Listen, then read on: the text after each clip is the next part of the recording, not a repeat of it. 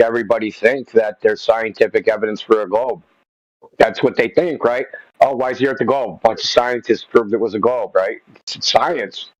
They teach you like that, but it's not even a correct question, right? They're trying to like the idea is like a bamboozle, right? It's a category It's just it's just completely nonsense.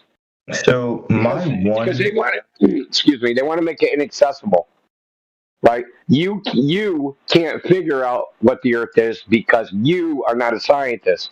You have to go to a scientist, and they're going to tell you what the Earth is. You can't do it because it's complicated science, dude. You have to appeal to somebody who holds the keys of knowledge that you can't obtain, Mhm. which thereby gives you just a belief system. You can only believe what somebody Wait, says would you based say? on- Wait, what was that word? Justabolic? What? Wait, what did you just? What word did you shoot? What? I don't know You what said what word did you point you out? said justabolic reason to assume what? I actually have no idea what that word means. I may sound dumb there, but you know. Well, I don't know what you're trying to point He out. said just a I don't belief know what he system. said. Oh, Yeah, just a belief system. Oh, okay. I thought that Is was that what all you're one saying? word. Yeah, no. You just spoke very fast. Sorry. Yeah. So that's what you have right now, just a belief system. That's it. All right. But okay, so what are your thoughts on seasons? Like, so do you believe that the Earth rotates around the sun? Oh, I mean, the concept that you have in your mind of cosmology and how it works Mhm. probably needs to be kind of put to the side when we're talking to you about the things of what we can observe in the physical natural world. So Alright. you don't see the thing that they tell you is happening in the idea that the Earth is a ball spinning in the vacuum of space. Mhm. You can only, in your mind's eye, you can perceive it, but there's no way that you can observe that. Not really, right? You can't go outside and see what they say is happening because it contradicts what they say is happening, right? They tell you that we are going around the sun, and you see the sun moving across the sky because they say that the Earth is spinning, Right. right? But the only thing you see, right, in your observation is the sun moving across the sky. You don't see the Earth moving. And they Mhm. bamboozle your mind by telling you, well, that's because you're on the Earth and it's spinning. But how can you verify that? You ever think about that? Wait, how can you verify what? That the Earth is spinning. Well, I guess because imagine that like a ball is spinning around me, right? It's Yeah, kind I of the get it, same Nader. I concept of get it. that, just I know like the dilated. concept. I know. I told you the concept is something to see in your mind's eye, but there's Mhm. nothing that you can do to observe that physically. You can't go outside and Yeah. see the Earth spinning. Well, yeah, because you're right. I can't get the first party source, which is myself, would be to go out up into space and see that. So I would have to be basing it off of a trust system and Right. kind of have a So belief. is a trust system and a belief, is that anything to do with what they claim is science? Is a belief system and a trust system something that you need to have? Well, no. Right. So do you see how it breaks down? Yes. It breaks down because you can't verify it and experience it empirically. There's no way that you can test anything to see if that's actually the case. The Earth is spinning, and you can't do that. So all you can do is get something that they tell you is happening and put it in your mind's eye and just leave it there as a belief. Mhm. That's it. That's where it exists. It doesn't exist in the physical natural world because there's no observation of this thing happening. You just see the sun moving across the sky. They fill in the blanks and tell you that that's because the Earth is spinning. Well, I also believe it because wait, you guys don't use NASA as a source, SpaceX as a source at all. Well, does it need Either to be way. used as a source? For what is it good for, Nader? I believe that it gives you like the visual representation of what the Earth Right. looks like on the outside. So right, so what the Earth looks on the outside, and it looks like a giant ball, yeah, Mm-hmm. spheroid. Okay, well you're standing on this giant ball. Do you experience what they show you in those images or videos in the physical and natural world when you go outside? Well, no, because once again, I have to have that belief, which is that we have an atmosphere that keeps in, all of us with oxygen, gravity, so on and so on. So we're back to the trust system, back to the belief system. So can you see a pattern that's happening right now in everything that you're telling me? What is the one thing that's holding you to this idea? Trust. Belief. Yes, but... Right. Do you know what belief is, Nader? Do you know what belief is? Faith? Well, it's evidence. Excuse me. That's when they're presenting this as a belief system, that's you're accepting it without any evidence whatsoever. You're taking it in and saying that's true, and I don't have to prove it. I just have to trust you. Yeah, they don't present it as a belief system, though. They present it as absolute truth. Well, and as far as that NASA, because whenever we learned it in school, whenever we learned it in school, however many years ago, I think it was like first grade or something, we always learned it as a spherical shape, us being inside of the globe. Yeah, we get it, man. It's the vehicle they use is when you're very young, and they approach you when you're impressionable, and you learn it when you're young and stuff like that. But now that you have a older critical thinking mind, you can ask some questions, right? Wait a minute, how did they know that it's what? How can I know? I'm standing on the thing. Is there any way I can figure out that it's curving like they say, moving like they say? And then you can start to really figure out if you do know that it's a globe or you just believe that it's one. Which is right now, currently, you just have a belief. You don't know. You're being honest. Yeah, no, I used critical thinking. I grew up and I used critical thinking, and I understand why it's a globe. Yeah, okay, walk us through your logic. No, I don't feel like it.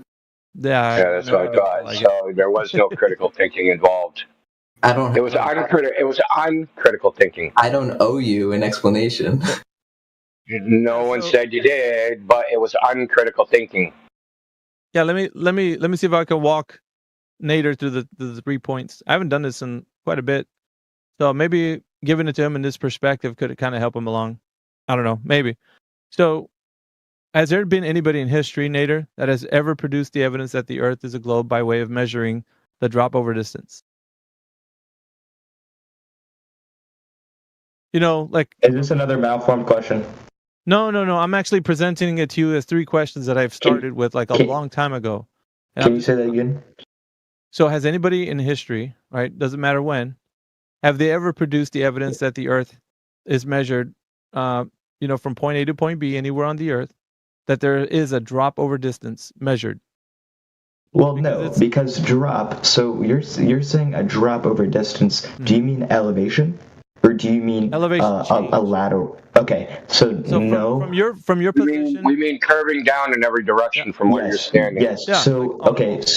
So I'm going to put this into perspective for you. So imagine a plane is flying from New York City to London Heathrow, right? Later, 1 second. I know you're going to do that, but I'm asking a simple yes or no question. Oh. You can say yes and then give me how it's been done, or no, that it hasn't been done. And then I can move on to the next question. I want to be as kind of concise and move along. I don't really want to meander with the... So, do you know if it's been measured? Yes or no? Do I know? No. Okay. Question number 2. So they're telling us that the Earth is spinning on its axis, right? Axial rotation, day and night cycles, and yada yada. Right. And they're telling you and me and everybody else that the Earth is spinning at the equator at about 1,000 miles per hour, right? So has anybody in history ever measured that axial rotation or the spin of the Earth? No, but it was used as I believe it was a mathematical equation. We can stop at no. We can stop at no.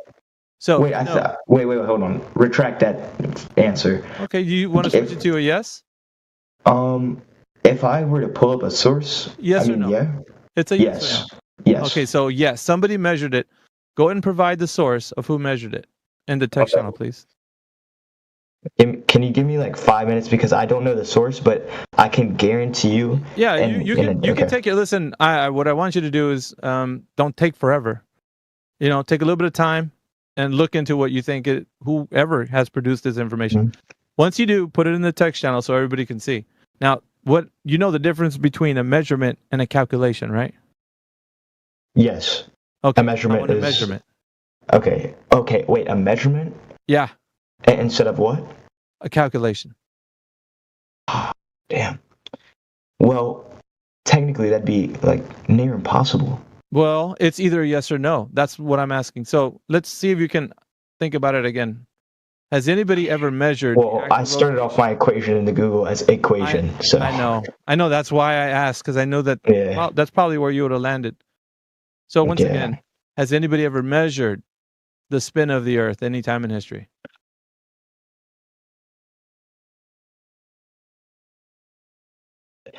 What the hell would an equation do? This equals that. How would that answer that question? Because honestly, I think they'd have to take into the factors how long it takes for the Earth to fully spin around the sun, and how many days are in a year, and then take that and put that into equation, input, output, right? So it was a yes. The easiest answer to all of this is a pendulum. Input, output. If you've heard of a pendulum, yeah, we've heard this will of answer one, all of your questions. It's not you. Shut the fuck up. Snackle, don't bamboozle somebody with your answers, dude, because then they're going to... Have you heard of a pendulum before?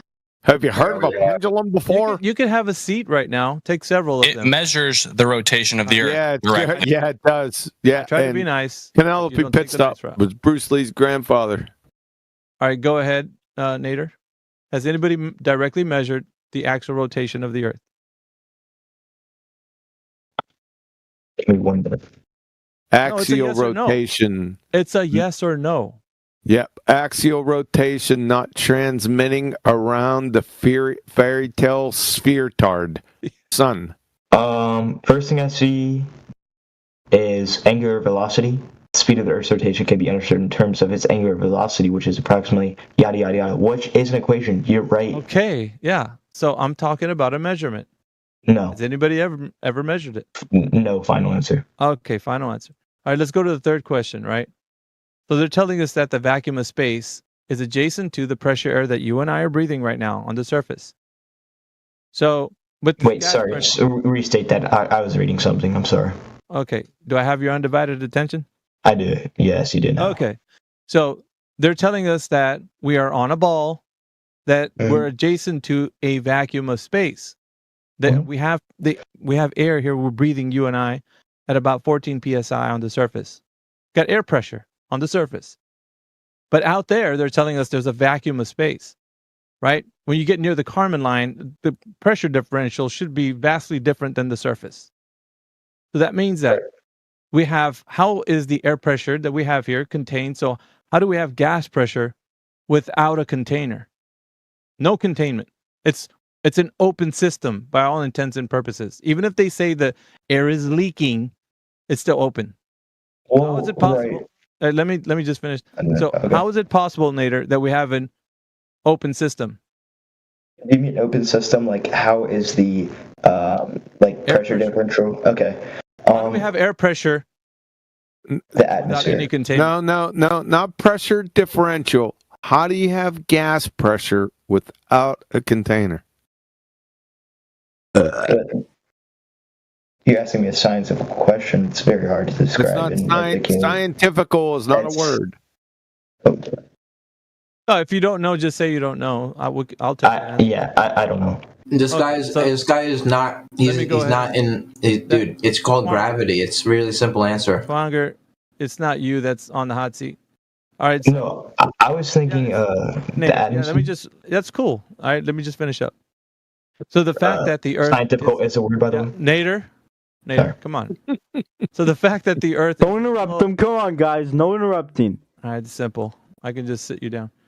So all you got to do is think about this, right? The Earth as a globe spinning in the vacuum of space is just a belief that you have. It's not validated. It's not proven in any way, admittedly by you right now. The answer was no to how does the Earth have curvature, any drop over distance, how is the axial rotation directly measured? No answer to that. And also the vacuum of space being adjacent to the pressure air we breathe to have containment. So you don't know if any of that is even possible. So how is it possible that you even think that the Earth is a globe spinning in the vacuum of space? You don't, is the answer. You don't know. You just believe what they tell you, Nader. Right. So that's all it was. It was just so that you can have a moment of reflection, so you can see that when you went through this, these 3 questions were supposed to be supported by easy validation. You could have pulled up some source and said, look, here's the citation. Here's a way that we can look that this answer has been sufficiently validated. Nothing. You gave me nothing in the way of actually directly measuring, the axial rotation or the curvature of the Earth, or that we have gas pressure next to a vacuum. There's no way. Yeah, so I believe it's just my mental kind of wall Yeah, I here. know. I don't think I'm intellect enough to kind of articulate what I'm trying to. Nader, it's kind not. of- Listen, don't take it that way. But what I'm saying is, everybody's been told this information. We're all told it, right? And so what happens is people just believe it. Like your everyday Joe out there is just believing that the Earth is a globe. There's nothing that they have in the way of validating that it actually is. Nothing. And we've been doing this for such a long time, and we're now demonstrating to you that there's no answer to these questions because it's not real. It's only in your mind's eye. But so if I directly reflect all of that back onto you, if everything about like in my mind's eye, everything that has to do with like the conspiracy, like if I were to put it into a question like, what do you think supports the flat Earth? What could you like describe to me to like scientifically or mathematically back it up? Mathematically, yeah. Well, there is no drop over distance. So as far as we can tell, the Earth is measured flat. So when you say drop over distance, can I bring up the horizon? Yeah, you can bring. Oh, please do. You can bring it up. Yeah. Oh, it sounds like he got pretty amped up about that question. No, you betcha, because you betcha that because you're scientifical. You screwed up again. Remember, we told you there is no scientific evidence for a shape. You screwed up again. Scientifical is. I hate that. I hate how you debate like that. I don't scientific. Like that. I'm not debating. Scientifical is from Webster's dictionary is obsolete. It doesn't fucking exist. Number 3. Wait, say that last statement again. I'm sorry, I didn't hear you. Scientifical from Webster's dictionary, it's archaic.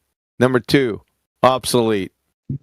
So, number 3, you brought up the horizon. Well, you can't have a horizon on a globetard.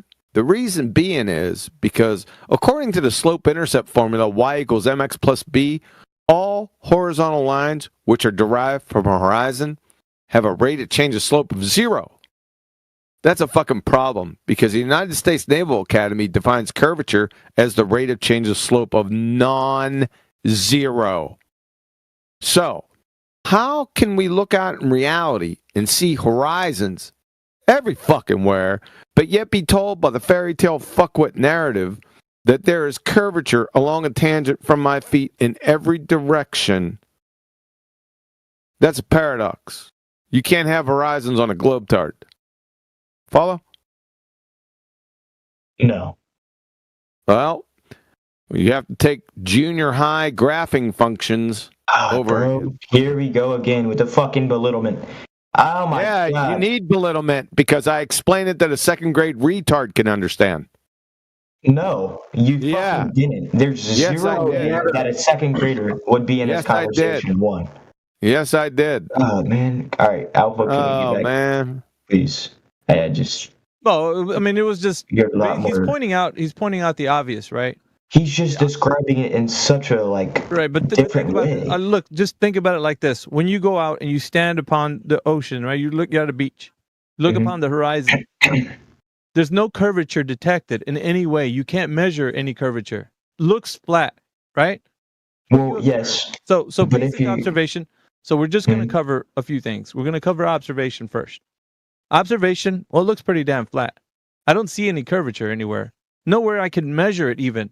So if we're going to say now, how can we measure the curvature from left to right? So if you're looking, at the ocean, at the horizon, it looks flat, and there's no way that you can measure any curvature anywhere.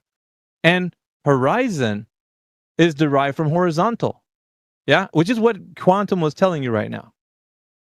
How can you have a horizon on a globe that would have a curvature in it, which the rate of change of slope would be non-zero? Okay. Well, okay. And so that's the problem, right? So you can't have a horizon that's horizontal and be curving at the same time. That's a paradox. Okay. So can you understand that? There's a conflict there. Yes, but if I was at an altitude of 0 feet, mean sea level, right? I'm on the beach. Mm-hmm.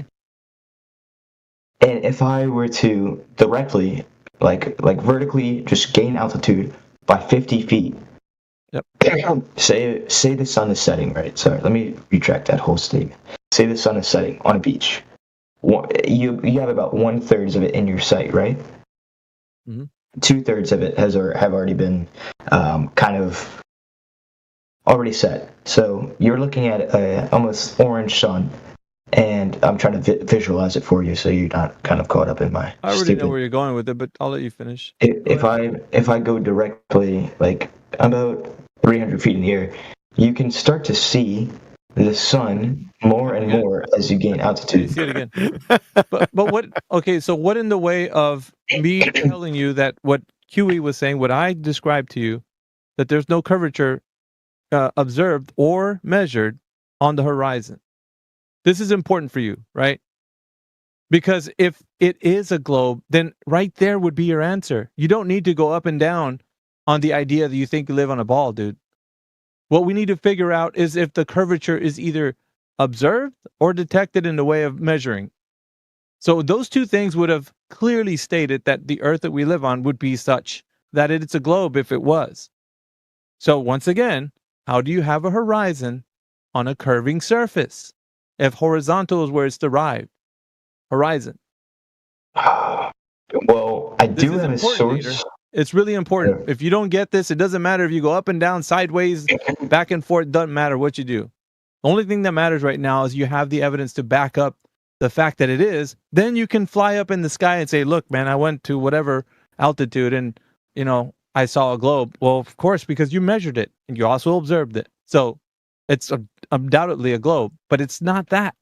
It's actually, you're fighting against what nature is describing itself to you as. Self-evidently not a globe. It just isn't, dude. This is the problem and the paradox that you find yourself within when you're trying to figure out, how is it possible that I can raise up in altitude and I can see the sun again? What doesn't matter? You didn't provide evidence that it's a globe in the first instance. So it's flat for all you can tell. And however you see it is going to be due to the fact that we're going to be dealing with perspective or some other idea that we're going to be able to use, but it's not the fact that the Earth is curving. You really got to get that first step down, and then you can go to your raising up in altitude and seeing something. Oh, he can't be dealing with perspective either as a globetard. No. But go on, Meggie. Yeah, I want him to kind of like, you can't get past that first barrier, which would be observation and measurement. You really got to get those down. Now, what's being asked to you right now is that if it is a globe, then you would be able to present those in some way. Yeah, your observation was seeing the sun at a distance on the horizon. Yeah, we know that. But still, the observation of looking upon the Earth and seeing a flat horizon is important. Because you can't have, when you're rising in altitude, seeing the sun again, thinking it's a globe when you see a flat horizon. Doesn't work. He's got to reconcile that slope-intercept formula, dude. Don't let him get away with that. So I think seeing a flat horizon has to do with what? The distance between us and the degree of the curvature of the Earth. I think we're so small. Like I think No. Horizons don't have curvature by definitions. No. What I'm trying to say. Yeah. Slope-intercept formula. You kind of sidestepped it and you were given some help, but I'm going to bring it on back home. How can you have a horizon on a globetard? How can I have a horizon on a globe? Yeah. Yep. Perception. What? Or sorry, perspective. Sorry, like You our don't have. perspective. There is no perspective on a globe, so that doesn't answer my question anyway. Yes. So, like That from doesn't our answer the question, perspective, though. That doesn't. like You got to really focus on what he's I asking. told you, according to the slope-intercept formula, y equals mx plus b, all horizontal lines, which are derived from horizons, have a rate of change of slope of 0. The balltard's IQ. However, we're told by the fairy tale fuckwit narrative that we have rate of change of slope of non-zero curvature in every direction along a tangent from our feet. Now, how can we have horizons have a rate of change of slope of 0, yet be told everything has a rate of change of slope of non-zero? That'd mean it'd be curving. Yes. Do you get it, Nader? not really, because I mean, I can't really see that in my brain right now. Well, I don't know. QE, do you have the graphic? I think the graphic. I think maybe that might help. A graphic of what? A horizon? No, the equation. Maybe you can see it. I don't know. Maybe this Y equals mx plus b. Well, I know y equals mx plus b. I passed How that. is that represented, Nader? What do you mean? On a graph, like, can you show an image of what it looks like? Well, Just so we know you're comprehending. It's a slant. Okay. Now, what's a slant? The slope. Yeah, slope is a slant, but the horizon isn't. What do you mean? Like relative to a graph, you're putting a horizon on a 2D graph. I'm so not comprehending what you're saying. 2D graph. According to the slope-intercept formula, all horizons have a rate of change of slope of 0. Mm-hmm. But according to the United States Naval Academy, curvature is defined as a rate of change of slope of non-zero. Wait. Okay, I get the first part. You're saying the Naval Academy said what? The United States Naval Academy defined curvature as the rate of change of slope of non-zero. Are you looking at it on? Yes, it means curvature. Yes. Yeah. Yes. But okay, so how is this proving your point? Because we see horizons, you glue sniffing fuckwit. How about that? You got to be retarded to ask me that question. You're a retard. You're retarded. You're laughing, Nader. Come on. No, because he's just like insulting me, bro. Insulting you? You're a fucking idiot. I just told you 10 fucking times, and you still don't get it. You're a fucking moron. He posted in the chat. My God. You think that's an insult? An insult would just coming up to you and say, you know what? You're a fucking moron. But no, I demonstrated that you're a fucking moron. See the difference? He posted. My God, sir. No, I don't get it. I don't get it. I don't see the dichotomy here between horizons with a rate of change of slope of non-zero. That means flat or horizontal. As against curvature. I don't see the problem, QE. Can you help me out a little bit more and don't insult me? Get the fuck out of here. Go back to primary school. Pay attention this time. I would also probably drop anchor in a couple 50-level basic reasoning courses along the way. My God.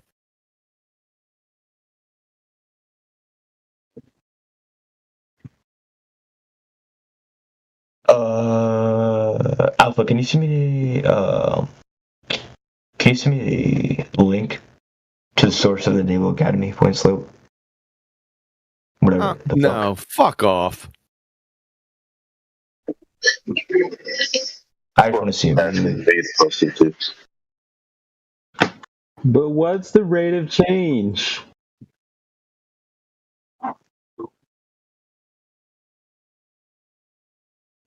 What's that? Alpha. Yeah, I know. I heard you, but I'm saying somebody else asked a question after you. 11111. He, I think he was trying to mock me or something. I don't know. Oh. I didn't say anything, bruh.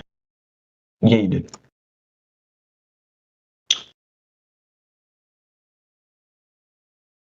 At any rate, maybe you should just sit and listen for a little bit. Just saying, man. You'll hear from the other interactions if you can glean some other information. I mean, if you're truly here to listen, that is. Good, man.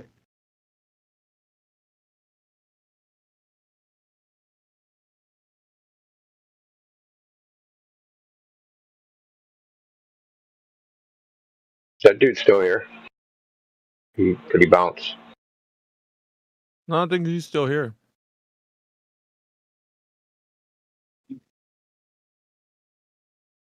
Snackle's a dumb fuck, dude. You ain't lying.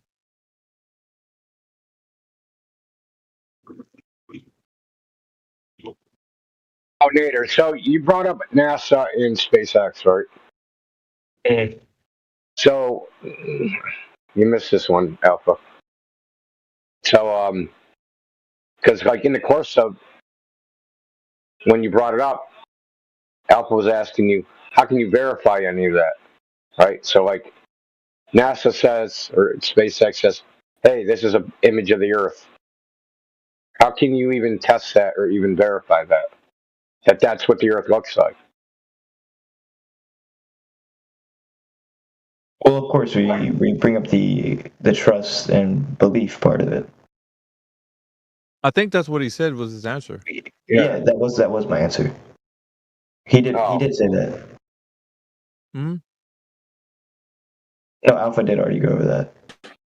Do you have any good reason to trust or believe them? Yes.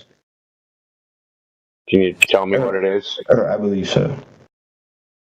Well, I mean, so let me just give you a background. So a lot of people, they come in here and go, you don't believe NASA? You don't believe this guy? You don't believe that guy? You don't think those pictures are real?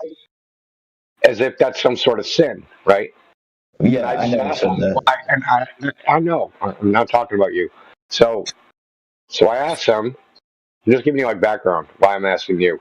So I asked them, I go, why should I trust them? And no one can give me an answer. One good reason I should believe in the images people present to me that they claim to have taken up Earth from outer space.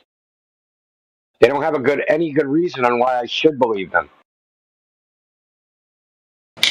I go to the fact that why would they go through so much to fake something? I mean, I guess that's his reasoning, I suppose. No, that's all I'm asking is like, why would they go what through is so it much to fake?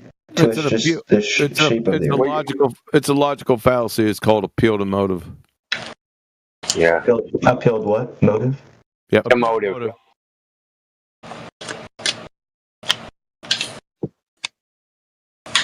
Matt, you're hot micing. I mean, is your opinion on what human beings would or wouldn't do, is that like objective, or is that just like an opinion?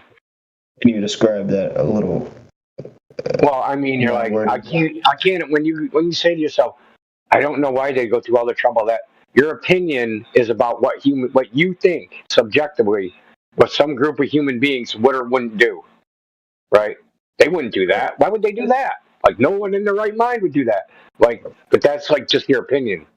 People do all sorts of shit every single day that you can't imagine that any human being would ever do that. Right. And that's what I'd call like a minority, right? Which is the people who would do that. And NASA, SpaceX, and about what is it, 60 or 70% of the world, or 80%. I don't know how many people are what QE would say globetards are versus flat earthers. But yes, I think that if there was a majority of people that believed in one thing, they wouldn't go out of their way as that majority to kind of contradict the minority and be like, hey, this is wrong. This is not the truth at all. We're going to totally go and fake something that they can't prove, but we can prove, right? Do you understand what I'm saying, or did I but just they believe it explain? like Yeah, in a way, but though I think you're kind of thinking about it wrong. It's not like it happened that way. So all these things happened over time, right? It didn't just like happen. They snapped their fingers and said, "We're going to start making fake pictures." So this is a hundreds of years process where there's this idea that the Earth is a globe, and and it's perpetuated through tradition, right? You learned about it in kindergarten. I learned about it in kindergarten. My parents probably learned about it in kindergarten, and their parents. You know what I mean? It's kind of like a Western tradition that's passed on, but they didn't really have any actual evidence for it that was satisfying because, contrary to popular belief, there was still like a lot of flat people that didn't believe in space and all that shit. It didn't become like a thing where nobody doubted it until the pictures, right? So the Apollo program, we went to the moon. Look, here's a picture of the entire Earth. The Chinese, for example, they as a country, they were flat earthers into the beginning of the 20th century. Mm. So this isn't like a lot of people seem to think that the Greeks figured it out 2,000 years ago, and everybody thought the Earth was a globe. It's nothing like that. Some Greeks thought the Earth was a globe, and then their idea over time became it came in stages, right? So I don't want to go through the whole history of it, but there's a bunch of stages of how, like, let's call it the I guess the traditions. Well, it started as a Western tradition, but it took a while for it to take over the West as an idea, right? And then the West, when I say the West, I mean Western culture, Western civilization. We spread the idea around the world. They didn't come to the conclusion that the Earth was a globe. The Western powers went there and said, Earth's a globe or fucking get stabbed. Or Earth's a globe, I said, and you better believe me because I have cannon. Right? It's literally how it is. So I have a question. Sorry, I'm gonna rephrase that. Not if. When we have commercial space travel, Ugh. Yeah, okay. like, would you try Try what? commercial space travel? Like, Never gonna happen, dude. never. would you Dude, fly? Would you ride a dragon like from Middle Earth if you could? No. What do you mean? you wouldn't. I would. A dragon from Middle Earth? You wouldn't, you wouldn't ride Smog? Yeah, it goes back to the question about when Miggy asked you, how do you have gas pressure without a container? You see, that space that you're talking about, or space travel, that is a vacuum, according to the fairy tale fuckwit story.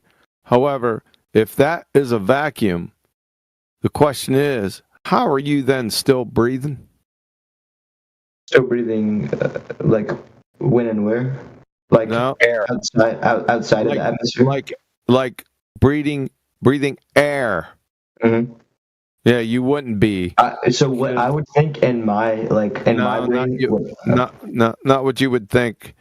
The vacuum of space in an open system next to gas pressure is a standing textbook second law of thermodynamics violation.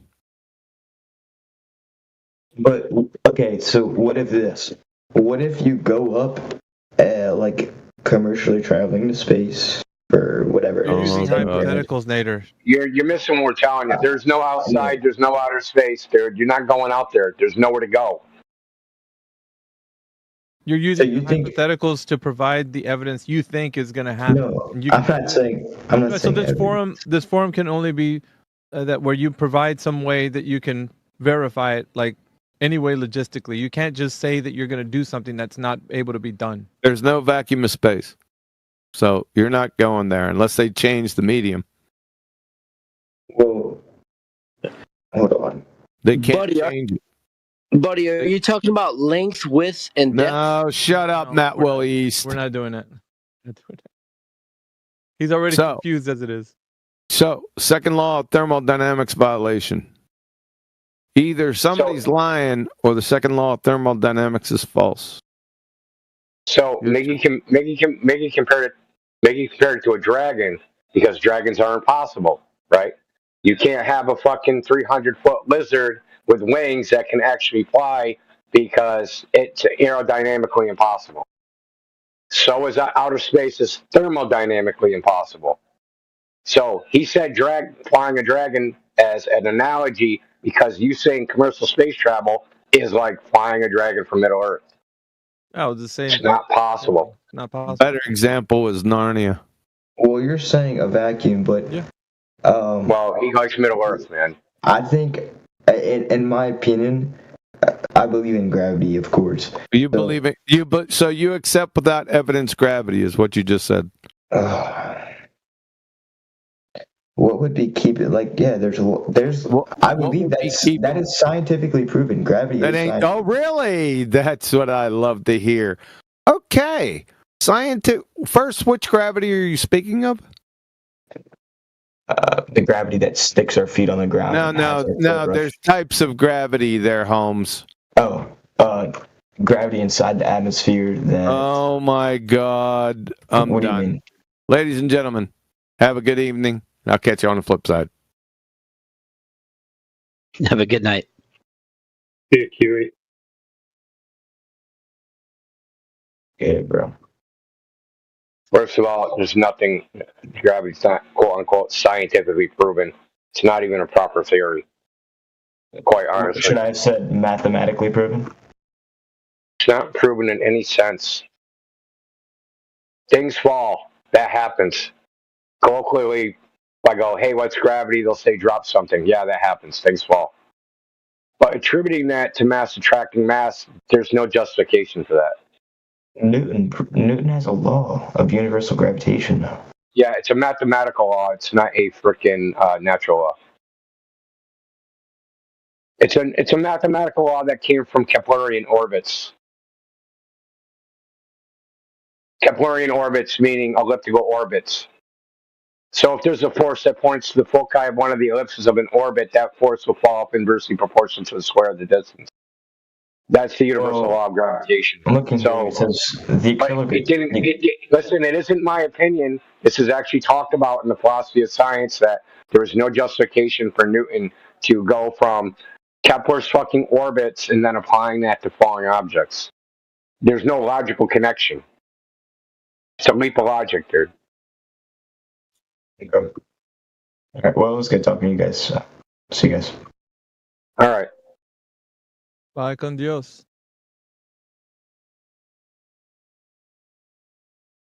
So, guys, I got promoted. You like my new name? What'd you get? The server promotion, where I was able to change my name. Oh, Politics 3 Centurion. Yeah, go you. Oh, I don't even see where'd you see that? I don't even see where you see that at. But anyways, I'll figure it out. But it's on your name. You click your. What's your name mean? Wally C2 Entropy 2 Law Reality. Okay. Critical thinker basically is CT, and you guys know what the second one part means. So. Oh, all right. I'm just curious. When do I get promoted? You already have, man. I'm at 8 right now. I think I'm an icon. When do I move up? Oh, dude, you got to talk to the server mods and whatnot. You need to prove your worth in battle. Yeah, I don't know how it works. Dude, Snackles, dude, I'm ready to smack this dude up. He's lucky he's deafened. Last night, unmute him. Yeah, I wanted to smack him too. This voice, the chat box, whatever. He'll undeafen if you unmute him. That's how he works. No, dude, like. Go ahead, Matt. Dude, like, it's one of those things where, like, show me the evidence for that. You show them the evidence, and then they act like they never saw it, dude. That shit's starting to piss me off. It's starting to grate on my nerves. Said Foucault's pendulum, the effect on Earth is not conjecture. They are proven. This is after I posted 1, 2, 3, 4, 5, 6 demonstrations of Foucault's pendulum not working. That rubs you the wrong way, doesn't it? Yeah, and then just say, and then to say he doesn't say, well, it does X. He says it's proven. That's what pisses me off. Oh, I'm back. What Yeah, up? you're a retard. So how is it proven in the face of the data I posted? Let's talk about the video. The video you posted. No, we're not talking. We're talking about the empirical You evidence. posted it. No, Let's we're talk about that video. talking about the data. We're talking about the Have you data. watched the video? We're talking about the data. Yeah, I did. You're the one that posted the screenshot saying that he was saying that the pendulum that the pendulum was he conjecture. walked through the So he walked through the hypothesis of how it worked, and he finished with it's conjecture. So can we watch the video together really quick so you can see the context of what he was actually saying? He's talking about the possibility. Listen, he's talking about the possibility of using that pendulum to measure the rotation of the solar system around the galaxy. So, our solar system moves throughout our galaxy. So there's a chance that we could use that pendulum to actually measure. No. So welcome to Flat Earth. The sky is moving. He's just saying you can measure the.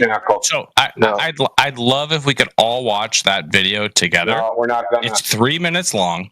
It won't. We're not gonna. It'll take 3 minutes, and you can see the context that he was giving as to why he said that it was one more time. You have to watch the video one more time. I'm going to ban you.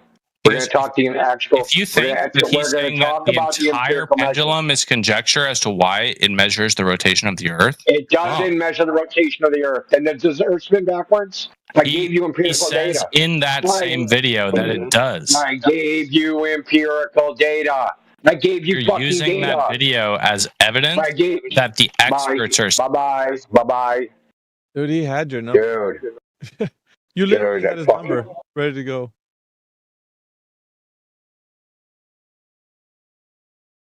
Bye, Felicia.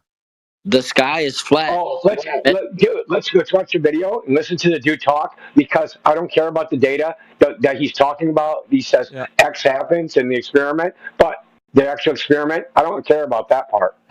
Yeah. That's so good. That's the shit that pisses me off, dude. When these guys they default to the explanation, right? But the explanation is about something that happens in the natural world. Okay, let's go to the natural world and see if that happens. It don't happen. But they go, well, I have an explanation. Of what? Of your imagination? Yeah. Of course. Yeah, classic begging the question. Was he having? Dude, they set up where they say the South Pole is. They set one of these up, and it went the wrong way at 15 degrees per hour. Yep. And they were like, oh, that's nice. Oh, fuck, we're on the South Pole, not the North Pole. That should tell you, though, right? So there's a thing where people can set up it. That's why we do this thing called double blinds, right? A double blind experiment, because the experimenter can have a bias. Their bias will subconsciously, inadvertently affect the results of an experiment, right? So obviously, their bias affected results. They got the 15 degrees per hour that they wanted, but they thought that they were in the northern hemisphere, right? So it went the wrong way. That literally proves a bias. It proves the ground. How could that happen by accident? How can you get it to process the exact amount it's supposed to process the wrong way by accident?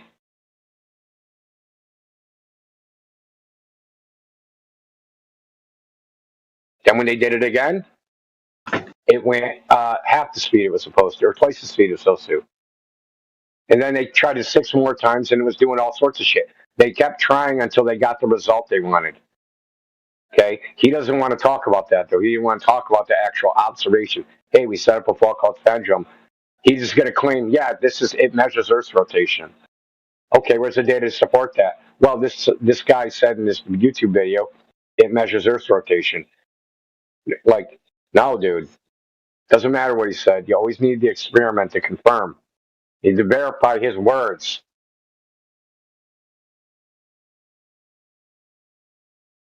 Indio, I like a good old-fashioned nerd fight like anybody else, but when you tell me that the Foucault's pendulum rubs you the long way, I get lost. No, don't. No, the Foucault's pendulum's fine. What rubs me the wrong way when globetards prefer stories to experiments.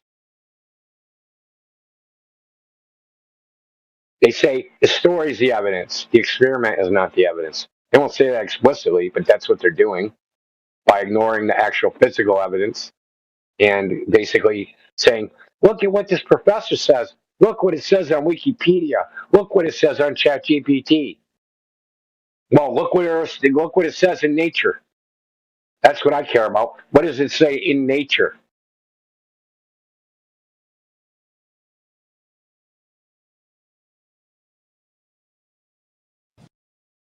Well said. Well said.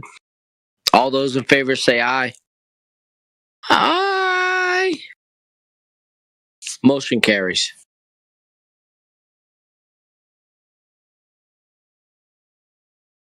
No, you're right. It's the pseudoscience, man. It's the doublespeak behind the words that we say. Well, I thought they already knew that the Earth was spinning, right? Before Foucault. Hey, well, that's a great point, T-Dub. Because it wasn't like that. It wasn't like nobody had any idea. We all thought we were stationary, and then Foucault built this pendulum and went, "Why is it doing that? I've discovered Earth's rotation." Like that didn't happen like that. Apparently, at his eulogy, it was told, and then it was either his eulogy or like in the newspapers. But this is in France, right? So it's like Foucault proves Earth is wandering star or something.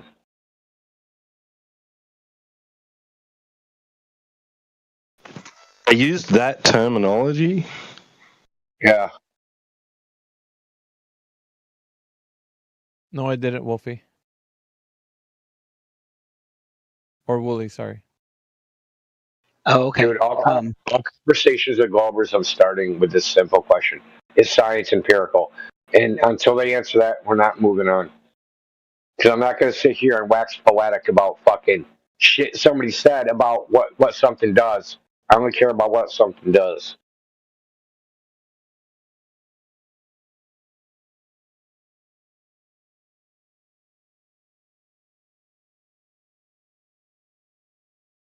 Yeah, science is empirical. All those in favor say aye. Aye. Their claim to truth, their claim to have any access to knowledge or truth is its empiricism. So deny its empiricism is to throw it all out.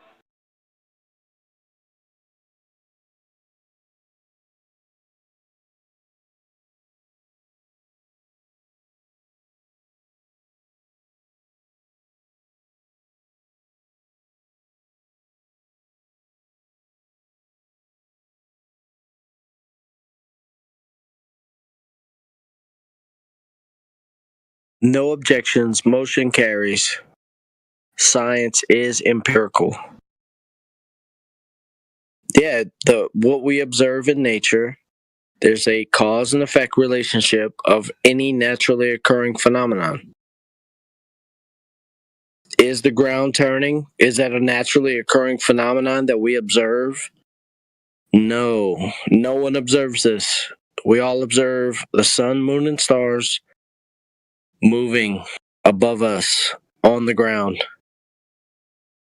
Well, that's really not the distinction I'm making. I'm making is empirical as opposed to based upon just pure rationalization, right?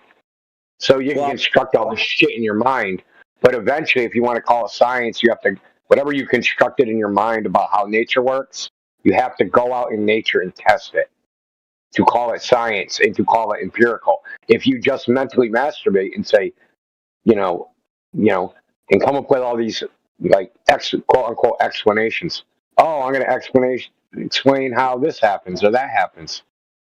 Well, yeah, great. You have a great explanation. That's fine. You have to go out into the world and see if that's what actually happens. Yeah, but in order to perform a test, like we go out into the world, we see the sky moving above us. So how are we going to prove the cause of the motion?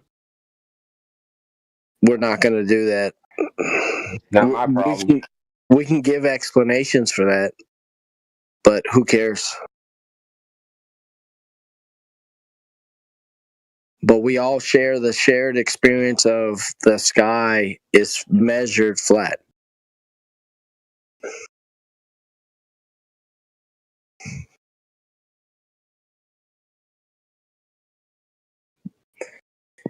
Anyway, I never heard that before. The sky is measured flat. Can you explain that, please?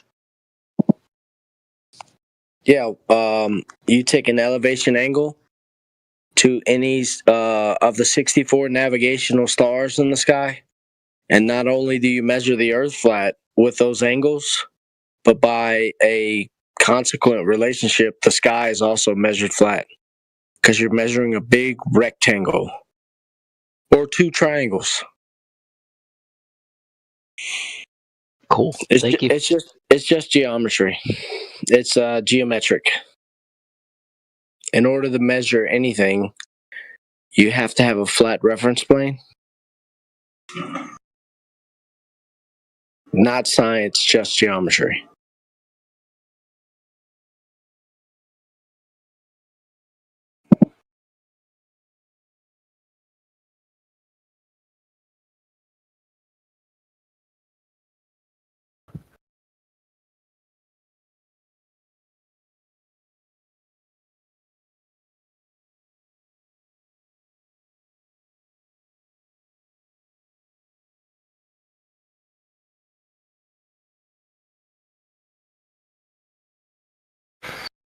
Talking about the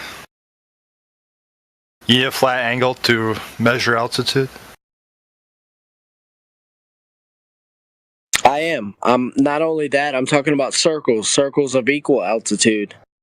Mm-hmm. Like the Earth is measured as a circle because you get all this from the rectangle or the two triangles. We measure the Earth as a circle.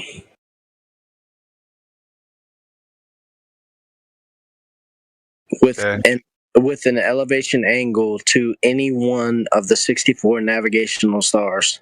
Any one of the 64 angles. The Earth is measured as a circle. Okay. That's geometric. That's 2 dimensions. I'm only talking 2-dimensionally. Yeah.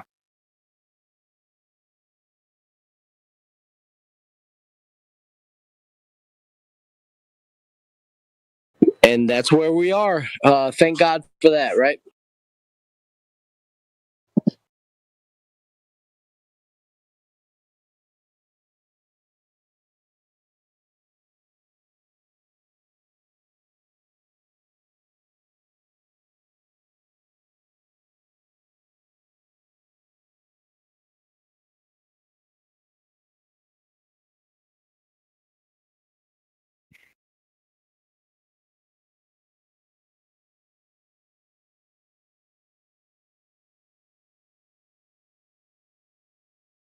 We got somebody named W6LVES, which I would assume is wolves. Are you there? How about, let's see, going to the list. Oh, we spoke to Allred. Who was the one speaking right now? Why do you got a P. Diddy avatar, dude? That's weird. Huh? You have a P. Diddy avatar. Yeah. Is your icon or something? I don't want to get into it. Okay. Not something I feel like I'd get banned for. Why would you put something that provocative if you're going to possibly get banned for it? Weird. He is my idol, yes. I'm not... Yeah. Okay. Do you think does he have the answers with all his money that he can find out if the Earth is a globe or not?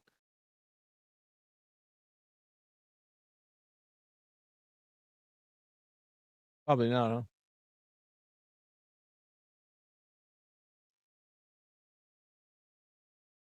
I mean, like, yeah, no. Like, to convince you, no.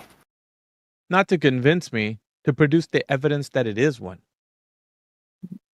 I don't need. That would be sufficient for you to believe it. Yes, it would not be I don't possible. need to believe something. If it's true, it doesn't matter if my belief is, well, I think it's a globe now. It would be self-evident. Right. Well, if he had enough money, which he does, he could go into space and see it, but that would not be sufficient for you, because you would say, "Oh, the glass is curved," or no, I would say that was his take. That he needs to come back down to the ground and measure this monkey. See, even if he were to see it with his own eyes, it would not be. I mean, if he's confirming, it would not be self-evident. And an observation is one part. Measurement is the second. Mm-hmm. Well, you don't think we need to measure things? No, I do. Okay, well, that's what he's got to do. I seen it as a globe. Okay, get your ass back down here. Now measure it. Measure it. He proves one fantasy with another fantasy. That's crazy. Does no good is, well, I see curve from an airplane. That's great. Now land your ass back down to the ground and measure it. Let's see if what you saw was curve or not. Well, he said go to space, dude. He was like... That sounds like a movie title, though. Aslan is real. If I got you a wardrobe where you could go to Narnia, you'd see he's real and you would just deny it. That's what you're saying to us. That sounds like a title to a bad movie. Diddy in Space. Mm.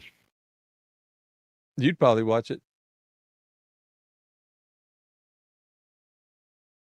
What's just asking the question? How do you know the Earth's a globe, dude? You.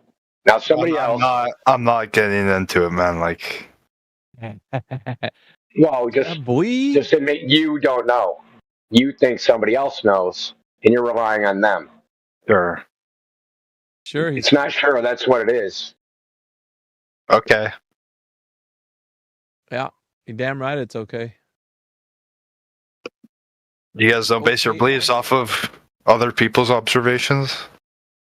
I know for a fact there's probably 90% of you guys have not measured. Really?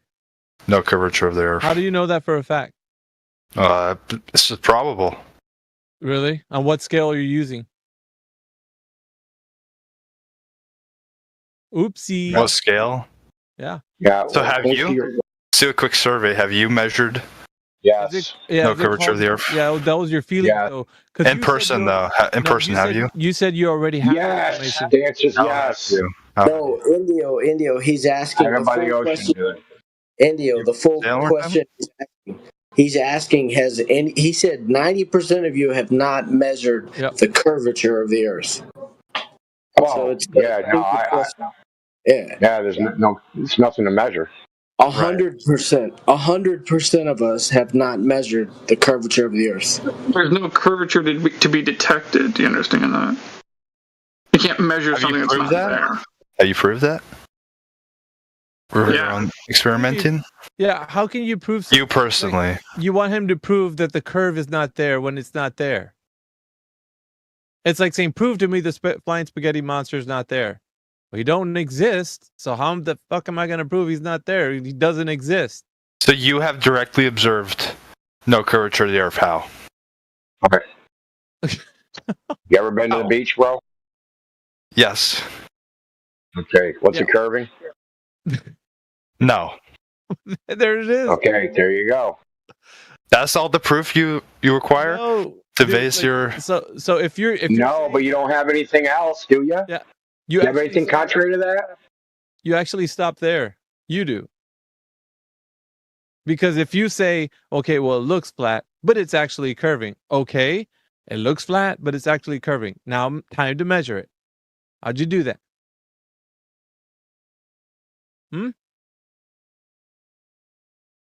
That's a toughie. Like I'm not. I can't with this. Like it's so. Well, no, you can't so with crazy. it because it's not possible, dude. Not crazy. There is so much proof out there. Well, then show and you guys ignore it. Measurement, please. Measurement, please. Put it forward. Put it in the text chat. Tell us how you know that it's been measured. Tell us. Come on. Don't be the dude that just admitted that you have no personal information, but there's so much proof out there. And you do? Yeah. You look in and seen the Earth is flat. Yeah, no, you. Is proof. That doesn't work. That's more information than you have. You made a statement, dude. You said that, yeah, there's proof out there. Well, look, the difference is in here. I haven't been locked in the house my entire life, and then got on Discord and asked Alpha, "Hey, what's the Earth?" And he was like, "Dude, the Earth is flat." And I was like, "Oh, I trust you, Alpha. That's not how I'm doing it. That's how you're doing it."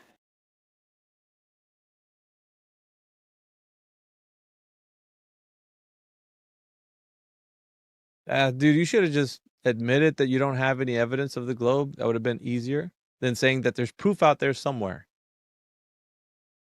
Have you ever been on an airplane? Oh God, dude, you don't have any evidence. Why are you asking me questions like? I've seen curvature of the Earth myself. Yeah, that's great. No, you haven't. So how did you measure it? Okay, so You know what's weird? It's weird though. Because you just said, okay, so you're everybody here. This is a double standard. You have not measured it. Double standard. It's not. But you're expecting me to have. Already. That's crazy. You didn't see any curvature on the beach. You told everybody that. Yes, on the beach. Yes. So when you went up to a plane, now there's curvature. There is. Yes, but there is. because you're observing a larger distance. Okay. So now that there is curvature, do you think that it can be measured? Yes. How? How can curvature be measured? Yeah.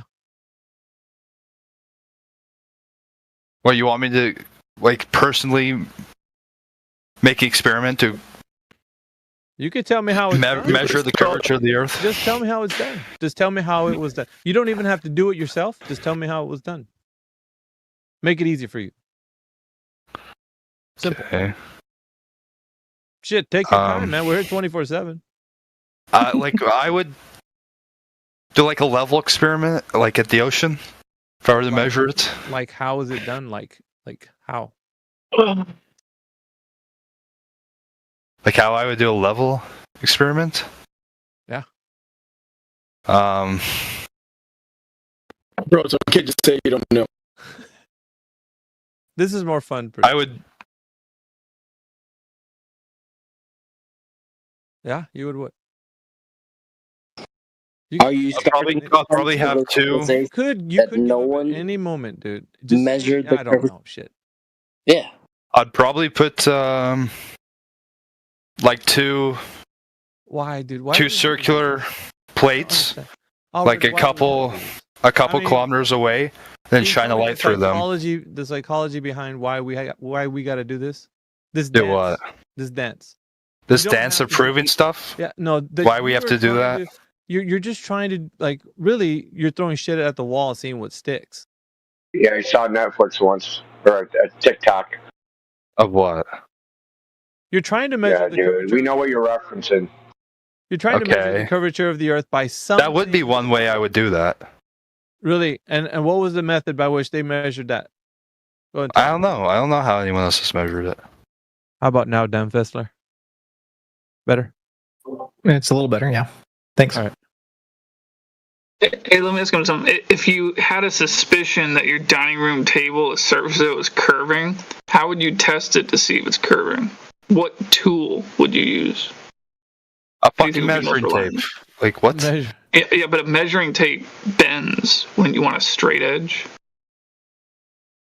Because if you're trying to figure out if the surface bends or not, what good would it do to put something against it that bends? You'd want to put something that's straight up against it, something that you know is straight, right? That's logical, right? Measuring tape is straight. Does a measuring tape bend? Yes or no? I mean, yeah, if you fucking bend it, yeah. Yeah. Does a yardstick bend? Yes or no? No. Okay. So you don't want to use a yardstick, right? Okay, all right, listen, dude. I really just want you to realize that there's no way to sufficiently answer the question that I'm asking of you, and it just seems like you want to keep dancing around the fact that you don't know. Just say you don't know, man. Be easy for everybody that you admit that. You're trying to kind of come up with something hypothetically, and it's not going to work because you don't know how to even approach it. I just said how I'd approach it. You're not listening. Oh. I would grab two objects, cut a hole in them, put them at a set level above medium sea level at the ocean, and shine a light through or reflect it off a mirror and see if it goes through to some sort of capture object at the end of one side. That's how I would do it. Oh, like a flashlight? Pardon me? Like a flashlight? What were you using? Sure. A flashlight and the camera at the other end. I mean... Observe it would pass through the hole. Well, get to it, man. I don't think anybody's doing... Like, if you are saying that this is going to work, I can put some boots on the ground, man. Go and do that shit. Do the damn thing. Come back in here and tell us your results. Make sure you jot everything down. Yeah, you're going to measure an angle. Uh-oh. Hey, Matt, your Hot Pocket's ready. Come on, Allred. What, you want me to do it now? No. Like your proof is, I look at the beach and it looks flat to me. Oh, it must be flat. That's your that's your proof. Too. That's all the experiment. No, it measures flat too. How? Okay, how have you measured it flat? Well, because you're asking me to measure it flat, but you haven't measured flat, have you? Well, surveyors measure. See, that's a double. Oh, other people have. Other people have also measured it curved. You don't have the proof either, do you? Look at that. When I want to go do it, guess what? I'm going to measure it flat too. Okay, but you haven't done it. You haven't done it, have you? Yeah. You haven't done it. Yeah. And I haven't either. Yeah. And your defense is other people have done it? Yeah. Well, if you keep talking, you're not going to be able to let me finish, right? All right. Dude, you got a lot of energy in you. Just relax. So water displays no convexity on its surface in large quantities. So when we're going to do any measurement, we're going to do it over the surface of water. Because if we're going to say large swaths of land that have water over it, right, it's going to display no convexity. Or it is. Either one. It won't or it will. Mm-hmm. So when we're going to do that line of sight, test, measurement, we're going to say from this place where we're standing to that place over there, which would be the horizon, where we can see up to the distance, there should be, or there shouldn't be, curvature, or it should be as far as we can perceive, right? Depends on what we're using to demarcate a distance.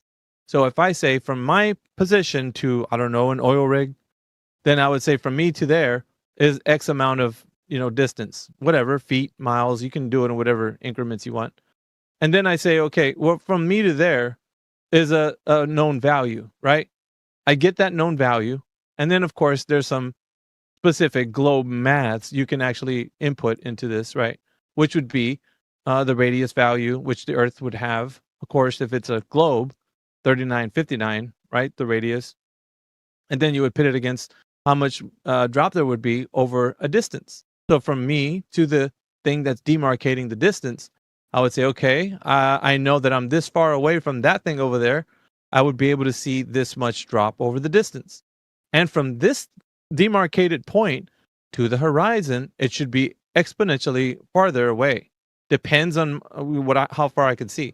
So if I see the thing from me to the thing that's demarcating a distance is, 9 miles, 10 miles or whatever, I would say I should see this much curvature or drop over distance. But if I say from me to the horizon, that's beyond the thing that's demarcating the distance, then I would say I should see this much curvature, which would be a lot more than it would be from me to the thing that's demarcating the distance.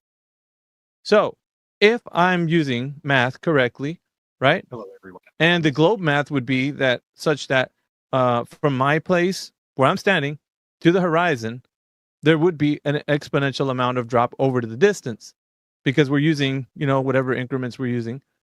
And that should be displaying itself to you and me and everybody else every single day, every time, all the time, the same way. Same as it would if you say, I'm going to measure a specific mound of dirt, like a hill, and it has this much curvature on it. And of course, you'd be able to get that in a specific distance, with the drop and all that. You don't know anything about velocity, brother. But it's simple, right? Because all you're trying to figure out is how much drop there would be between you standing and the target distance, right? Would be the horizon. Okay. So the drop over that distance would be something that could be figured out if it was there. Now, if it's not there, then there's no drop over that distance that could be measured. So either you could measure drop over distance or you cannot measure drop over distance. One of the two things is going to come out. It's either you're going to measure curvature or there is no curvature to be measured. One or the other. So you're saying there is curvature measured over a distance. Yes. That would be what you say, right? Mm-hmm. Well, then you would have to show that there is that drop over distance. So that means that, when boats are moving away from your location, away from you, there should be a distance where you can predict where that curvature should interrupt the view of that boat from the bottom up.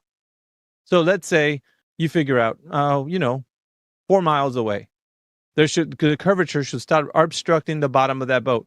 And as it moves away further, well, you start to see more of that boat disappear because the curvature is interrupting your view. So that means that when the boat fully goes away from you, it's beyond the curve. You follow? Mm-hmm. That should happen every day. So when you go tomorrow and see that same thing, well, guess what? 4 miles, boat disappeared from the bottom up as it was the day before. And the next day, same thing. 4 miles, boat disappears from the bottom up, same thing. But you know what reality is showing, Alred? That doesn't happen. Ever. It's never in the same place. Why do you think that is? Tides. Well, you could say whatever you want. But if we can't measure the drop over distance, then how is it possible we can know that the Earth is measured with the radius value that they give us, if there's no actual real way to measure it? Because you're giving me an excuse as to why you can't measure it. And I'm telling you, well, if that's an excuse, then how in the hell did they do it in the first place? Sorry, can you repeat that? How did they measure the curvature if your excuse was, well, tomorrow's going to change because of tides? Well, they take medium sea level. Okay, so medium and measure, and there's a consistent measurable horizon drop off at the same distance every day if you take medium sea level. Yes. Right. So, what is that consistent measurable drop? Depends how high you are above medium sea level. Well, let's say 1 foot. Well, I'd have to calculate it. I don't know off the top of my head. Calculate it, man. Get back to me. Okay. 1 foot. I know what you're gonna do the oil rig habits. No, I'm not gonna do it. You're gonna do it. Are you gonna show the oil rig habit? No, I'm not. Yes, you. I don't need to. Okay. I mean, somebody can post it. I don't need to show it to you.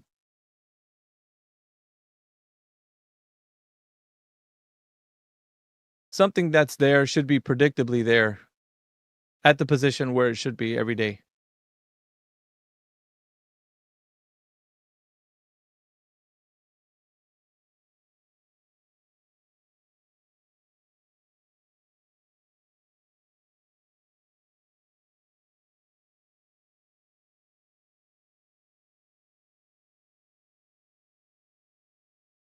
Meanwhile, he does that.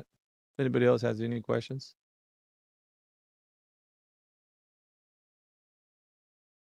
The meantime, I don't know if you're there, Eli, but did you check that out?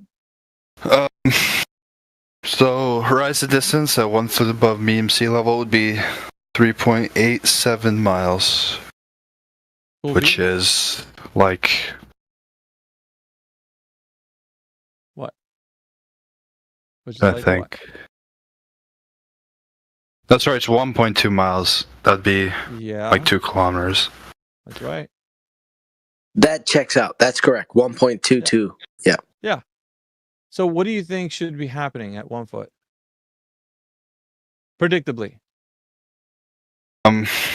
There should be obfuscation of the bottom part of any object that passes that. Now, is that consistent? I haven't seen anything that disproves it. Yeah. Yeah. Consistent with what I've seen, yeah. Well, no. I mean, if you guys can show me that not happening. You just talked about a calculation that should be presented as a predicted, thing that happens when you make the observation at 1 foot. That's fine. It sounds like math checks out. What we got to do is put that math against reality and see if math checks out with reality. So that means that when you go to the beach, put yourself at 1 foot, see a ship disappearing, see if you can't see that ship at what distance it disappears. Well, it doesn't disappear at 1.22 miles. Well, we're not talking about completely. I'm just talking about from the bottom up. When do it start disappearing? 1 feet above medium sea level, 1.22 miles. Right. So what distance do we really see it go away from the bottom up?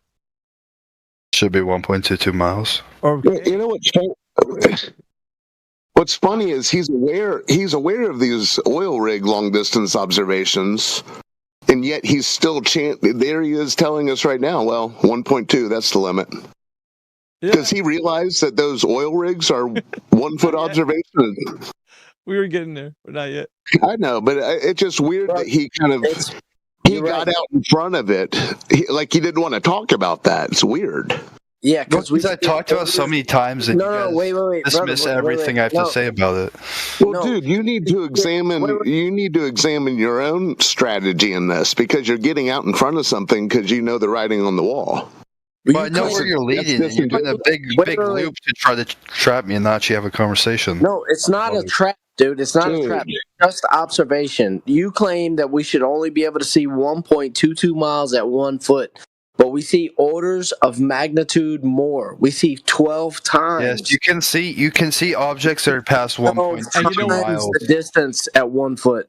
And you know what, Matt? Though he agreed that he wouldn't be able to at. He started seeing the obfuscation at 1.22. He said that. Now he's starting to talk out both sides of his mouth, though. Yeah. It's not about objects. It's not about being able to see objects for past that distance. It's about how much of the surface you're seeing.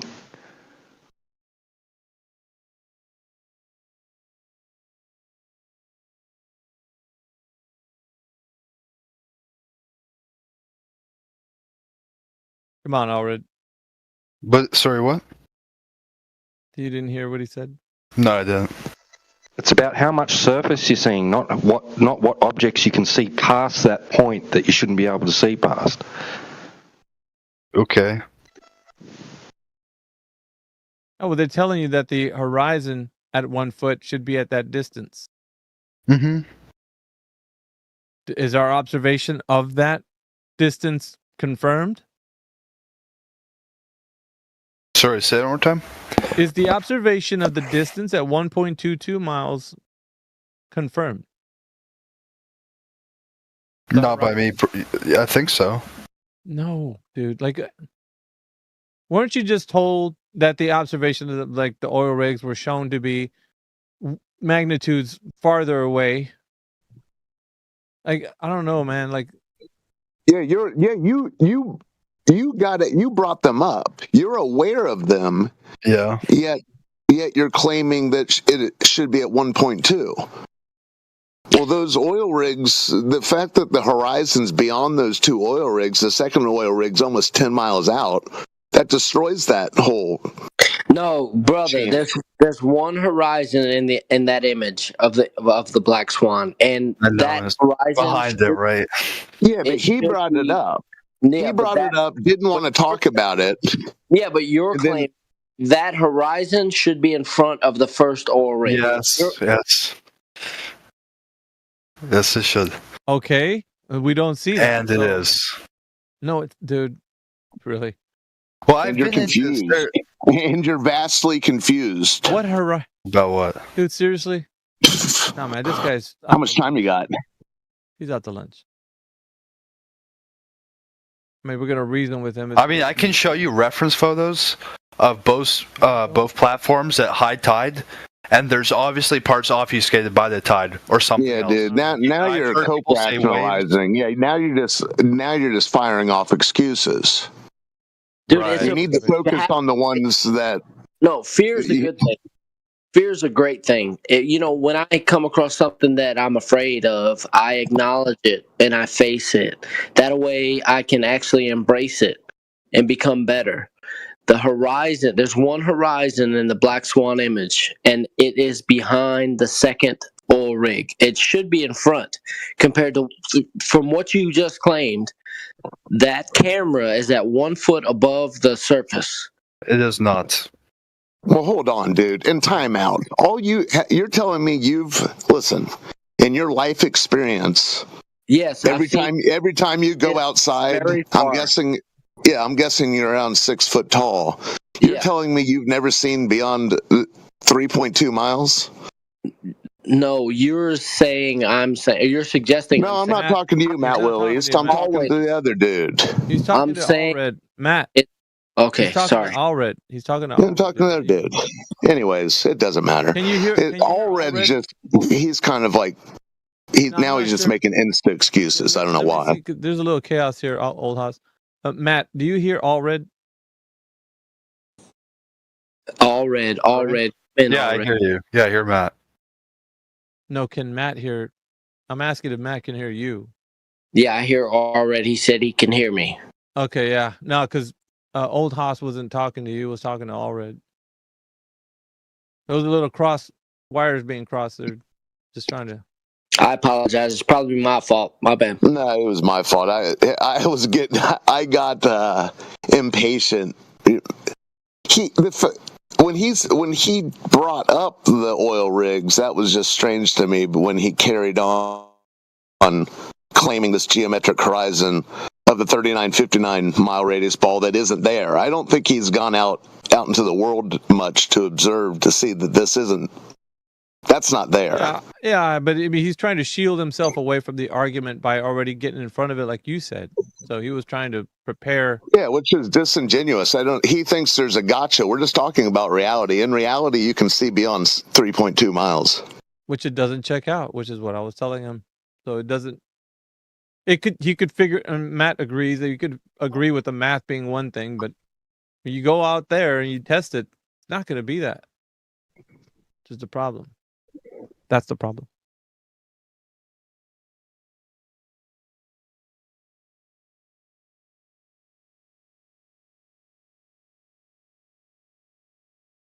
Is that it for him? Is he?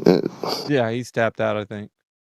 I'm not tapped out, man, but oh, shit. I'm gonna have to It's so unbelievably amazing.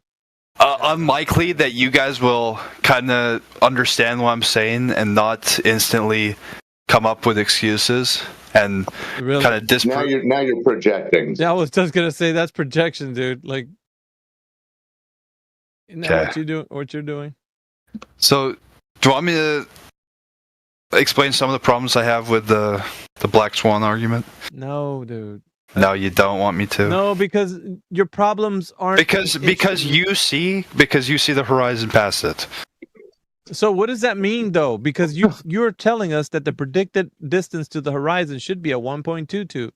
It's not. That's your problem. That was you, right? Yes, at 1 foot, and that. Yes, and that's correct. Yeah. There you go. Yeah, you should see it at 1 foot. Yes. Okay, dude. Like, what are we missing here? We got everything. You're missing a couple things. Like what? Observer height. He's one of these denialists that's a 1 foot tripod. I mean, well, there's a couple things. There's the 1 foot. There's reference images of these platforms at high tide that show they are larger than the pier in the photo you provided in the video that it comes from, right? That's another argument. That's essentially it. That's all I. Right. So nothing really. No, there's two things there. Allred, do you know that you can go and replicate these things, like go and test the Earth the same way yourself? Test the water. You want to go down to California and? No. Where do you live? Like, do you live anywhere near a body of water? So Ryan's telling you Not really. It's just a method, dude. This what's shown in the Black Swan is a method of something you can do and replicate.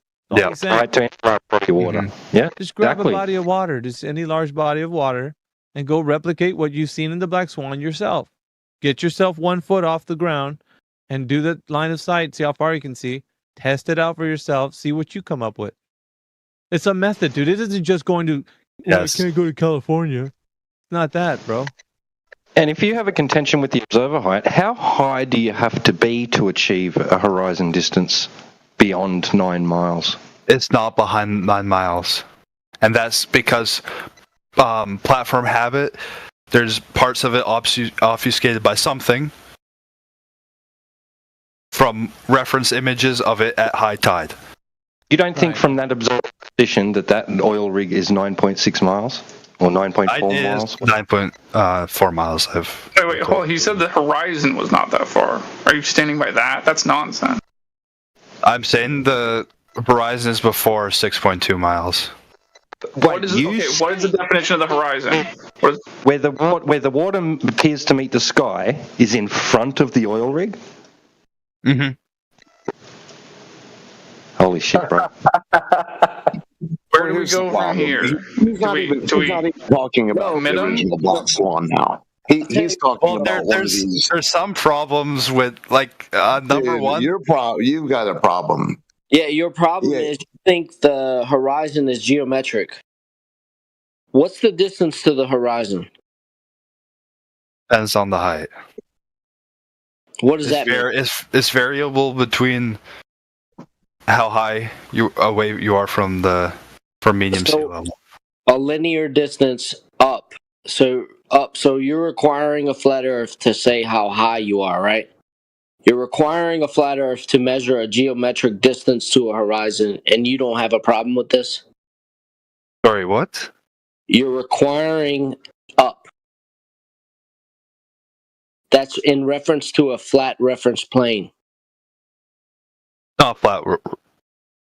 Yeah, you're proposing the horizon is geometric.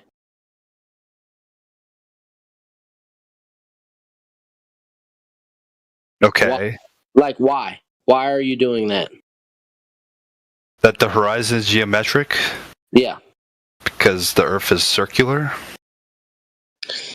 So you think the horizon is curvature? Is that what you think? I'm not quite sure I understand the question. So is the horizon curvature? No. So okay. All right. So you can measure the horizon and it's not curvature. Is that what you're telling me? The horizon itself? Anywhere. The horizon anywhere. Yeah, why in the world did you give us that 1.22 mile number then?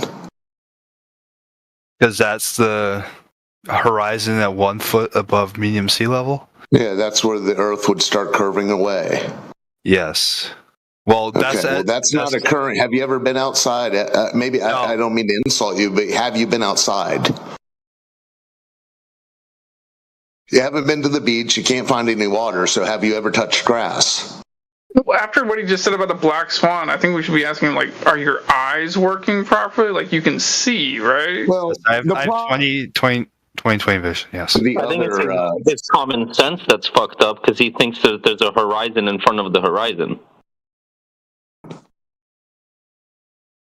Yeah, he's tied himself in a knot for sure. And what points to that? Someone parts of the platform that are obfuscated by something.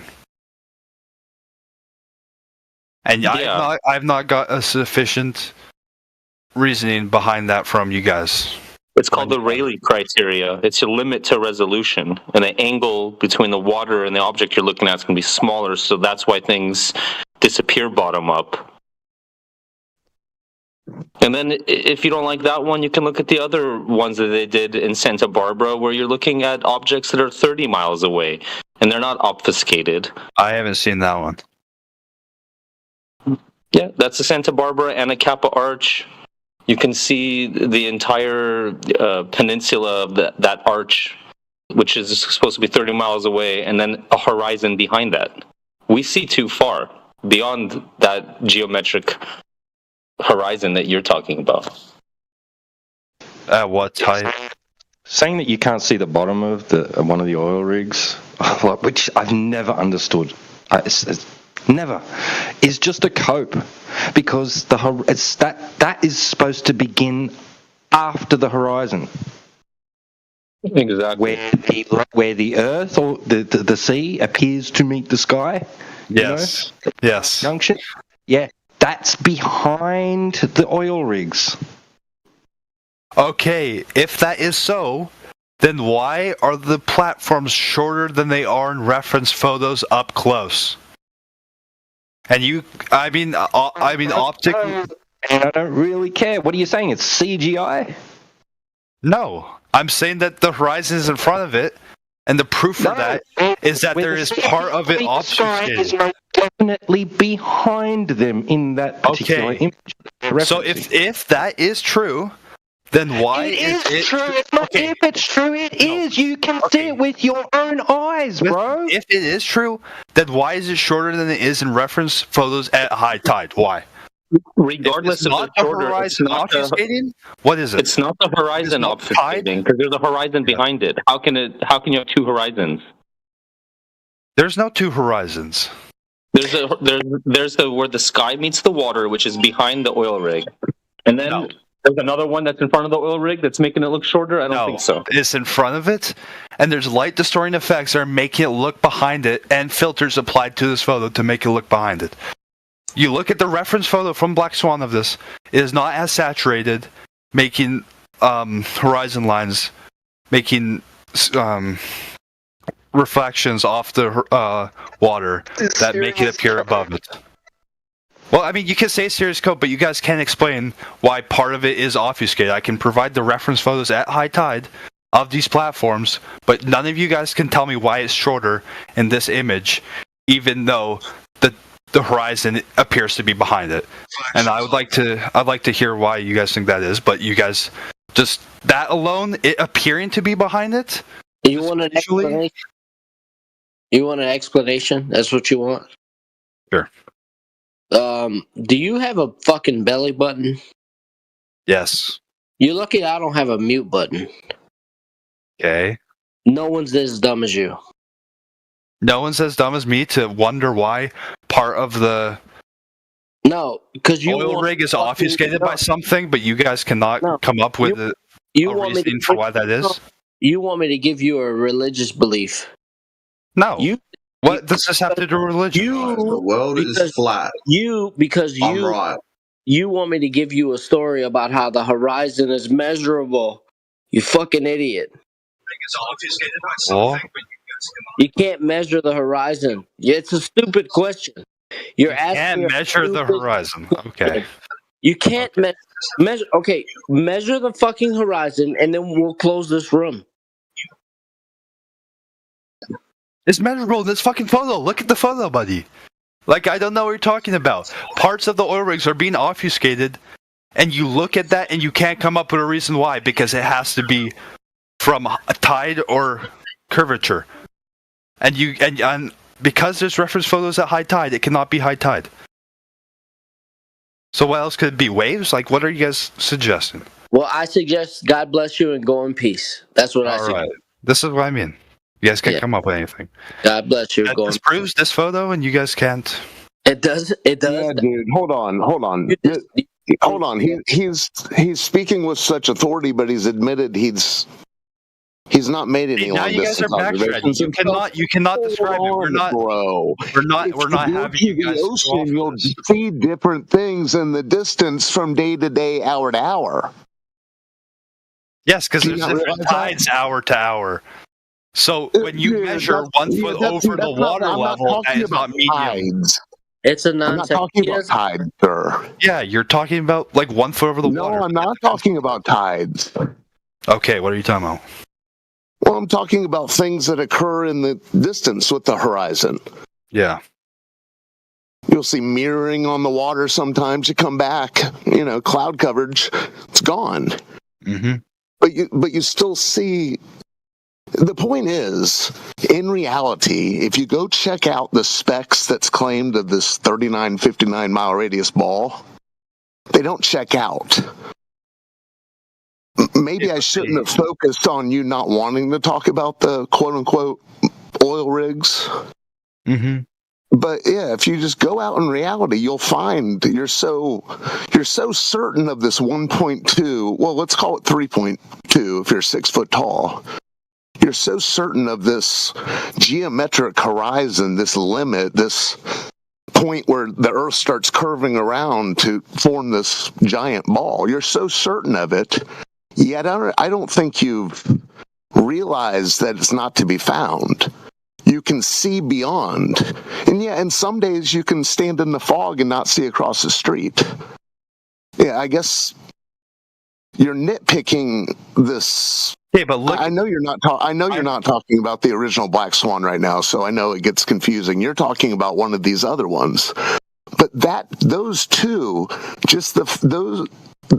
that also, just the fact that you can see the oil rigs, that still debunks the 39, 59 mile radius water ball. It's no trophy. It's no globe proof.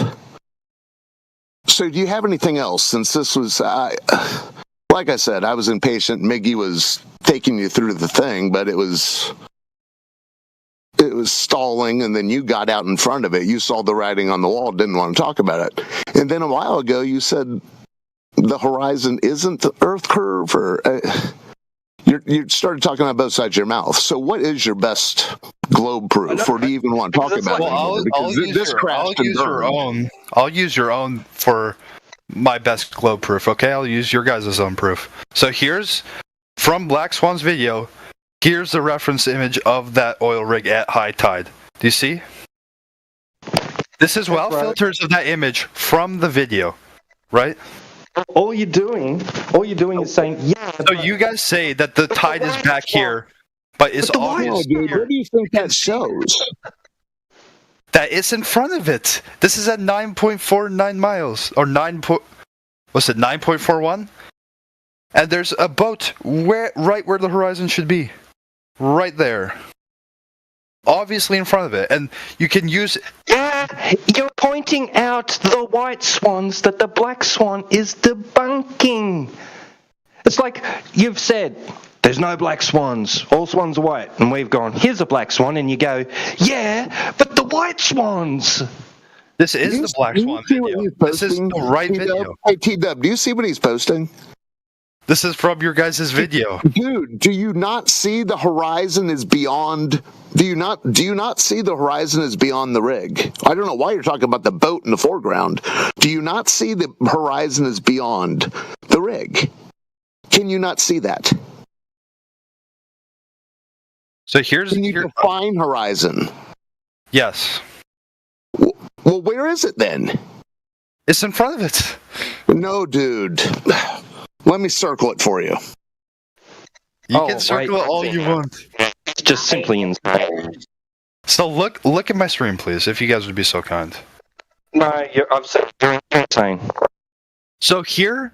Dude, I'm looking at your screenshots. The horizon is beyond that. Check my stream. The horizon is beyond the oil rig, even in your little thumbnails, your screenshots. Check my stream, please. Dude, you're a confused individual. Well, check my stream, if you're right. No, I checked your screenshots of what you posted. Okay. You're talking about the bottom of a little rubber boat being a... Do you realize how far that is out there?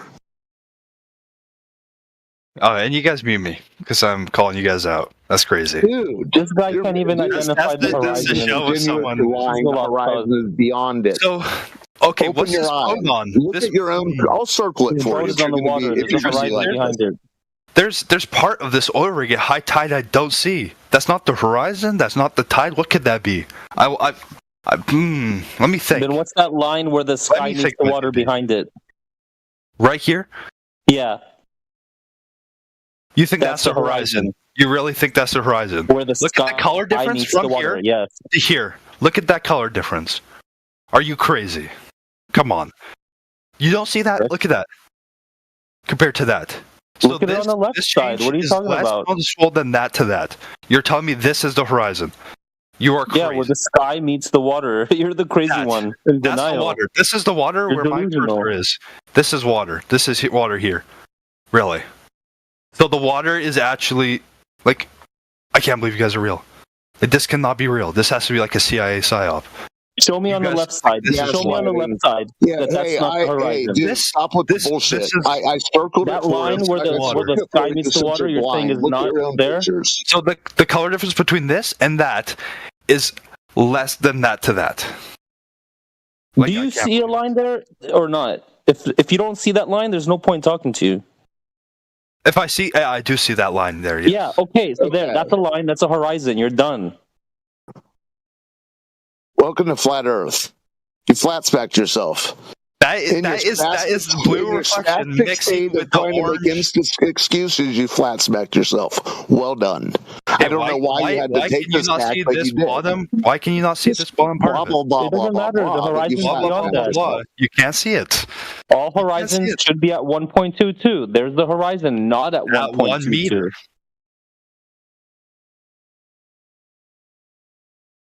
You're donezo. How am I donezo? You can't see the bottom part of it. You said you it's can not see the the tide. line. You can see the horizon. You pointed out the horizon. Yeah, I can see it right here. Right here, buddy. Right here. Right here. More noticeable on the right. Bro, it's on the right, where does it look like to you? What did I say before? I said it's not about what you can or can't see of an object. Past the distance of your horizon, by the way. Past it. Okay. Right? It's about the amount of surface you can see, and you can see more surface than would be allowed by your spherical geometry. No, you cannot. Because there is a line there which separates the sky from and it's the land. right here in front of the oil rig, bro. Even if the horizon is in front of the oil rig, that's by missing parts of it that isn't covered by the tide. You're the moron, buddy. Even if we give it to you and say the horizon's right there at the oil rig, that's still beyond 1.22. It's still too far. Yes. He doesn't get it. That is true. Right, Ancient Trevor? Yes. Okay. That is you beyond yourself again. 1.22. Twice in 5 minutes. Keep it up. Go for the hat trick. 1.2. Yeah, that is beyond 1.22. Okay, so there you go. It's done. No, it's not done. Oh, so the horizon can be beyond 1.22 now. Yes. Oh, tell me how. By being higher than 1 foot above medium sea level. The observer is at like 1.5 feet, I think, in this picture. No. Where's the observer? Even if it was at 6 foot, even if it was at 6 foot, it's well beyond. Dude, you're coping. Yeah. Hard. What, 3.2 at 6 foot observer's height? We're still seeing too far, man. Accept it. So okay, let's pull out the calculator. I can show you reference images of where the guy takes it in California, and it's at high tide, and he's about 1 foot above the mean sea level. The sea level at high tide. So I'm not quite sure. Like I can't remember what the low tide to high tide difference is, and we can divide that in half to get the medium. Tide. Yeah, you're splitting hair. You're attempting to split hairs that aren't there right now. Yeah. It's pathetic to see how hard this guy's coping. It's strange It's strange he can't see him doing it. Himself doing it. Watch, I guarantee he's talking about those guys as the equation to see how high the person. Well, he's not even paying attention to what he himself was saying 20 minutes ago. He's completely discarded all that. Just like 1 minute ago, he's like, yeah, I see the horizon is beyond 1.22 miles, but still. Even if the horizon's where he says it is, it's too far.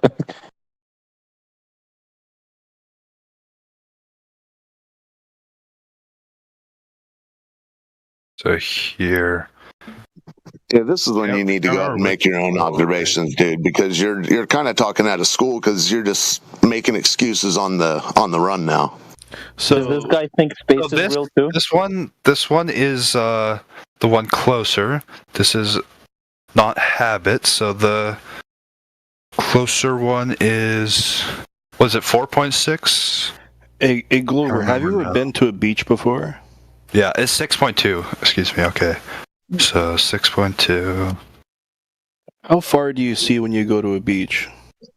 Yeah, so target distance, according to the curve Earth theory, you would expect to see 6.8. You would expect to see 6.8.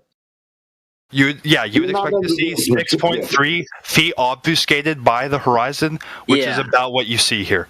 No. We see there 12 is not miles. 6.2 we see 15 miles. Pardon me? You see 15 miles. You see 12 miles. Often.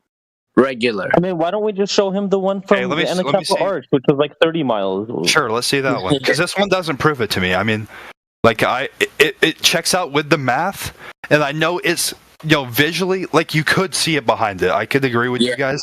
You could see 20 miles. And when everything else around it doesn't check out, when there's missing parts of this that are obfuscated by something that isn't the high tide. Wow, dude, you're doing some real contortionist activities right now.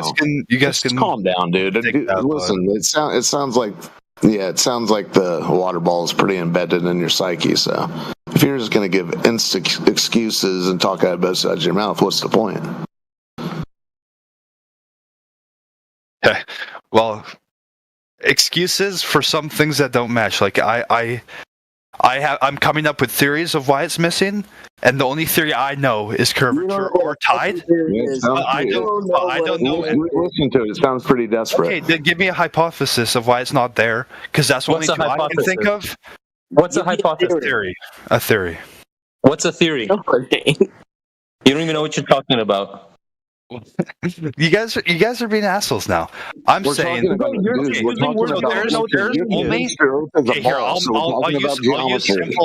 simple language. We're talking about a shape. There is missing parts of this, and the only two things I could think of to explain this are tide or curvature of the Earth, and it cannot be tide because this is a reference image of high tide. So that's the only two I can think of. And the curvature one checks out with the amount that's missing. If you guys have another theory of that, I am down to hear. Go in peace. It sounds like you're trying to convince yourself. So, okay, well, okay. If that's okay with you, then okay. Well, I'm trying to figure out, like, you're coping, bro. If there's any other explanation, you're coping. And you guys don't have another explanation. You are coping. I'm coping, but you won't. Yes. You won't engage with this. You're just. You are one of these people who spaz responds. You don't listen. Nothing sinks in. Okay, well then make it sink in how this is possible, but you can't. Okay, why was it you didn't want? Okay, let me ask you a question. Why was it that you avoided it in the first place? You brought it up. It wasn't even brought up. Because it's frustrating to ask something and then get attacked for it. Like, I'm asking you guys why part of it is missing. That's not what I'm asking. And you interrupt me. That's not what I'm asking. It is frustrating to be interrupted. Set your feelings aside for a second. Okay. Why did you when you were telling us that the geometric horizon of you think in reality is at 1.2 miles, why did you acknowledge these long distance observations of these oil rigs and didn't want to talk about them? Because I can ask questions to you guys that disprove flat Earth, and you guys ignore them and instead. No, okay, that's okay. Whatever. That is why. That's why to me. Okay, so do you understand the significance of those oil rigs, the Black Swan, quote unquote, is depicting? Yeah. I'm not trying to make a fool of you. I'm not trying to get you in a gotcha. But do you even realize why that image is used? Yes. Okay, because it was used because it's for its simplicity, and somehow it's become bastardized by you people. And I don't even think it's you intentionally. I think that Anyways, I'm not going to go. What's the argument? Can you hold on? I don't understand why it's not simple. I want you to explain it to me. Time out. Explain it to me. I don't want you to be uber technical, but just in 2 sentences, you should be able to tell me what is being depicted and what the significance of what's being depicted is. Go. To you guys? Right now. Okay. The significance is that the horizon could be before this oil rig, but is observable behind it. No, okay. We're talking. Listen, I'm not talking about your little screenshot that this hair you're trying to split that isn't there. I'm talking about the original oil rig picture with the 2 oil rigs at 6.4 and 9.6 from a 1-foot observer's height, like it or not. What is the significance of that?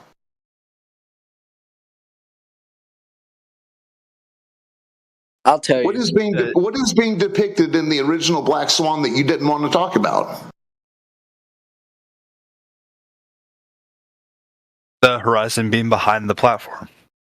Okay, and it's behind which platform? Behind the one in 9.4. So both of them? Yes. Okay, so 1-foot observer site, you already told us earlier what the geometric horizon would be if we were on a ball. So what was it? If you were at 1 foot, it would be 1.22 miles. Yeah, if we're on a ball. Yes. So where is this horizon?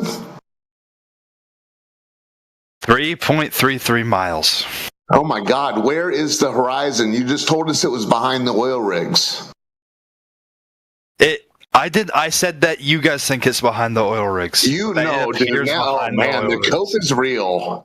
The cope is, dude. You asked me why you're short-circuiting if you can't listen. You're short-circuiting if you can't be consistent for 2 minutes. Man, no, you just. So where is the horizon in that original? 3.33 miles. At 3 miles, yes. Dude, where are the oil rigs? How far are the oil rigs?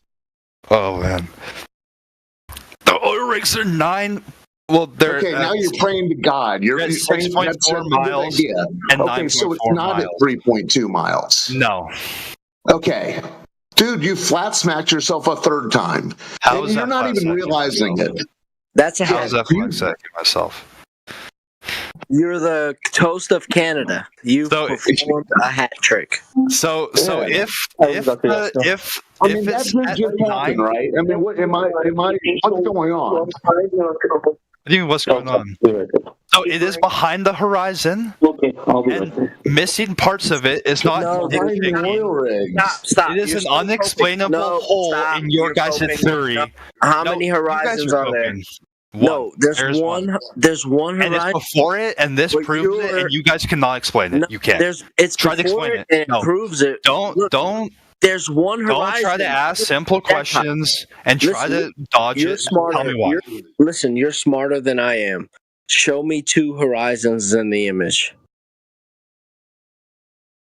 I posted a video for you. You can see an object 30 miles away. Come on, you're dodging.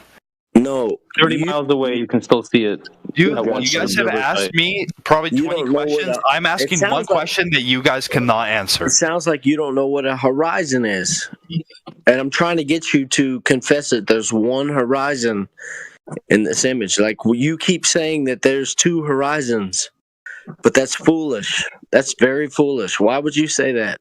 Who told you there's 2 horizons? Now I get server muted because the reason for that is you won't stop yapping because listen, I'm asking one singular Ancient Traveler was trying to tell you, dude.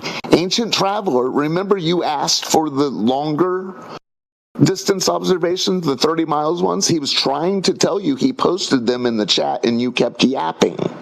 Okay, so you guys won't. But you guys don't want to discuss this one now. Now you guys don't want to discuss it. You'd rather mute me when I ask a hard question. That's a hard question. Dude. You're popping out and coping. Okay. I'm not the one that can't answer questions. You guys cannot answer this one question. How many questions have I asked you guys? One, and you guys cannot answer it. How Anyways, someone posted something that you requested, you smartass. Oh, I'm sorry, I'm a smartass for asking one question. Yes, you asked someone to post it. They went out of their way to go dig it up for you. They posted it, and yeah, there it is. I don't, so just I don't want to move. I don't want to move on from this one until I get one answer, and that's what is yourself, dude. You've already let go of this. Bottom. I'll give you an explanation. It's because you are God. That's the explanation. Congratulations. God is just like you, and now you're okay. There, do you like that explanation? No, I think you're making fun of me. Now, instead of answering my question, dude. Was it ironic? And try to make a fool what the hell does it matter what's blocking the bottom when the horizon is beyond it? You're missing the entire. You're missing the entire. You're scared of these long distance observations, and you don't even understand the significance of them. You're out to lunch. You don't understand the significance of part of it being obfuscated when it can't be the tide. You tell me. Dude, you're really splitting hairs that are not there. Well, okay, yeah, we know for sure. Listen, we know for sure something proves the Earth curve because the horizon's beyond it. In your own proof, and you guys cannot answer it or engage with it. You can only engage with, the horizon kind of maybe looks like it's past it if you how about a wave and distort the image slightly. Yeah, it's a wave. We'll call it a wave.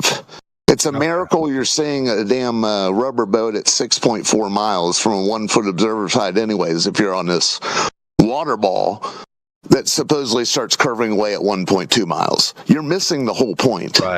Right. So you can... So we'll call it a wave. We'll call it a wave.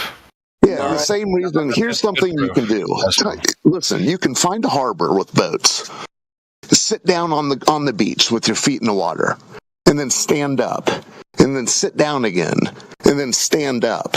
You'll see the bottoms of these boats being obstructed from the bottom when you sit down and stand up.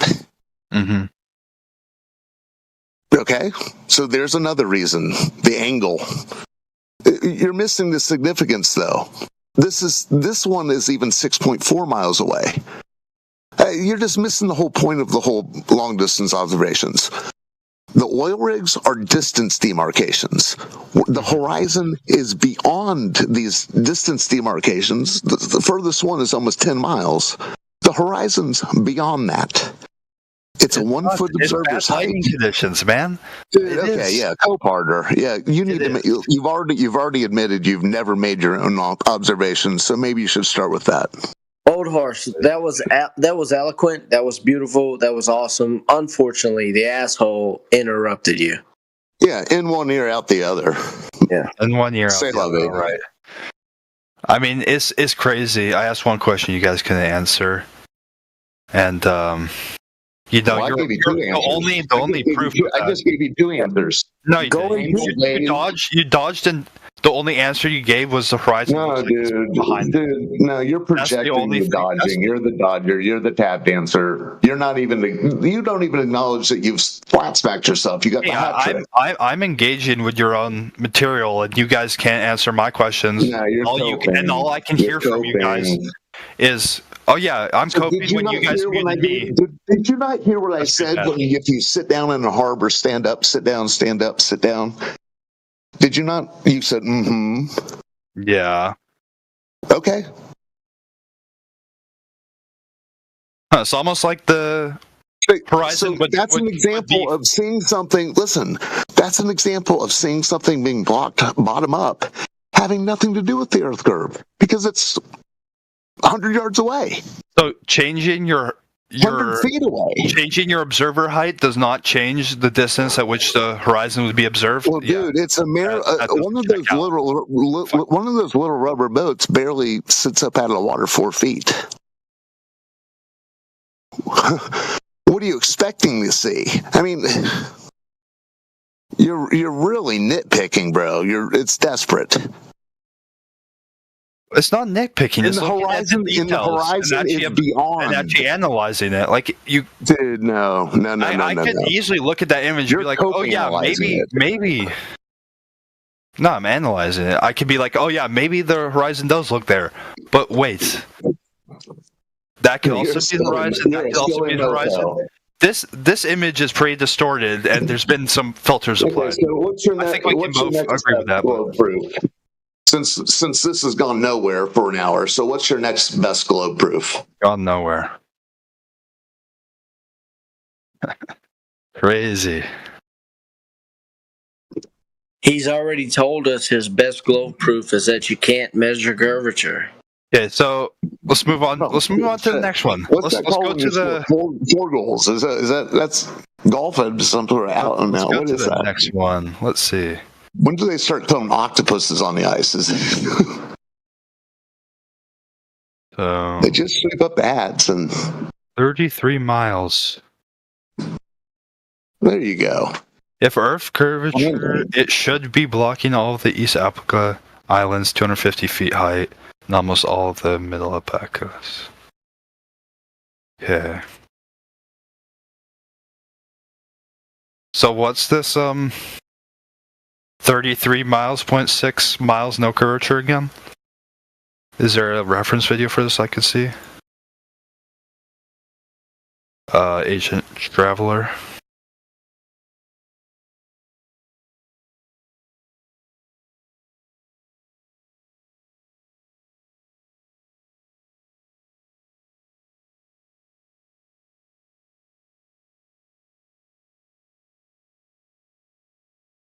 No video. BLMSD.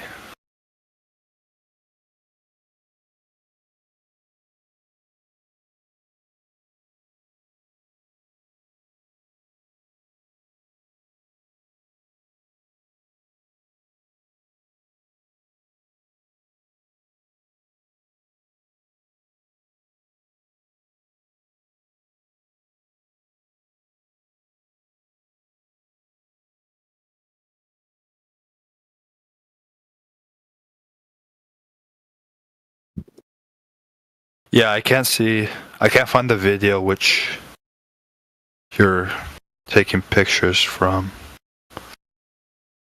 of the islands.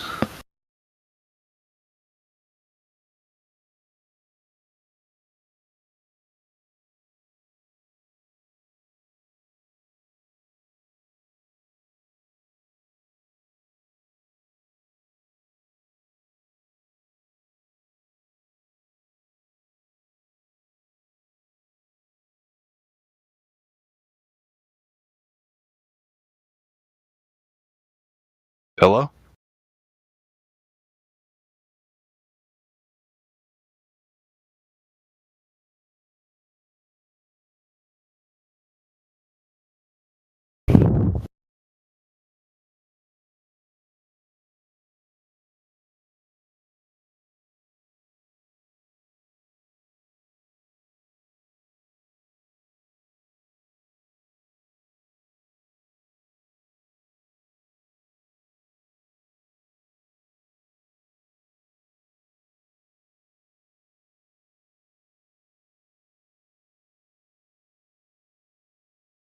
Okay, I guess that's it then.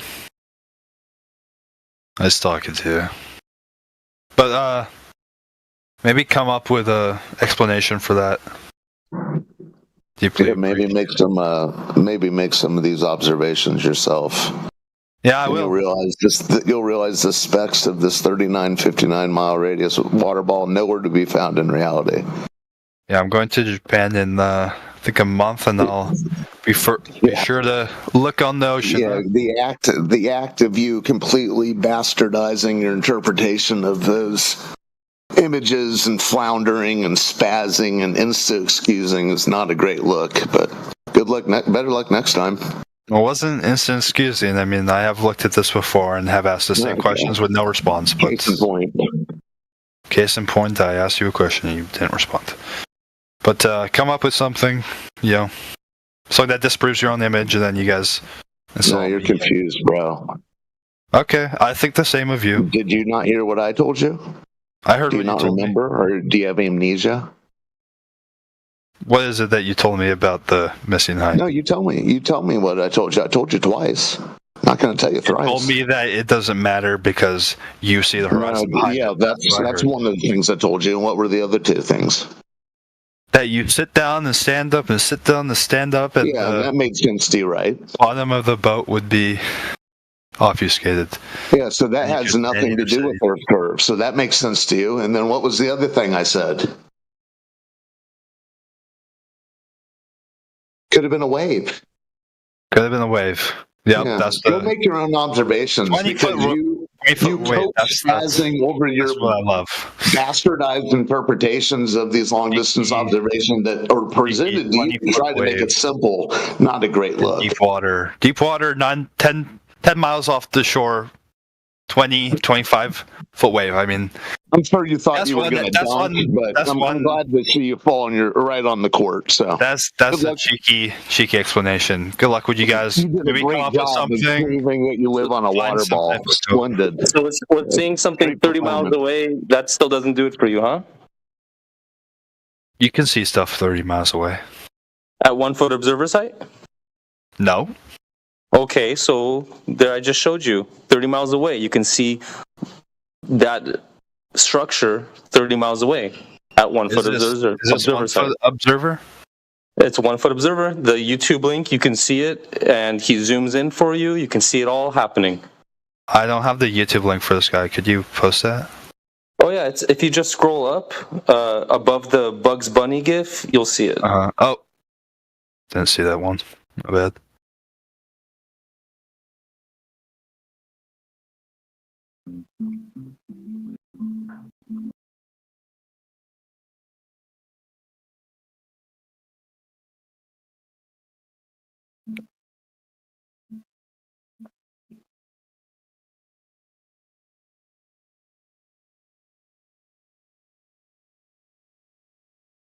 That island on the left is 250 feet high. It shouldn't be visible at all.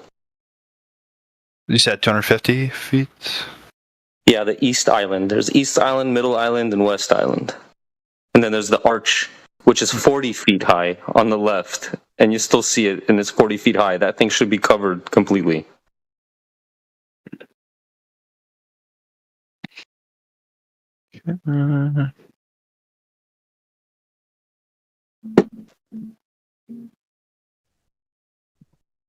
In reality, the Earth isn't curving away, Allred. As much as you're insisting upon it being, it's not. Well, majority of the world insists upon it, but they're all wrong. The masses are usually in the dark, aren't they? That's appeal to consensus. That's fallacy, anyways. That was your most desperate plea yet. Bandwagon fallacy. Right.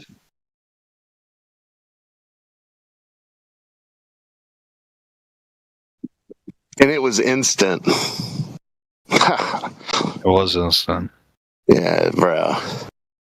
I know it hurts. A lot of pride. We Have all some had that humility. moment where we realized, it's okay. We're here for you. That's a nice one. And the Earth's out there to be examined. Just go see if the specks of this 3959 mile radius water ball show up. Yeah, I know you haven't, but I'm sure you expect. Oh yeah, yeah. Have we talked to him about gas pressure yet? Okay, let's do one thing at a time. We can get to it. Oh yeah, okay.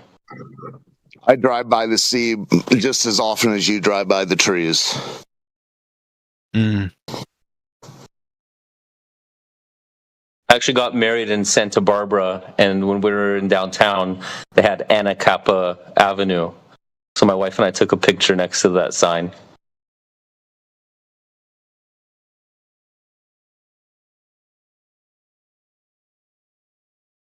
I'm not familiar. What's the significance of that?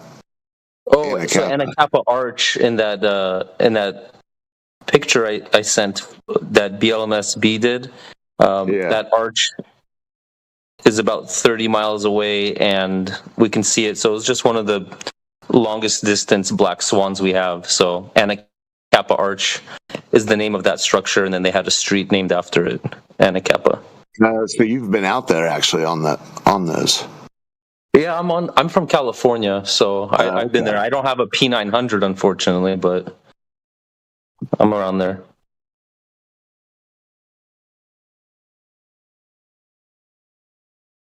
The crazy thing is you can see long distance across land as well. Yeah. And they kind of, it's I don't know if he's copping out. It's kind of a cop out that some of them do. And I get it. I mean, and sometimes you're in a hilly place, yeah, but you drive across Kansas. It's a little mind-blowingly flat, especially they have all those windmill farms out there for reference. So it feels like you're like in a sci-fi film. Bizarre. But yeah, they act like these things are anomalous. I don't think they realize. And the things you see out in the sea, out in the ocean, islands or boats or whatever, change. They can change by the hour. So I don't know. But this idea that it's for a 6-foot person, 3.2 is where it curves away. That's just not happening out in reality. And I just think that people just aren't connecting the dots. I don't know. Or just not observing anything.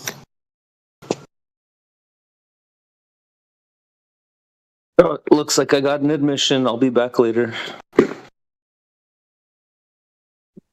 I'm glad you made it back because we finally got I'll be back. I just got to admit a patient at the hospital right now. I'll be back.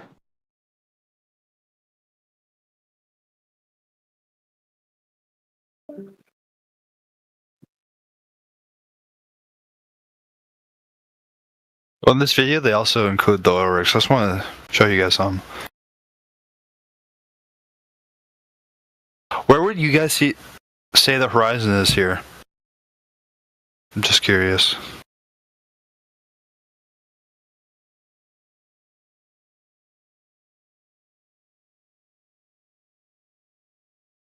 Which ones? The screenshots? No, the one I'm streaming right now. Oh, hold on. Streaming the right. Okay. Beyond the rig. I mean, it's foggy back behind the rig, but it's behind the rig. Over Keeps here. going. Over here? Or this thing, or what would you say?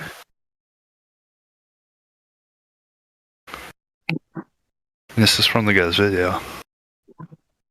This kind of question where you see it. Because personally, I see it here, but I don't.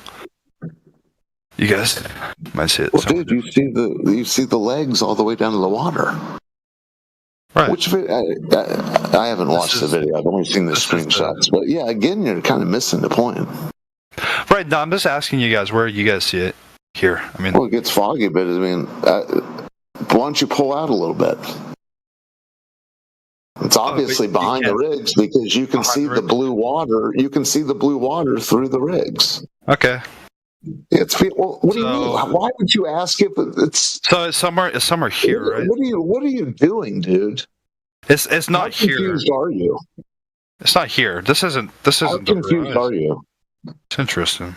I don't know. I find that it's misty out there. You're not getting like a hard cut horizon that day, but yeah, it's right. But this is the same 2 oil rigs, and the other one it is hard cut. It is hard cut, right? It's not like it's not like the skies have been distorted by this. If the Earth were a ball, I thought that's interesting, dude. When it's not in your favor, there's red. If the Earth were a ball, those would be. It might be behind it. I can't really point where the horizon is. Spastic. But it's somewhere behind it because it has to be because the Earth is flat. Wow, you're a spastic, dude. No, that's interesting. Your mask fell off. No, that's it. I mean, like that's interesting. You can't having a cope spaz. Okay. You don't even know what you're asking. You don't even know what you're coping about. I asked where the horizon was, and you thought it was kind of maybe this thing, maybe somewhere here. Yeah, and the last one was a bit foggy, but when I say... Listen, dude, are you trying to be disingenuous right now?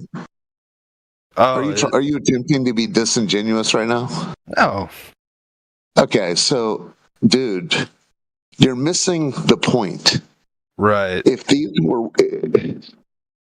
these are at distances that you wouldn't even see the rig. You're seeing all the rig all the way down the platform, the leg go into the water. Oh, you but see the blue. You see the blue behind the rig. That is obviously the water beyond it. And then you pull out, and there's another rig beyond that. At the height of it, that's playing stupid. Like Did the nothing horizon sink in of the last hour?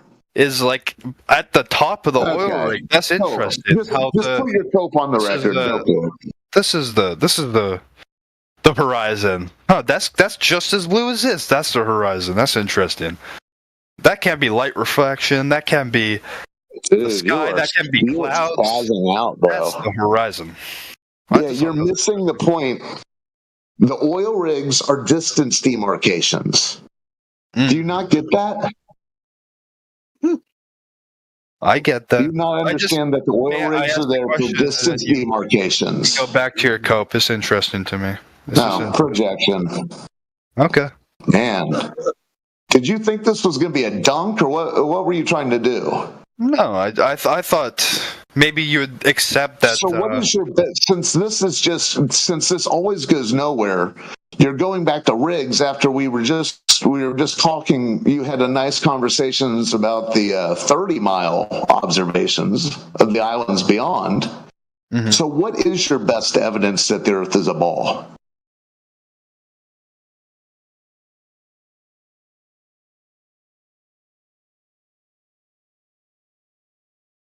Do you have anything?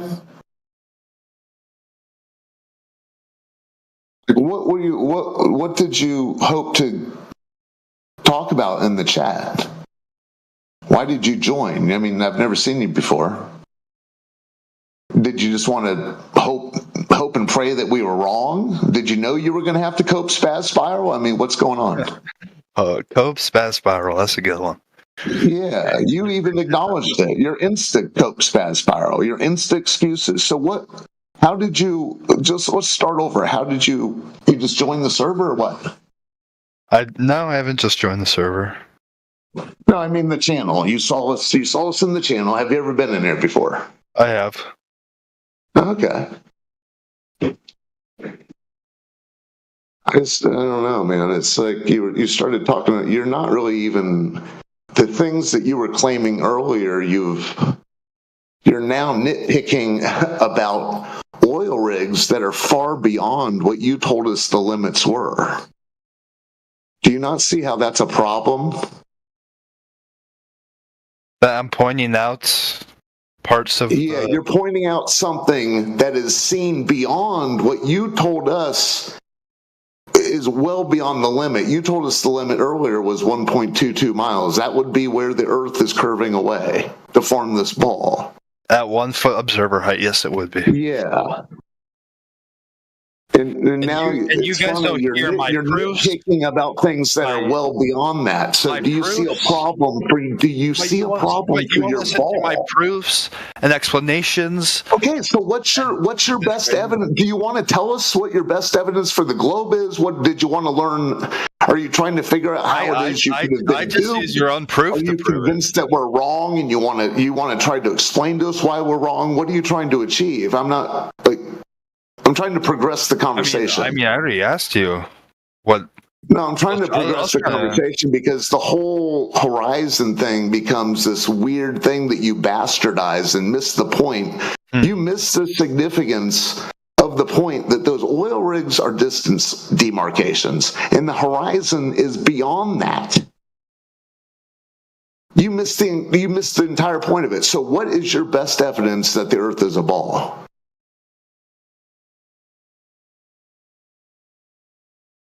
Is it a secret? Sorry, I'm watching the video. Okay. Yeah. Whenever you get time, just chime in with your best evidence that the Earth is a ball hurtling through outer space. That'd be great. So your proofs aren't sufficient enough to talk about this. Go ahead. Yeah. That would be a burden of proof reversal attempt. Noted. So just the original claim is that we're on a 59 mile radius water ball. Your horizon thing didn't help support that because we're talking about things well beyond where a geometric horizon would be. So when you can get around to your best evidence of globe, if you want to share that with us, that'd be great.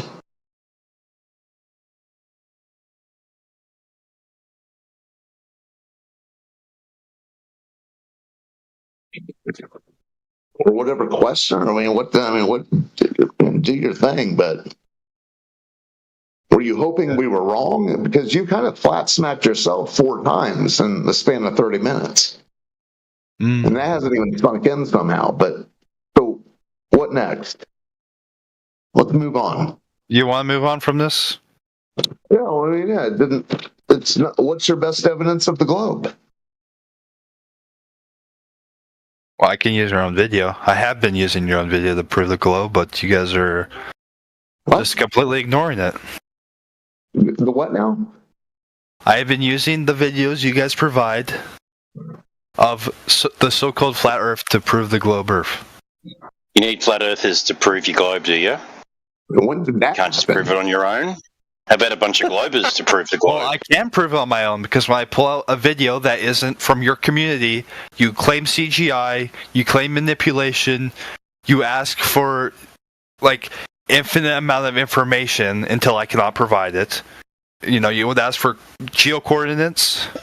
What the you fuck? ask for, do you know how latitude lines are measured? No. You know the latitude lines on your globe? You don't know how they're measured? I do not. They're measured using elevation angles. Do you know what an elevation angle is? I don't. It's an angle they take to the North Star Polaris. Okay. So as you get further away from Polaris, the angle gets smaller, closer to the horizon. Those are the numbers they use for the latitude lines. An elevation angle, the definition requires a flat horizontal plane to get the angle from. Yeah. So even the measurements used to make the globe come from flat baseline angle measurements and then are converted onto a sphere using something called the Haversine formula. Right. So you guys keep trying to use flat Earth measurements to prove a globe, and that doesn't work. Using flat measurements can't prove a globe. Right. Yeah, exactly, because you're measuring it flat. You're not measuring curvature. You can use flat lines to measure curvature. How many flat lines does it take to make a circle? Fuck. Hey, Dr. Yasko. A lot. It would take a lot. Depends on the resolution of circular you want, huh? Take a lot of flat lines to make a circle.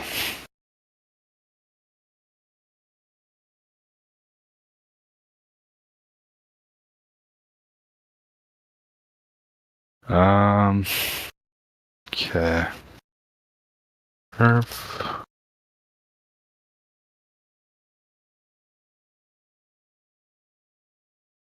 Do you guys believe in tides? Just as a like, can we both establish that? You don't have to believe in them. Right. They're occurring. Okay, they do happen. They do exist. Okay.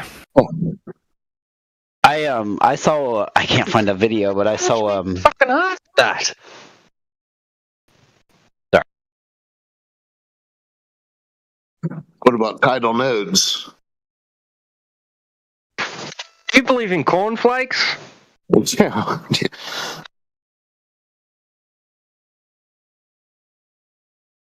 Target hidden heights. How high did he say it was?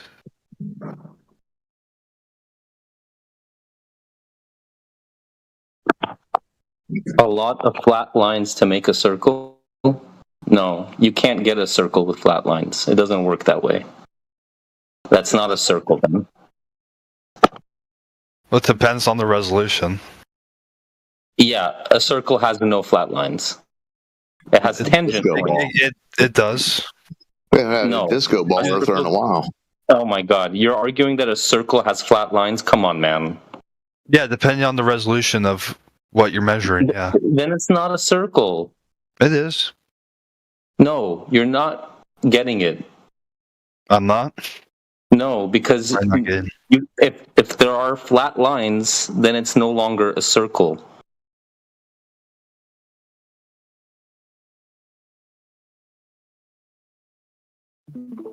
So, I guess we can all agree that this isn't a circle, right?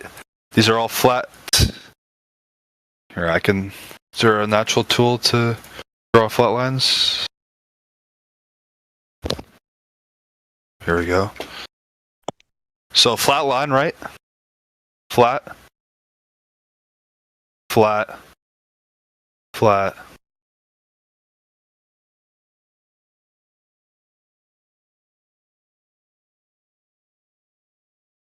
Is this a circle? Nope. Stop sign. Not a circle, right? Okay. Can both agree that.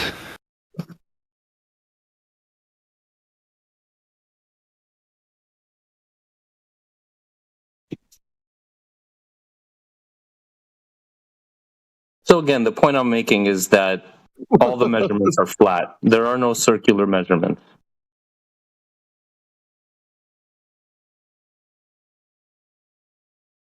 There's no measurements of sphericity. There's no measure of drop over distance. It's all flat. Okay, well, ignore that part, but is this a circle? Dude, you're getting weird. I saw you trying to make dude. You are like, this is a weird one. Is this a circle to you guys? I wish there was a way to record the way you drew that. Not a circle. All right. Also a flat line. So do I have to do a full set of these? How much curvature does a straight line have? 0. Oh, but you can you can have a straight line on a circle, but you can't have a circle on a straight line.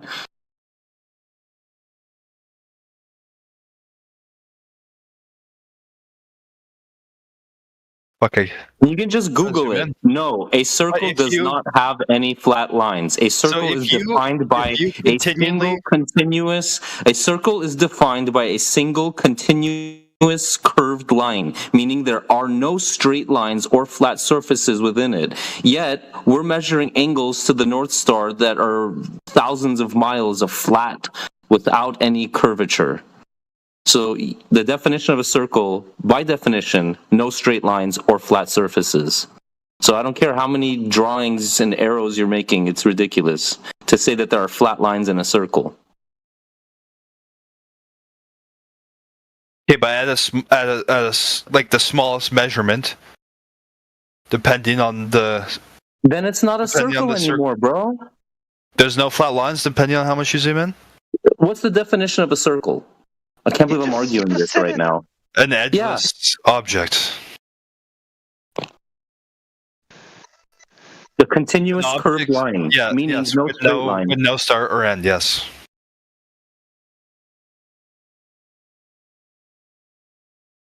That's what a circle is. Fundamentally, a circle or a sphere will have a curved edge, right? A curved surface, right? Fundamentally, and you just agreed that straight lines have 0 curvature. So if there's straight lines on it, then and it's not curved, then it's not a circle.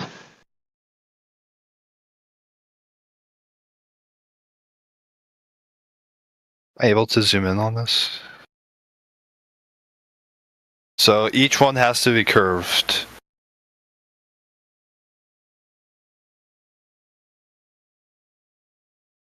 Able to zoom in on Windows Paint?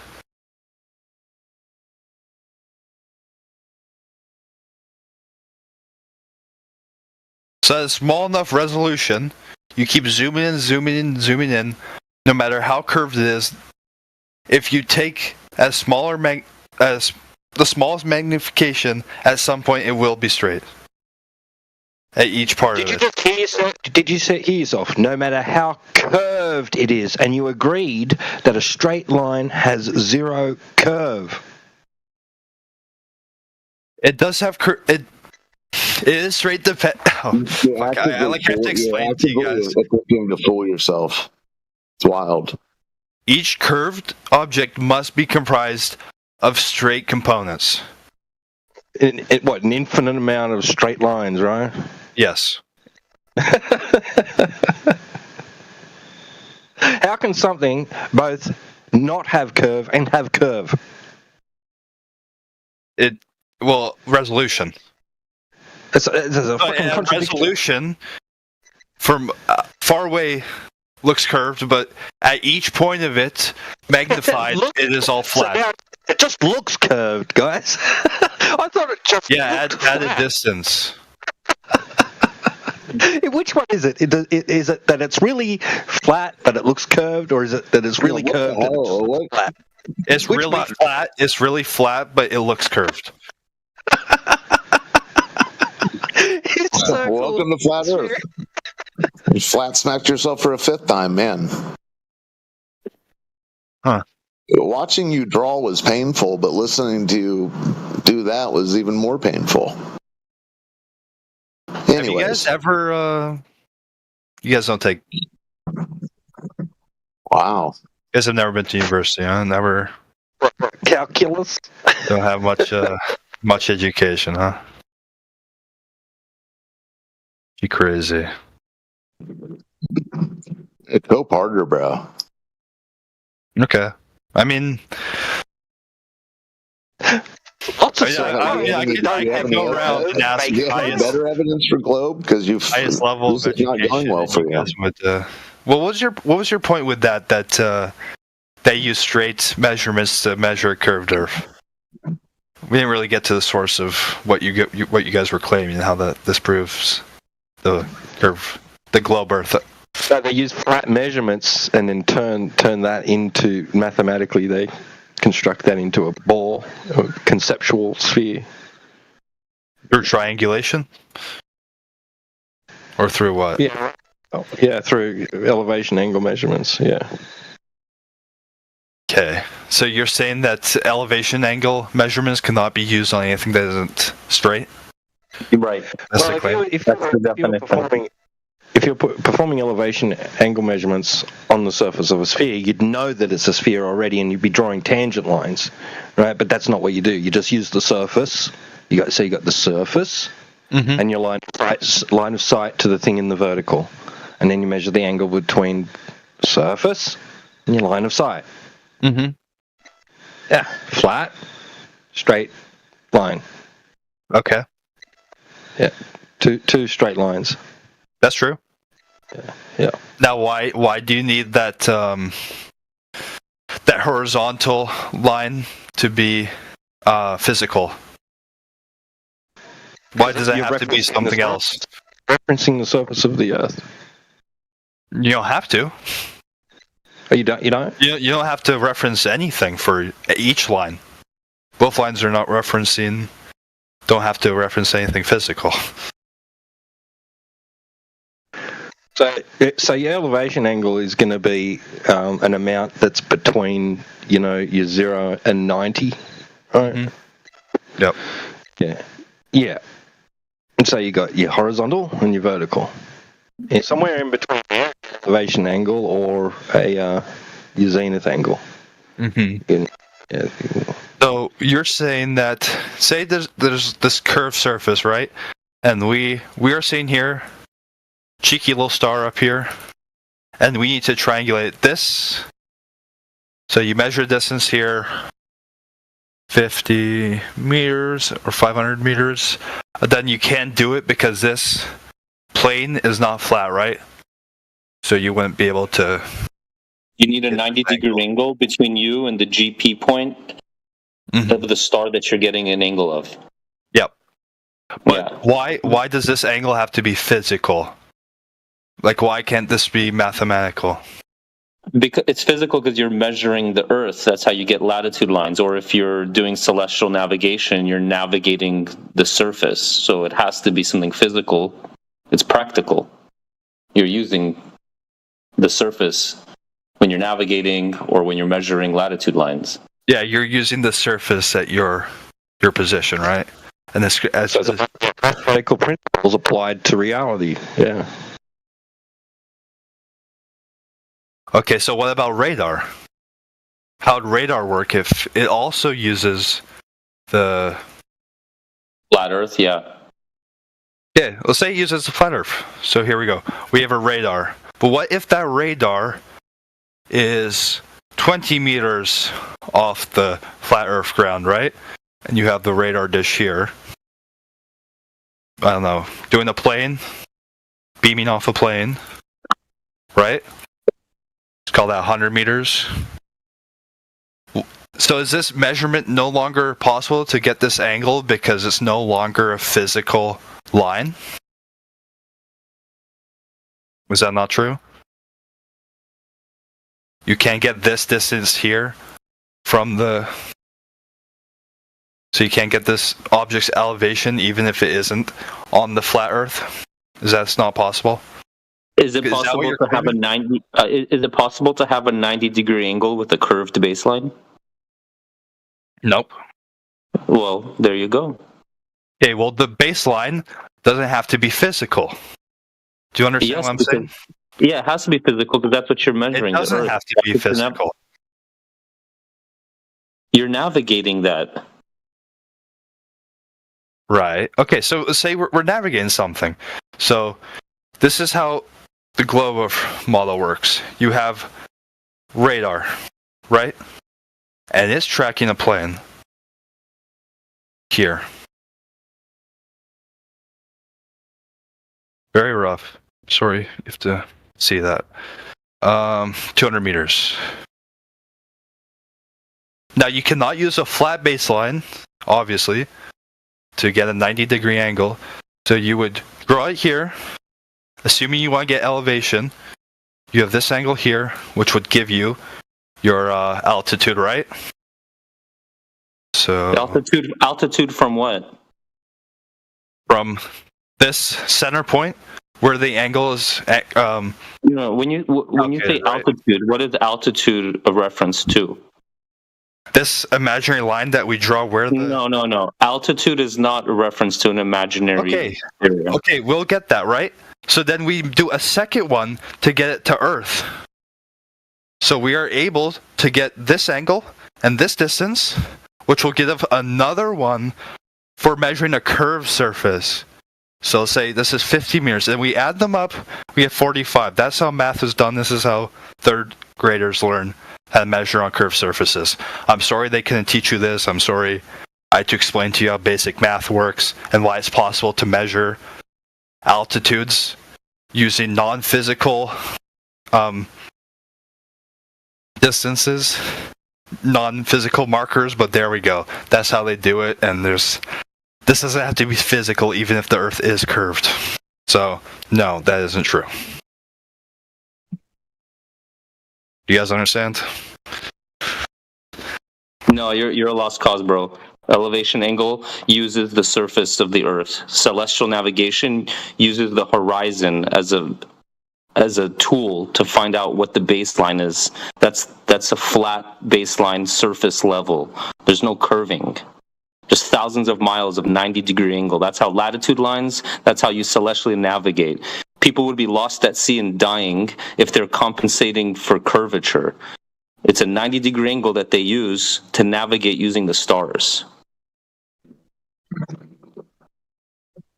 People aren't out on ships. Angles have curved lines. People aren't out on ships compensating, doing spherical trigonometry or making tangent points. No, they use the horizon to the angle of the star, assume that baseline is flat, and that's it. That's how people survive out at sea.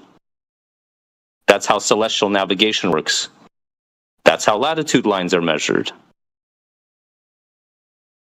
Okay.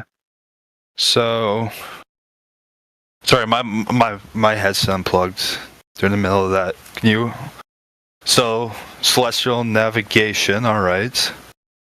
So, sorry, what was the claim again? I didn't fully. The claim is that you can't get an elevation angle with a curved baseline.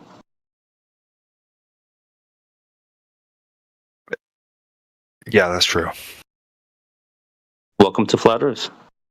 Okay, so what... Did you not just see what I just showed? That was not an elevation angle. Okay, that wasn't... Okay. It wasn't? No, it wasn't.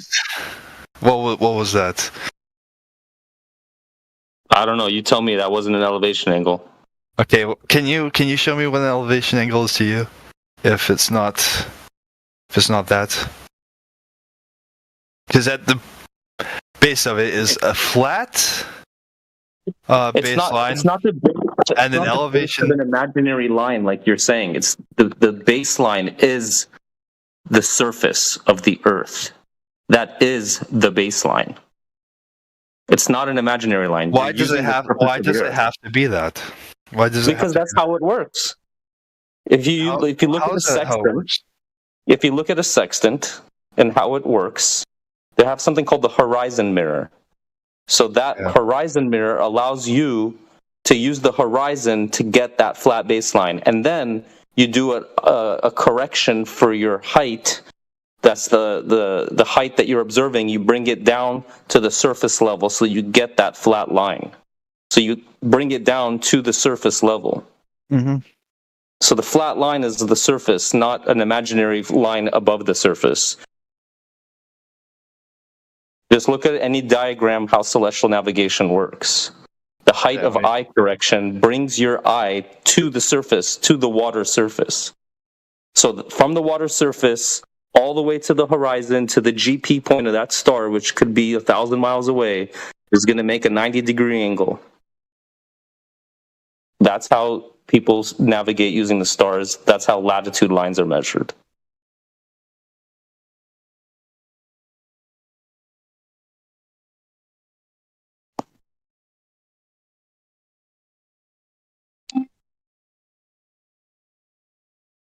Okay. Hey, Dr. So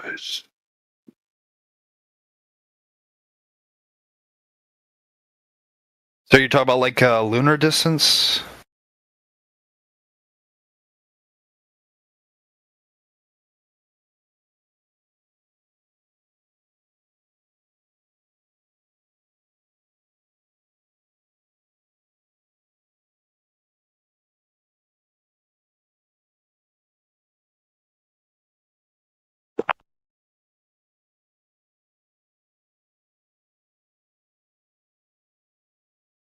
What'd you ask?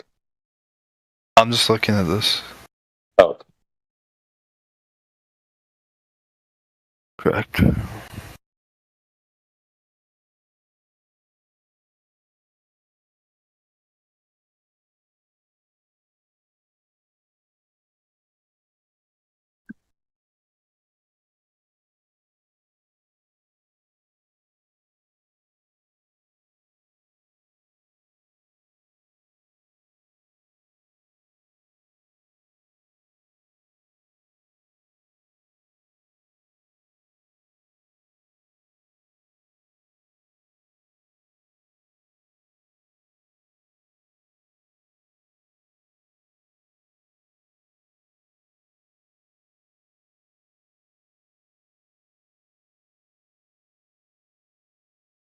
Oh.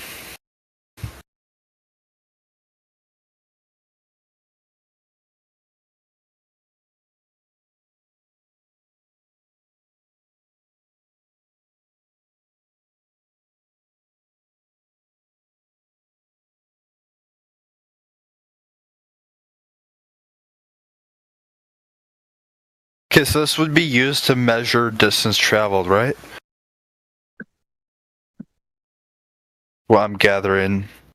I've never heard of this. Never heard of celestial navigation.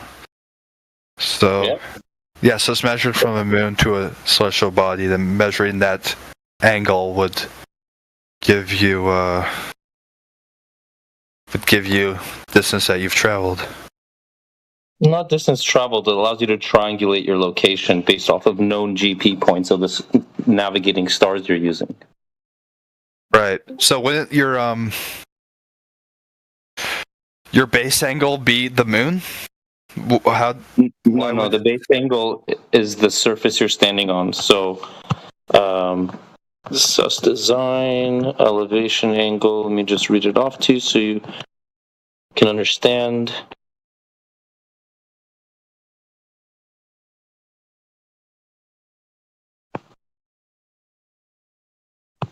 So, the altitude angle, sometimes referred to as the solar elevation angle, describes how high the sun or the star appears in the sky. The angle is measured between an imaginary line between the observer and the sun and the horizontal plane the observer is standing on.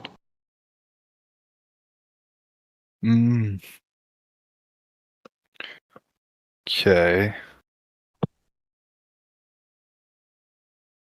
And it's to measure which, to measure position on the Earth? It's to triangulate your location on the surface of the Earth.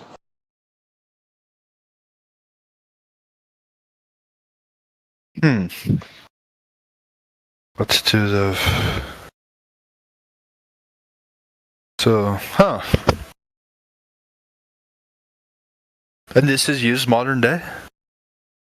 Well, in pilots, they have to learn how to use it in case their electronic equipment goes out, and people to get their boating licenses need to be able to get certified in celestial navigation. So yeah, I mean, you can just go and buy some of these sextants. Go for like $400 or $500. Is there anyone who has a boat has to pretty much have a sextant with them?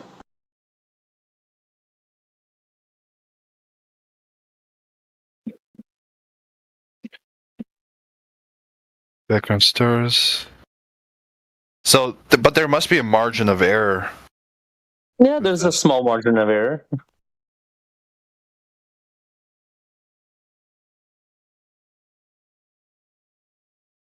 What would the layer sextants 1.5 Archimedes?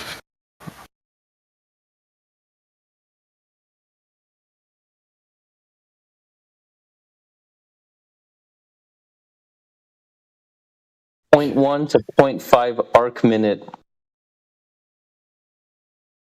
margin of error. 0.5? 0.1 to 0.5. Right. So, what's the rate of change? 30 Archimedes in an hour? I'm not sure. Like lunar distances between each other? I'm not sure. During the... I'm not sure. If you're using the North Star, it doesn't change. Yeah, if you're using the moon, I guess it's 30 Archimedes. So... Either way, you're measuring an elevation angle. Requires a flat baseline.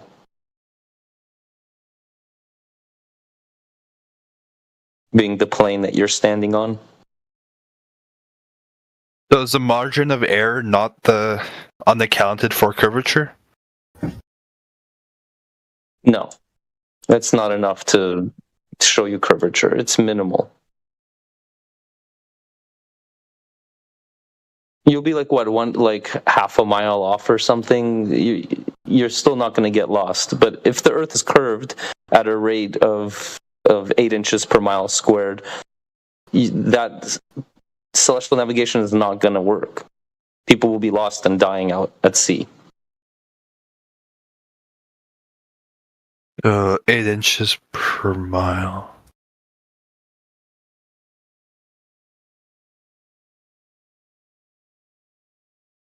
Maybe I'm not understanding, but how,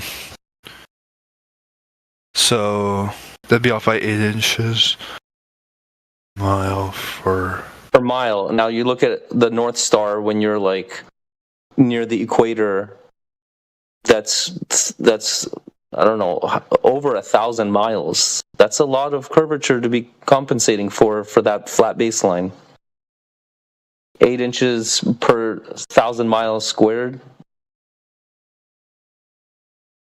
That's a lot more than the margin of error you're going to get using a sextant.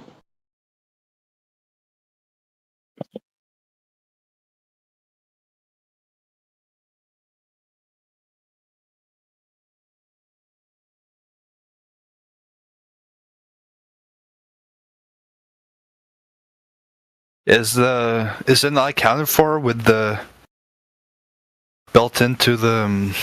No, flat baseline, not built in. What's built in is a flat baseline.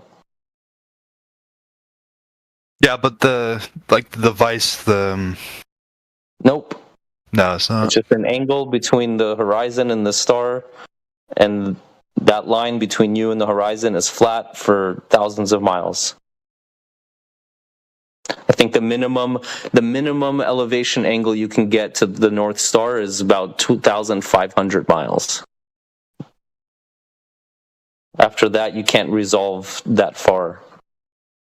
And also refraction at below 15 degrees will not give you an accurate result. What a treat, guys. Thanks for listening.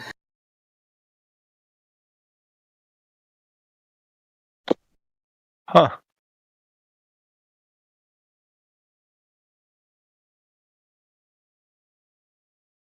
Yeah, for sure look into this. That's interesting. So those images of those oil rigs basically debunk the 3959 sphere. The sextant and celestial navigation proves and measures Earth flat.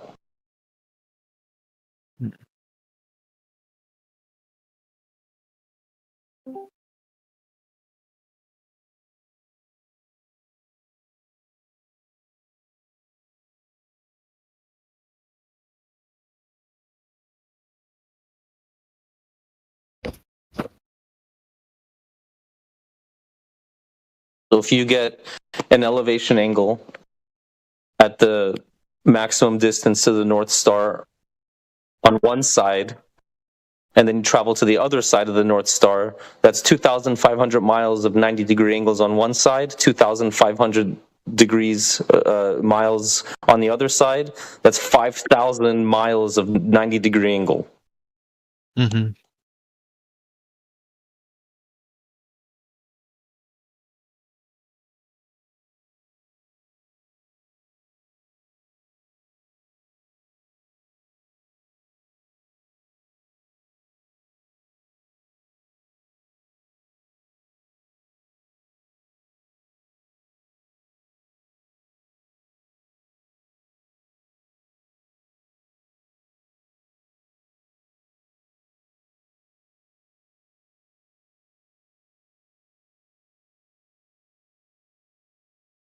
But there is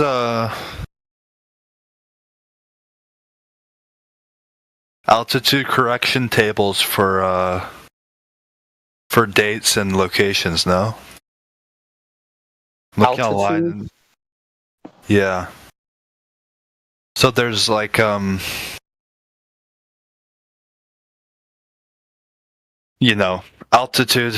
multipliers depending on what time of year it is, where the moon will be at that time of year, and where you are on the Earth.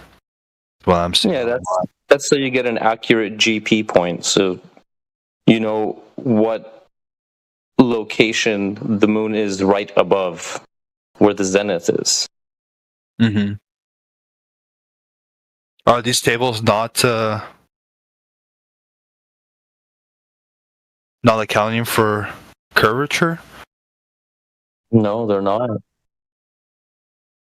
So okay, less than 180.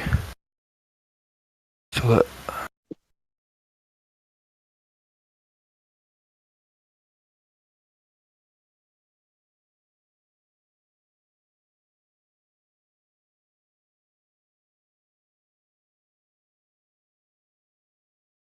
Yeah, Radwan put a bunch of really good pictures in there to explain how sextants work and the diagrams, and as well as a reference to a text on celestial navigation showing these 90-degree angles. It doesn't work without the 90. It's a prerequisite.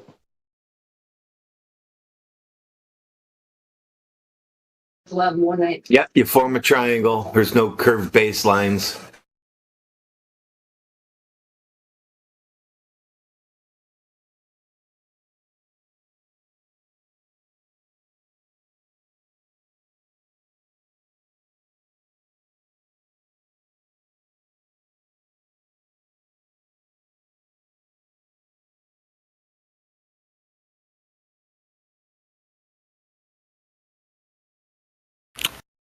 Okay, so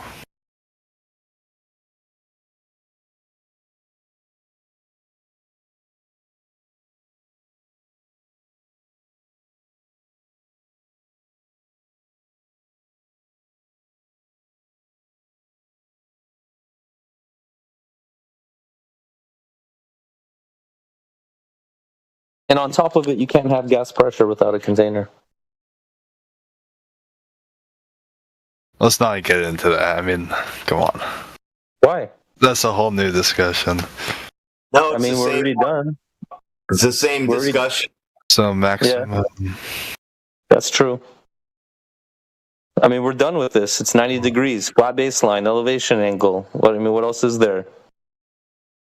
On to the next. Well, I want to know if the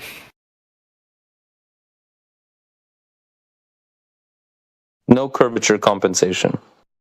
I want to know if the curvature compensation is built into the. No. There's no such thing as curvature compensation. 300 years ago, when they're navigating the sea with sextants, they were not compensating for the curvature. You think they had a nice measurement of Earth curve, and they're using that for their celestial navigation 300 years ago? No. Celestial navigation is a very old technique.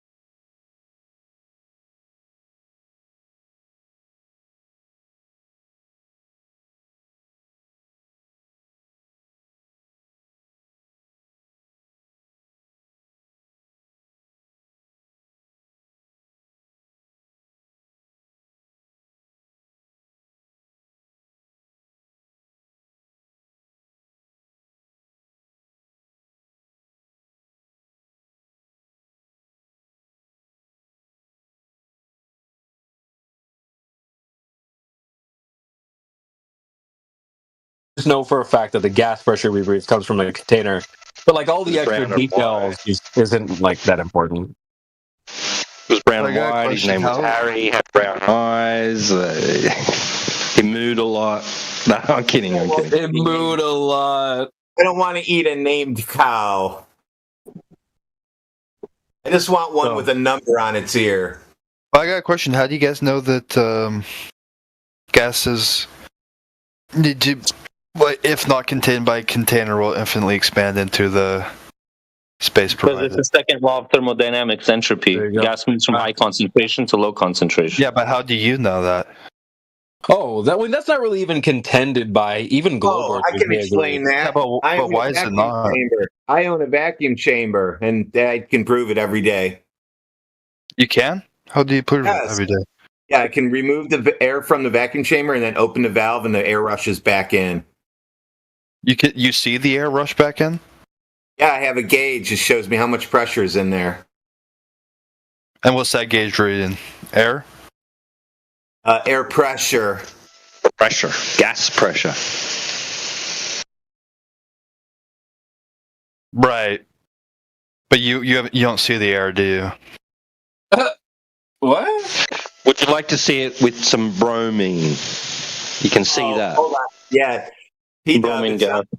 Sounds like we broke this one. Now he wants to see air. Well, I mean, you were doing good. I mean, just hang in there, dude. Here, look at it. That's bromine gas for you right there. Oh, nice. Yeah, this is a good one. This is a good gift right here.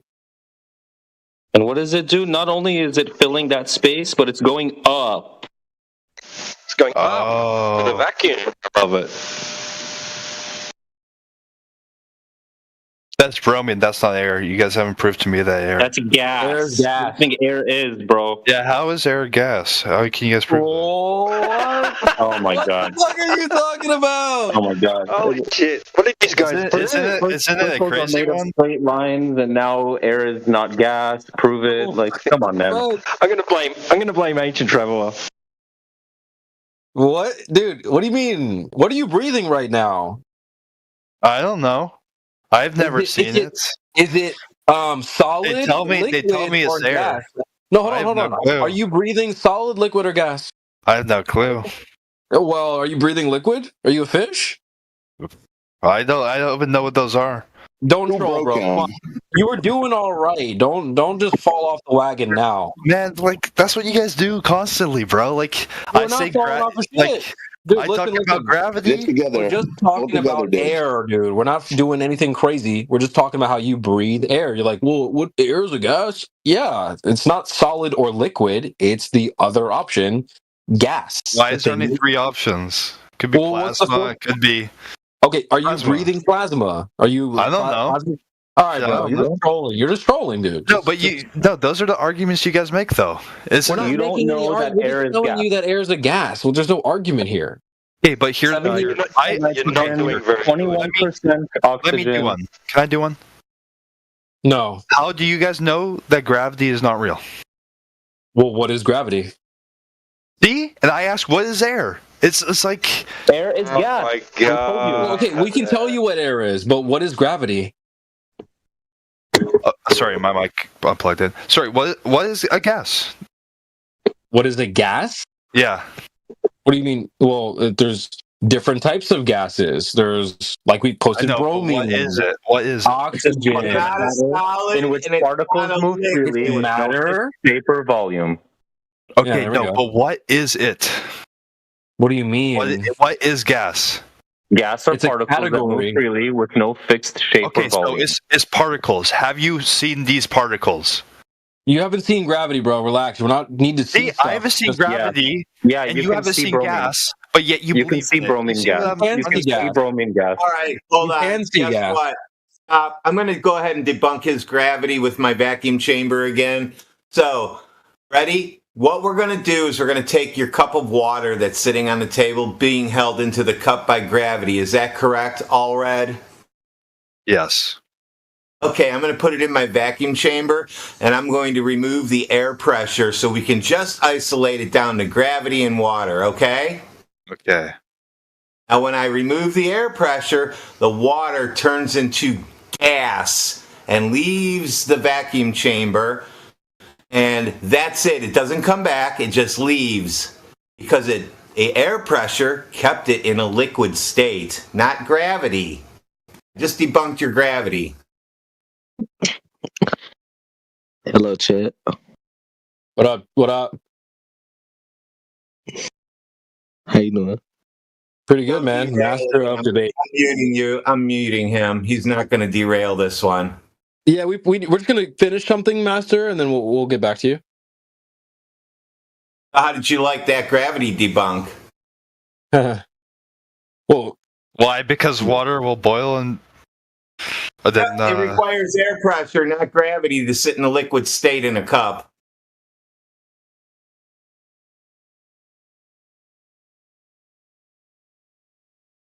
Listen, dude, what gases are not in contention, but what gravity is most certainly is in contention. If you want us to believe in this thing, you should at least be able to tell us what it is. Because if it's just some vague random thing that you don't even understand, why should we believe in it? It's like having an imaginary friend. You don't, why would we believe that? I also told him why water sits in a cup. And now he has to accept because it's air pressure. Yes, air pressure. Remove air pressure. Okay, but what about a solid? What if you put a solid, say like the keyboard you have in front of you? Okay, but if gravity doesn't exist, it's just air pressure. What if you put a solid in there and then remove the pressure? What happens? Is the solid more dense than air? Yes. Okay, there's still air left in a vacuum chamber. It still reads on a gauge. Okay. There you go. That's why it sits there. Because there's a fine, tiny amount of pressure in there, so it doesn't float around and turn into a gas. Yep, it's more dense than air. How do you like that? Isn't that crazy? Science? Okay, and water is still more dense than air. Like, what's your point? No, air pressure keeps water in a liquid state. Okay. And air pressure. Yeah, you know how I proved that? I removed the air pressure and the water turned into gas. That's how I proved that air pressure keeps water into a liquid state.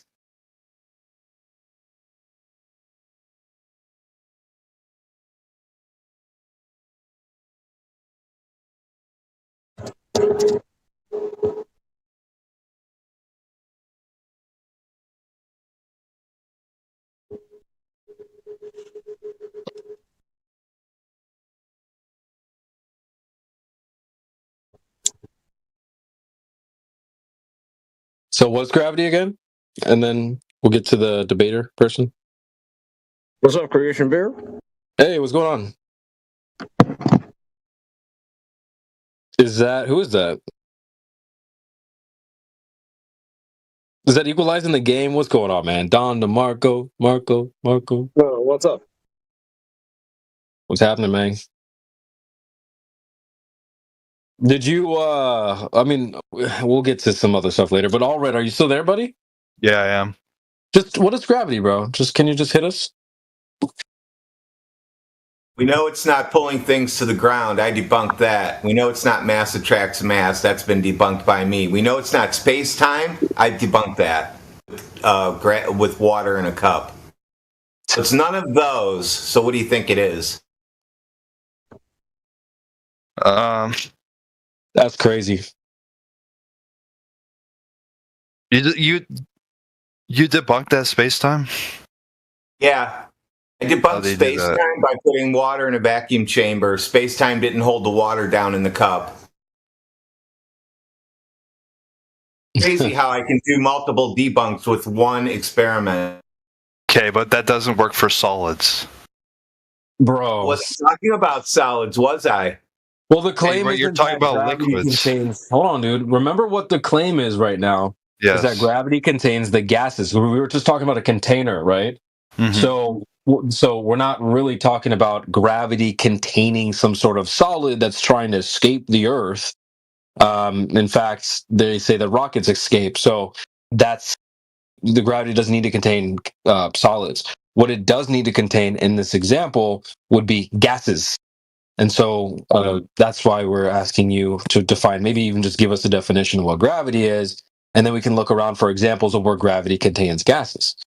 But the problem is, it doesn't just contain gases; it contains all matter. Okay, that's fine, but make sure you stay focused on the topic at hand, because we were talking about. Why are you only focusing on gases, though? Hold on, because we're talking about the container, right? I can tell him why Creation Bear. Listen, why we're focused on water and air is because your water and air ball is floating inside a giant vacuum of outer space, and my experiment debunked it. Damn. Hey. Okay, but it does. I don't understand how it debunks it. So when you lower the air pressure, it lowers the what's that shit called? The forces in between the atoms, right? Therefore, lowering this boiling point, so it boils and turns into a gas. Then when you open it up, it leaves the chamber. That's what you said. I don't understand how that. No, son, that's not what I said. As I pull the air out of the vacuum chamber, the water boils away, okay? There's no air pressure pressing on the water, keeping it in a liquid state. I let the vacuum chamber running like that. It's constantly pulling air because that's your ever-expanding vacuum of outer space. Is ever expanding, constantly getting lower, going, pulling the vacuum constantly. So I simulated that. And guess what? We don't live in an outer space on a water ball surrounded by air in a vacuum. I debunked it.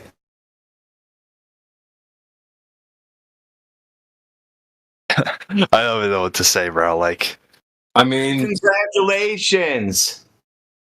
You didn't have a lot to say when we asked you what gravity was. That's not really saying much by saying, I don't know what to say.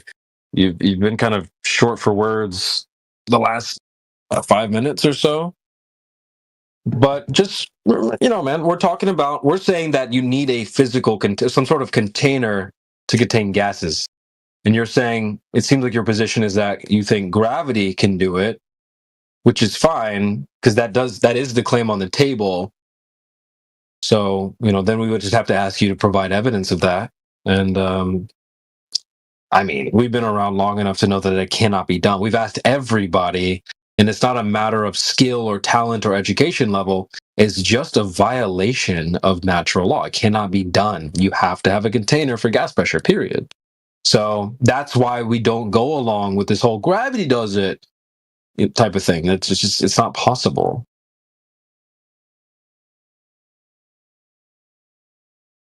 Yeah, you might just want to. Gravity, saying gravity does it is what you tell a second grader. Yeah. You just might want to pinch your arm once or twice, because when you go outside, you're really actually inside. You're inside of a container. It's kind of crazy to think, because most people haven't thought about that before. But yeah, you're really inside of a container. There is no outside the way I see it.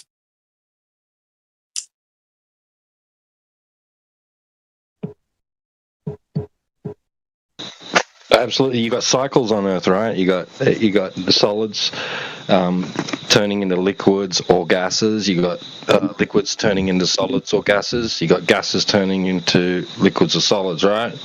Mm-hmm. Okay, 3 different states of matter in the same system. Well, right. Can you please go ahead and demonstrate the triple point for me without a container? Sorry, say one more time. Demonstrate the triple point? Yes. Without using the thing in contention, which is nature, right? Mm-hmm. Saying that this system, right, which harbors the ability for all 3 states of matter to exist simultaneously, right, without a container around it, against a vacuum, an ever-expanding void. Mm-hmm. Right. So go ahead and demonstrate, replicate and demonstrate the triple point of water without a container. Well, water being that can't probably exist. the most. That can't exist. No, can't do that. You can't demonstrate it, can you? No. Welcome to Flat Earth. Now that you're a new Flat Earther, we won't be so hard on you. So make sure you don't talk about That's funny. Yeah, make sure you don't talk about the globe anymore. That's funny, Radwin. I love your energy, bro. You are one of my favorites. Pause. One of my favorite things to do is to remove outer space from their mind. Yeah, you have to do that, in my opinion. You have to do it because, you cannot put a flat Earth in outer space anyway. It has to go away one way or another. So, I think it's good. If you take space away, where does the globe belong anyway? So that's, I think that's very pertinent and wise.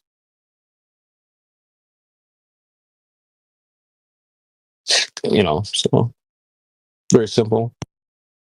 There's easier ways to boil it down. Flat Earth it can seem like a lot for someone new, but it's really simple. I think it starts as simple as what Radwin just said. There's no outer space. Super simple.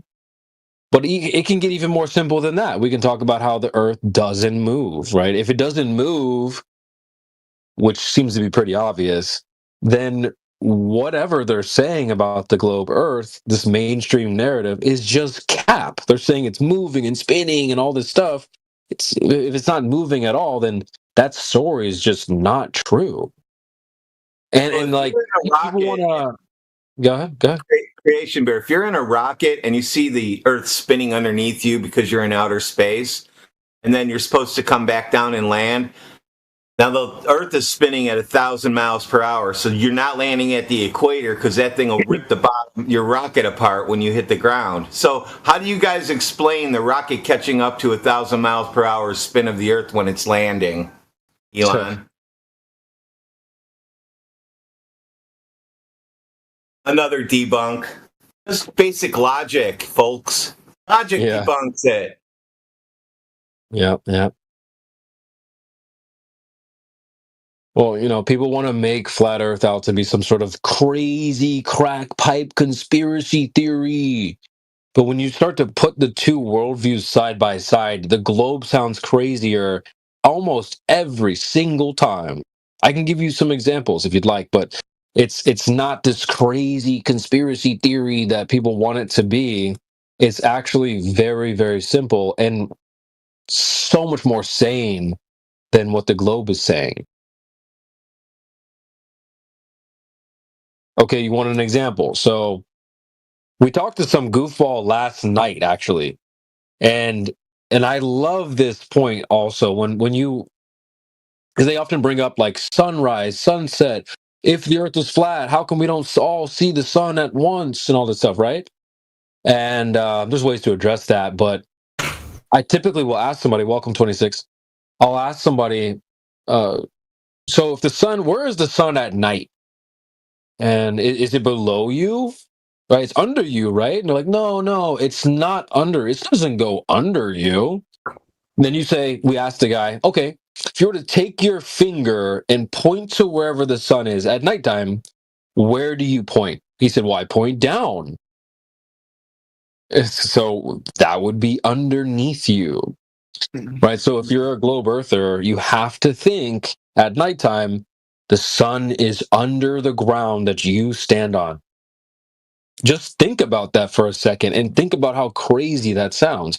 I have a meme that I created that I'll put in the chat as well so you can take a look. But let's compare that to what the flat earthers are saying. So if the globe side is saying that the sun is underneath the earth or the ground that you stand on, it's down below you. Well, the flat earthers are saying that it's never below you. It's just above you in the sky, moving around or whatever. So out of those two ideas, if you just came up to some random alien, never seen the Earth before, hey, you think this? There's two ideas. The sun either goes underneath the ground we're on, or it doesn't. I'm sure one of those is going to sound more crazy than the other, and it's definitely not what we are saying. So, you got to be careful. Flat Earth is not as crazy as what if a flat earther did say that, CB? What if a flat earther said, "Oh yeah, the sun when it goes down, it goes underneath the earth"? They would get mocked and ridiculed. They would laugh out. You'd laugh you out the gym, bro. Exactly. Why? What do you mean, why? Why can't the sun go under the flat Earth? Because that's retarded. Dude, I already debunked space. It's observed. The new flat earther I created will tell you that there's no space. Isn't that right, Alrad? Plus, the sun is observed to be above the ground at all times. At all times. And, 26, let's answer your question. 26, we can answer this. Just remember that you cannot put a flat Earth in the solar system. So that's the only reason people think the sun is like down below you, because the Earth is like rotating, and then eventually, like where you are in relation to the sun would be like antipodal to you. It's on the other side, right? So we're not. Hold on. Let me finish. That's not how it works for flat Earth. We're not in space where it's like rotating to the point where eventually, at one point it was above you, and now you've rotated and now it's below you. This is the dog shit idea when it comes to flat Earth. It's not a disk or an Earth in space. The Earth is essentially, this is reality, the universe, if you want to call it that. And so there's no such thing as below. That's like asking what's below the universe. Like no one even thinks like that. You know what I'm saying? So we don't think there's like stuff on the bottom or hanging on the bottom, or there's an edge and then there's stuff down there. Like that's not how it works. So the sun would never go below the Earth. It'd have to go into the fucking ground literally directly, which is not what's happening. So, would you agree that based on everything that you're saying, light actually doesn't travel and can't travel and is more like a magnetic field effect phenomena? Holy. Nobody said that. What room were you just coming from? What the heck? Well, what's the speed of light? Somebody tell me. Oh, here we go. Nobody measured it. Well, they tell you it's like 186,000 a second or something, right? Oh, they tell you all kinds of shit. Yeah. So lacking that distance, you can never carry out that observation, which means that light is more likely to be like the quantum field. It's an instantaneous thing, because it's like when a magnet comes into proximity to a piece of metal, at the second it's not close enough to affect the metal, it's like the point of sunset, You're now outside the field of the sun. Nerd. Yeah, that's cool. No, I don't talk about that. That's great for 26. Anyway, it doesn't help anybody else today. That's cool though. Thinking about light as a stream, like just tapping into some force field rather than an actual thing that's moving. Yeah, and it's still not bending around. Makes a lot more sense. Oh, congratulations, everybody! It does make sense if you think about it. What do you say? 26, light doesn't bend around the ball. You're right. That's pretty weird still, but... So it happily debunks not just the globe, but heliocentrism as a whole, which is reliant on light traveling billions of kilometers from the start point of the universe. You can throw all that garbage in the bin and re-understand the quantum field theory. Like how two things can be in harmonic resonance with no apparent connection. It's just what light does. It doesn't have a distance limiter if we're talking about the space between where we are to as far as we can see at night. That's instant. It's not a travel. I got a question. How do you guys explain tides? Here we go. Tides are long period waves. Look it up. They're what? Long period waves. They're giant waves. Take a long time to move from one place to another. Long period of time. So they just go back and forth, back and forth. Yep. Yeah. Why? What's propelling them? Up air pressure, most likely from the heat of the sun on the surface of the water, and that creates air pressure, a high pressure above the water, and that'll push down on the water, etc. And you keep doing that over and over, and you're going to get a big wave. I mean, think about what they're saying on the globe side already. They're saying, well, the moon is pulling this fucking hump of water. Like, no, first of all, there's it's the opposite. tides all over the place. Yeah, there's no pulling of anything. Yeah, I already debunked pulling of water. Remember? Maybe you're asking about tides again. Is there a monthly cycle in the tides? Are you on your monthly cycle? I'm just asking a question. I'm going to ask the robot. What about tides that happen 3 times a day? Well, it's the moon.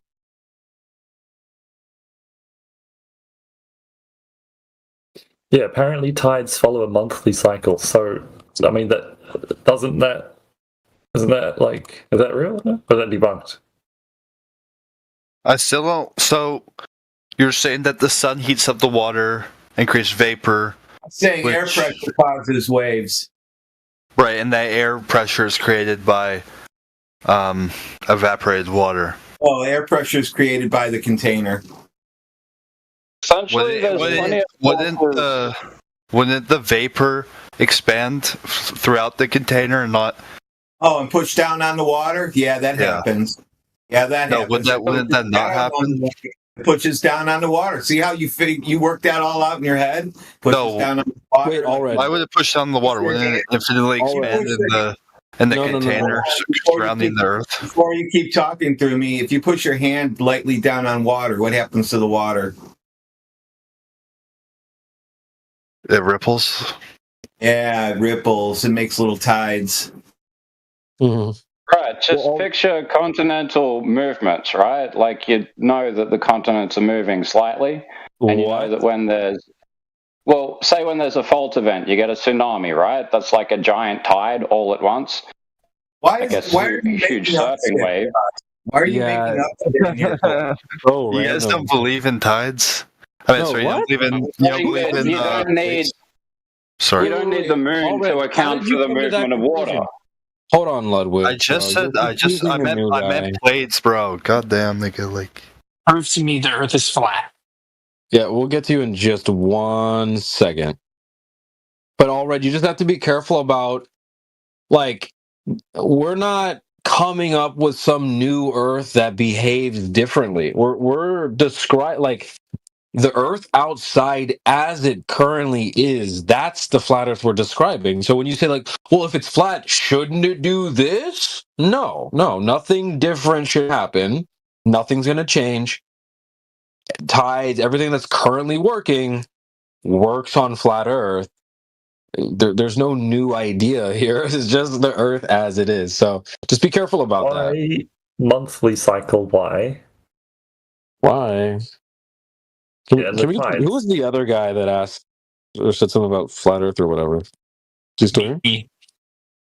Yeah, what's your name? Joker. You guys don't know why. Joker. Yeah, it's not that important, bro. What's up, Joker? How are you, sir? I'm good. How are you? I'm doing well. Is this your first time, or you've been here before? This is like my second time, but I didn't really say much. All right, man. Nice. Well, welcome back. Tell us a little bit about your first time here. Well, I joined this server not that long ago, but sometimes I just like to pop in and listen. Right on. So when it comes to like the globe, is that something you feel like you have a good grip on? You understand it pretty well? Are you still learning about it, or you don't know much at all? I'm not an expert. I don't claim to be, but I think I have stronger faith that the Earth is round rather than flat. But I'm interested to hear your guys' opinions on why you think the Earth is flat. No problem. So when it comes to the globe, like what is it? Give us a couple things that you feel like you have a good understanding of. Maybe the size of it, any facts, or sort of what do you got in that regard? Well, I know planes use they don't travel in straight lines. They like travel in curves. Oh, really? That's Okay. not what What this else? data shows. Anything else? I mean, I could go on and on, but like I said, I'm not an expert. I mean, I could make other arguments, but I'm just more curious about we're not. what you. It's okay. What your guys' view is. You're not required to be an expert, and I don't think anyone in here is going to be like, "I'm an expert, so you must listen." Like, just want to kind of meet you where you're at. So if you feel like you understand these things, we can address those things. My next question actually would be about the flat Earth, because when you say you understand or you have more faith in the globe than flat Earth, I'm going to press a little bit harder on you. Pause about your understanding of what flat Earth is. So, is that something you understand fairly well, or you understand what a flat earther's position is, or no? Not really, no. So so this leads me to just a quick anecdote I have for you. I went to ChatGPT one time and I said, "Give me a word that does not exist," and it came up with some random word like floor blitz. And so, if you're like, "Oh, floor blitz, I don't believe in that." Well, it's like, well, what is it? Well, I don't know. It's like that's kind of what people do with flat Earth. They're like, "Oh, I don't believe in flat Earth." Well, what is it? Oh, I don't know. So it's like, well, how are you going against something that you don't know what it is? So what I'm going to do is just sort of give you an introduction of what it is, and then maybe you could try to go against that. Sure. I don't know if I could go against it. I could. I don't know. I'm just here to learn, like, what your perspective is on it.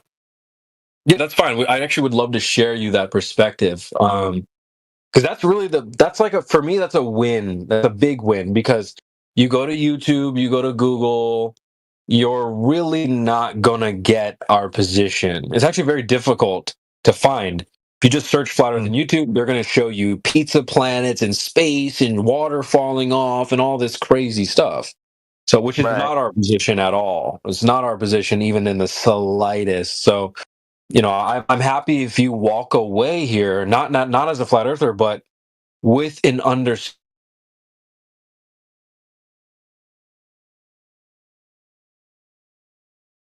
anything. So that's my goal for the call today. Okay, cool. Yeah. So just real quick, I gotta talk to this guy real quick. 1 second.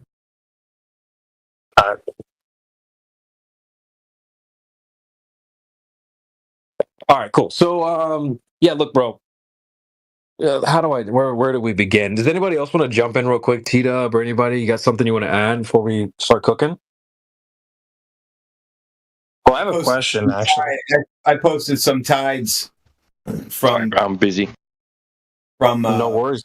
The weather place, and I don't see any monthly cycle in those tides. I just see waves around. Nice. Okay. Well, let me just say this, and let me just say this real quick. Actually, I think that you take a globe earther and a flat earther and put them next to each other. Let's talk about their worldview. I actually think they're probably more similar than you might think. Let's dive into that. So, a globe earther, their worldview, their reality, it does not end at the globe itself. The globe is like just one part of this big reality where no one has been to any edge. The shape of that reality is definitely not known. Okay. It's a very large and probably not fully explored place. So then, okay, we put that on pause and look at the flat earthers' worldview also.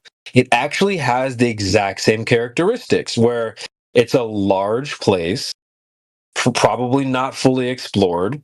The shape of it is unknown, and nobody's reached any boundaries. So, really the flat earth and the globe earther are not that different. Now, here's the problem. People, what they'll do is instead of thinking of reality like that, they'll start thinking of the globe itself, which is an object in that large place.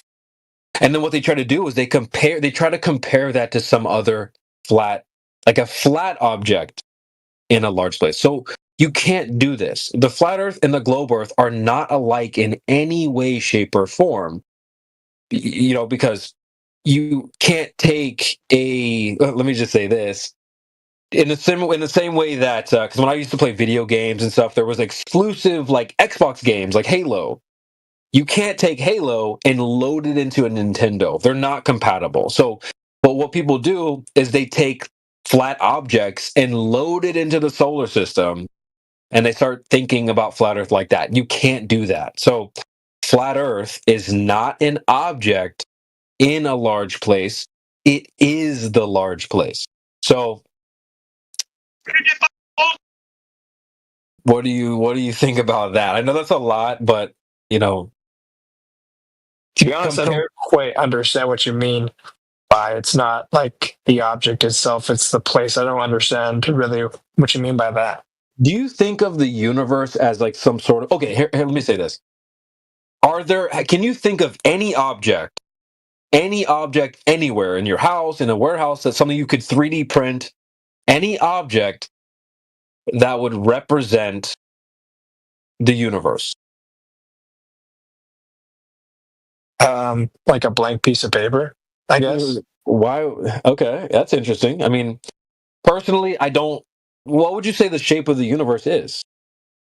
Yeah, you can't actually like replicate it, but like metaphorically, like a sheet of paper would be a good one. But yeah, you can't replicate the universe with an object. There you go. I see what you're saying. I totally agree with you, and so I would say that flat Earth is exactly the same.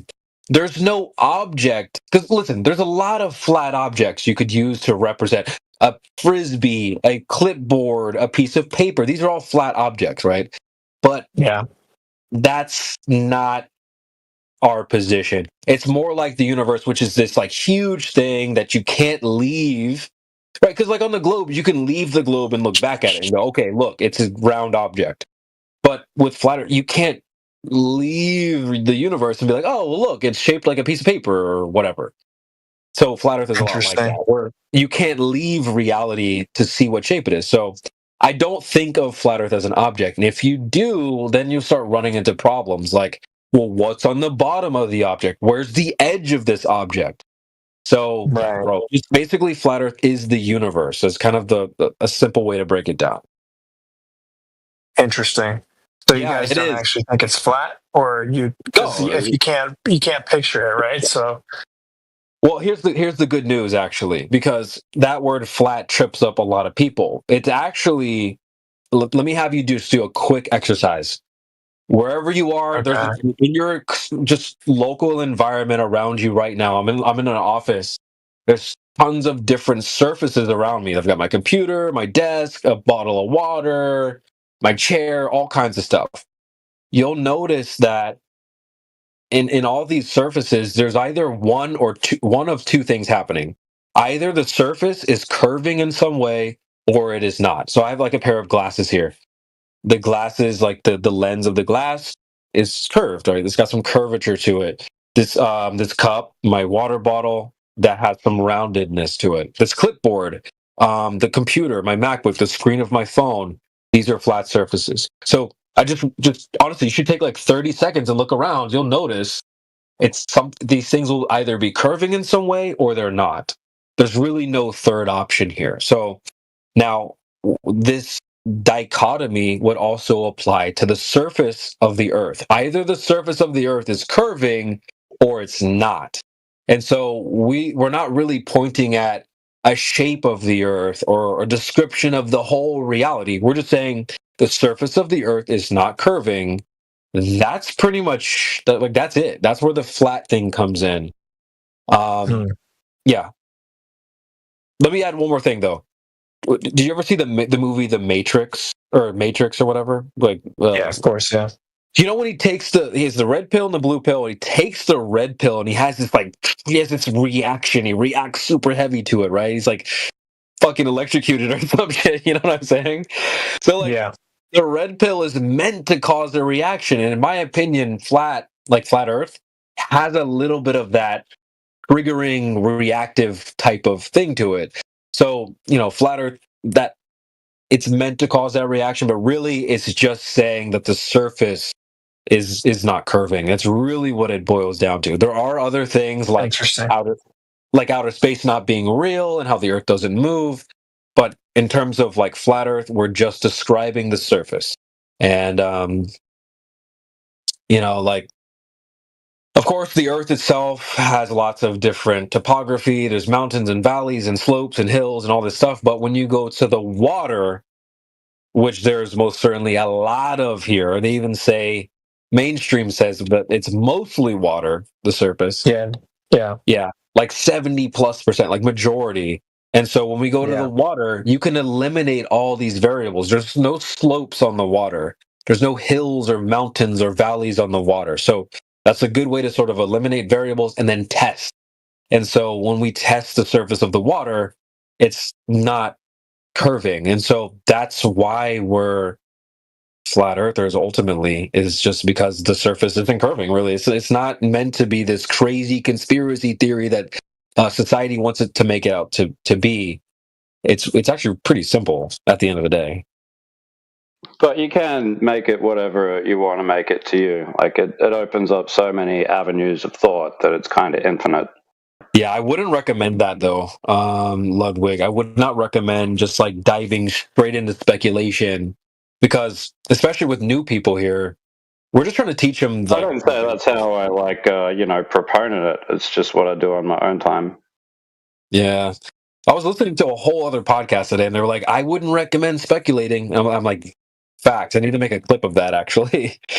Well, you know what's interesting to me is everything that you said was in response to his question about knowing the shape of the universe, right? Yeah. And yeah, we would be speculating if we said we were 100% certain of knowing what the shape is. But if you look at the laws of physics and geometry as you thoroughly entailed them, right? We have pi, which is a flat shape making a circle, and we have tau, which is the mass that makes the sphere. So it's like tau collapses into pi anytime liquid hits a flat surface. And there's a law which governs this: a shape lacking stability will always flatten itself. So the inverse of reality, which requires this flat plane to manifest on top of, is the tau expansion, which doesn't leave you with a solid shape of like a sphere, but it's just like the notion of expansion until some amorphous kind of gooey blobby shape. That's probably the shape of the universe because it's what the physics and the geometry shows. Oh, dude, now you've got universe expanding again. You're fucking crazy. Well, let me add to that real quick, because I do think you're coming off as slightly confusing for some of the new people, but I will. He sounds like a troll.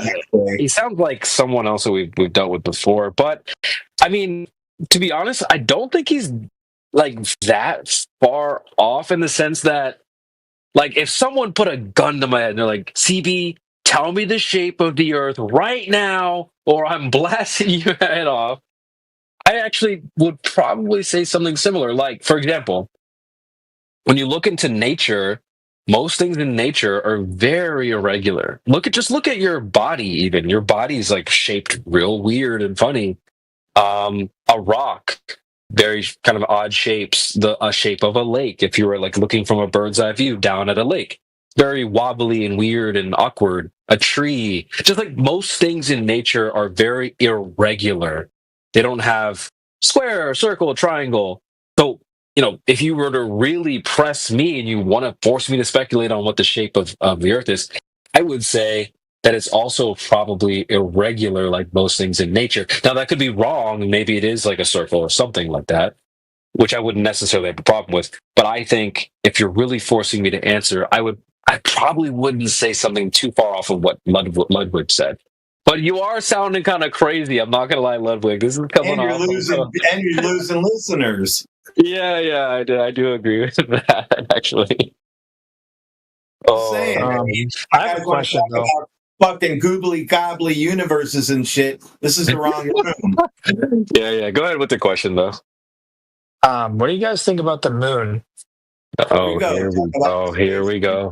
Let's talk about outer space after we said fucking quit talking about outer space. I mean, we can address it. We can address it real quick. If you look at the moon, it looks like a circle, right? Yeah, but there's also a lot of weird stuff about the moon if you really want to get into it. But let's just address one thing to start. It's this idea that it's like a rock and you could land on it is not like that idea isn't necessarily accepted by everyone, and it's not just flat earthers who would go against that. There's a video from like some German scientist like back in like 1968 or something like that, where they were like, oh, what do you think about these guys saying they're going to land on the moon? He's like, oh, dude, they're not going to land. It's not land. They're not going to land on it, type of thing. So there's that. I certainly don't think that it's land or anything like that. No, to address like yeah. Go ahead. He was trying to say, I see the moon is round. How come I'm not standing on a round object? Right, Joker? Yeah, that's kind of what I was getting at. Oh, I see. Well, we can address that too. Like, okay, is there a reason to compare the two? Like, what is name one resemblance between the moon and the Earth? Well, they are very different. There we go. So there's really not one reason to think like, well, we must be like the moon. But the moon does weird stuff. Like, you ever heard of a new moon before? No, I don't think so. Fascinating. What about like a full moon? Like a full moon, like in the night sky? Is that what you mean? Yeah. Or like a Yeah, like a full moon? Yeah, a full moon. So what would the opposite of a full moon be?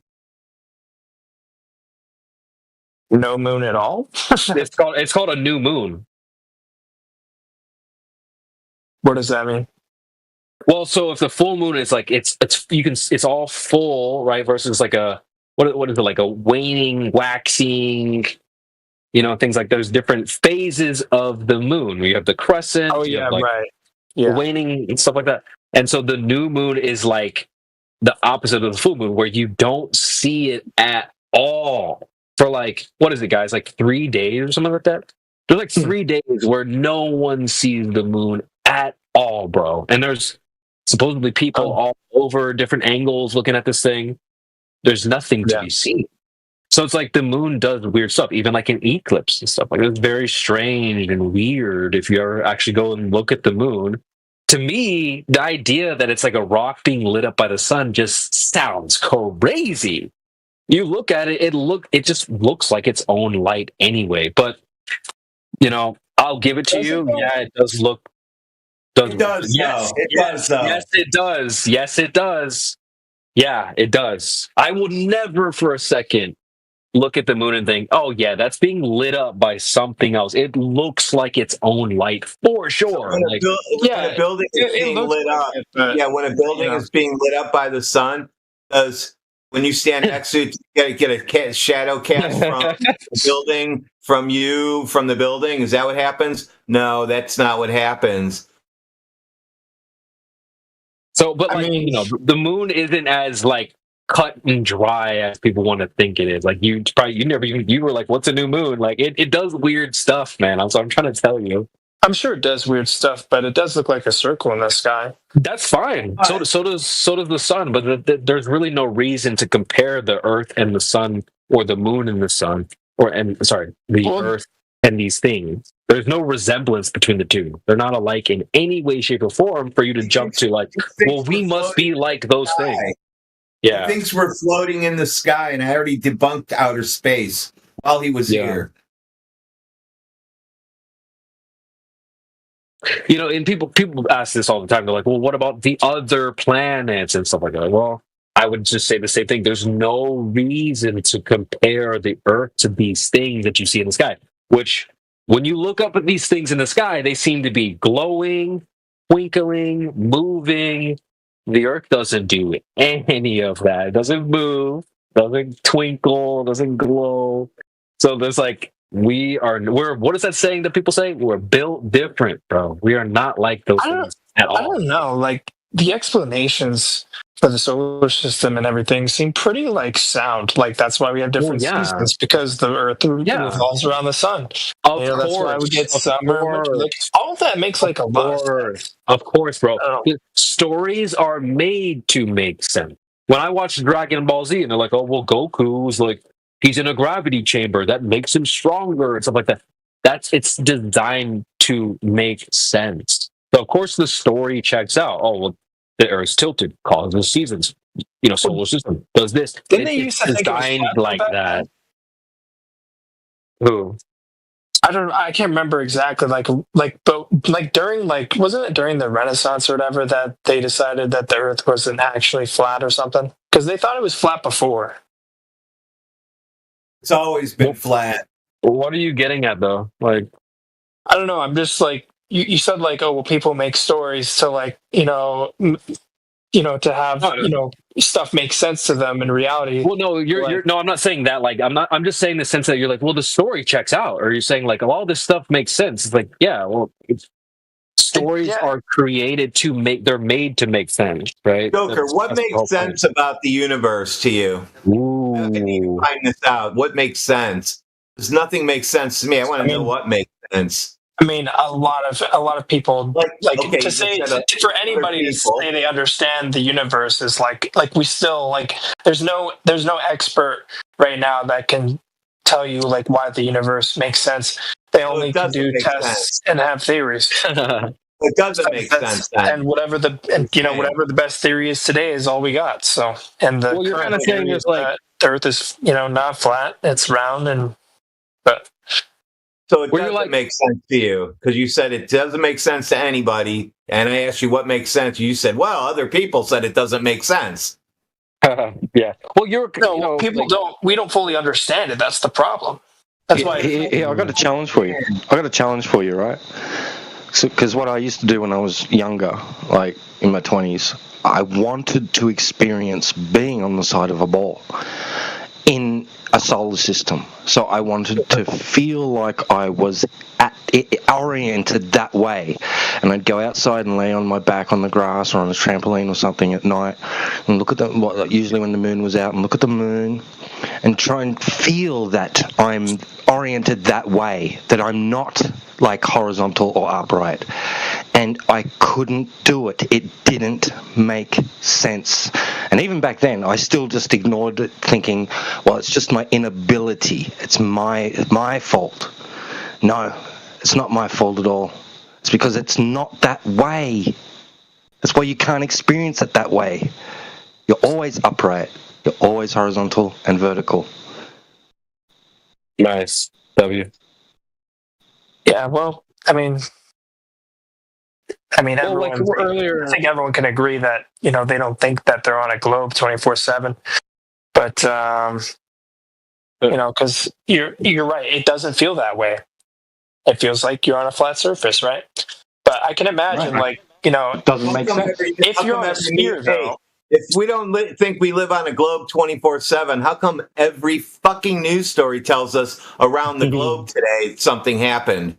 Every day you hear about around the globe. But yet, we don't think about it. Oh, I think you might have that wrong.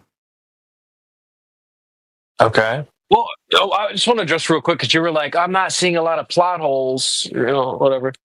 Well, it's like when you watch Harry Potter or something, you're not sitting there like, oh, yeah, that's a big problem. That's a plot hole. Like this, it's all the lore is created to go together. This makes sense because of this, and this works for that.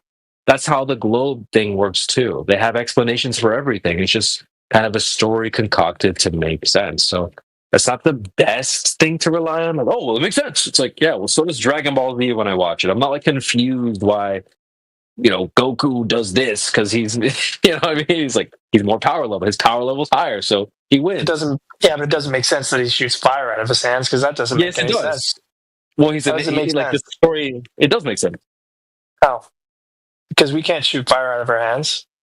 Well, we're not. So that's the thing I'm saying. Something making sense and being a reality are not tied together. The globe story does make sense, but it doesn't necessarily mean it's reality, right? Dragon Ball Z, and like he can charge up his energy and then blast it out. Like, sure, that makes sense. Is it reality? No.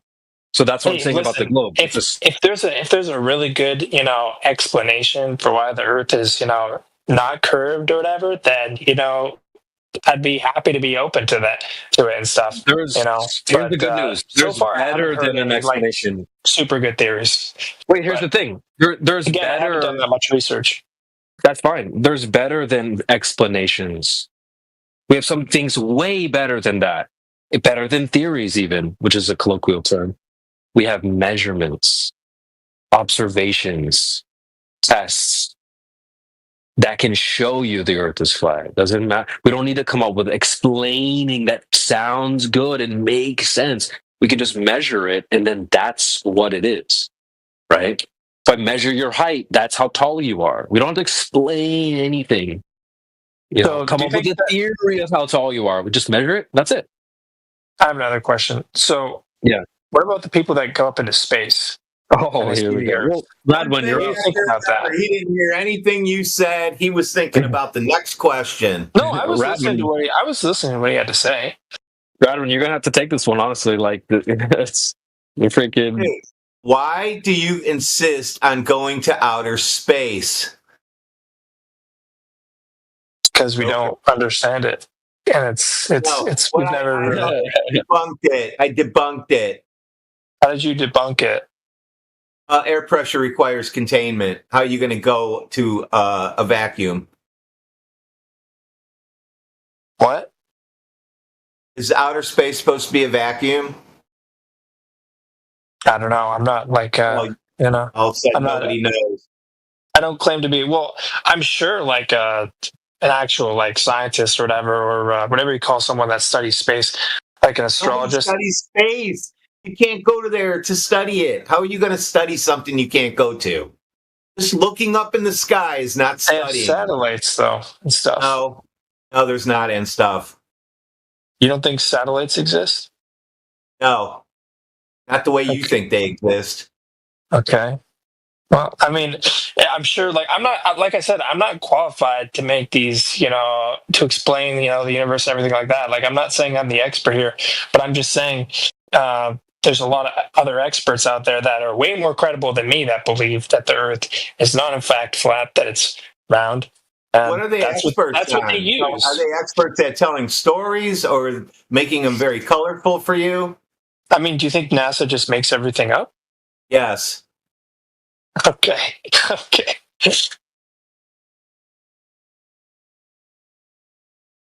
I posted 2 satellites for you.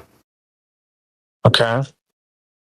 Yeah. Those are hanging from gigantic balloons. Size of like 4 Astrodomes. That's cool. Those aren't orbiting around a ball. They're not falling down around a ball. Nothing falls down around a ball and is being pulled towards the ball. Because I debunked gravity earlier. Isn't there videos of an astronaut taking like videos of the surface of the Earth or whatever? Like, as it's like, pretty sure there's videos of that, and it looks pretty round. I don't know. No. Do you think those are fake? Yep, they're fake. I don't know. It looks pretty real to me. Just like this one from an Apollo mission when they took a picture of the Earth. See that little Earth there? Yeah. Yeah. Now let's see how they really did it. They let this one leak out by accident. Just in a plane.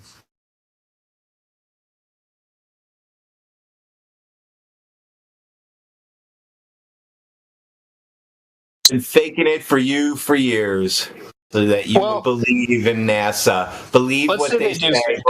If NASA says that you shouldn't breathe air unless you crawl on your knees, you guys are going to start crawling on your knees. True. Well, just because like I pretend that let's say like I take like let's say I take like a CGI picture like background of me at Disneyland or whatever. Or just because I faked being at Disneyland doesn't mean it doesn't exist. That's not what's happening though. Well, his argument is that they faked it, but it still doesn't mean it doesn't exist. Let's talk about faking at Disneyland for a second. I'll post something for you. Okay, so now she's talking to little kids in a classroom. She's supposed to be in outer space. How does she teleport that stuffed animal up there? don't know. Could be like a camera glitch or something. It's with a little sparkle on it. Camera glitch. Camera glitch with a little sparkle. I don't know. Okay, I don't know. Like, oh well, that's called CGI, and she was in a studio. We got hours and hours and hours of this. Okay, well, let's say. Well, what if it's? Hold on. Let me look at this. That is kind of crazy, though. I don't have an explanation for that, but I mean, if they are faking it, like, where's like the leaks? Like, where's the guy that worked at NASA that's We're leaking here. all this? Like, I can address that. I can address that. I mean, none of you guys work at NASA, though. That's fine. No, I can address that. Let's say address how all the workers have never leaked anything. Like, well, to be fair, they all been paid under the rug. My dad worked at NASA. Well, you got to let us answer, dude. Okay, yeah, sorry. you gotta keep talking. My dad worked at NASA, so now what? Look at the guy floating in the back on a string. Look at the cable holding his waist. What did you do at NASA? That's slow. It doesn't matter. He was an engineering machinist. Okay. That's pretty cool to work at NASA. It's not really cool at all. It's very boring. It's a machine shop. Nothing to do but do what you're I just mean working at NASA. Radwin, can I just throw a couple things at him with this real fast? Yeah. You've had a job before, I'm assuming. Worked a couple jobs, maybe. Not Radwin, but the other guy, Joker. Yeah. What's up? Okay, like, are you like totally up to date on like everyone? Basically, what I'm trying to say is, it's not that everyone is on the same level, right? Like, there's hierarchy. So the busser at the restaurant doesn't need to like be in on anything when it comes to like the investors and what they're doing. So when you say like, well, where's all the employees? Like, some of them just have like their little job to do. Not everyone. Yeah. Like, I don't know necessarily like what the investors are thinking in the company, even though I'm pretty high up. You know what I'm saying? So like, I have my like role, and I'm not like in on it basically. So now there's that, and then also the second thing. I think the more important thing is, let's say you are one of those people where maybe you know some things, and you've been working in the company for a while. You've got a reputable title. You got some status. You've worked all the way up. You've got a nice job, a pension, your salary. You got family to feed, all this stuff. You're telling me you would throw that all away just to come out and say the earth is flat, which is already going to no one's going to accept that in a good way. Nobody, like, we get made fun of all the time, even though our position is pretty sound.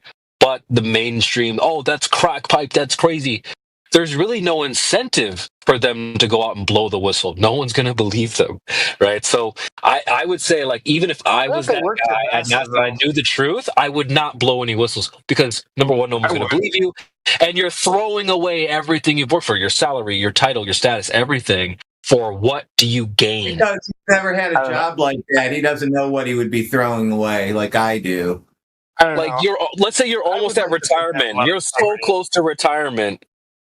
I mean, but dude, they also have a family and, like, you know what I mean? Like, a pension on the line and the retirement and stuff like that. Why would they just throw that away for flat Earth? There's no incentive to do that. There's no incentive to do that. The truth is pretty strong incentive. I mean, if you care about the truth. I respect that. Joker, now that you know the earth is flat, go to work and tell everybody the earth is flat. I don't even do that. I don't even do that. No, but even if you did. We've already shown you that it's flat. We told you why it's flat. We can show you all the measurements. You won't look at them, but the earth is flat. There's nothing you can do about it either. Watching NASA doesn't make it turn into a ball. Yeah, I mean, even if you did know it's flat, I don't think you would just go out and babble it to your mom and like everybody. You're gonna get mocked and made fun of. We've been spit on and called, like, told people. They tell us to drink bleach and stuff like that. Like, why would people sign up for that treatment? No one's trying to sign up to be treated like that. So dude, I have a clip, bro, as well. I'm not gonna play it or anything, but have you ever seen Jujutsu Kaisen? Maybe not. What is this? Have you seen it or no? Oh, are you looking at something in the chat? Yeah, sorry, I'm just looking at this meme or whatever. Yeah. Well, anyway, there's a small scene in Jujutsu Kaisen where a detective and his assistant go to a crime scene, and they find out something crazy. And now they're sitting in the office going over things, and like the assistant's like, "Should we tell people about this?" And the detective's like, "No way. If I want to make it to retirement, we're going to keep this between us." And like that's just like a really small example of what I'm talking about. Like just because you know something doesn't mean you're going to go and tell the whole world about it, especially if there's really no incentive to do so. So, you know, if you're looking for whistleblowers, that's us, bro. We're the ones telling you the earth is flat. Not like the TV's not going to tell you. People from NASA not going to tell you. Why would they? You know what I'm saying? We're here to report the fact. We got people from NASA do tell you because their documents say Earth is flat and stationary. But, I don't know. It's hard for me to believe that one person who knows the truth at NASA wouldn't whistleblow. I don't know. Why would they? I just explained why they wouldn't, though. I don't know because I know that makes sense, but I feel like there's got to be someone who has integrity. Like, you don't make $250,000 a year, and then by saying that you make $0 a year. You're not in that position to make those calls right now. That is a good point. I'll tell you a story. Even if you did blow the whistle, who would believe you? Who would believe you? That's the thing. Even if you did come out, they're gonna be like, "That guy's crazy." Put him in the loon bin. I wouldn't think he's crazy. I would look more into it. If he was from NASA, no, that's credible. Are you kidding me? That's very credible. People would throw him under the bus so fast. We have NASA employees that come in here and they'll tell you. I wouldn't throw him under the bus. I'd be like, what does this guy have to say? He worked at NASA. He must know something. I guarantee you, because honestly, people like Neil deGrasse Tyson comes up all the time. Someone will say they can see curvature from an airplane. Then we have a quote-unquote astrophysicist, expert, science communicator who's teaching the whole world that it's a globe. He says you cannot see curvature from an airplane. And guess what happens? They throw him under the bus every single time. And he's not even saying the earth is flat. He's just saying it looks flat from that height. And they're like, nope, he's wrong, crazy. So, dude, and he's like top of this pinnacle of like science communication. It's Neil deGrasse, and they don't even listen to him. They'll throw him under the bus. So that's what I'm saying. Like, it wouldn't really benefit anyone to come out and say, "Yeah, well, they throw him under the bus because he's black." Yeah, I love that. That's funny. No, I like that. I like that. That's hilarious. No, it's fine. It's fine. I think that's really funny. Imagine I went that route. That'd be super hilarious. But I'm just saying, like, we witnessed this whole we literally have a meme in a show we called like "Who's Going Under That Bus?" Because this happens a lot more times than you think, dude. Yeah, I mean, I believe it looks flat. Like I was in an airplane not that long ago. It looks pretty flat when you're up there. Yeah. Or here's what else would happen when the whistleblower comes out. They'd be like, "Oh, you're interpreting it wrong, right, Radwin? Don't they do this a lot too? Oh, you're not understanding the English that they said correctly." I was like, dude, this happens a lot too. It's actually pisses me off when they do that. They're like, "Oh, you're not properly understanding what they said. What they meant was." It's like, all right, bro. They just spoke English. It's not like we don't understand basic English. Yeah. Well, that's to address the whole whistleblowers thing. I wouldn't wait around some NASA expert to tell you the truth about reality. One way you could do this is go get a job at NASA as an engineer, and then discover. You blow the whistle. I'm not smart enough. In fact, you get a job at NASA, and I'll give you the NASA documents that say the Earth is flat, and then you run around and tell people the Earth is flat. How's that?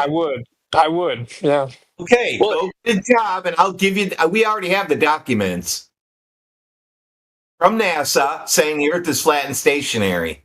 Really?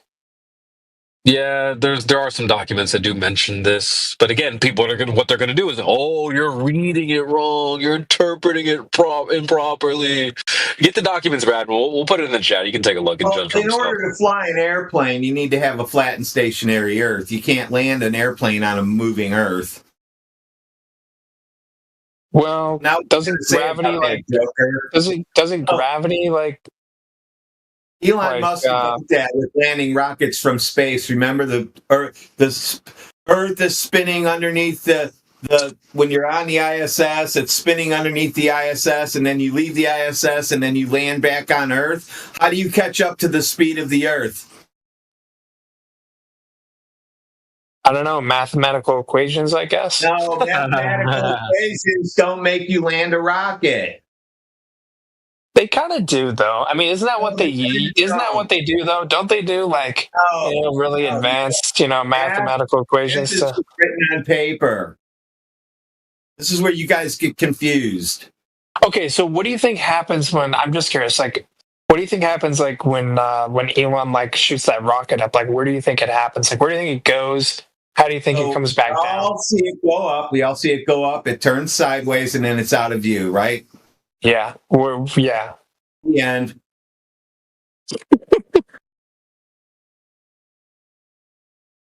Okay, so then you get the NASA fleet, their Navy, their little Navy they have there. And they go out and they recover all of the shit that fell out of the sky and bring it back, and they do it all over again. What about the rocket landing back down, though? I haven't seen any rockets landing. It didn't. Elon was the first one to have the rocket land down. Even Donald Trump makes fun of that. He's kind of called out how ridiculous it is. But yeah. So how is it landing with the Earth spinning underneath it?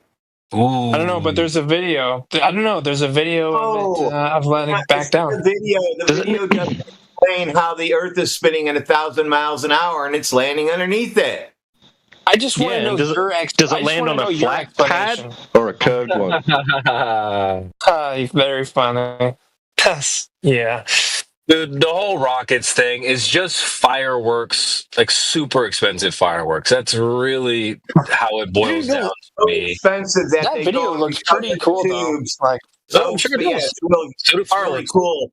It's so expensive that they go and recover the tubes again to fill them up to do them over again because it's too expensive to just keep making new ones. So, do you think when the rocket got shot up or whatever, do you think it just Well,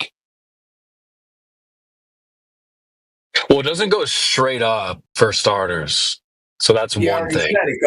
It goes up, curves, and goes out of view. And then just like your little model rocket, it goes poof, a parachute comes out, the pieces come down, NASA goes and grabs them and brings them back. Yeah. Pretty much, there's really not much to it. Rocket goes up. When I was little, I was in the Boy Scouts, and we did rockets. We just shot rockets up. They were little cheap rockets, but these are basically just Boy Scouts on steroids. They're shooting these rockets up, and that's it, bro. They're not going anywhere. They're not leaving reality, they're leaving the Earth. They go up and they come back down. Fireworks, dude. Wow. These guys think these rockets go up, they leave. They've got some kind of magical system in it that tells them where the Earth is at underneath them so that when they come down, they just land on a fucking square the size of my house. Yeah, that is pretty wild. It is wild. I mean, I'm not saying it's not ridiculous because it is. That's why, it's so impressive. And that's why everyone thinks it's amazing. It's impressive. So nobody can tell me how this is done. It's impressive. Well, I can't tell you because I'm not the expert. Nobody can. It would be fun though. The rocket guys that come in here claiming to be from SpaceX that no longer come in here because I made them look silly. I would like to see though, a real astrophysicist come in here and actually debate. They're afraid. It's happened. Well, there have been some pretty high up people that have come in, and not like, I mean, there's like I tier who's, I mean, I don't think he's astrophysicist level, but he's not too far off. Like we talked to Danny Faulkner. We've talked to like, it's not that we're just talking to high schoolers every single time. There's a lot of people that roll through. We've been doing this for years. So we've had conversations with all different types of people, PhDs, high and low. West. Mick West. Yeah. Well, science communicator, conspiracy theorist debunker. Yeah. I mean, I wouldn't say you guys have like, convinced me, but it definitely gives me something to think about. That's cool, man. Don't worry. Our goal isn't to try to like get the numbers up, and we're going to try to recruit everyone we can. It's like I said earlier, it's a win if you just at least leave here. It's a win if you at least kind of have like at least some of a better grip on what the hell we're saying. That's very, very we're not Jehovah's Witnesses, man. Yeah. We're not going door to door like, have you heard of the flat Earth today? That's funny. I'm the guy on the left in that picture I posted. If you guys kind of get what that's all about, I'm the guy on the left. I say it's flat. He says it's round. And that goes for all globers. All globers wear a hoop. Yeah, that's kind of funny.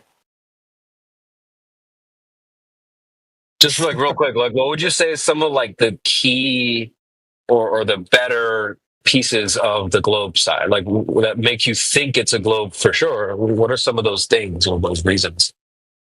Well, definitely the moon, because it's round. It just looks round. So I mean that's pretty big one. Yeah, man, it looks round. Okay. That's fine. We went over that earlier. I know. I'm just telling you. And also, like the explanation of the solar system. Just that seems Oh, hey, go ahead. Speaking of solar system, tell me what the best thing about the solar system. You asked, okay? This is so easy to address that, though. You asked, though. You asked. I'm just telling you. You told me before that your solar system has no explanation and nobody knows anything about it, and that's your best proof. No, I didn't say that. They have explanations. They can explain go back and rewind the tape. There's 2 streams running right now. You should really go back and listen to yourself making excuses. That's going to turn you into a flat earther right there. I don't know why you want to argue with me. I never said I was an expert on anything. It's all good, man. It's all good. Fine. You're not required to be an expert. There's plenty more of us to come back and talk to and get different takes and different advice and stuff like that. Like, we haven't even covered this, we've only touched the surface with you so far. I mean, like, there is so much more to discuss, right? And more ways, like, there's ways for you to go out into reality and test what you're thinking makes sense with the reality you're experiencing.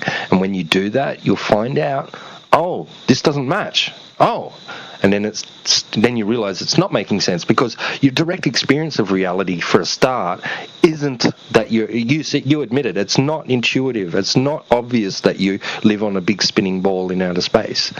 Just from just on face value of your personal experience of reality, doesn't tell you that. There's more to it than that, right? There's more interpretation required, looking at the stars and how they move, and then saying, well, if I was on this thing, right, all that sort of stuff, right? It's not intuitive. So just start there.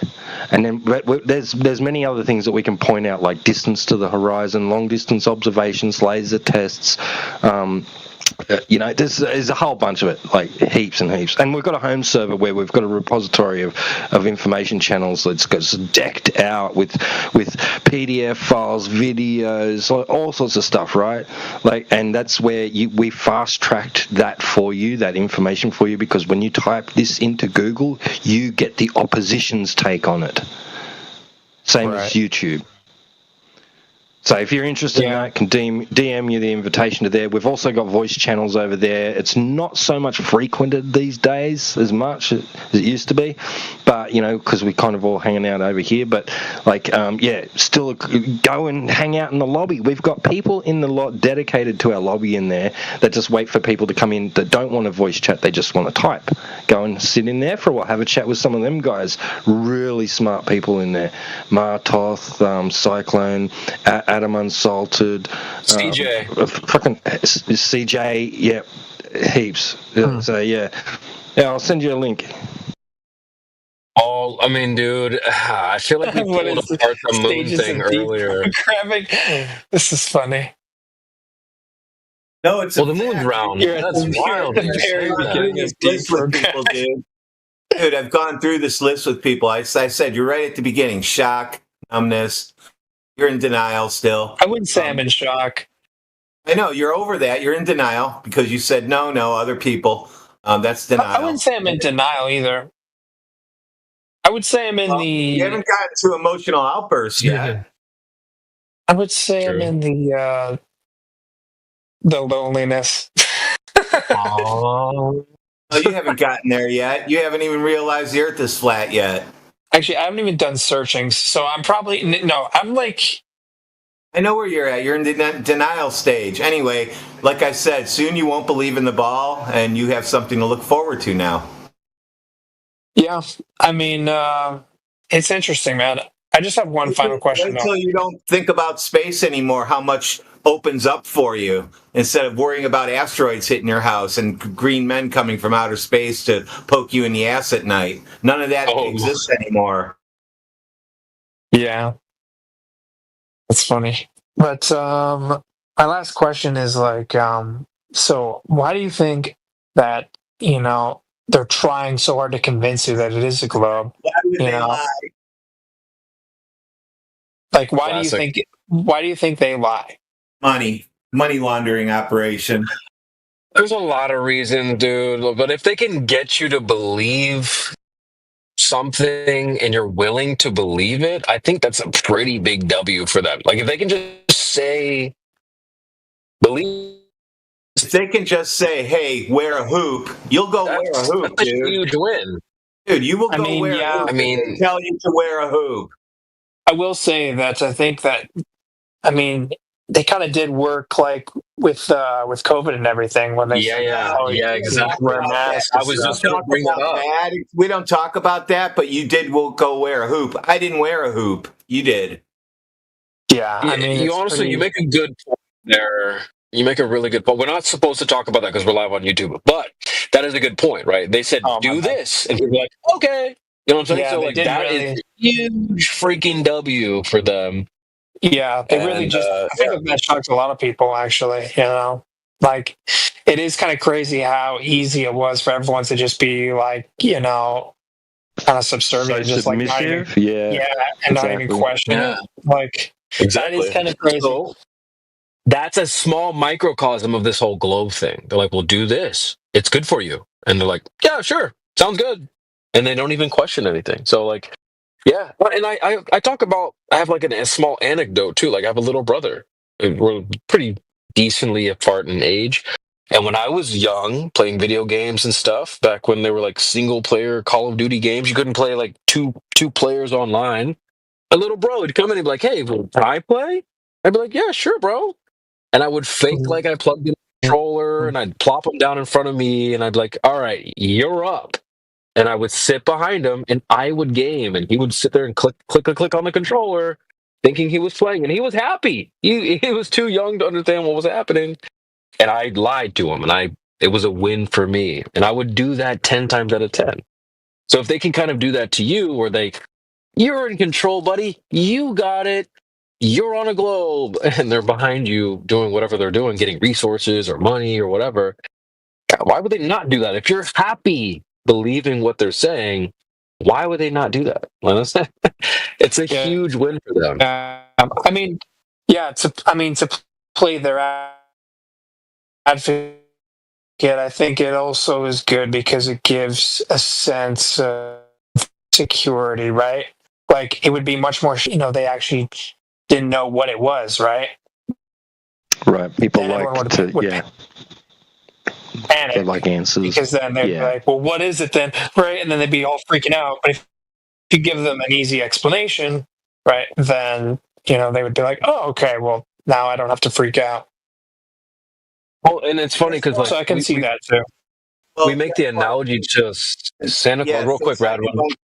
Since I debunked you're out of space, you don't have to worry about asteroids and little green men poking you in the ass. Sure, there's that too. But like, I just want to extend. You don't have to buy meteor insurance, right, CB? Yeah, that's true. They will try to sell you meteor insurance for your house and your car and stuff like that, and so that's another reason why. Yeah, that sounds like a troll, but it's That's true.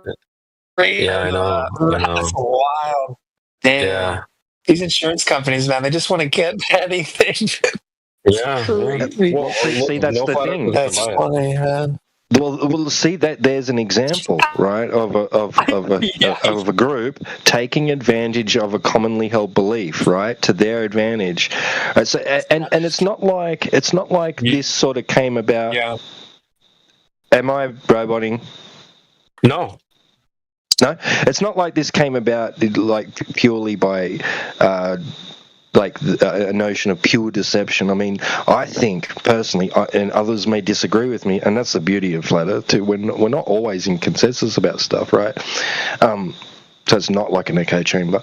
But I'm of the opinion, right, that there was an honest attempt to try and understand the nature of the world based on the way the sky behaves, right? And they interpreted that as them being on the surface of a sphere.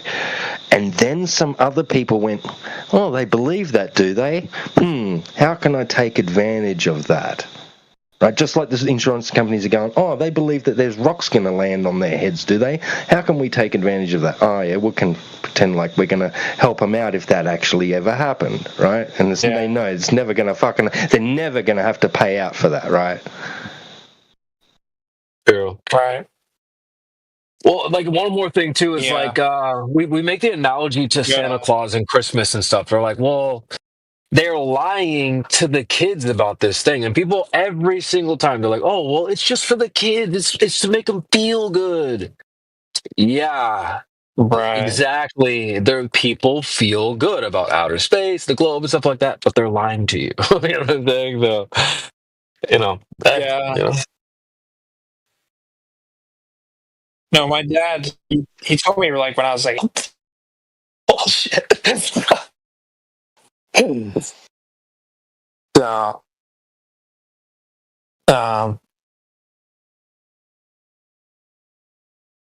is he roboting for you guys? Yeah, I think you're the one roboting a bit, Joker. I wasn't sure if it was me, like hearing like you guys like robot. Sorry. But yeah. No, you're right. I might have been lagging out there. Sorry about that. I'm just kind of far away from my Wi-Fi router, so if I am though, if it's really bad, then I'll just go downstairs or whatever. But yeah, it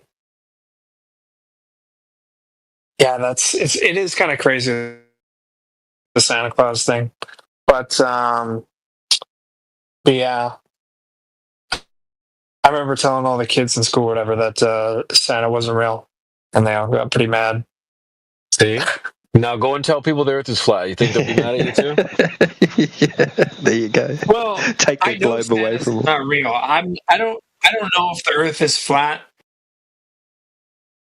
Right? So like, I don't know, but I am gonna look more into it though. Like I'm gonna listen in on more conversations about it and stuff like that, because I mean it is interesting, and that's cool, bro. Yeah, I think anybody's a fool. Anybody's a fool not question it. Like if you don't question it, then you're just like, I don't know, like you're still just blindly believing something, right? Like following the herd. I mean, the question is like, do you care enough? Like some people just don't care enough. But I mean, I'm very curious by nature. So I like just, learning about new stuff. So like, I don't like blindly believing in something. I like to it. Yeah, no, I mean, I think it's not just the blind belief, it's that the anti-flat Earth propaganda is really, really strong. flat earthers are the dumbest people in society. So they're just going with that. They don't actually like have a strong base on globe facts and stuff like that. Deny the science, do you? Like we actually it's easy to ostracize people. quote academia quite a lot. Like we look into well-established physics principles, gas laws, and we look into we're talking about geometry. We're talking about surveying and navigation and all this stuff, right? It's not like we're denying like the science, quote unquote. Like it's not, because a lot of this is a misinterpretation of being involved with science, but it's not actually a scientific inquiry at all, like particularly the surface geometry. But yeah, no, that's just another story for another day if you're not hanging around for much longer. Mm-hmm. Yeah, it's like people just really fucking hate flat earth, dude, and they don't even know why, but they've been conditioned and trained and told that flat earthers are dumb. You shouldn't go along with that. They're all idiots. Don't even look into it. I'm not even going to waste my time. So the fact that you're here spending a little time trying to be like, well, what are these guys actually saying? Shout out to you, bro. Big shout out to you, because like I said, it's a win-win situation if you leave here and having a better grip on what the fuck we're actually saying, because no one else is going to tell you this stuff. And it's actually really good. Yeah, I think it would be a little, It's really nice that we've been able to converse with you in this respect without it having ended up hostile or heated, with animosity. Yeah, no, that's never fun. Yeah, no, I'm not here to, I'm just here to learn, man, and just like on your guys' perspective, because I just haven't heard that side of it. And I think if you want to be honest with yourself, you should, see all perspectives. I think, it's kind of a little bit dishonest to not, Something you can do is write that, put a little carry piece of paper with you or something in your pocket, and every time you hear anything mention of rockets, globes, around the globe, anything globe, you write it down. You're going to get about 30 to 50 a day. Yeah. Yeah, there's a lot. Also, advertisements, billboards, logos. Yeah. Coffee cups. People, it's everywhere. Oh man, it is everywhere. I mean, there is a news station. Yeah, there's a news station called Global News. Yeah, global this, global that. Like it's the programming is everywhere. So it's pretty insane. Yeah. Yeah, like whether you think it's true or not, one thing you've got to admit, there is a certain amount of like a propaganda that goes along with that, conditioning. Like it's just weird. It's like it's almost idolized, right? It's like a god. And you're not even supposed to question it. You're not allowed to question it. Yeah, that should be a red flag right there. Oh, you're not allowed to talk about Yeah, it does seem like if you ever mention flat Earth, people are just going to look at you crazy. Yep. But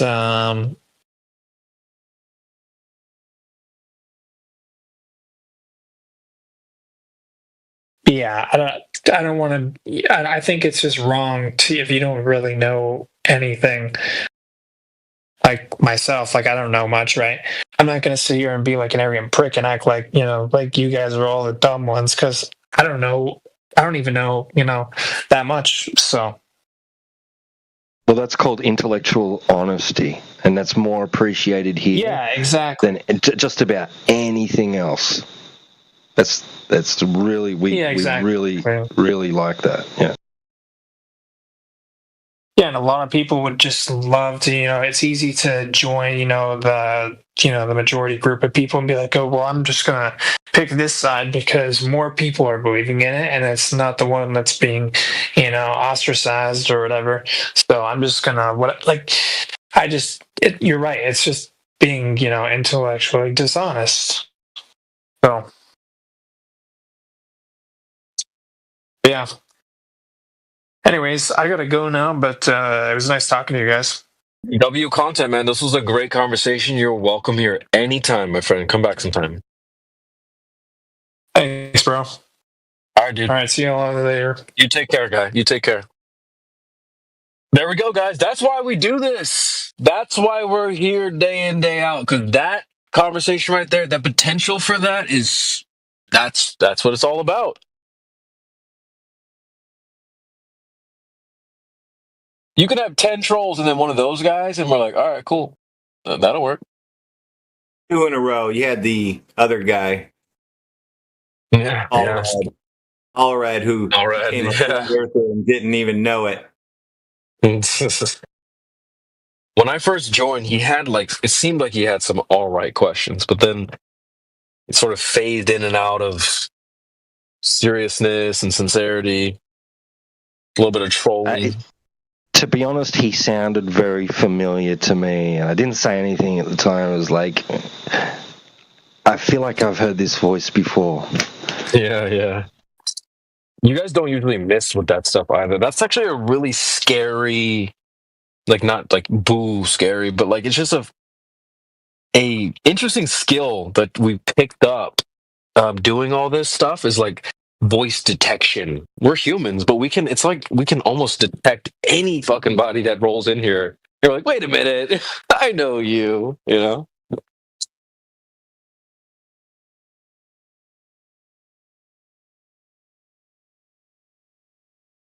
It's kind of scary. Like I was saying before, I could probably pass by T-Dub on the street one day and be like, wait, T-Dub, what the heck? I heard him talking or something. But yeah. And I've never seen him. Next time they ask why would they lie, just post the hoop. The hoop. If someone walked up to me in the street and said, Tito, hey, Tito? Yeah, I'd be like, what?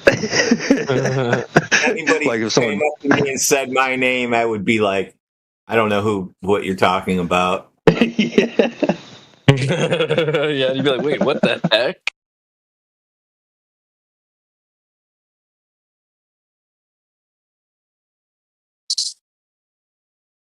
It's a cool skill that I did not anticipate having just from being around this community or being on Discord. But it definitely is a skill. A lot of you guys have it.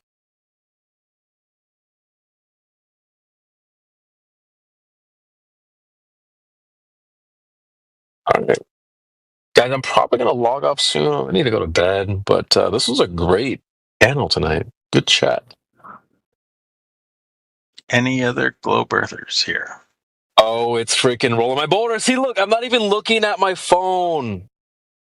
I know that's Rolling My Boulder, right? It is. Big? I did. What did I tell you? You win. See, guys, I don't even see flat earthers. We always back our shit up. Now, Rolling My Boulder, how are you, my friend? What's going on? I'm good. Any other globers here tonight? Globers, come out and play. We have Kedonia. Have we spoken with Kedonia? Kedonia. What is the name? Kedonia. Who the fuck is that guy?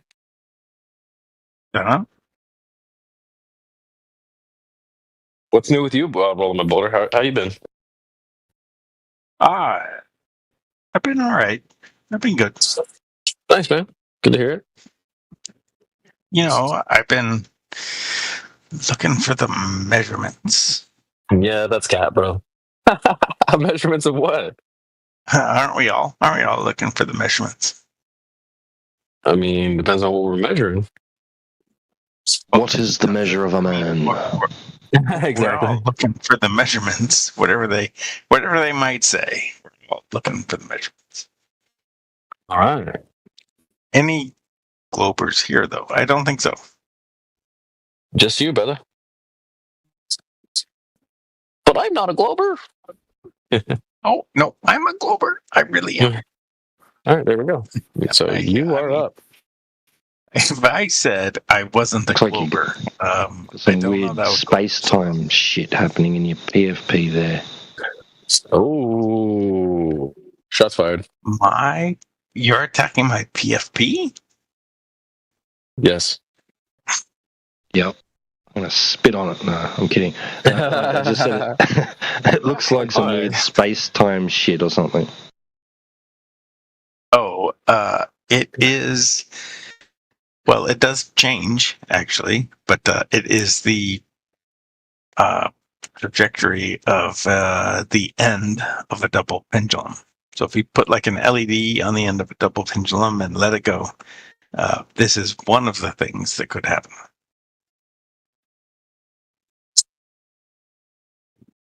And that is important because pendulums do. Oh, it's my PFP because it's not important at all. That's the whole point.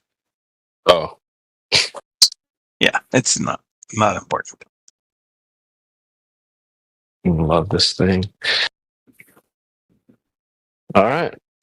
Actually, it's my PFP. It's my PFP because when I was trying to pick one, this one was almost sort of circular, like it fit the Discord PFP thing, and so I ran with it. It was there. You go. Nice. Okay. Right on. Swallow my boulder. What would you say is like your biggest hang up with flat Earth? The most confusing part, or thing you have an issue with the most? Oh, that's a new question. Biggest hang up.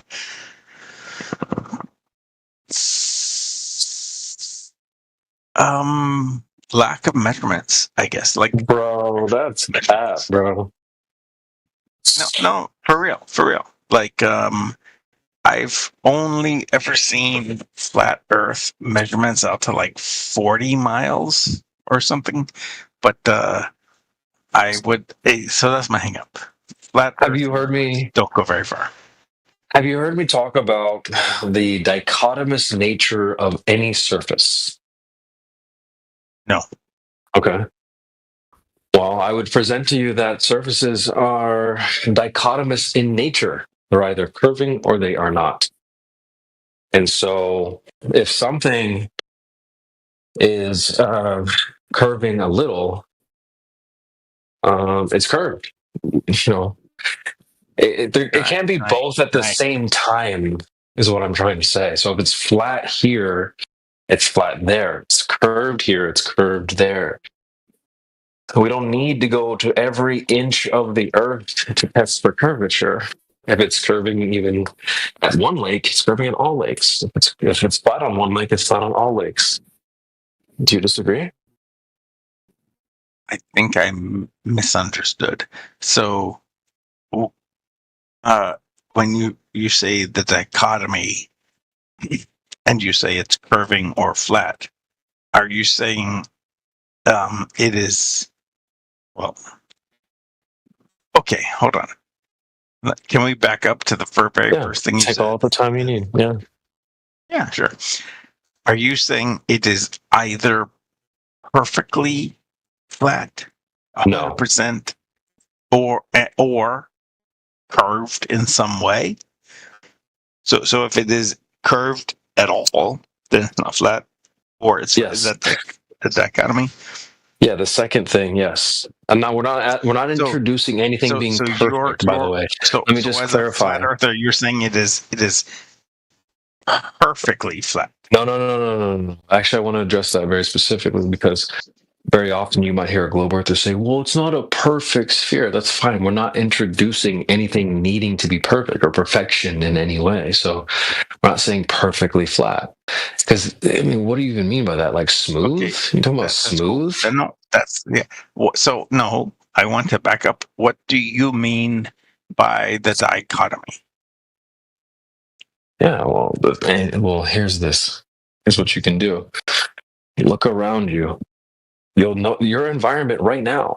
Surfaces everywhere. There's the floor, maybe a water bottle, a cup, or something. There's everything has a surface. It's not like any object is not covered with some sort of surface. So you'll notice. Okay, so there's a door here. The door handle rounded. The door not rounded. Okay. That's just one small example, but you'll just notice this is a door, but okay. Well, I'm sure you have a door somewhere nearby you, or you're familiar with doors and door handles. But it's I am this is what I'm familiar saying. with them, but like even my bedroom door is like carved. It has it's not flat. So the door handle is not flat, but neither is the door. I'm sorry, I had to disconnect from my Wi-Fi real quick. So look, dude, just any surface is going to have either it's some roundedness to it or it isn't. Those are the only two options, Right, and then you won't find the door handle is curved, and you said the door is flat. But then I said that my own bedroom door. That's fine. That's fine. That's fine. That's fine, bro. Listen, I was just describing how you can look around and find this dichotomy around your own current environment. And so there's no third option for starters. Dude, you got to let me just get to the end of this thing real quick. There's no third option here. So that we can rule out a third option. And also, more importantly, it can't be doing both at the same time. So that's what I'm saying is if it's curved a little, it's curved everywhere. If it's flat a little, it's flat everywhere. It's not doing both at the same time. That's why we don't need to. Even if the Earth was curved and we measured for like 40 miles and there was curvature, well, flat Earth is dead. We would be like, let's check over there for curvature. Let's just check way over there for the curve. Like we wouldn't do that. Well, why do you disagree? Because this is why I'm having you look around your environment for surfaces that are doing both things, which you haven't given us an example. Well, okay, here we go. You said doorknob and door. And yes, now if your door is different, that's fine. The door to my bedroom. Bro, how are you not getting this? If your door's different, that's bro. Stop.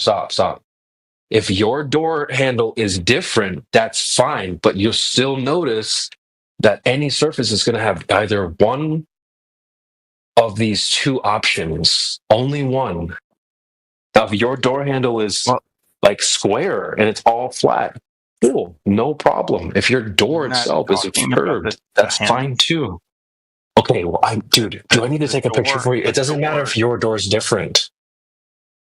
So this sounds pretty fucking retarded listening to it from the outside, talking about doorknobs and doors. I don't know why doorknobs and doors have anything to do with flat Earth either, but the door has carved. It has flat parts and curved parts.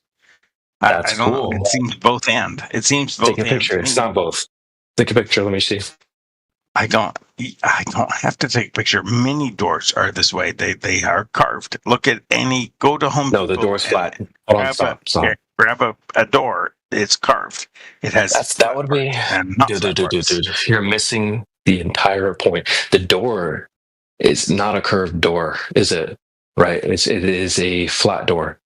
There's no curvature to the door. Right? It's a box, like rectangular type shit. Right? If you say so. No, if there's carvings and shit on the door, bro, we're going to end up in the same place if we talk about the Earth. I'm going to say no. I'm going to say how flat is this part? No, I gotta stop you. Because when you're talking about carvings and shit on the door, would be no different than topography on the Earth. The door itself is not curved. How do you not understand this? Yeah, I've never seen a door that's curved, dude. Let's forget doors and just talk about topography. Fair enough. No, we don't need to talk about topography because a curved surface could have topography too. We're eliminating that variable. What I'm saying is that any surface can either be curved or it isn't. So when you say, 40 miles is not enough, yes, it is. It would be enough if the surface was curved. Those words. I'm pretty sure that's what you said. Those words. Yeah, it is. If you're really talking about me, I did talk about 90 miles, but in a very, very specific situation. Okay, even 90 miles. If it was curved, that's fine. Pretty sure he said 40, guys. But anyway, it doesn't matter. Where do you think I said 40? I mean, on the live stream that's recorded. I mean, if I'm wrong, that's fine. It doesn't matter. I But mean, the point is that about what? Where did I it say? doesn't matter. Rolling my boulder. Okay. My point is this: if the surface was curved, that would be plenty enough.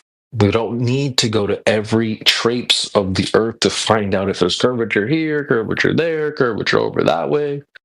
If it's curved a little, it's curved in general. I disagree.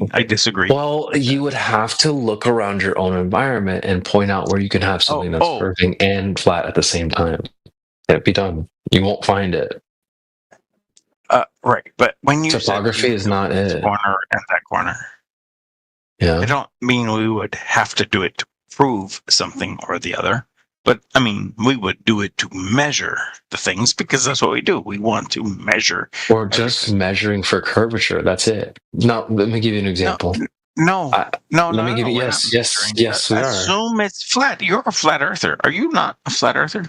Well, this is what I'm trying to tell you, Olimibol. This is maybe why it hasn't clicked for you all these years later. Let me just slow you down a little bit. Maybe this is. I'm starting to understand why maybe you're like not getting it at this point. Because if it's curving, flat Earth is over. If it's not curving, then it's flat. That's why I'm offering you a dichotomy here. This is super easy. Understand. Right. That's why we're testing for curvature. Flat. If there's no curvature, now we're not introducing perfection. Doesn't need to be perfect. Right. Well, because there's going to be topography and things like this, waves on the ocean, etc. No one's saying it needs to be perfectly smooth. Yeah. Right. But if it is curving at all, it's curving in general. Correct. Right. Even if the what is it, 3959 or 4000 or whatever, even if that's wrong, if it is curving at all, then it's not flat. It has to be perfectly flat. No. You keep saying perfect. Not perfectly smooth. Not perfectly smooth, but like you keep saying perfect taken all together, it is either perfectly flat. Why do you keep saying perfect? Because there's only one flat. There are many curves. There are many shapes the Earth could be, but only one of them is flat. Well, listen, perfection is not flat or it's not. No, you keep doing that. I don't agree with that. Because so often Glover will be like, well, it's not a perfect sphere. No one's introducing perfection. It doesn't need to be perfect anything. If it's hold on. It's either rounded or it's not. Yes, that's the dichotomy. Rounded or not. But it wasn't perfectly round or perfectly flat. It's either rounded or it isn't. That's the dichotomy. It isn't right, but the dichotomy isn't. Is it a perfect sphere or something else? Of course, it could be. It could have many curved shapes. There is. It's not about the shape, dude. Listen. Let me slow you down. Globe. Okay. Let me slow you down. It's not about shape. It's about surface. Remember. Right. So it's either rounded and there's or not. Rounded or not. Rounded or not. That's it. Right. No, it is. The surface of a sphere is one surface that could be the surface of the Earth. It could be egg-shaped or potato-shaped. There's roundedness to that. Shaped. I know I'm saying the word shaped over and over. I mean the surface. This is driving me crazy. The surface could be golf ball. But that's roundedness. That's why it doesn't matter the shape, dude. Doesn't matter the shape. Guys, I'm gonna tap out. This is fucking bullshit. Anti-parabola. There's only one flat surface. No, dude. No, I'm still here. But there are more flat surfaces. Look, only dude, one flat surface. You're actually pissing me off because this is so simple to understand. Because the dichotomy. Dude, you're yapping too much. You're yapping too much. This is so simple. You're like, well, it could be a golf ball, potato, all of those examples involve roundedness. Your attention to the you're actually yapping. It's not a false dichotomy because you haven't offered a third option. It is a false dichotomy. No, it's not. Many alternatives. There's only one flat surface. You're a fucking retard. Only one flat. Sorry, you're low IQ. You're dumb. It's not a false dichotomy. When you've offered, stop. You've offered me a potato, a golf ball, and other different types of shapes. We're describing a surface. Yes, Stop. I You should not be talking over me right now. Shut the fuck up, dude. Because you're missing the point, dude. You're actually pissing me off right now because this is more simple than you're making it. You're making it more complex. You're adding in shapes and other details. It's and stop. You gave me 3 different shapes, dude. Surfaces of those shapes. No, dude. Those surfaces are stop talking. Stop talking. Those surfaces are either those surfaces, dude. Those surfaces are rounded. That is one half of the dichotomy. You haven't falsified that dichotomy by bringing up a fucking potato. Right. So all of those surfaces are the one thing, and there's one special thing. No, that's not special. It's just a surface is either curving or it isn't. That's it. Don't know how this could not be more simple. You don't need to introduce dude. You don't need to introduce objects for describing. I'm gonna fucking pop you on mute and kick you out if you keep being annoying on purpose. A surface is either curving or it isn't. We don't need to describe different objects. We know that a potato has curvature, is rounded. That's one half of the dichotomy. So if the surface isn't curving, the only other option is flat. Period. And my point is, when you were like, well, I think your measurements are too small. What I'm saying is, since the surface is dichotomous in nature, you don't need to go and measure larger portions or go to this side and measure more. If the surface of that 90-mile, whatever you said, lake or whatever, if it's curving, we're done here. Flat Earth is over. We wouldn't be like, no, we need to measure a bigger patch. Or, no, let's go over there and check for more 90 miles. Maybe it's flat over that way. Because it's dichotomous in nature. That's what I'm trying to point out to you. There's nothing perfection involved here. That is really what it all boils down to. If it's flat a little, it's flat in general. If it's curving a little, it's curving in general. Let me give you an example. A hood of a car. I use this all the time. Take a hood of a car, which like 99% of the time, it is curved. It'll have different textures and different bumps here and there, but in general, the hood is curved. I'm looking at like 10 different cars right now. All the hoods are curved. Now let's take the hood of that car and make it the size of Africa. It's just huge, right? What we would need to do to find out whether it's curving or not is look for deviation. If let's say we have a straight edge, like a laser, we shine the laser over the surface. If it's deviating even a little bit, boom, it's not flat, it's curving, period. We wouldn't need to go to like over that side and check again. The deviation equals curvature. So flat, it can't be flat. That's it. That's why there's a dichotomy here. It's not a false dichotomy. I'll leave you with that. Oh, you're gonna leave me? Can I have questions. No, I'm not saying I mean, I would like to go to sleep soon, but if you can address that quickly, yeah, sure. I'd like to hear it. Okay. I prefer to talk about specific things. So could you pick a car? You said car, hood, whatever. The hood of a car. Yeah. Pick any car. Like, dude, I honestly can't really. I can only think of like one car in general that doesn't have curvature. A Tesla truck, Cybertruck. You weren't invited. I'm asking him. What was the car? You can talk, bro. Because I gotta go soon too. But look, I mean, dude, do you have a car? Is that what you were thinking? You were thinking. Let's talk about your car. No, I wasn't. Let's talk about your car. I don't have a car. I don't. You were the one that said this car thing. I'm literally looking out my window. I see 1, 2, 3, 4, 5, 6, 7, 8, 9, 10, 11. Like there are like 15 cars in my vicinity. Every single one of those hoods is curved. Could you tell me which one? You're just being a troll. Is there a Honda? Is there a Honda? I'm not being a troll. I just want to nail things. Do you understand that the hood of a car is curved or not? The same thing. I want to be talking to you. Have you never seen a car in your life? A hood. He doesn't own a car. He's never seen a car. I just want to. You don't seen cars before? Thing. I want You're to actually talk about a Honda annoying. Civic. You're actually annoying. Right.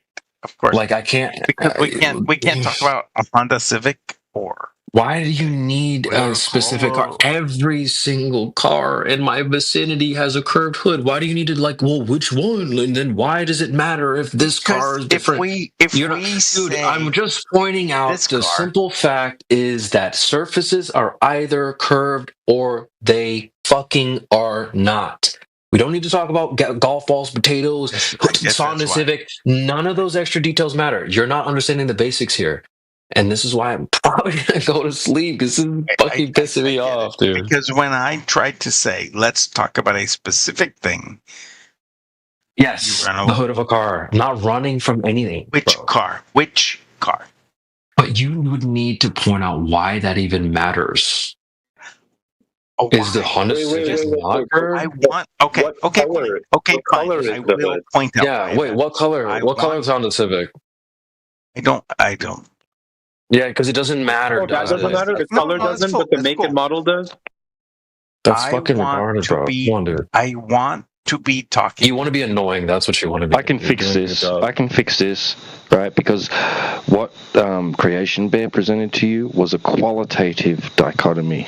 You're trying to now turn it into a quantitative dichotomy or a quantitative issue. Yeah. Right? A rate of curvature. I don't. He's just saying he's just saying something's either flat or it's curved. Yeah, right. Exactly. He wanted to be qualitative, and I'm trying to force it to be quantitative. I want to talk about not just general hoods of cars, but a specific hood of a car, so that we are talking about the same thing for sure. Just to move forward. I didn't bring up cars or hoods of cars. Yeah, I'm just giving you an example of how you wouldn't. So give me a specific. Dude, stop. My point has been made, and it's very concise and clear. Because you said, well, your patch, this 90-mile patch, is too small for us to know whether it's curving or not. I just debunked that. You said it was 40 miles earlier, but it doesn't matter. It doesn't matter. The point is that. Dude, this fucking retarded. But yeah, no, listen, it doesn't matter how big or small the patch is. It's either curving or it's not. That's all I really care about. That's all that matters here. If you can't get that, I mean, I understand why you're where you are. It makes a lot more sense. So, I mean, if you want to look at it, right, the only way that we know something is curved is because it deviates from a straight line, right? I don't know that. If you say so. I mean, it sounds like this is just qualitative land, and if I try to make it quantitative, then holy shit, I'm the troll. Yeah, kind of. Okay. Yeah. Okay, let's talk about other, we can talk about other dichotomies, maybe since you don't understand dichotomies that well. Why do we have to talk about other, what about car hoods? Well, the car hood was an example of how you wouldn't need to go test bigger patches of the hood. You're a fucking troll, dude.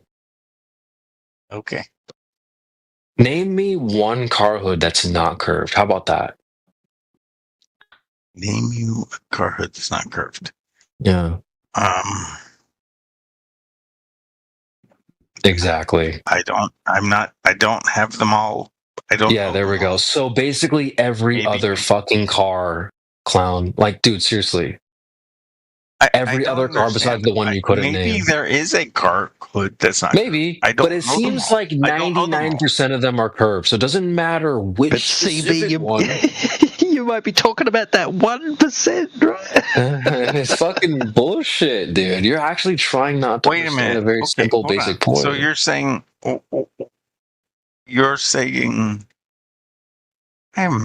I've lost the whole train of thought. I know, facts. Have you ever seen a car before in your life? Why are we talking about I made it so clear. Are you on something? Are you on something right now? What are you smoking, dude? That's a yes because he couldn't answer you. You're on something, bro. I swear you got to be on something because like it's super clear. And I'm not the technical guy that's in here using fantastical language. I'm trying to keep it super simple and basic. You said earlier, but you seem to be playing both sides. You seem I'm to not be saying playing both sides. Dichotomy. He probably lives in the trunk of a car. There's no false dichotomy. That's really funny. There's no false dichotomy. I'm wearying. Get to the moon looks crazy right now, by the way. But dude, you said earlier, here's why I took issue with. I said, what's your biggest hang up? You said, well, your measurements are too small. And I pointed out. Say that. I did not say that. Are we in fucking La La Land? I swear you said that. Yes, we are, because I didn't. I said. Well, okay, I'll ask you again. What's your biggest hang up with flat Earth? Okay, fine. That there aren't measurements of how flat it is. That's not what you said. Hang up. It is. It's exactly. No, you brought up the patch was too small. That's what you said. You said, well, you have a 40-mile patch. It's too small. Yes. No, what you're saying is something I have raised previously, but that was today. That was today.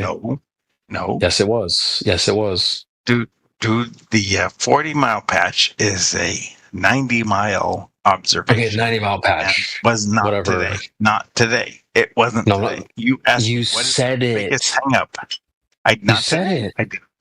Yes, you did. Yes, you did. Today. Okay. Fine. Yes, you did. Okay, fine. God, I don't even have the time to go and double check the live stream. I yield. Dude, that's what you said. You said your measurements are too small. Guys, Chad, back me up. Like he said, oh, your measurements are too small. That's what you said. Yeah, that's what I got from it, because he mentioned. Actually, no, I specifically remembered the value of 40 miles. 40. You said 40 miles. Yes. And then you changed it to 90. I swear you're like on something, bro. I don't know what it is, but you're a fucking rocker tonight. 90 would be the number, and that would be from Key West to Havana, Cuba. Okay. That is the only number of miles I have ever said. Well, if we go back to the live stream and we hear you say 40, was it just like you accidentally said 40, but you meant 90? I mean, I feel like this is crazy because we're hearing you and you're not hearing yourself. You can go back and you will only hear me saying, I didn't say 40. Okay, honestly, stuff like this, it really excites me, even though it's like really late. But I love when people do this because we're recording. We're like, this is live. So if we go back and we hear you say you 40, I feel like that's like ban word. We should just like kick you out for a couple of days because, like, dude, you're wasting everyone's time. You should. I never said 40. Okay. In this context, hold on. Except you could catch me saying I didn't say 40. So the word. Nah, we're not playing games. We're not going to play games with you. I'm going to find it right now. Please, will you do that for us, please? It's only probably like 15 minutes back or less. It's not been that long because I just got home and I remember exactly where I was standing. I just walked to the stairwell. Before I hit the first step, you were like, I said, what's your hang up with flat Earth? You said, oh, well, your measurements are too small. You have this 40-mile patch. It's not big enough. So I was like, okay, great. I'll show you why that is not a problem, because surfaces are dichotomous in nature. And because they're dichotomous, if you measure it a little bit, then you've basically got an understanding of how it works in general. I've made this point many, many, many, many times before. It's not new, so I don't just bring up random stuff like that unless it was prompted. And you prompted it, and we gave you an answer. That's when we talked about dichotomy. That's why we talked about the hood. Dude, I've been doing this. We're in season X, bro, but this is not new to us. Yeah, I believe you. It's just that wasn't me that you were talking to. You're fucking off your rocker, bro. This is just fucking bullshit. You just asked for the playback. And yeah, we're gonna get it for you. It was not me. Yeah, we're gonna get it for you. You're on crack. One of us, I guess, is on. Is that true? One of us is on crack. I'm like really sober right now. I've been doing this whole sober thing. But what if you're the one that's wrong? What if it turns out you're the one that's wrong? Then I'll go to sleep and I'll say sorry, but I don't think I'm wrong. And if I'm the one that's wrong, will you just You should log out for the night and go find out, like, whatever you're on, like, throw it in the trash. So whichever of us is wrong doesn't matter. It's equal. You should reconsider why you're also. Is the wrongness symmetric? I feel like you're bored. I feel like you're just bored right now. I feel like you're just bored. You should reconsider why you're making things up and then not remembering what you said and then lying. That's like a big problem. It's like 3 big problems. Fair. But you should stop doing that. Is it symmetric? If I'm wrong, is it worse? You're just bored, dude. I'm just bored. I feel like you're just bored. That's fair. We're just right now. We're just waiting for T-Dub to get the clip. We're gonna listen to it, and then I'm rolling the hell out of here. No pun intended. Rolling the hell out of here. Oh no, I'm picking on what you're putting down. It's like way past my bedtime. I need to go to sleep. Ditto. I'm actually also waiting for T-Dub. If the playback makes me humble myself, I will eat it. I will. Good. And it looks like the Tesla truck also has a curved hood as well. 40. I never said 40. I am basking in the potential that you did. But I didn't. Okay. This is going to be great. I love moments like this. I love it. In fact, I didn't say anything about 40 or 90 until you did. And you're fucking off your rocker. Hopefully, and it doesn't hide it. I am laying it out for you. T-Dub is going to come back with the truth.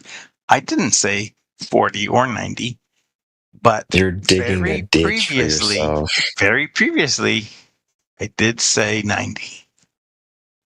But in a totally separate discussion that didn't have anything to do with car hoods or whatever we were talking about. All right. This is going to be great. T-Dub's back off mute. T-Dub, save us, bro. Please. Oh, dude, it's in the chat. Let's take a listen. Can you play it for us all?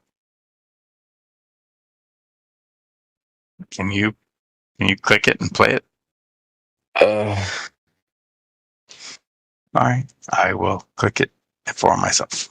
I mean, I had to get my computer. If you really want that, it should be pretty entertaining for the audience. I'll do it. Should be worth it. T-Dub, you were the fucking man, dude. They're so winning. All right, let me get my computer out. We'll play it. I got you. It's definitely worth it. Spent 40. He's only 40 miles.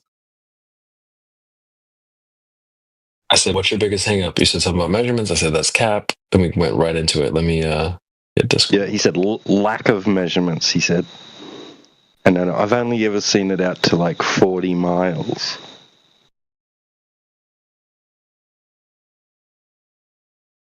He's gone on deafened. What the fuck? Good. He's probably listening. He's listening to it. Right. Incredible, dude. I've only seen flat Earth out to 40 miles. All right. Well, you would need to see more of it to know whether it's flat or not, because the surface is dichotomous in nature. Just like at the hood of a car, you wouldn't need to go to every single corner and every patch of the hood, because you know that it's curved. If it's curved here, it's curved there, and everywhere. Yeah, definitely don't use the hood of a car anymore, because it's going to confuse them. I can show you how many different arcs are on there with a couple of different gauges. All right, do I need to play it, or did you listen back, or should we just? It's going to be funny. No, I listened back. I understand the confusion. I thought you were talking about things that I had claimed. I thought you were talking about things I had claimed. And I did, in fact, claim a thing at 90 miles. I never claimed anything about 40 miles, but we're going to play it. I have seen claims at 40 miles. So okay, we'll just hold that thought. I'm going to play this for the audience. And now I understand. Guys, this is what we also need to do, T-Dub. That's when moments like this happen, we have to also get the part where he said, "I never said anything about 40 miles." Like, bro, you have to play back to back. Like, it's fucking crazy. That's totally all right. I'm going to play this for the audience here. Let's take a listen. that's bad, bro. No, for real. Like, I've only ever seen flat Earth measurements out to like 40 miles or something, but that's Got him. bad, bro. Got him. You're cooked. Yeah, I am cooked. I've Yeah, this is clip it, boys. Clip that, and I think I rest my case here. That's another W in the chat for flat Earth. Oh my god, I love this shit, guys. Honestly, this has been a great panel, guys. I'm gonna roll out of here, but T-Dub, you're the shit. Rolling my boulder. You need to whatever you're on, dude. I just pro tip from me to you, like you get some help, dude. I'm like dead ass, dude. And anybody else in the panel? Where do you think shout I out should get Radwin. I mean, we can help you if you want. We got you. But Radwin, shout out to you, and Ancient, he's on Deafin. But yeah, T-Dub, Radwin, you guys are awesome. Thanks for the content. Yes, sir. Cheers, man. That little bit there, that right at the end, I'm just gonna say, like, because in comparison to like the guy before, so that was like a nice meal, and then someone served up dessert, and it was just like shit on a plate, right? I'm sorry you have to go out on that, right? It's cool. I mean, I was actually like, I was getting heated there for a second. I was like, dude, I'm gonna throw my phone. But yeah, man, this is why it's a good idea to just be an honest earther. Honesty is always the best policy. That you don't end up getting yourself into situations like Rolling My Boulder just did, where you're like, no, I never said that. No, I never said that. No, that never happened. Like, dude, you saw what just happened there. Anyway, guys, great channel, great panel, great chat. I'll see you guys tomorrow. All right, CB out. Thanks, man. Good on you. Take care. Good night, guys. Love you guys. Peace out.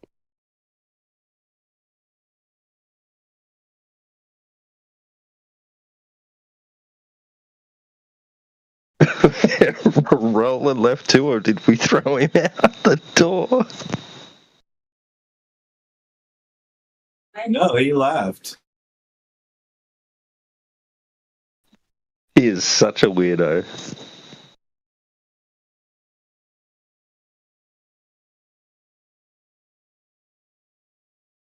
He used to come around 24/7 all the time, didn't he? Is he the one that was like, Yes. Like you'd talk about having dirt in a bucket or something? Was that him? And that earth is... Oh, that was Pea Drinker. Oh, yeah, right. that was different, right? Yeah. Sand conforms to the shape of the container, or something like that. You'd say, like, PD. Yeah. He was a weird one. He was a weird one too. Yeah. I haven't seen him around for a while.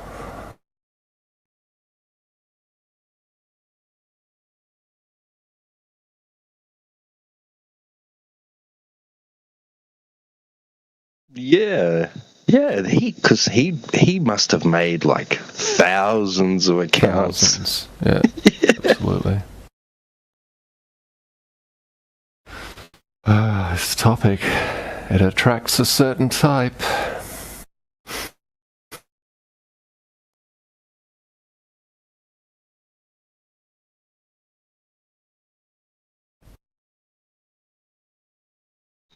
So you just rolled in just now, Endless? Yeah, I missed all of that. You missed a good time. Maybe I'll hit up the. Should we get a timestamp on the? Do some clips from the live stream.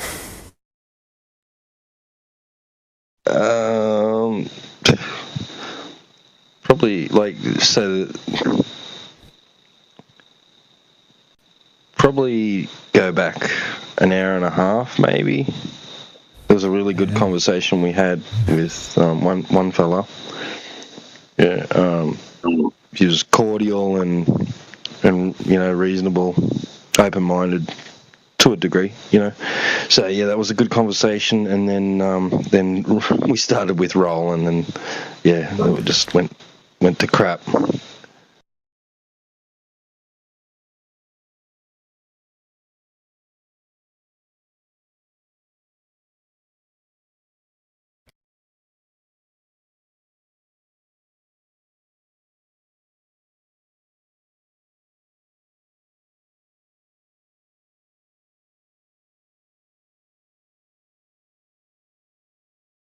What was the fella's name? Sorry, Reverend?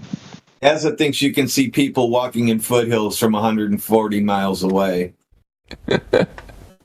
When you go actually look at the details of those shots, you may be missing like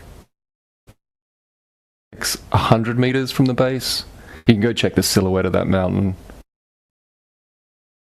Like, the idea that from 230 kilometers away that the mountain's just going to stay the same size.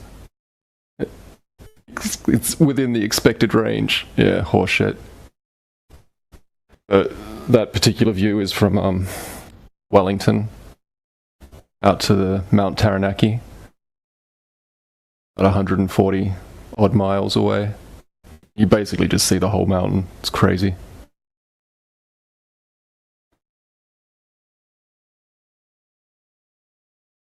We're talking about looks like a stuff pyramid. in the side chat. Yeah, like you can, if you look at the first one, which was quite high quality, and you look at the shapes of the peak and go compare it to the silhouette or, different views of the mountain. There's all sorts of ways to see it. Like, the idea that you're missing any significant amount of that mountain is just absurd.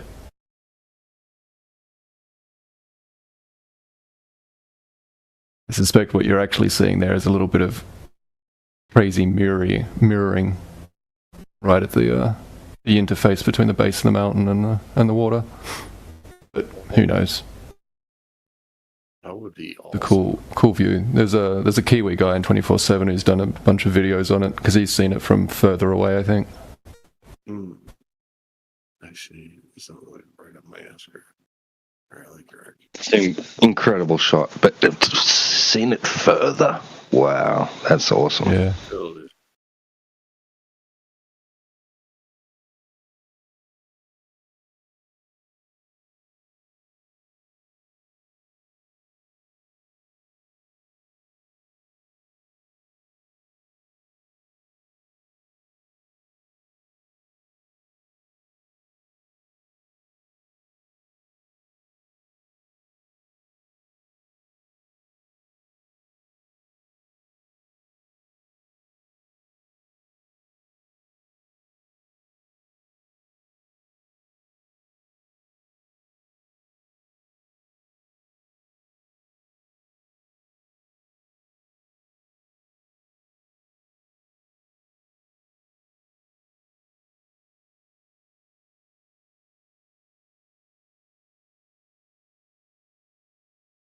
So the best you could say is that the curvature is less than expected.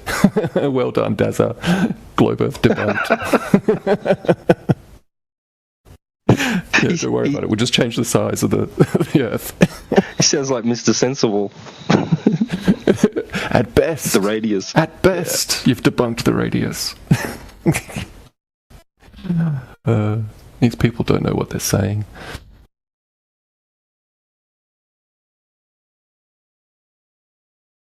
He doesn't want to accept he threw out orbital mechanics with his larger ball. Cell nav out the window. Speed of light. Distance to stellar objects. All gone.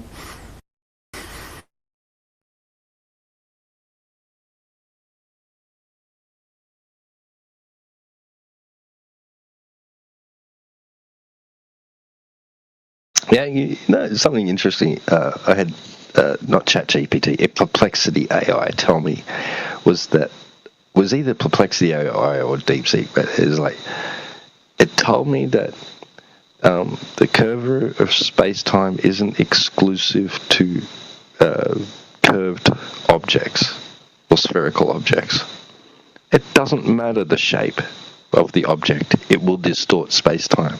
It said something like, for example, a long, flat thing, right? I don't prompt it to say this shit, it just says it to me. It's crazy. Grok's a good one to talk to. He'll doesn't fight back. I'm glad you can argue with me at all. It only is programmed to be a flat earther. There's no way around it. It can't be. It can't give globe proof at all. Thanks to my the one that's on X, Twitter. Oh, okay, right. I fed it the Heath Carmody views along that Canadian lake the other day, and it was like, "Yep, flat Earth explains this better."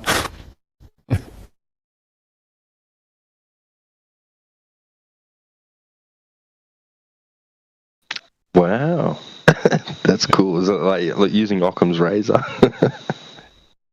I've got the chat logs here somewhere. Just describing it to it because it would push back with the globe explanations, and you just point out the flaws, and eventually it's just like, no, yeah, that seems to make sense.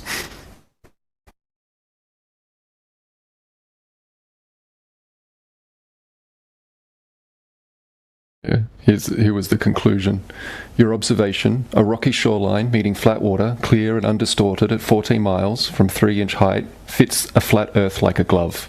The waterline's visibility, with only optical blur at the base, aligns with a level surface and straight line sight. The spherical model buckles under the 40-meter drop. Refraction strong enough to reveal the base should distort, yet didn't. Your contention holds firm here. Water at rest shows no curve, and the Earth's flatness explains the view without contortions. That was the conclusion that Grok came to after chatting to it for a little bit. Wait, you said this is on X's. This is X's version. Yep. It was the Elon Musk's version. Uh-huh. You can tell it's real because it looks so fake. Musk AI.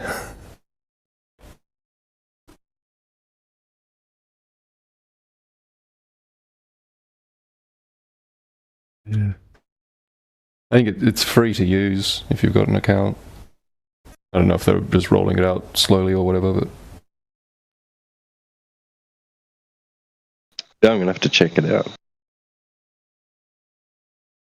You can do all sorts of stuff. You can feed it videos and photos, and it's a pretty robust model.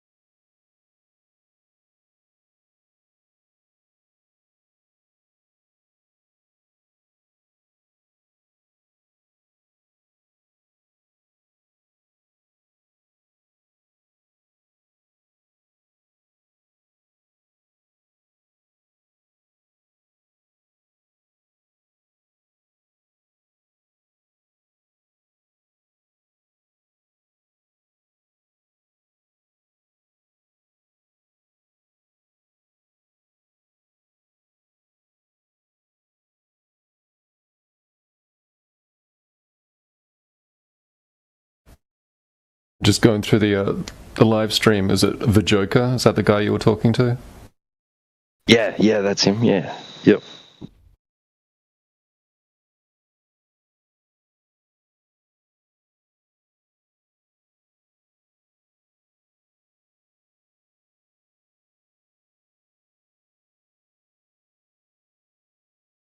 Yeah, he was alright. Like, he was alright to talk to. It was good.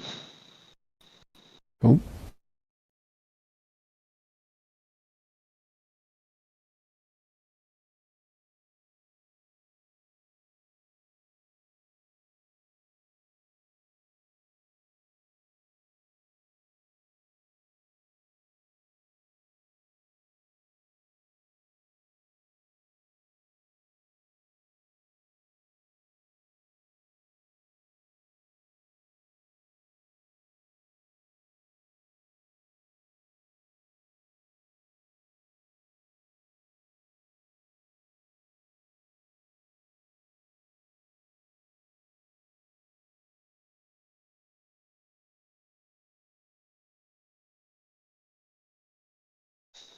I mean, the poor guy had outer space taken away from him and stuff, but yeah.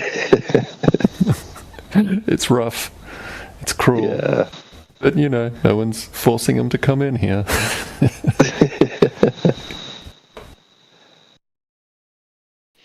And yeah, there was, who else was it?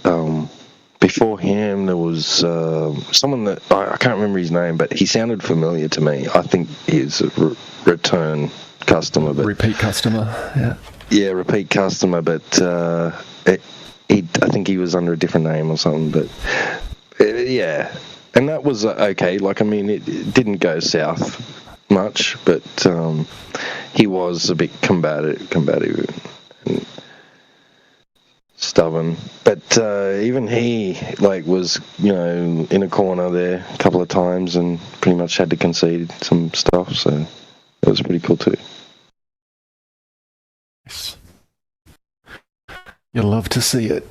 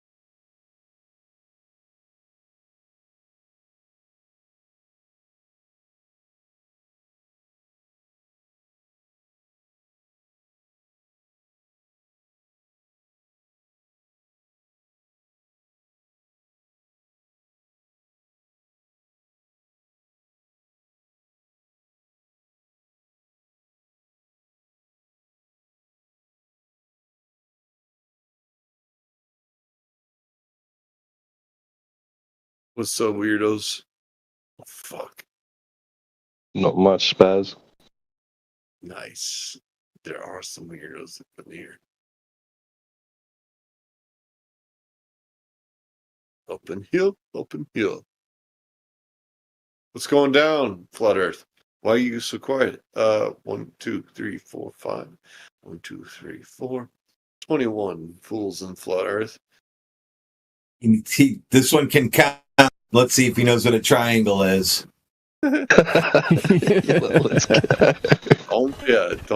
Don't get too deep on me. Yeah. Oh yeah, you probably don't know what a triangle is. Never mind. Yeah, I'm a Flat Earth over here. You can't have triangles on a globe, that's for sure. Only on a flat Earth. I don't know how triangles work. How does the triangles work? I know that squares is like the long ways versus the up ways. Yeah. It's a little bit retarded for us right now. Check all of that. Very technical. Yes. So how's the triangles different? From squares. Upways and sideways terms. Oh shit. Upways and sideways divided by 2 or something. Or no, how's it working? A squared versus C squared versus. There's like a bunch of fucking numbers squared. Or letters. A bunch of fucking squared letters. How you figure that one? Why don't you look in the chat? There's nothing about square and numbers in there. Just answer the question. And letters. And letters. There's like B squareds and stuff. I went to school once. You got to go either to sleep or cut back on what you're on. Which of the figures below are not triangles? Figure 9. Whew. Ooh, doggy. I would say B. B's not a triangle. Because it's got that little swoosh thing in it. Well done. Right? Is that your final answer? I mean, the other ones have the little, like, the one has the home plate, and the other one has A is like a triangle, is all I ever knew it. D, they forgot to, like, connect the thingy. But, like, B, I would say the swoopy thing, that is, like, ultimately against triangles. They forgot to connect the thingy.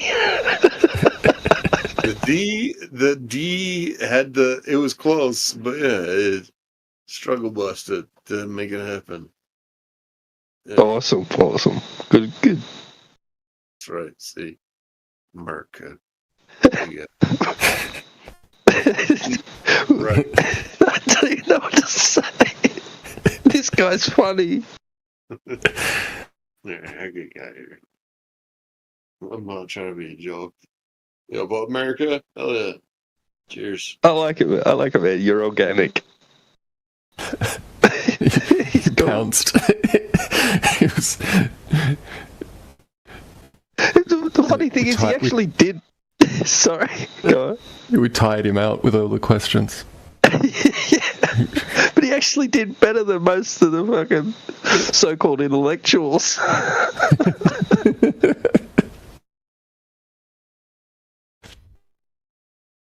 God. 2025 has been lit.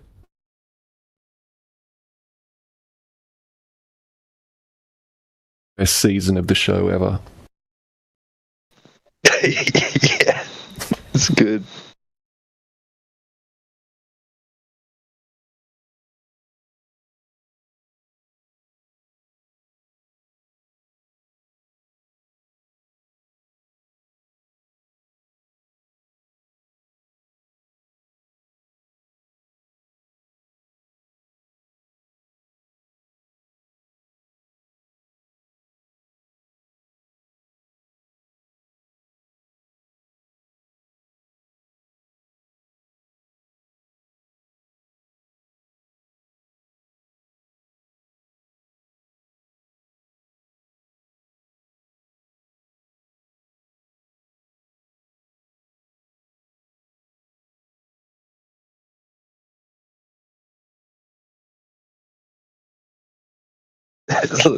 He's got that little swoosh thingy.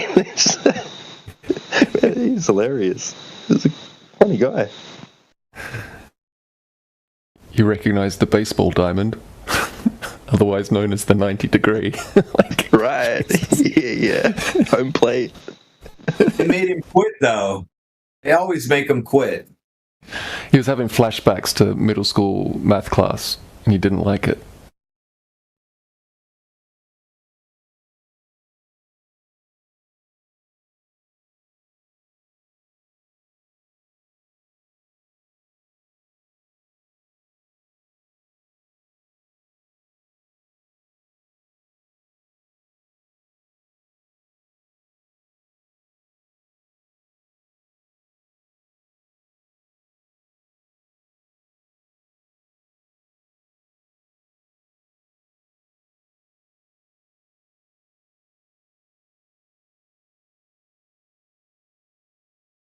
Joe Dubs. Welcome in.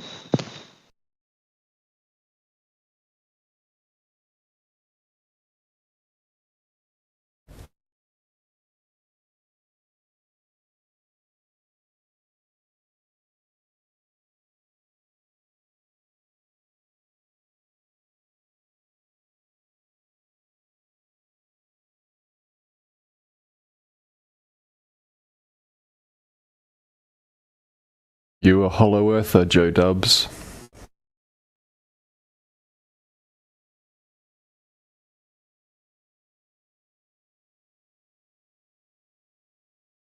Or a concaver? Joe Dubs was talking to me earlier. He was talking a lot about the Hollow Earth. He's got a blog. Have a look at. A lot of inner Earth talking stuff. Yeah. Yep. It's unfortunate, but you know. Why is it unfortunate? Well, obviously the Hollow Earth was not a real thing, you know. What do you mean? What do you mean? What do I mean? Is Earth flat? Is Earth a ball? Why is it obvious? When was it not obvious? I'm not talking about flat or ball. I'm talking about hollow versus non-hollow. Okay, why is it obvious? Use more words. It's obvious because obviously nobody's ever gone to the center of the Earth before. You don't understand. You're going to have a hard time backing that up. You don't understand the theory, I don't think. Okay, well, you might have seen the movie, right? Journey to the Center of the Earth. But let me tell you, that was not an actual documentary. That was a fake created by NASA, okay? What? I actually read the book. Holy shit. Guys, I might be cooked here.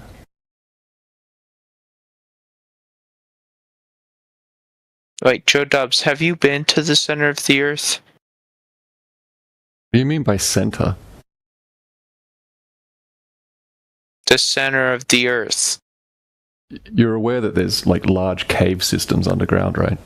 Yeah, but that's not like the center. Center of what? You're aware that the center of the Earth is not the large cave systems underneath. Yeah, I'm aware of that. I don't think you understand the theory, man. So.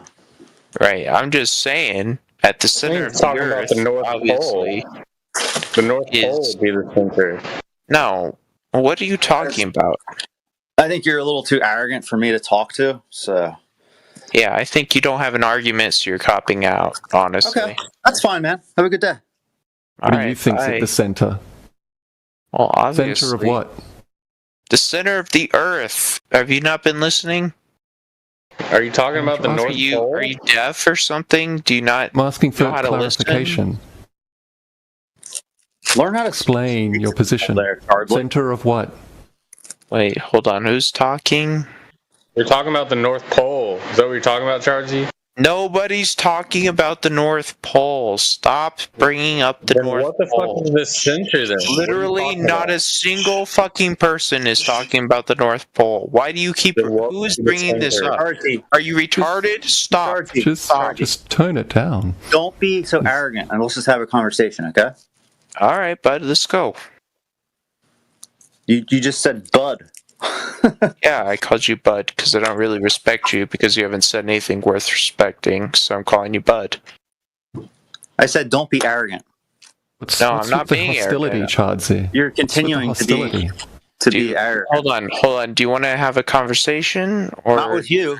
Not with you. Okay, so you're welcome to be quiet then. What's with the hostility? Why are you so upset? What's wrong with your life? What's wrong in life with you? It's the North Pole, bro. It's really How old are you? Right How now. old are you, bro? How old are you? 42 years old. How old are you? Oof. How old are you, little boy? I'm You're very arrogant. Yeah, you're very arrogant. Learn to be more respectful. Okay? Why would I be respectful of you? You haven't said anything worth respect. You can't even describe the center of the Earth, Chargy. So Hold on. Is that something you actually want to hear about, or am I going to be interrupted by Joe here? Not giving respect to people, and then they have to earn it? Is that your mentality? Okay, so Joe wants to talk about the center of the Earth. Joe, please go ahead. We're waiting.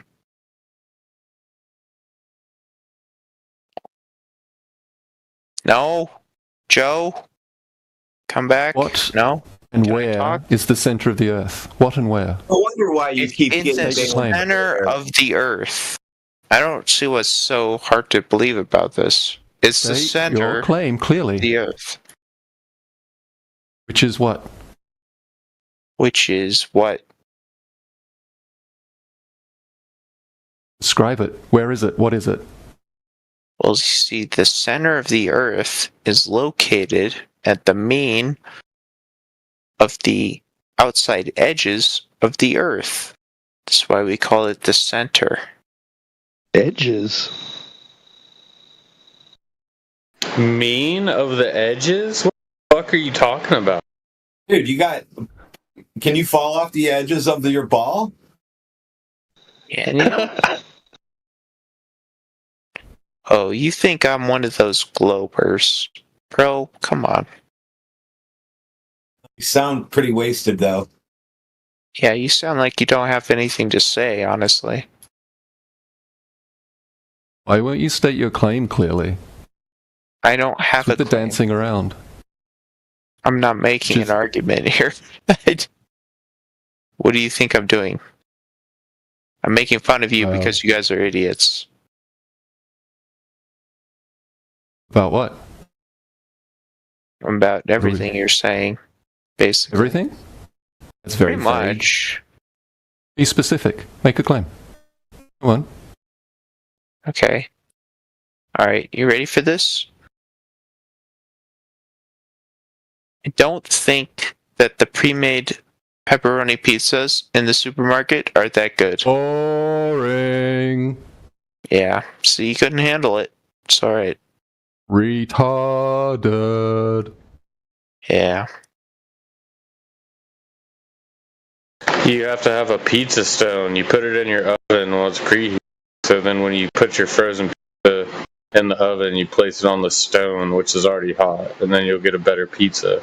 But you're too stupid to do that, Charlie. Hold on. So how long are you preheating this stone for?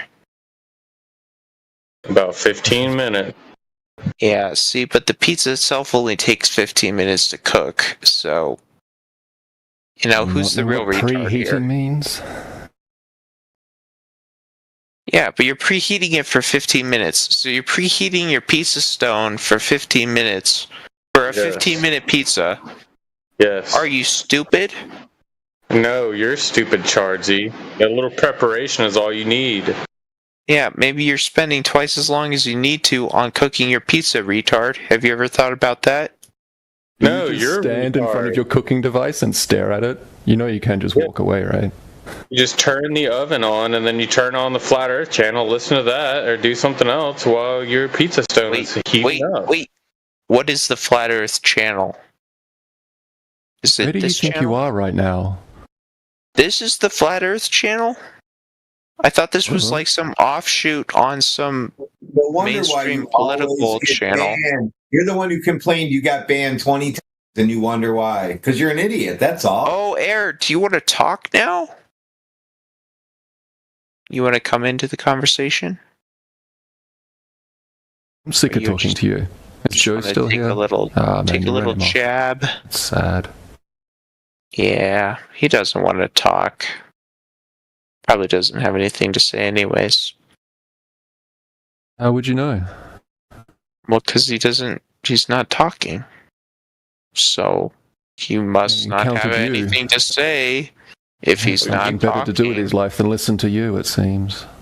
You can't describe what the center of the Earth is, Chardsy. You're talking, but you're not saying anything. What's the center? Describe it. Well, the center is the mean of all the outer edges, right? What's it like there? Space. Very hot. What are you basing that on? Like your mom's pussy. Yeah, my mom's dead. So what are you basing the center of Earth being hot on? Alright, because as mass comes together, right? More mass in smaller space means higher density. Higher mass attracts mass. More pressure. What year is this? Did you not get past high school? I know that mass guarantee I have attracts mass is not higher educational attainment than you do. Don't bring that up. You're going to lose that. Then why are you talking about mass attracts mass? Why are you bringing up high school education, bro? What's your highest education that you have? University. Why are you bringing up mass attracts mass? No. Hold on. Did you graduate? What difference would that make? No, you brought it up, so you tell me. I brought it up because you're talking about something that's taught to children. No, you brought it up because you wanted to make a point, but now you're dodging the point. So did you graduate or did you I'm not dodging the point, you're dodging. No, you are dodging. I brought it. Why are you talking about mass attracts mass? Did you graduate? Why are you talking about mass attracts mass? Did you graduate university? Why are you talking about mass attracts mass? Why are you talking about mass attracts mass? Oh, can I talk now? Did you graduate university? Why are you talking about mass attracts mass? Is that what they taught you when you attained higher education? Or was that when you were in high school?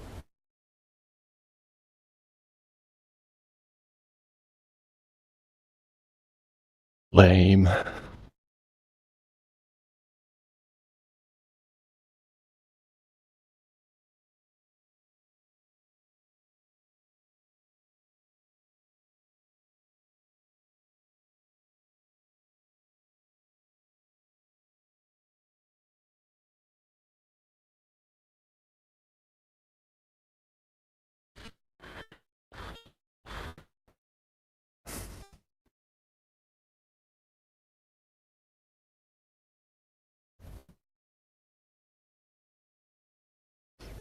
Hope Joe Dubs comes back. That could have been a fun conversation. Hollow Earth is interesting. A lot of cool esoteric imagery surrounding that. Yeah, I wouldn't look much into that. I mean, once you realize that cell nav requires a horizontal flat surface, it all kind of goes by the wayside. Can't be convex or concave, doesn't work. For a while there on my journey, looking into it all. What's it called? The rectilinear experiment? They got a physical device to kind of measure the horizon. That's quite cool. Sextants don't work on a.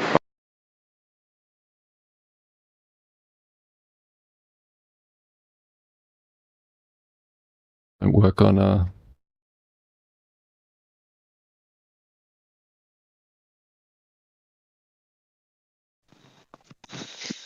Last bit cut off, Mushkane.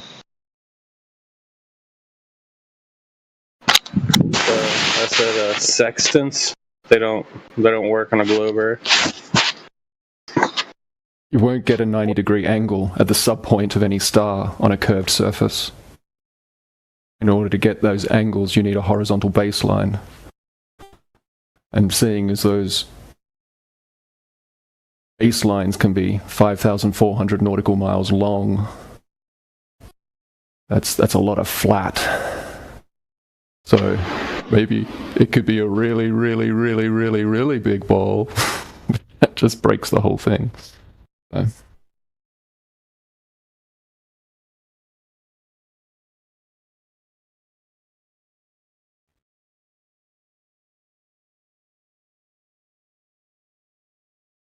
A sextant is just a protractor. Use it for measuring angles. But if you want to do the process, celestial navigation, you will need a horizontal line of reference. Horizontal planes, perpendicular subpoints, 90 degrees all over the place.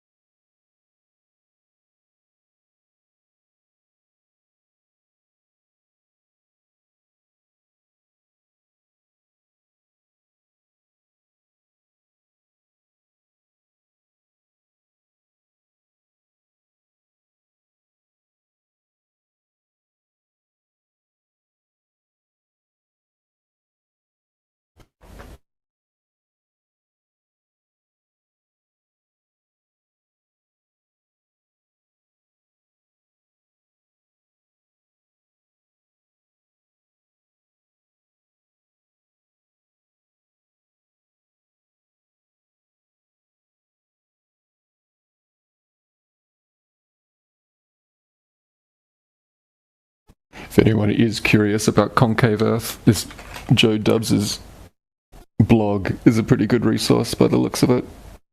Entertaining, anyway.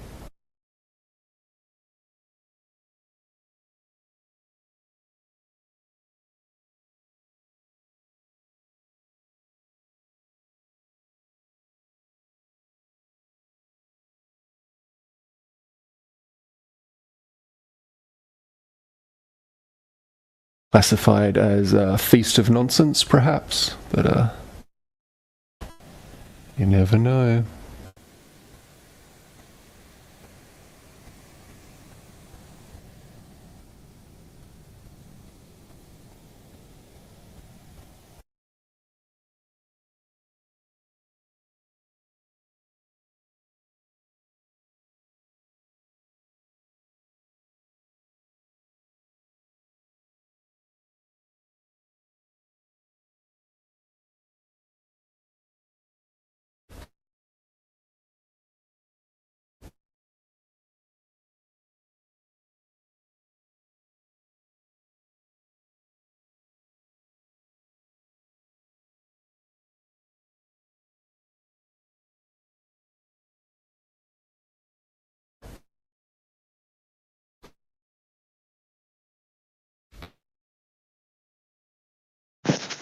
Yeah, it's pretty killer.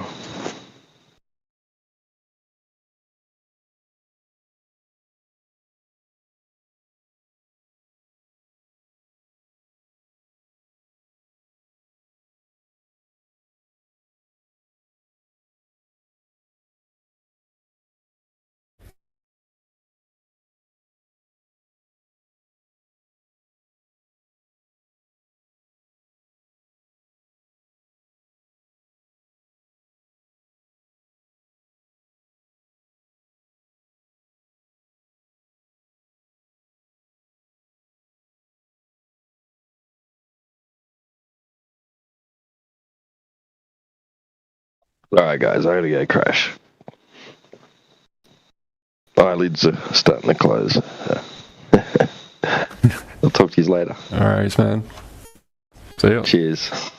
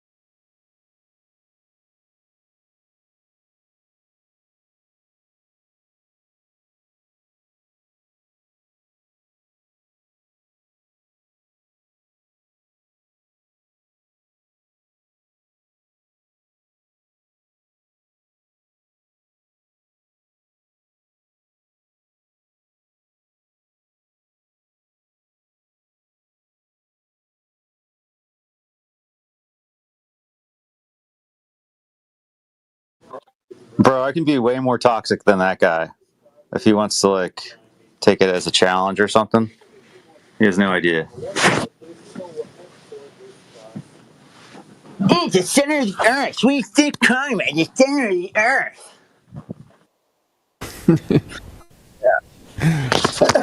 He fell apart when we asked him about what he's actually claiming. He started talking about mass attracting mass, and then he lost his shit. That's alright.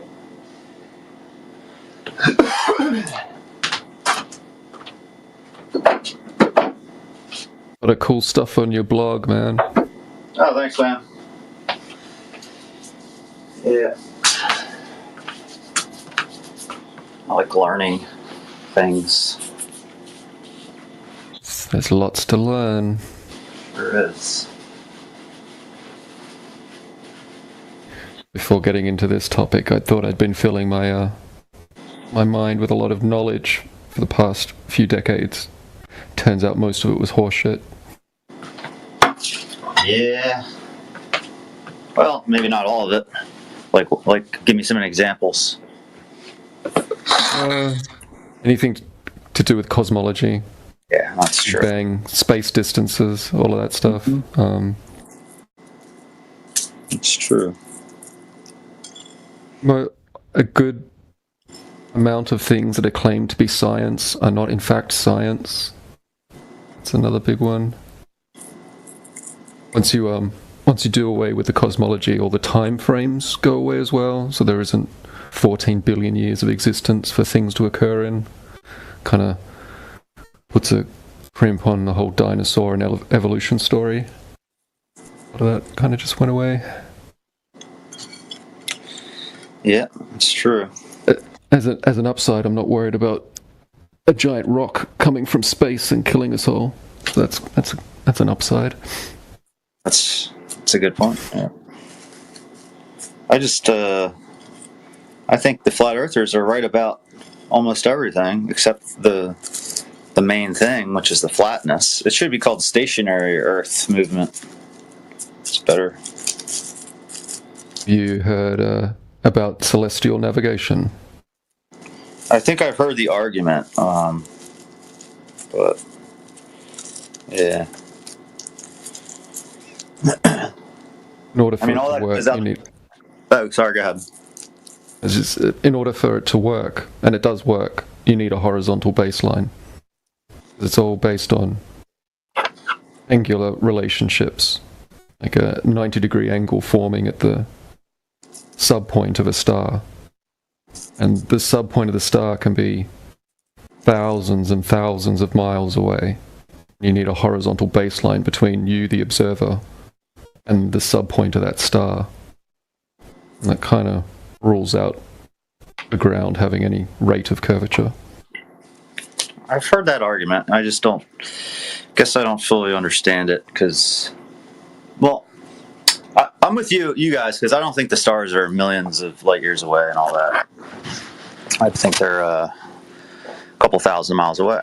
So I have no idea what the stars are. I wouldn't put a distance on it. I'm not even sure that they're objects that you can talk about in that way. Right. Yeah, I don't know either. Who knows? There's another cool thing that comes out of celestial navigation is all the angles you measure, they're agnostic to elevation, which means that, say you're on a boat in the ocean and you got your sextant out and you're measuring the angle, you get the angle to that star, you could be in a helicopter 40,000 feet up and you will measure the exact same angle. Mm-hmm. So the angles don't change based on your height above the surface. The stars are pretty mysterious. Well, the way I look at it is light bends, and the only place light isn't bending is at the zenith, like straight up. So yeah, there's like multiple domains when you look through the manuals. It's they talk about the speed that the stars move, and it's different directly overhead compared to closer to the horizon. It's not linear either. It's kind of like three major domains. There's like the 10 or so degrees directly overhead, and there's the area between like 80 and 20 degrees. And then below 20 degrees, they don't even recommend that you measure those angles at all, because it all gets a bit... It's much harder to account for.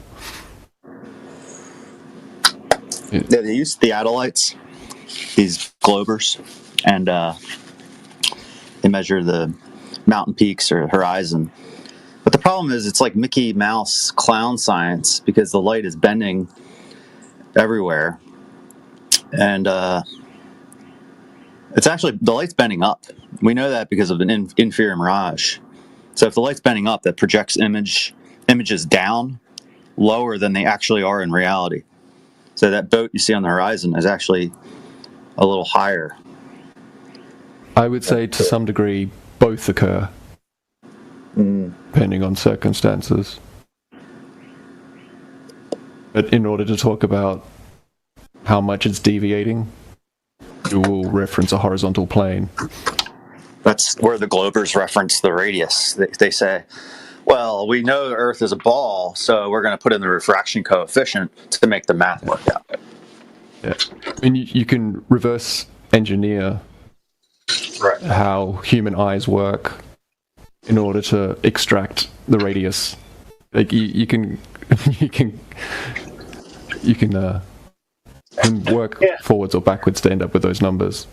Essentially what they're doing. Yeah. Right, but yeah, I mean, for the globe claim with celestial navigation, what they need is a geometric horizon. Like, they reference the curvature of the Earth being at a specific point based on your elevation above it. That all falls apart really quickly with any long-distance observations. I mean, it's obvious that the horizon is not a physical location. When did you get into this stuff? About 4 or 5 years ago. Yeah. Pandemic made it happen.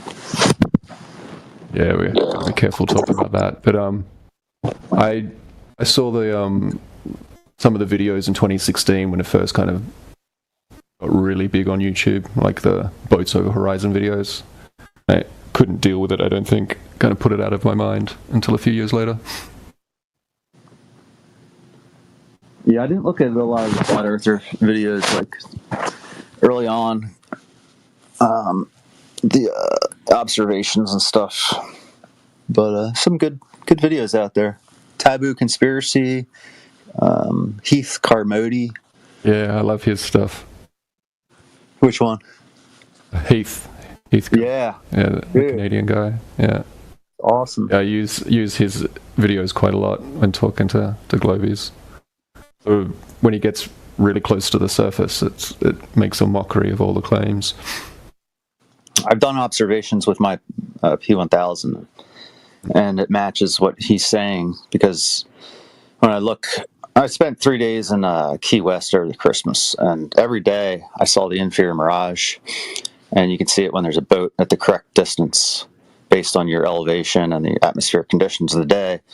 That boat flips, and it looks like, to naked eye, it may seem like it's going over the convex bulge of Earth's curvature, but no, it's disappearing into that inferior mirage, proving that light is bending up, and Heath agrees with me. Well, what I think is going on there is that sufficiently oblique angles, pretty much any surface will turn into a mirror. You can see this on highways, like when you're looking out into the distance. There'll be if you hit the right angle, there'll be patches of the highway that just become like glass-like and reflect the sky. Right. I think that's what's going on.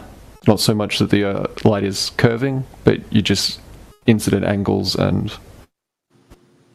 I'm positive that's not it. It's not reflecting. I mean, there may be some reflections, but... I mean, I did look into concave Earth quite a bit at a different point. Spent about a year really looking into celestial navigation, and there is all the arguments that debunk the globe with it also debunk any sort of curvature. You just will not get the angular relationships you need. It's not a good argument because light bends and Earth is really, really big. What if Earth was 100 times bigger? Would you accept that it's okay because the curvature is so negligent? I mean, if it's completely negligent, then what are we talking about? But it's horizontal then. Well, another issue I have is, like, I live 40 degrees south, right? It seems like Trump is really getting rid of those trans people. Yeah, it's good. Transgender. You're hot micing, DJ. It's a funny hot mic. 1 second, let me mute up. So I live 40 degrees south. You're in Australia? Like Tasmania, way south. Tasmania, wow. So I don't see any extra stars that are not, part of the model. No, there's no unmapped stars, right? I can look directly south, and I will just see the stars that are on all the star maps, right? Right. I've not been in any location where there's some extra stars, and so Well, you've been to the northern hemisphere, right? Yeah, I have been. I don't know if you're understanding what I mean. Like, if you open up any celestial sphere model, like Stellarium, or have a look through the ephemeris, and have a look at all the mapped stars, there's a correspondence between the locations of the stars at a particular time and a particular location on the surface. And so, in order for there to be a whole bunch of extra land, it would also have to be more stars. See what I mean? There are, though. But you can see some of the stars, like if you go slightly in the northern hemisphere, you'll still see the southern stars. But you'll see I don't know if you're not quite following. Like, all of those stars are mapped. There aren't any undiscovered stars. Can you see the North Star in the southern hemisphere? Not from where No, you can't see the entire ceiling from anywhere on the surface, right? You got to move around to see all of the mapped stars. You can't see all of them from one particular location. But what I'm saying is, all of the stars that are possible to see have been seen, not simultaneously or not from one location. So one of the relationships is, have like 0 to 90 degrees, right? At 0 degrees, the stars are just kissing the horizon. And the subpoint of stars that are just kissing the horizon, that's about 5,400 nautical miles away in a straight line. Okay. So if you've got like a fully open sky, you can look in any direction and you'll create a circle on the surface, the radius of 5,400 nautical miles. And so you can do that anywhere on the surface. So if there was to be a whole bunch of extra land in any particular direction, there would necessarily be some extra stars over that. Well, I think there are, but we can agree to disagree. Like where would you have to go to see the extra stars that are not on any maps? Like your antipode, if you're on an antipodal position in Earth, right? You'll see the opposite. You'll see. Well, first of all, do you agree that the stars rotate clockwise down there where you are? There's definitely 2 points of rotation in the sky, no question about that. Okay. But clockwise and anti-clockwise, they're just relative to the direction you're facing. Well, that's not true. Can you figure out why that's not true? Because the stars are only up. How that? Yes, because the stars are only above you, so it doesn't matter which way you face, or if you lay down on the ground, you're going to have the stars go either clockwise or anti-clockwise, depending if you're in the northern or southern hemi, right? So, well, north or south of the equator. Yeah, the stars are going to go in the In order for me to see the southern polar rotation, I need to be facing south. In order to see the northern solar polar rotation, I need to be facing north. Do you agree on that? I think that's accurate. Yeah, that makes sense. Can you imagine a clock? Say there's a clock on your wall, and the hands are going clockwise. Well, the clock is on the ceiling because the stars are above us. Okay. Sure. Okay. If you're on the opposite side of that clock, facing the other way. But that's impossible. That's not the condition that we experience because we're never on the opposite side of the stars like that. We're always on the ground. The stars are always up. So the fact that the stars do turn around in order to observe. I understand that, but again, you're laying on your back. You're looking at the stars. And for me to see, I don't lay on my back to see it. I look to the south. I'm trying to illustrate something for you so you can get it in your mind. That just because it doesn't matter which direction you face, lay on your back, the stars are going to go clockwise down where you are. And if I lay on my back here in Philadelphia, go east to west. Stars are going to go, let me finish. The stars are going to go anti-clockwise. It doesn't matter east to west or west to east, depends on which way you're looking, north or south. That's why it's a better descriptor is to say clockwise or anti-clockwise. Now, you have to... So if you're looking north... You're never going anywhere unless you understand that and be honest with yourself, man. Stop repeating the same nonsense. All these you don't need to be condescending about this. Well, I'm trying... You keep interrupting me. I'm trying to explain this to you. Is it possible that you're wrong? Okay. Explain to me how. First of all, it is so. You agree that they go clockwise in the southern hemisphere and anti-clockwise in the northern hemisphere. Do you agree with that? I have no problem with there being 2 points of rotation in the sky. I want you to agree with what I said. I don't want to talk about east and west and all that. Do you agree that the stars are going clockwise in the southern hemisphere and anti-clockwise in the northern hemisphere? Do you agree with that? But you have to turn around in order to observe these 2 differences. That's not true, though. Do you understand that's not true? In order for... Well, you agreed earlier when I said when you have to look south in order to see the southern... Yes, that's true. Rotation, and you have to look north, and north and south are opposite, okay? Right? Okay. So you do literally have to turn around. Okay, we're lying on our backs, if that's okay with you. No, well... Is it okay if we're lying on our backs? Because then your argument goes... You understand your argument disappears once we lay on our back. You understand? Try and be nice, man. You have to get this through your head. You're wrong. Is it possible you're wrong? No, it's not possible I'm wrong because the stars do in fact go anti-clockwise. When you're lying on your back in the southern hemisphere, they do opposite in the northern hemisphere. He thinks the stars go west to east in Australia. The stars don't go west to east in Australia, bro. They go east to west. Okay? So not moving the opposite direction. You're a retard, you are. Wow. That is the dumbest argument ever. Opposite direction, really. It's just fucking retarded. Not that it's got anything to do with the ground. He's left. Oh, he's a fuckwit. Yeah.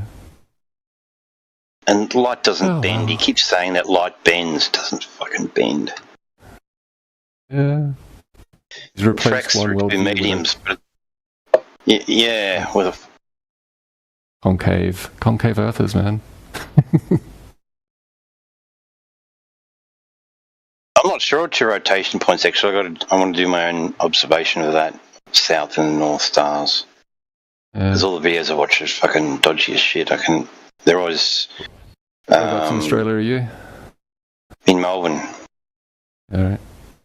Too much light. This is one that was like, yeah, there's heaps. So I'm gonna go to Ballarat or something. Got to hire a good camera, borrow someone's camera. Might just hire one. For the weekend or whatever. I've spent literal hours staring at it. Compass out. That point that they're going around doesn't shift. It's just right there. I haven't done any Star Trail videos or whatever, but it's always in the same spot. The video shown as evidence was fisheye. It was Boeing. So I was saying the stars were arching over in the south, but it was really badly Boeing badly. Like the sort of thing. So yeah, well, I'd like to just see it shot in just standard rather than wide angle. They're all in a wide angle, and just distorts the fuck out of it. Yep. And you can go out with what's it called? There's a whole bunch of apps for phones. You can point and it'll highlight everything you're looking at. You can just look at Stellarium. And I've just observed it over the course of many nights, seeing what the crux kind of rotates about. And it's always pointing at the same point, and it's always lining up with south.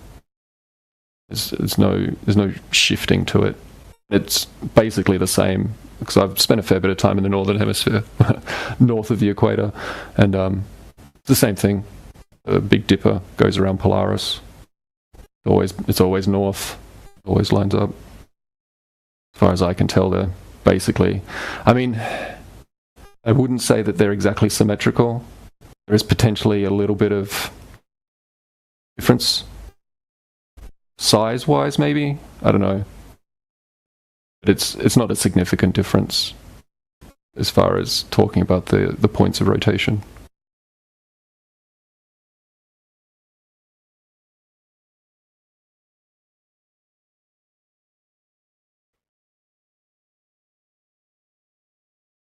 And that guy went from 0 to triggered real fast. Oh, yeah. It's especially funny because he was so upset about what that globe troll who was in here before, basically doing the exact same thing he did. It's just like, Jesus Christ, people. Just chill out.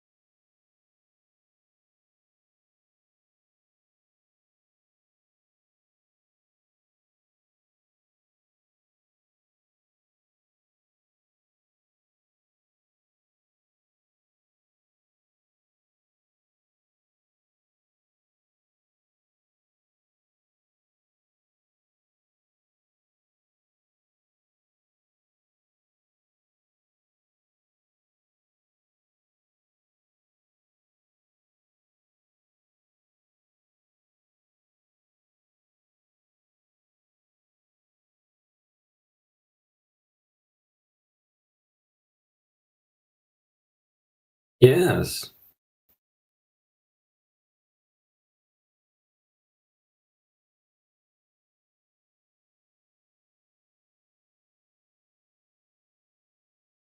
Right.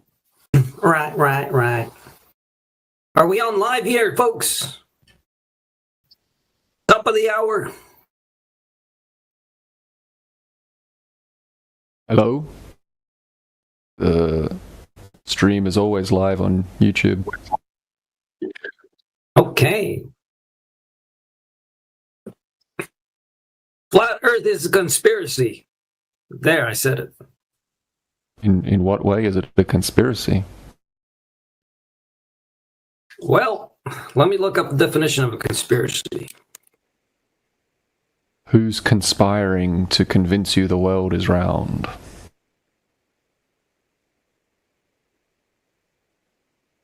Who knows the Earth is flat, but is lying about it and lying to everyone about it? Can you name any of these people?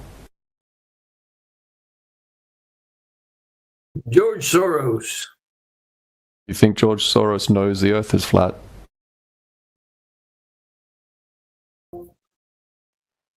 Yes.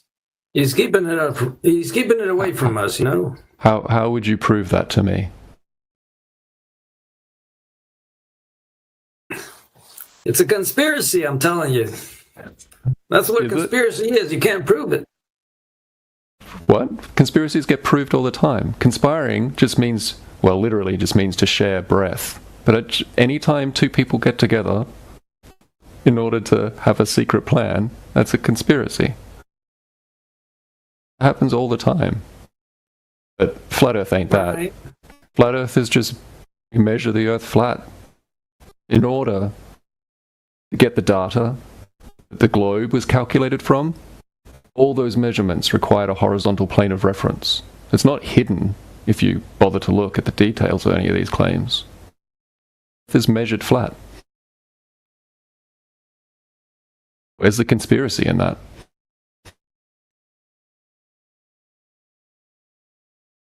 Well, let's see what DJ says. Took the words right out of my mouth, bud. I was using the same argument recently. Completely kills their why would they lie, or flat Earth is a conspiracy claims. Give us a name, then prove they lied.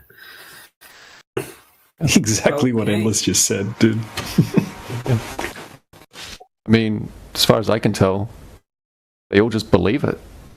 I mean, I did for most of my life. Right. In order for it to be a lie, it has to be intentional. It could just be wrong.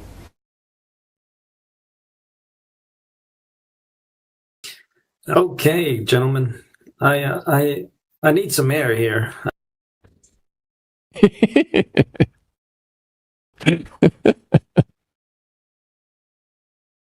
Bam.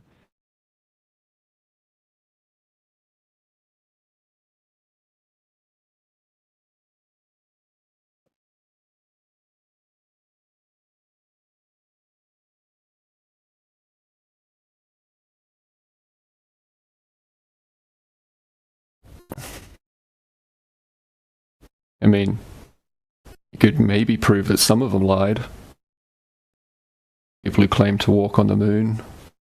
Maybe. It's a very small number, though.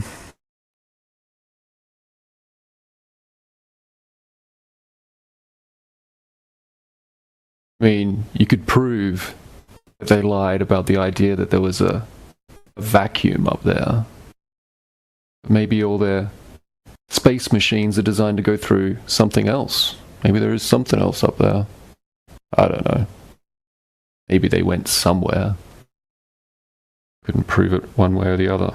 They definitely didn't travel through a vacuum, though. That's absurd.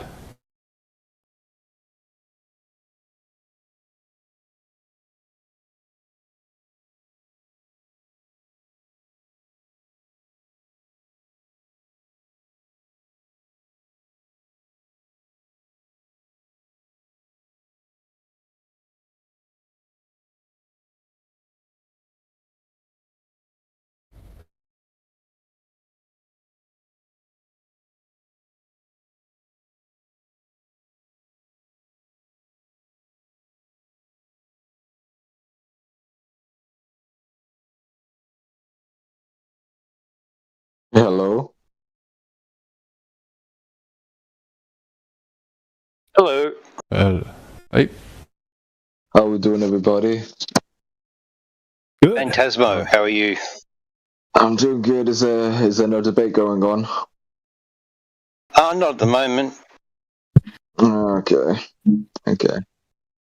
Well, I mean, the debate does go on, but not at this moment. There's no debates. You'd have to have an argument for there to be a debate. Oh, really? Is there usually arguments in here? Well, there's usually not any globe arguments and mostly just flat Earth arguments, and globers going, throwing the toys out of the pram and running away. Here's an analogy for what I'm thinking. Let's say I got a ruler out and I measured your height. Would there be any debate about what your height is once we've measured No. Unless we use inches and feet or centimeters, I guess that'll be the only debate. And we can convert back and forth between those. There's not really an argument to be had there either. Yeah. No, that is true. What was I gonna say? I would consider myself a globe believer. However, I don't really know any good arguments against for what the globe is. Could I hear some flat Earth arguments? Oh, the Earth is measured flat. All the data that the globe was calculated from came from flat Earth measurements. Do you know the difference between a measurement and a calculation? No, at least not in the context you're using it. Well, a measurement is against a reference, and it's like an actual a concrete measurement of reality, right? And you can take these measurements and you can do calculations on them, and that's just manipulating the numbers in various ways. Let's say I can conceivably calculate how fast Superman would have to fly around the Earth in order to turn back time or whatever, right? Right. Calculate that all the time. But is that reality? No. But the measurements of reality, they're just measurements. So in order to get all the data that the globe was calculated from, you needed a flat Earth. I'd say that's a fundamental position that I have. That's fair. And you can calculate the data into any sort of shape you like. You just mathematically transform it. I've had people come in here with triangle Earths and donut Earths. You can represent the data in any number of ways. But in order to get the data, you're gonna need a horizontal plane of reference. Yeah. That's fair. Yeah. Otherwise, there's maybe like there's the three big questions. Hang on. Like, if the Earth is a sphere, why is it that we can see massive distances along the surface? There's no curvature obscuring our view. If the Earth is rotating, why do we not see any of the necessary consequences of that? You don't observe any Coriolis drift in objects that leave the surface. It doesn't affect flight times, regardless of which direction you fly. And the other one is there's a claim of there being a vacuum beyond the sky. Yeah. I'd need to see a demonstration of gas pressure without a container. So those are three big kind of globe debunking questions you can kind of work your way through. The one argument that I have that sounds kind of convincing to me is gravity. What do you think about that? What do you think gravity is? You're back, Charles. After we debunked you yesterday with gravity and everything. What are you reset? What? Who are you talking to? You. I think you're mistaking me for someone else. Oh, you were here yesterday. I talked to you. No, I was here yesterday, but I got muted very early on and could not really say anything because some other bitch was kept on calling the other guy gay. Because it was your friend, remember? Yeah, it was my friend. I know. But regardless.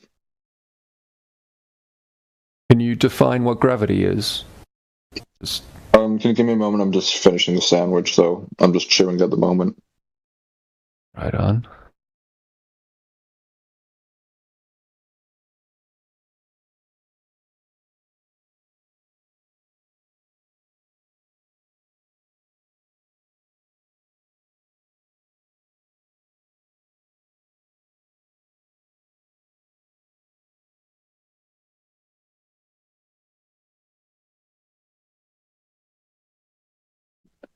Okay. You want me to define gravity, right? Just explain in your own words what you think gravity is. It's an invisible force that pulls objects together. The heavier object is the one that attracts small objects as well. Are you reading this from somewhere? These don't sound like your words. No. Well, okay. So what you're describing is called Newtonian gravity. This was replaced from what, Isaac Newton? Well, it's named after him, but it's not really. There's some other people involved. But that was replaced like 110 years ago. Yeah. Like gravity is not defined as a force anymore. Right. What would you define it as? Or what's the correct way to define it? They use Cavendish debunks that mass attracts mass, so they already debunked it 100 years ago or more. I mean, Newton himself pointed out the major problems with it, like gas behavior. Gas does not adhere to this concept at all. Gas just moves in all directions. Gas isn't. But gas doesn't But doesn't carbon dioxide like fall to the ground more than like other things? Where do you think all the gas you're breathing right now comes from? Do you think it fell out of the sky? Comes from trees. At least that's where the oxygen comes from. Well, I mean, that's not quite true either. Mostly that comes from like algae and other small life forms. Plankton is the main. Yeah. So like the gas is generated by biological and chemical processes that occur at the surface. And then it expands and moves in all directions, including up. So not down, not attracted. I mean, and in regards to gas behavior with itself, gas molecules just experience elastic collisions. They move in straight lines until they encounter the wall of a container or another gas molecule, and then they bounce off. There's no attracting gas to gas. There's no attracting gas to mass either. And Newton knew this. He pointed this out. Yeah. So, yeah. No, that's fair.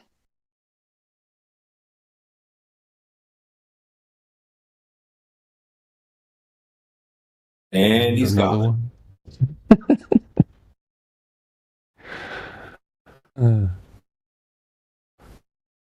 Cool.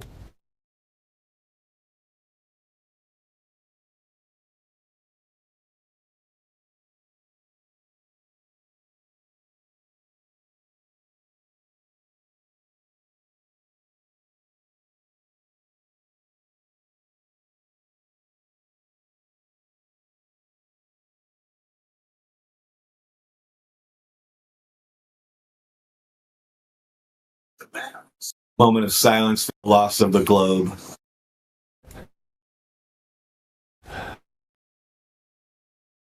It's a hard thing to deal with. Having your entire worldview just pulled out from underneath you.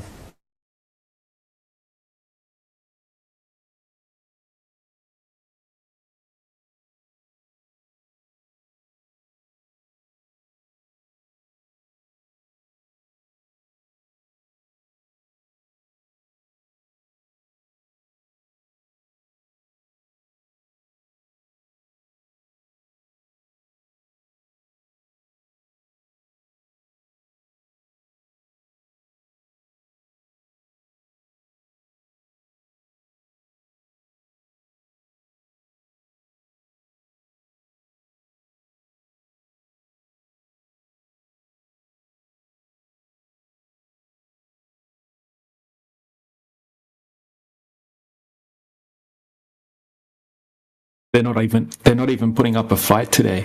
They're just kind of like giving up and leaving. The facts are too strong.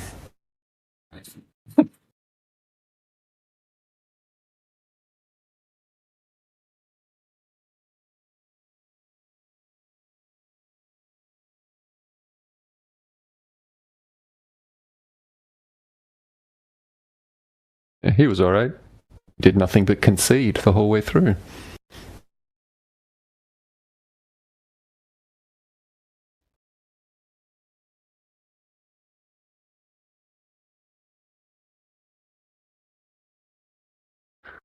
Suspect he's off to go ask some questions of ChatGPT. Try again.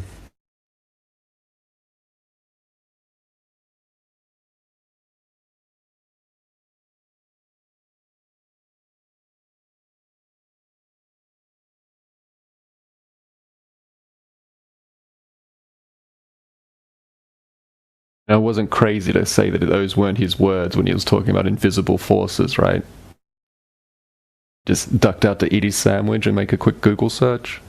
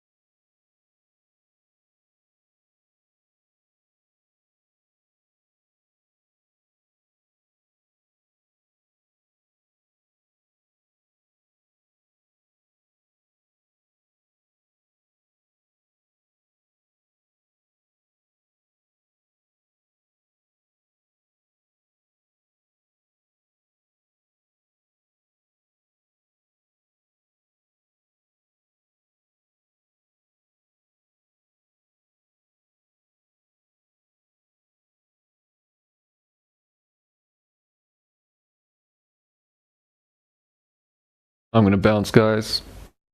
Good evening to all. See you later. Later, bro.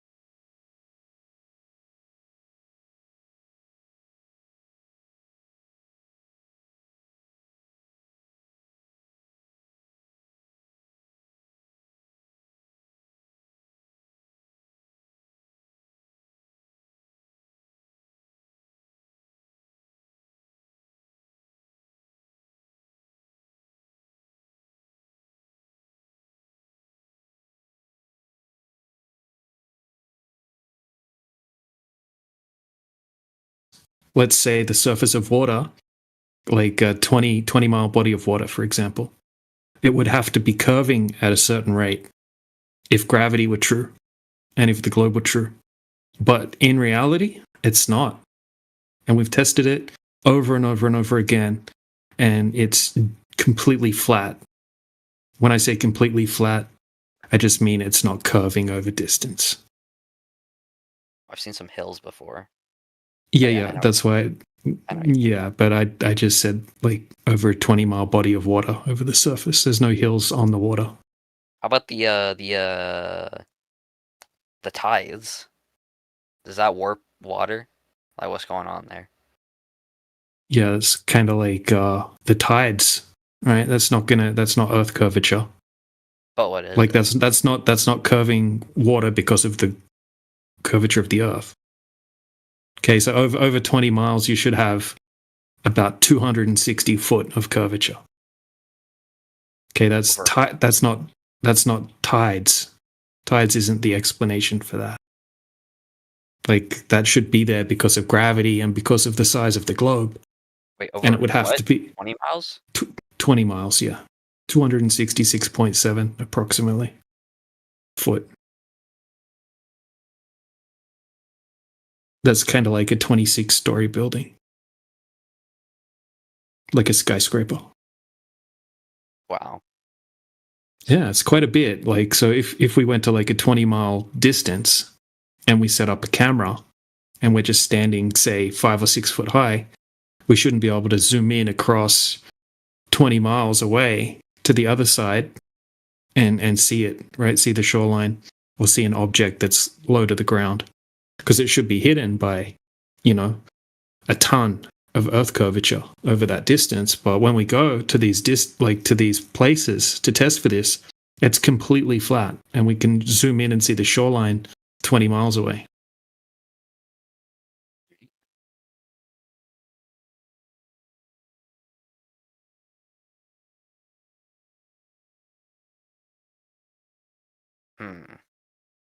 Yeah, it's kind of crazy.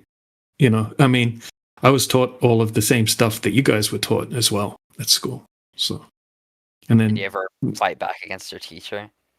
Not like physically. Well, no, because you just get mocked and ridiculed and probably get in trouble or kicked out of the class or fail your exams or something like that. You get rewarded for being a good little student, parroting the information, memorize it, regurgitate it on the exams, and then you can get a good mark, not for questioning like the core fundamentals of it.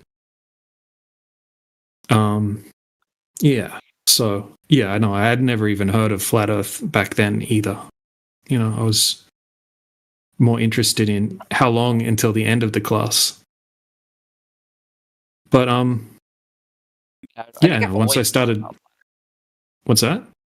I think I've always known about it because I remember I was like told this book or story of this like girl had to go to the edge of the earth to like find some like thing, and then in the book the earth was described as like flat and like a disc, and like if you got too close to the edge you like fall off. I know that's not like what flat earth is to you guys, but like it was an early version of it I was taught.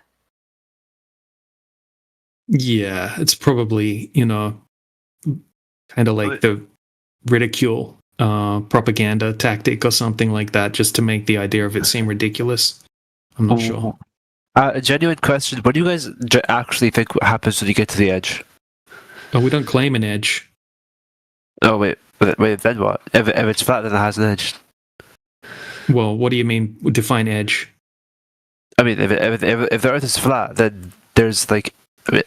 I'm not gonna define edge, man. You take a plate, it has an edge. Like if the Earth is flat, it has an edge. Does a lake have an edge as well? Is that the same as the plate edge?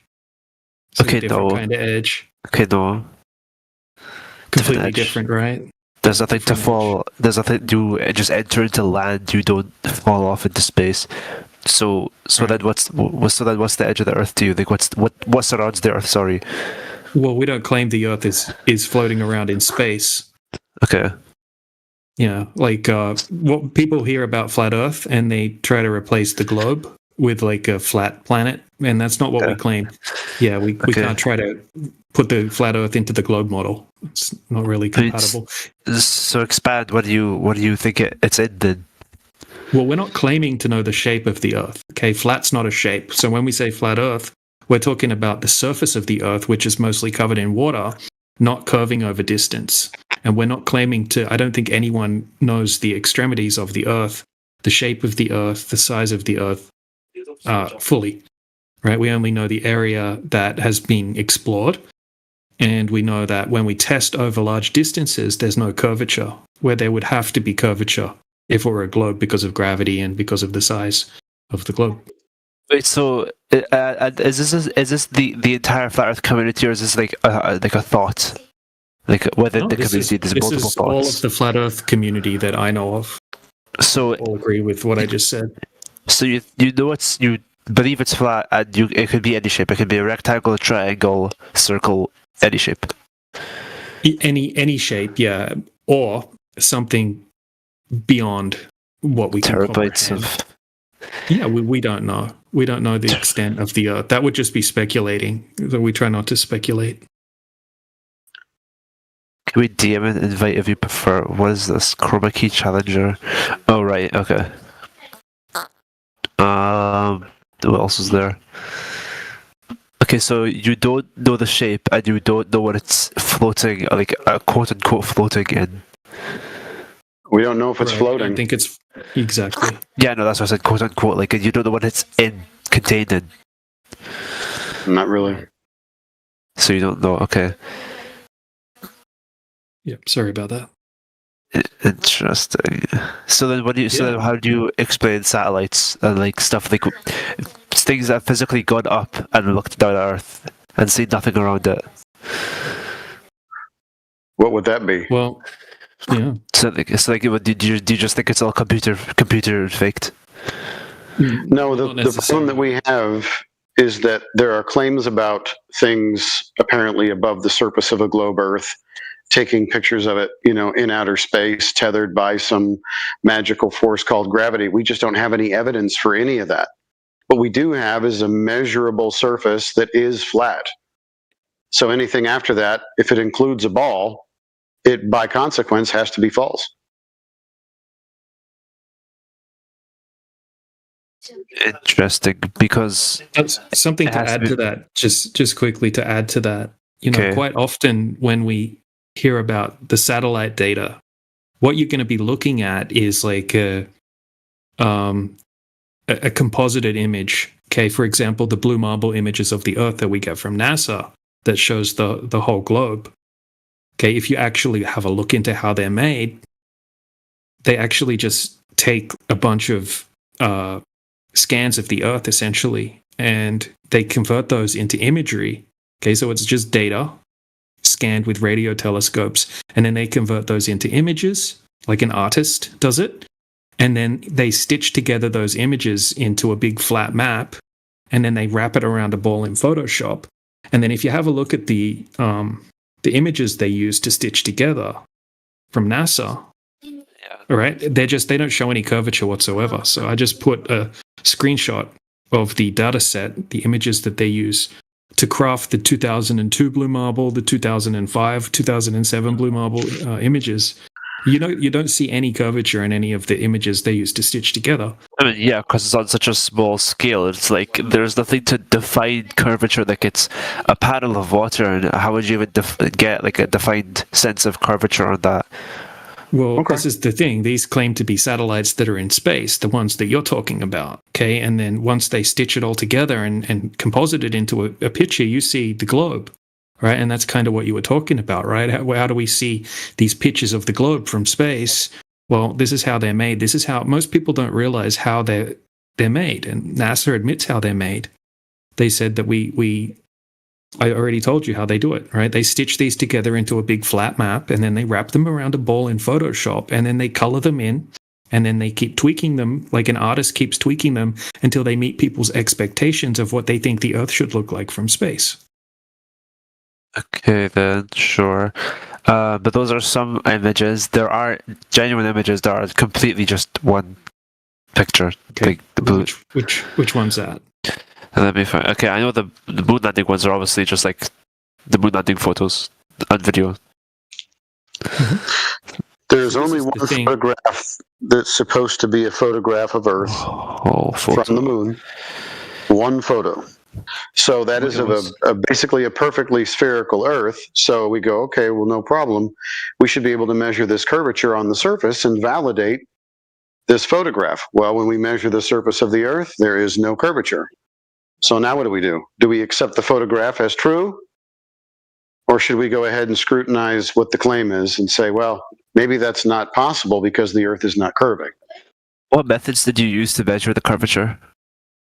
Laser, long distance photography, anything that we can possibly use to see if there's any drop over distance over large surfaces of the Earth, large surface area portions.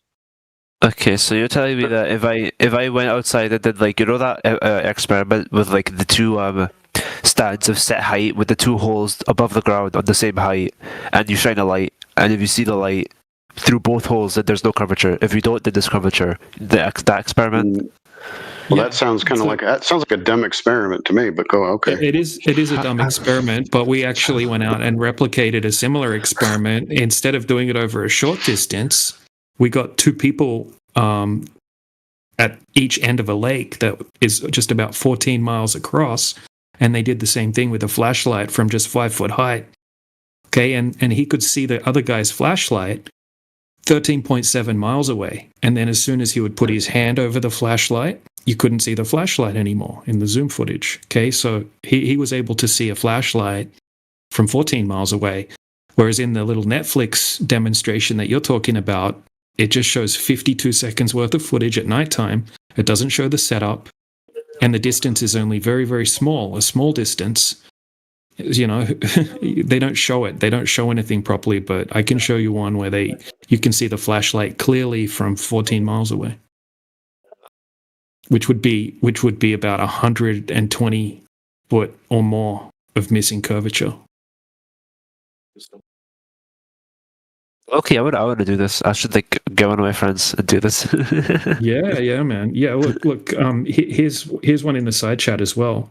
So some people have really expensive laser beams, like big giant laser beams. Now this is a team of field engineers, and they got a $30,000 laser beam, and they shot it over 40 kilometers distance, and it hit the target. Here is it hitting the target in the side chat.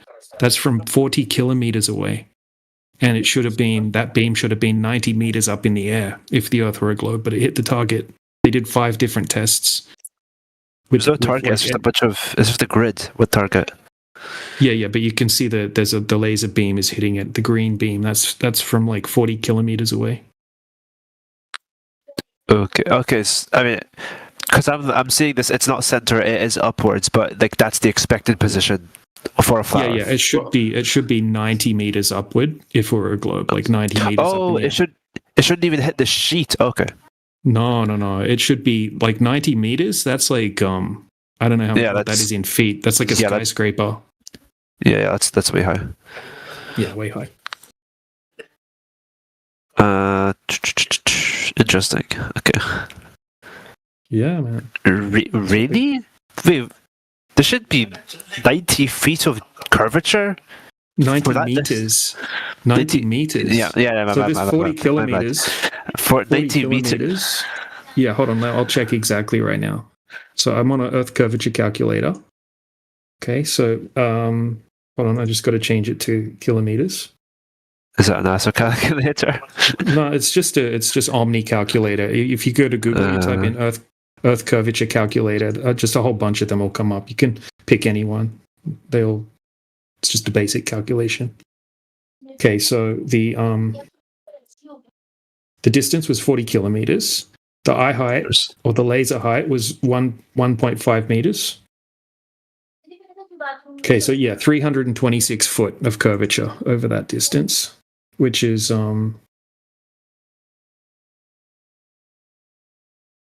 it's like 99 meters or something. Is that what obscured object part is? That's such a weird name. Yeah, obscured object part. Yep, that's right.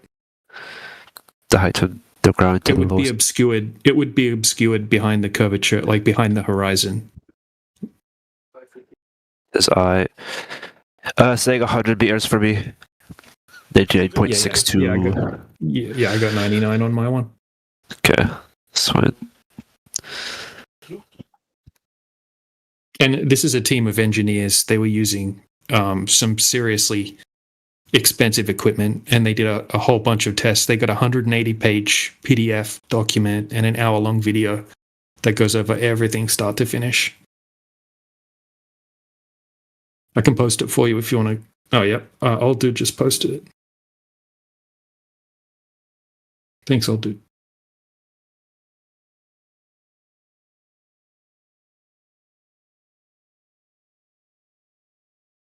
But there are more simple tests that you can do, like with the torch as well. If you want to do it, on a budget, don't have to buy a $30,000 laser.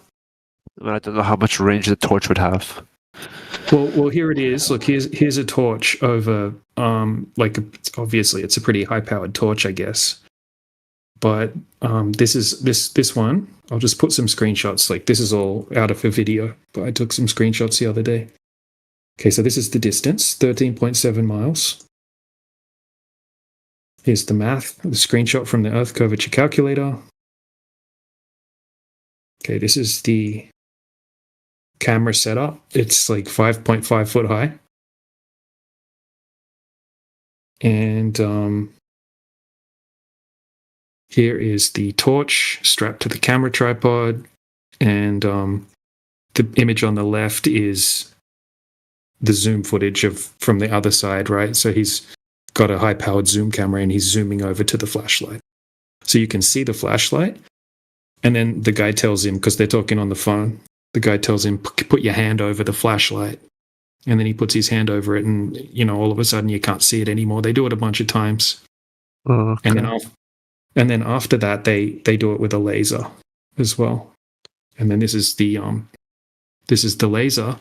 And with the laser, they start at about 5.5 feet high, and then they lower the laser, and then they try it again, and then they lower it down to like 9 inches off the surface of the water, and you can still see the laser right across the lake. Why is there also one thing about the distance? Mm-hmm. Why does that say 13.7 and your count was 40 kilometers? There's an extra 20 kilometers, like 21 kilometers. This is because, okay, so the one that Old Dude posted above, okay, that's the laser test with the engineers. Okay, that's a different one. That's 40 kilometers. And then I started talking about the torch test. This is a completely different test. So this one was just done over 13.7 miles. Correct. My bad. No, you're good. Interesting. Yeah, all sorts of different ways to test it. You can even do it even cheaper than with a torch. You can use mirrors. Okay, so if you just say you find a 10-mile lake, you could go on one side of the lake and your friend could be on the other side of the lake. And if it's a sunny day, then you can use a mirror. And if you angle the mirror correctly, you can shine it into the person's eyes or whatever, on the other side of the lake. And you have to have it angled perfectly to get you need a line of sight basically for the person on the other side to see the mirror flash. Would be called like a mirror flash test. That way you can do this. Do it for like for free. That way, just need a mirror. Imagine I actually do this and I'm like questioning my reality if I get these results. Oh yeah, man. I mean, I did the same thing. I saw all of this stuff. People showed me some of these tests, and I lived on a giant lake. We had a huge section across the lake, Lake Macquarie in New South Wales in Australia, giant saltwater lake. And yeah, I did my own observations, and I could see the shoreline on the other side of the lake by zooming across the lake.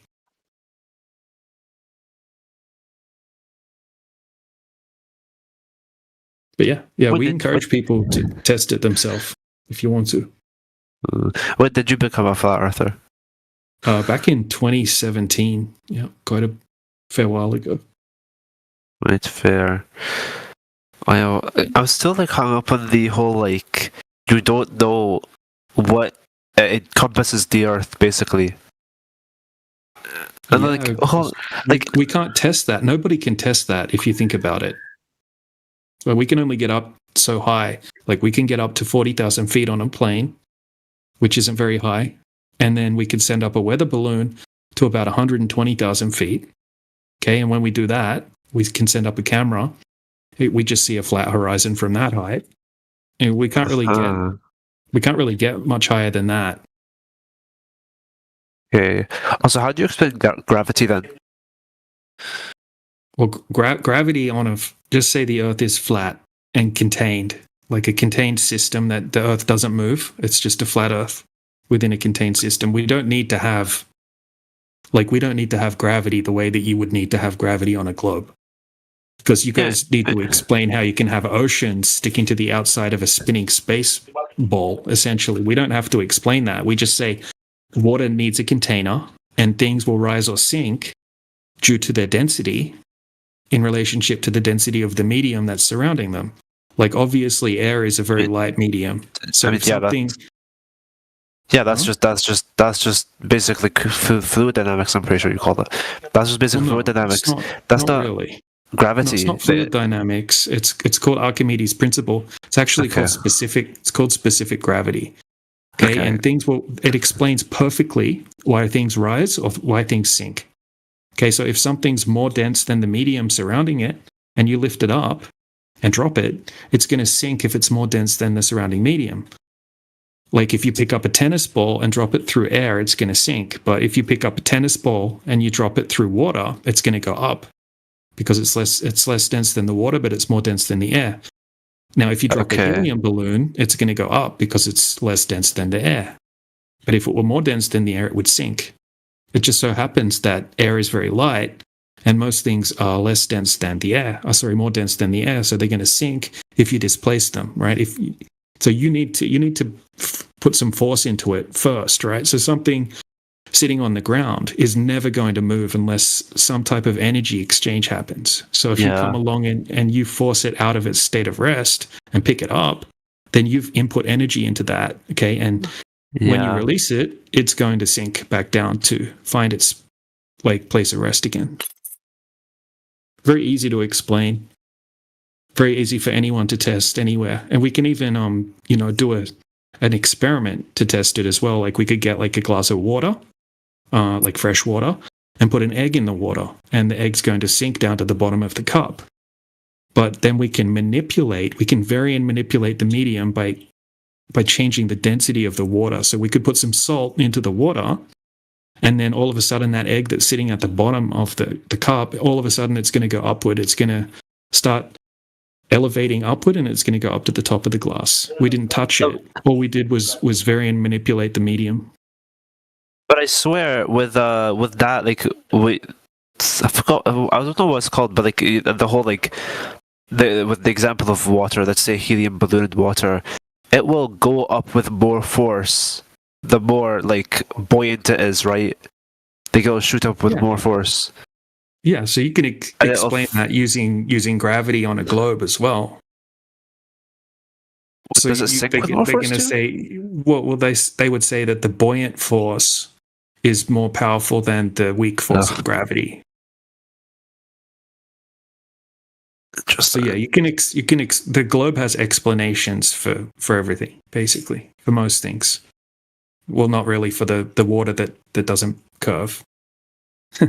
But it should curve, right? Because of gravity.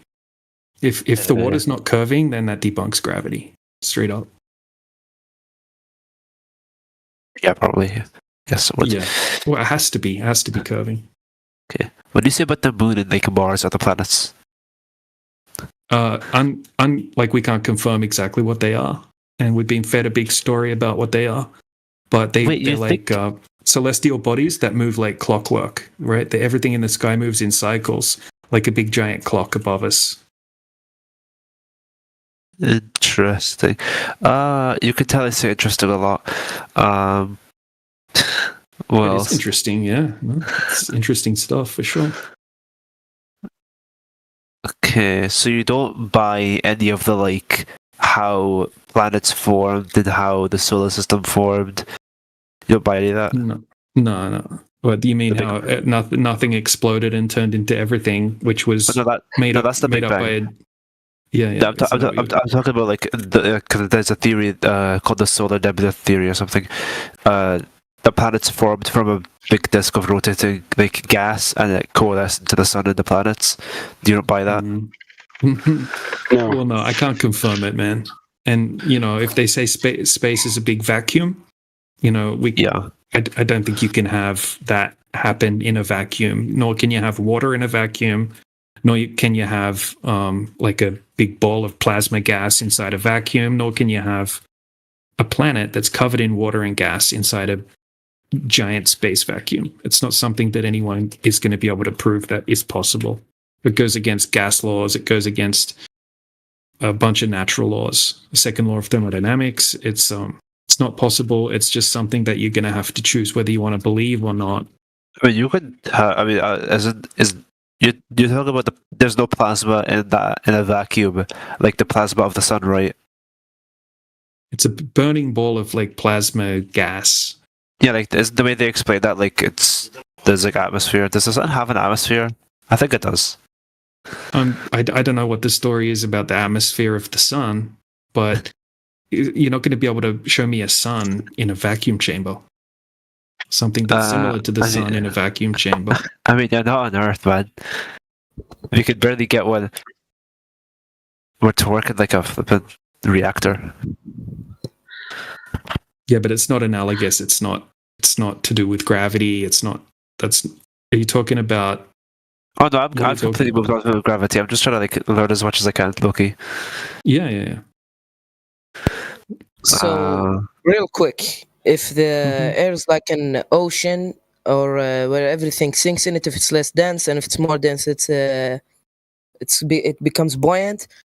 When you drop a rock at normal gravity, at normal pressure, when air is there, it will fall at 9.8 meters per second. And if you drop it in a vacuum chamber, it will fall at the same rate, even though there is no air. So how does it fall in this way if there's no gravity? It's not floating in anything. The density of the rock. Because the density of the rock and the resistance of the air is not going to make much of a difference. So it's going to approximately fall at 9.8 meters per second squared, whether it be in a vacuum, which is just a less dense medium than the air. So get something like a feather or something like that. Obviously, there's going to be more resistance and it's going to slowly float down. But then if you drop the feather in a vacuum chamber, because you've removed what's acting as resistance, then it's going to fall at a similar rate to the bowling ball or whatever you want to put in there. But in a vacuum chamber, we can't test it properly because it doesn't have enough distance to get to its terminal velocity. So they're just going to fall at roughly the same rate. But so that's just an observed effect. We agree on that. We can all agree on that. That's Y'all are anyone can test. I'm not the guy with a cat with eyebrows for a profile picture, bro. Come on.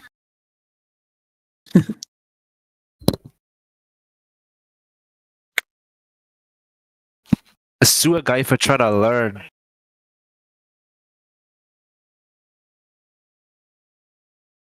No. That's that's a troll. That's a globe Earth troll trolling us, not you. You probably. Yeah, that's not a flat earther. Gotta watch the cat profile picture, people, bro. They're trolls. So wait, pretty much every time. Wasn't your whole explanation for gravity based on your substituted gravity laws for buoyancy laws? No. Nope. No. Explain the gravity substitution to me again. Okay, so first of all, I think it's important that there is really no substitute for gravity, since gravity, number one, has never been proven or exists. At this point, it is only a mathematical concept. So if there's no replacement, all we have is what we observe. Apparently, we have a pressurized system where there are 3 to 4 different states of matter. We wouldn't be having any oceans unless we had some kind of containment where this pressurized system could keep the water in a liquid state. So we have these 3 mediums, if you want to think of it that way: solids, liquids, gases. Solids pretty much always descend or fall downwards in the gas. Sometimes they fall downward in water. Sometimes they rise in water. This is just what's observed. It's like a giant density tower. So there is no replacement for space-time. It's just what we observe. Heavier or more dense objects within a less dense medium will go downwards, and vice versa. That's what we have. Okay, so now you take the rock. Wait, the rock is always more dense than the vacuum or the air, which is what he was saying. So And typically the water. Situations. Mm-hmm. I had a thought, I lost it. So now let's take something different. Let's take let's say a block of wood. So a block of wood still descends through the air, right? The air is not dense enough to support it, so it goes downward. You take that same block of wood, you put it in the water. Now it wants to rise upward and find its equilibrium at the surface of the water. But you'll notice that not the entire block is resting on top of it. So the little bit of density that there is displaces the small amount of water that is there. So everything is just a really big density tower. Have you ever seen a density tower?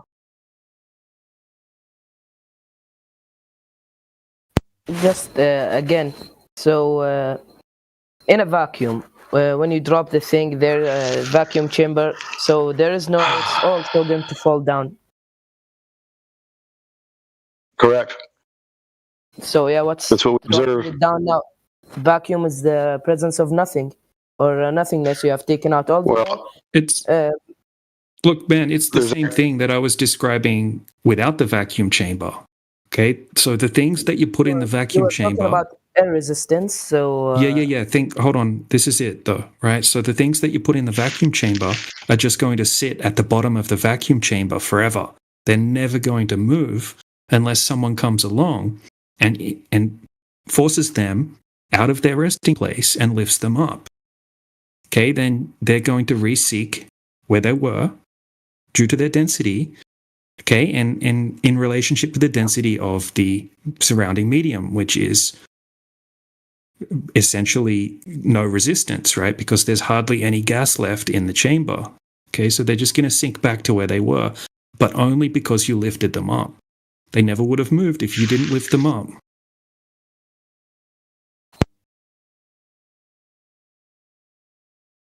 So how come the air pressure decreases as you increase altitude if it's air is the same medium, right? Like if we're talking about like a homogeneous system at this point, not two different densities, why did the densities change? Okay, so completely different question, unrelated to the one we were just talking about. But thank you, Josh. Okay, happy to hop in line. That's fine. I'm just next time we find a pivot. Yeah. So I mean, obviously it's a lot warmer down here, a lot cooler up there, and then also the gas is all being created down here. Okay, almost all of the gases are created down here. Okay, and gas obviously slows down like crazy as it gets cooler.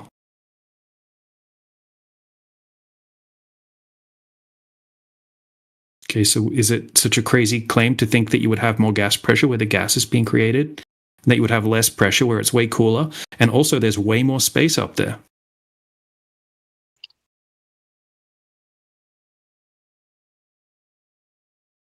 But yeah, who are we talking to just then? CYE? Psy? And yeah.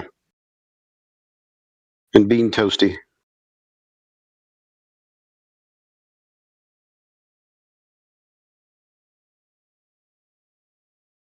No, I'm here just thinking about what you said.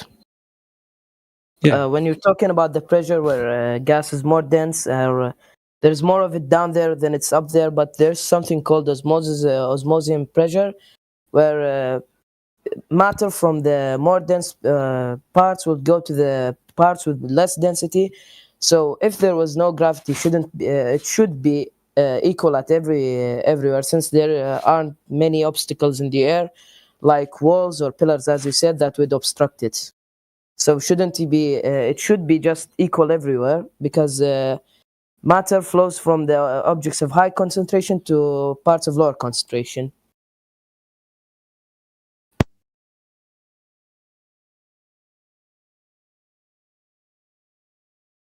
Sorry, I was typing something towards the end of your sentence. Can you just say that one more time for me? Sorry about that. Yeah, if you think about like the osmosis pressure in sewer water, in the higher concentrated places will flow to the lower parts. That because matter always wants equilibrium. Mm-hmm. Objects always want equilibrium. So gases at the bottom would rise to the top, almost reaching an equal state. If there is no gravity, that should be the case. Well, not necessarily. Like gas particles behave very differently than solids and liquids. You can, yeah, this also applies to gas. How do you think about air pressure or the weather, to be exact? Why does rain or something happen at any place? Because winds from it's to do higher with temperature, place, though. It's to do with pressure systems that are caused by temperature differences. Yes, temperature causes concentration differences. When you increase the temperature, the matter gets excited, so it disperses more. That creates a concentration difference. The part where the temperature increased would have less wind or less gas. That's why it would increase. Unlike the Yeah, object but if what you're saying, like, look, let me use your own argument against you for a second. Okay, so if things are always trying to reach equilibrium, then obviously high pressure would go to low pressure, right? Yeah. Okay, so we're claimed to be inside a giant space vacuum that's 10 to the negative 17 torr, about like more than 100,000 times more powerful than any vacuum chamber that we can create here on the Earth. Yet we have high pressure adjacent to the low pressure, extreme low pressure system of space. Okay, yet it doesn't happen, does it? The equilibrium doesn't happen. Entropy doesn't happen according to you guys. And you're going to say gravity is the solution for that. And then is that what you're going to say? Yeah, exactly. And then we're going to start looking into gas laws. Okay, and we're going to see that gas particles don't have a downward bias. Gas particles move randomly in all directions. You could look up any definition of gas particle movement, and you're going to see the same answer: that gas molecules, they move in straight lines indefinitely, unless they bounce off another gas particle or against the walls of the container. Exactly. They can slow down. They can slow down or speed up because of temperature changes, but if a gas particle is going upward, it's not going to be pulled back down to the Earth by gravity.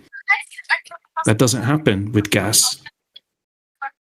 No, exactly. Gravity acts like the barrier that holds it in place. It holds the gases in place. Think of it like not the vacuum in space, like the vacuum cleaner. When the vacuum exerts pressure, air enters in it. You can test that by, of course, putting your hand over it. You'll see that your hand's getting sucked. The Earth acts exactly the same with gravity. Gravity the gravity would have to be pulling. The gravity would have to be pulling. Yes, gravity things pulls towards the center of mass. Everything would be pulled towards the center of mass. So that means that a gas particle would be pulled downward. So that means that a gas particle would have to be getting pulled downwards towards the Earth. But gas particles don't do that.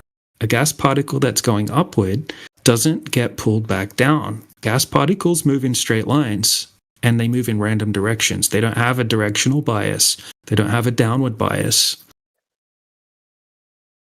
So they're just going to go indefinitely, even if they're leaving the Earth. If gravity isn't holding them down, that means if I go to the center of the Earth or go mine really deep where I'm far away from the surface, I shouldn't find any gas there. No oxygen, no carbon, no anything. I didn't say that. Gas particles move at random in all directions. The gas is being created at the ground level, where 80% of the oxygen is created in the ocean by ocean plankton. Okay, then we have nitrogen cycles. We have all of these different gas processes where the gas is being produced, under the surface of the ground. I got to go on mute for a second.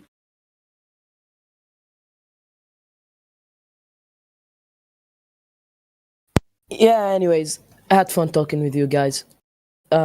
Should be back in another time. Yeah, awesome, man. Well, he's gone already.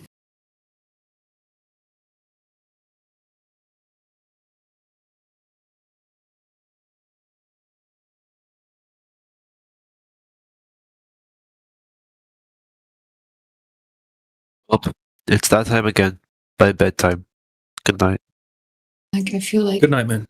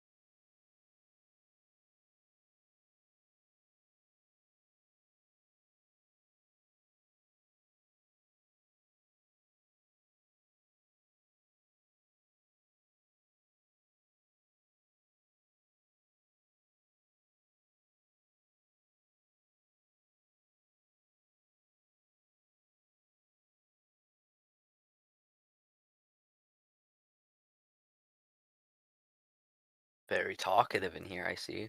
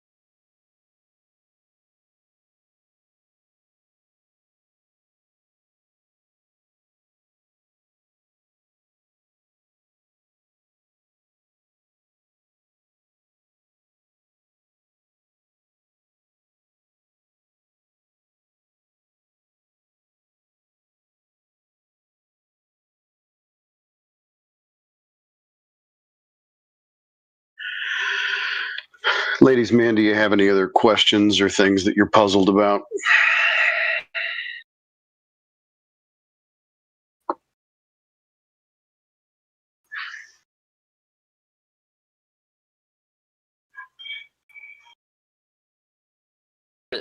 Sorry, what?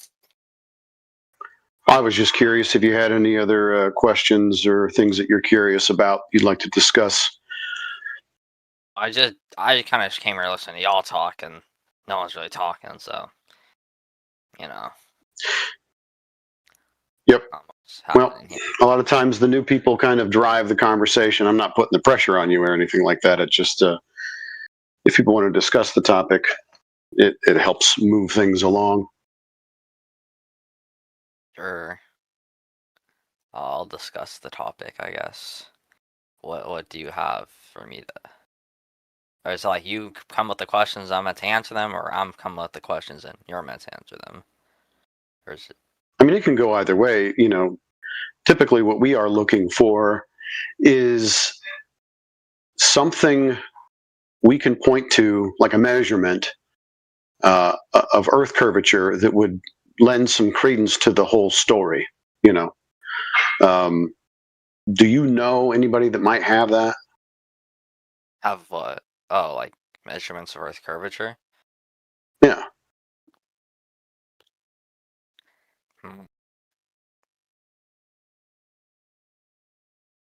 This is it's an interesting question. I can't name off the top of my head, but also on the top of my head, I don't know anyone that's a flat earther besides Discord usernames, so you know. Oh, fair enough.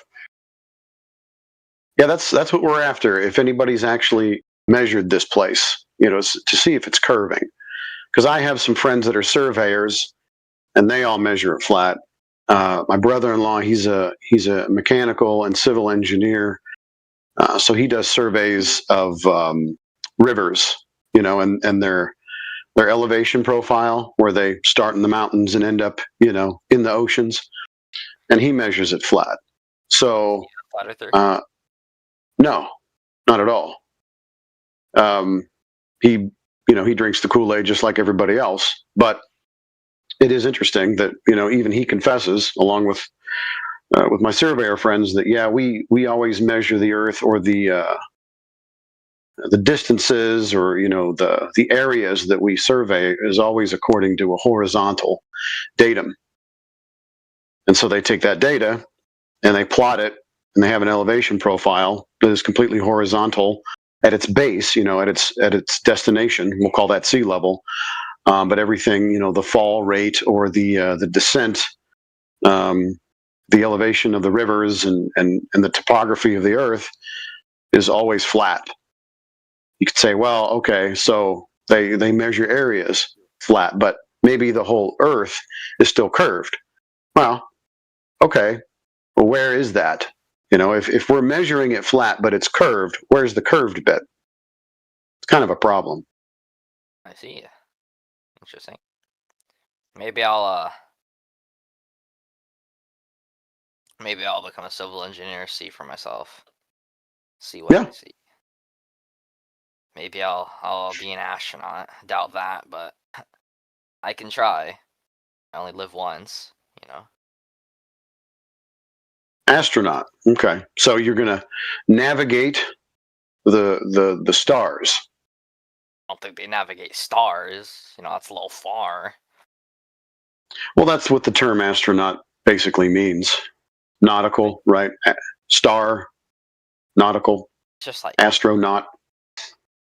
I know, but it's like they don't actually navigate. I mean, I guess they could use the stars, but it's like the Apollo program. Apollo, like the Roman god, I believe, like that he didn't have anything to do with it. They just named it after him. Sure. So, since no one's navigating any stars, you know, this idea of going to, let's say, outer space, this extremely vacuous region. We had a guy in here just a second ago talking about gas loss, right? There's a reason, if there is some kind of vacuous region well beyond the surface of the Earth, why the gas isn't filling that available volume, because there is no gravity to keep the gas here, so it should be filling the space to, you know, come to an equilibrium state. Didn't we like this already? Sorry, say again? Yeah. Didn't we like talk about the gas already with like gravity and stuff? And then then the other guy explained the fabric model, and then I added on to that. Yeah, sure. I mean, those are great stories. They don't hold any bearing in reality. There is no fabric. There is no mass attracting mass. These are just ideas, just conjurings of someone's imagination.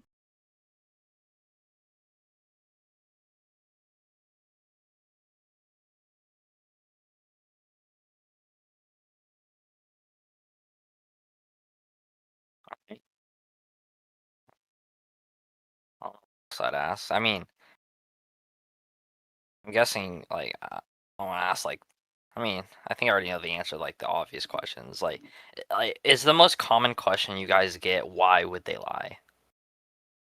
It's one of the more common questions, yes. Fair, but to categorize it as a question is being too charitable. It's actually a Coke.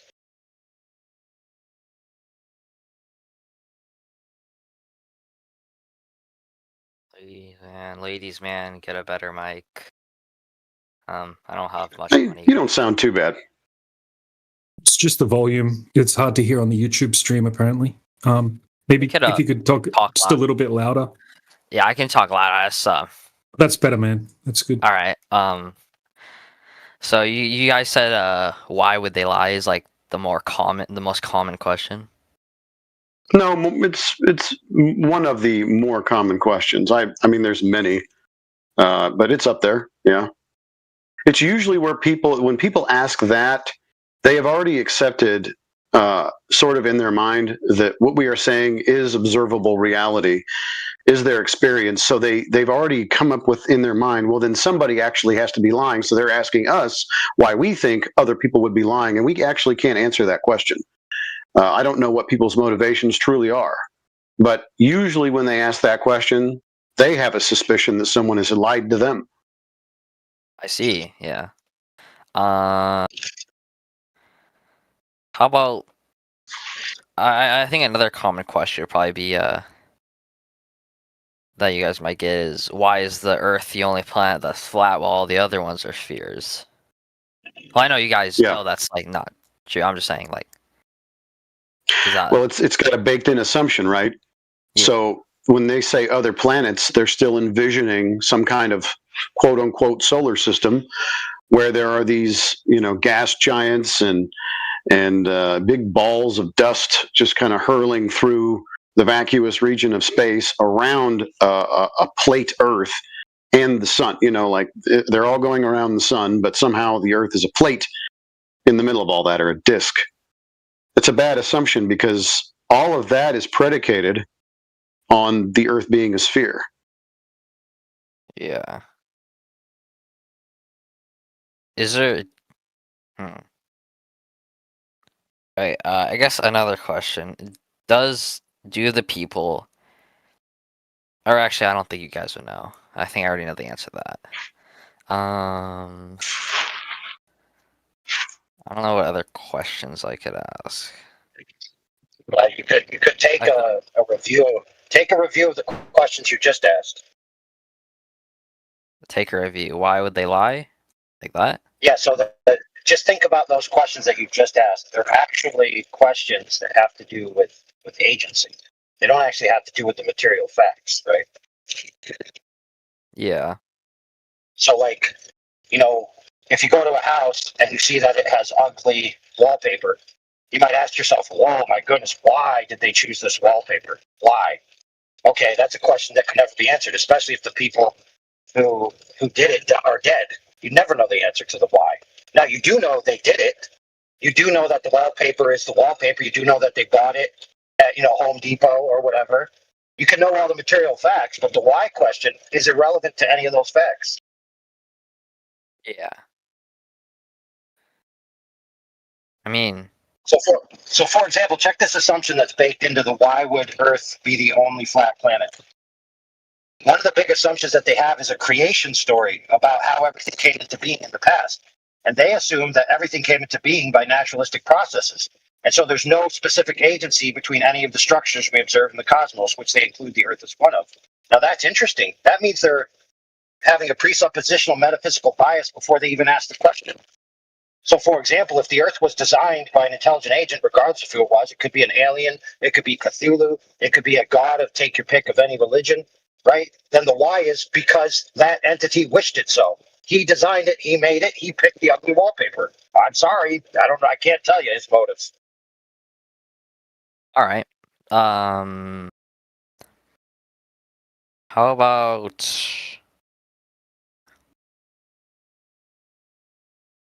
I don't know. The biggest thing I've always wanted to do is just like see with my own eyes for myself to like truly like at least for me to know. Like let's say I try if I become an astronaut and they say you're gonna have to fake it, I'm instantly telling everyone. But I can't be the only person. You think it's that easy? You think it's that easy, brother? No, it's not. I know that, but that's why I put "if" in the beginning of that sentence. No. You're missing it, brother. It's not about if you become an astronaut. It's about if they allow you to be an astronaut. You see the difference? If they allow you. Well, yeah. So, for example, nobody's allowed. Check this out, brother. Nobody's allowed into the elite club without being vetted and insured against, if you know what I mean by that. So, for example, they're not going to let you be an astronaut when they've got nothing to hold over you. They're not going to let you into the high ranks of the CIA when they got nothing to hold over you. It's not how it works. You don't get into those positions unless they have leverage against you. Blackmail? Yeah, or credible threat. Like, for example, you may not know this, dude, but one of the so-called astronauts, before they went to the moon, said, hey, we can't go to the moon. And hey, we can't communicate because the technology we have doesn't even work on Earth. So how do we expect it to work in space? And he said, the stuff we have... Dude, I'm talking about Gus Grissom, who, for all intents and purposes, was assassinated. He was assassinated because he was against the program. And there's evidence that his wife has and other people had that they witnessed with their own eyes that he was planned against and killed. Right? And now, interestingly enough, the other astronauts, guess what? One of their moms died in nefarious circumstances. How about Buzz Aldrin? Yeah, apparently she committed suicide because she was so nervous about her son being famous. Now, you put everything together, dude, and you think about all the clandestine nature of everything, it's obvious to anybody with 2 cents in their brain that they killed her. Now, can I conclusively prove that? No. Is it highly probable? Yes. But the point I'm trying to tell you is it's not simply the case that you arrive at this elite position of power where you know things that nobody else knows, and then you're just free to speak without consequences. And those consequences, if you're a man of any integrity, they're going to be a hard burden to bear. It's like, listen, we're going to kill your whole family, and we're going to peel your kid alive and make you watch. What are you going to do about that? I mean, think about it. You'd have to get a whole army on your side before you pull the trigger on telling the truth, wouldn't you? And then you'd have to have your family safe from all the organizations, and all, the list goes on and on. It's not as simple. But even then, it's like, who's going to believe you? Think about it that way. Like, what credibility do you have? Even if you have photographic evidence, they're just going to discount your photographic evidence. You guys believe me? Well, if you went up high and you said, I saw the Earth that's flat, and you came back down, you'd just be saying the same thing that actual astronauts have said. Actual astronauts, people who went up high, have actually said that the Earth looks flat from their position. Already. So you'd be doing nothing new. All right. So, ladies, man, can I safely assume, and you can tell me, that you believe you do already live on a sphere, Earth? Okay, I want to say like the truth of that question, which is yes. I'm afraid I'm just gonna get like into another debate with you guys, which I know is not gonna end well with me. No, this is tying into the question that you, or maybe it wasn't a question, but just the statement that you made. Until I get to a certain height and see it for myself, I'm probably not going to believe it. Was that kind of what you were saying? No, I'm just saying I don't know for sure, and like you guys probably aren't gonna convince me that the whole shape of the Earth, like it's a big thing, you know. It's not just like picking Skittles or M&Ms, like. Well, I understand that, but once again, nobody here claimed any shape. We're just talking about the surface that we dwell atop. So, I'm not trying to take a shot at you, but you have already kind of accepted a paradigm with zero firsthand knowledge of that paradigm.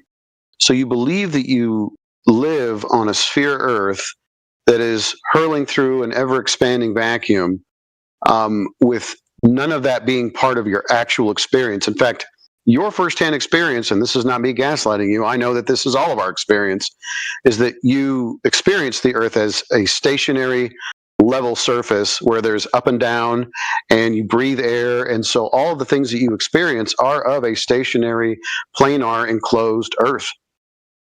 Yeah. That's your firsthand experience. And yet you believe something almost completely contrary to that. Well, I don't know. I think I don't know. Maybe it's because I'm just wondering, how did this come to? Like, people didn't say the Earth was a sphere for no reason, just to say it. How like this came to us as a species for a reason. Yeah, I mean, once again, it's going to be a question about agency. Why did they do it? Well, that doesn't change the material fact, just like AI was telling you. So the experience and the empirical evidence that we have points to and affirms a flat, stationary, enclosed Earth. What people's motivations are for telling you that it's something completely different, I cannot tell you that. I could speculate, and I'd probably be pretty close about their motivations. But, I'm not here to convince you about where you live. That's not my job. My job, or at least it's not really a job, right? My passion or my goal is for people to just consider their actual experience and how the Earth is measured, and then they're going to have to be able to do whatever they can or what they want with that. You make your own decisions, but obviously you realize there is sort of a decision process going on here. You're presented with two different paradigms. One of them is experienced, one of them is imagined, and most people choose the imaginary one. I mean, even if I become a flat earther, let's say by some chance I do, like, I can't tell anyone really. Why not? I mean, I understand. Listen, I understand what you're saying. People reject people who leave the flock or believe something different than the herd, right? So there's a problem where people go, well, if I live by this particular paradigm, which is not the norm, then I'm going to maybe be ostracized or looked at differently, and it's much safer within the herd, right?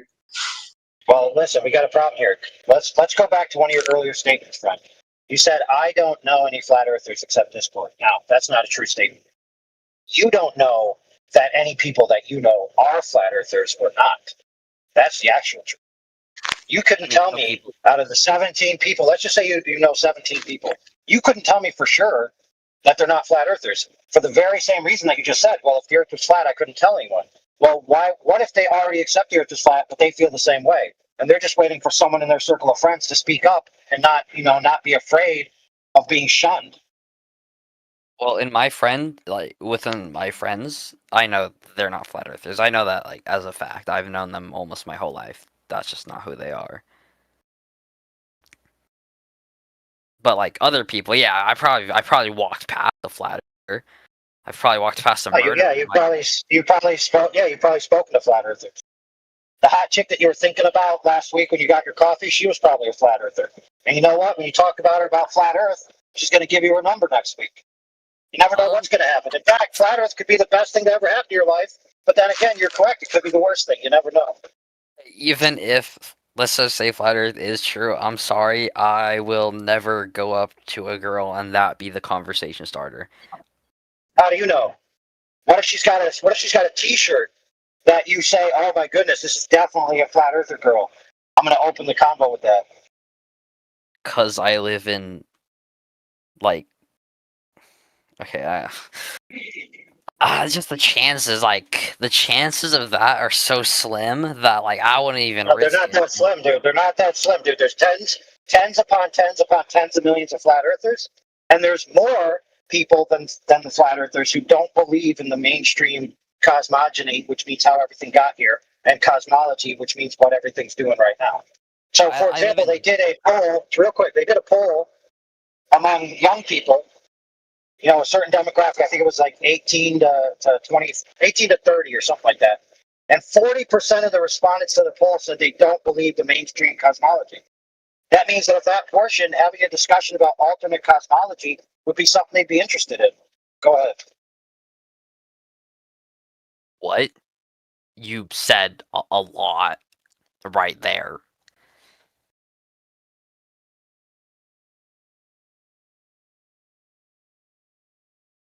Yeah, it's the same with any topic, like mainstream politics. Like about probably 30 to 40% of people that you meet are not interested in mainstream politics. They have alternative ideas. And the only reason that they talk about mainstream politics is because they're in social circles where they think it's not cool to talk about. Now, this is a well-known phenomenon in psychology. I can't remember the name of it, but it's like people shun themselves from talking about certain topics until they know for a fact that a certain amount of their social group accepts it. And then once that tipping point occurs, then they talk about it freely and they don't care anymore. Yeah, I mean, I could talk about flat Earth, but not in the sense of it's true. I could we've the topic of flat Earth has came up, and how it came up is probably exactly how you think it came up. Like stupid theory, can't believe people believe this, stuff like that. Yeah, bigotry. Yeah, bigotry. So see, the thing is once you know the Earth is flat, dude, or at least you know that what the mainstream is telling us is a big crock of crap. When you hear people talk with incensed bigotry against people who believe in alternative cosmologies, it's going to stir something inside you. And you're going to be like, dude, you need to stop treating people that way. Quit being a bigot. That's going to be your attitude. I mean, unless you're a moral coward, then you just, whatever anybody says bad about anyone else, just watch happen. But I doubt that's who you are as a person. You're probably going to be annoyed by people talking crap about people when they know nothing about the topic. Yeah, well, I wouldn't say I believe it. There's been times where I see people, I've overheard people like talking about it, and they say it like in a wrong way, and I've known since I've listened to you guys that that's wrong. Like I don't say anything because they're gonna instantly be like, "Bro, are you a flat earther or some shit?" But I have thought that. Imagine that character flaw that other people, if you just engage with the conversation honestly, will then criticize you as being one of the group that they can vilify. You know what that's called, friend? That's called evil bigotry. That's what it's called. Yeah. So whether you realize it or not, a lot of your friends, whether they claim I'm not racist, I'm not prejudiced, they actually are racist and prejudiced against people that are like flat earthers. Like they consider flat earthers to be like the dregs of human society that are worthy of derision. And that's a character flaw in them, by the way. Yeah. I mean, yeah, there's yeah. I want to say like super racist, but I do know some people in our friend group that definitely have some sort of racism, especially towards white people. I don't know if that's counts as racist. They don't say it's real racism, but I feel like Oh yeah. It's only race. It's only racist when other people do it, right? Well, I don't want to tell them that because you know what they're gonna say, that I'm racist. Right. So you notice how, like, when people start slinging these accusations, they become meaningless, don't they? And really, what they're doing is pointing the finger back at themselves. So if they accuse you of being a flat earther because you talked about flat Earth, the only person they're accusing is themselves and their own bigotry. They're just revealing who they are in their hearts. Right? I mean, the closest thing to a flat earther I know of is my my band section leader doesn't think Katy Perry went to space, and that's about the closest I've ever gotten. Sure. I know that's not flat Earth, but you know what I mean. Yeah. What are people's response to him saying that? Well, it was a girl, and she had told me, and I was Or her.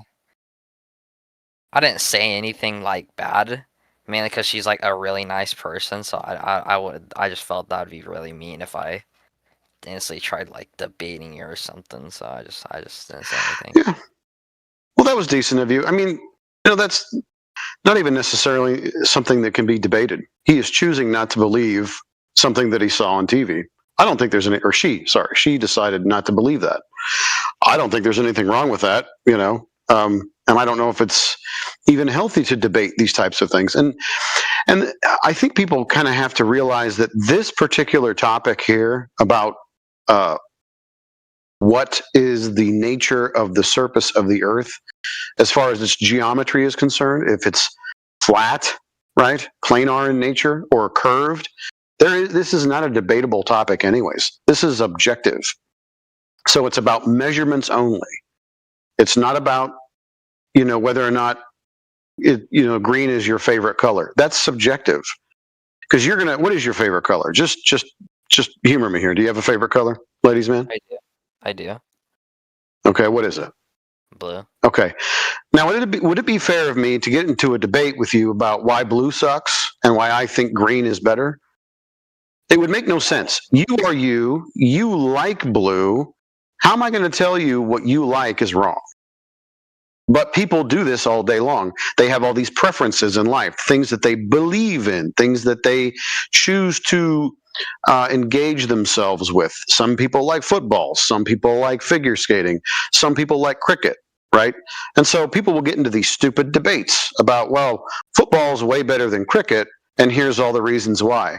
And it's ridiculous to argue about it in the first place, because you're never going to end up on really any solid ground. It turns out that they just like football, and those people over there just like cricket, and there's nothing wrong with that. One is not better than the other. But these are subjective topics, and people love to argue about them. I don't know why we do it. We just do. And it's the same with politics, right? People have a paradigm that they've had established in their life, and they see the world through this set of eyes, and they go, these are the things that I value, and so I'm going to align myself with a political party that catches a few of the things that I value most. And then I'm going to oppose the other side, who sees the world through a prism and values these other things, and we're going to be at odds with each other because we have these unique individual experiences, yet I have to tell them they're wrong, because if I don't tell them they're wrong and vote my way and get my way, life is not going to be very fun for me because I don't get my way. It's a nightmare out here. And none of this makes any sense, the way that we argue about stuff. These subjective topics are ridiculous, but nonetheless, we have them, right? This is how the world's been developed and kind of put everybody in opposing positions to one another. And somebody along the line said, hey, we should do the same thing with objective topics, like, is the earth flat or is it round? Well, there's nothing to argue about. How does it measure? Well, it measures flat. No need to talk about anything else. Now, if someone's upset because they want the earth, and this is going to sound weird, but they almost want the earth to be a ball, because there's implications with that. The story behind it has implications. The future has some implications involved if the earth is a ball. Maybe we're going to be able to explore the galaxies, the vastness of outer space, and it'll be like Star Wars or Star Trek, and we'll meet new creatures and we'll absorb all this knowledge, and there will be world peace and blah blah blah, even though even in the futuristic stuff, they're always at war. So I don't know why people prefer certain things, and so they adopt it as their paradigm, when in reality, we just have to accept what is. And what is that the earth is measurably flat. It is not moving, and it certainly seems to be contained. Nothing to argue about. All right.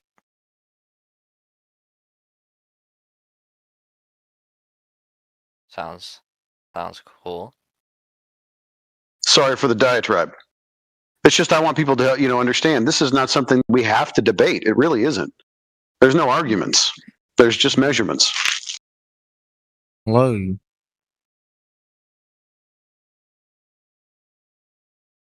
I ask you a question? Sure. Do you agree the Earth is flat? It's not really an agree-disagree topic. It's just measured flat. There is no curvature that we can find. So I know the Earth is flat. How you know? Yeah.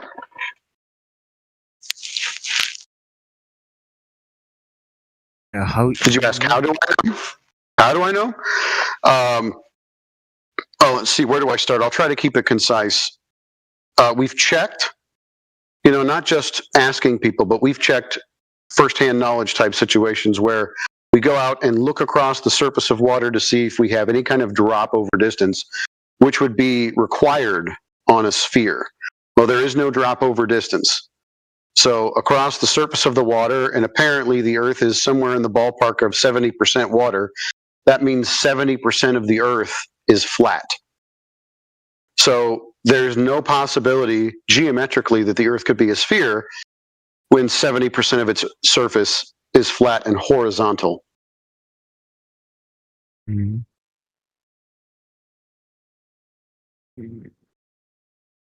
Okay. Hmm? But why the whole world is accept the Earth is low, it's not flat? Well, because most of the people on the Earth have been run through the state-run education systems where the curriculum mandates they teach the children that the Earth is a sphere. And so everybody is grown up at a very young age to believe in the globe Earth mythos, and then it just propagates from there. That's why most of the people believe that. And it also doesn't help that there is a constant barrage of globe propaganda everywhere that you look. So that means that humans don't have technology to see that how Earth is look like in actual world. Like Yeah, we don't actually. Yeah, China don't have, America don't have, Russia don't have. They're just lying that Earth is globe. well, it would appear that way. I can't really prove that they're lying, but that's what they're telling people. People choose to believe it. So, is it a lie? I don't know. I mean, they sell fiction novels at the bookstore all the time, and people pick those up knowing that it's not true, and yet they read it anyway. So, is it a lie? I guess probably not. Okay. And that means that you are not claiming the Earth is flat. You are just imagining that there is something that you don't know actually what is that. Am I correct? No, I know that the Earth, the surface that we live on, the surface of the Earth is flat, planar in nature. It's horizontal, it's flat, there is no sphere. Now, the overall nature of the Earth, the construction of it, what it looks like as a whole, what the Earth is, and how that looks, I have no idea. Go ahead.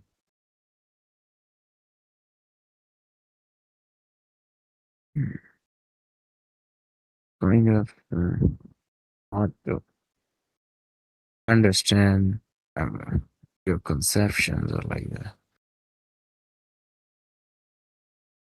It's not really conceptual. This is material. We go out into the world or reality every day, even where you sit, the building that you are in right now. Well, it was constructed using a level, right? It has to be flat and horizontal on its surface, or at its foundation, and every floor of it, so that stuff doesn't roll off the table, or your furniture doesn't end up on the other side of the room. Everything is flat, level, horizontal, and horizontal means parallel with the plane of the horizon. So the Earth itself is the reference to make everything flat, level, and horizontal. This is just how we live. This is how we experience the Earth, as flat. It's not conceptual. It is our reality. Mm-hmm. Yeah.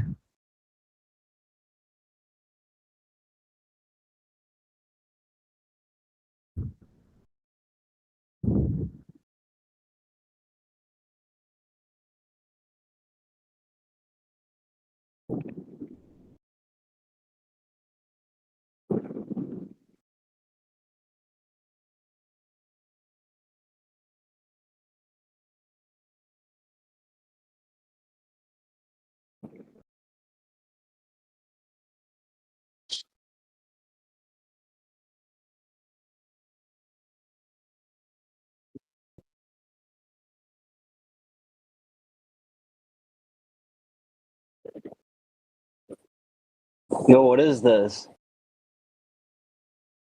24/7 Flat Earth Discord channel. It's a dump truck.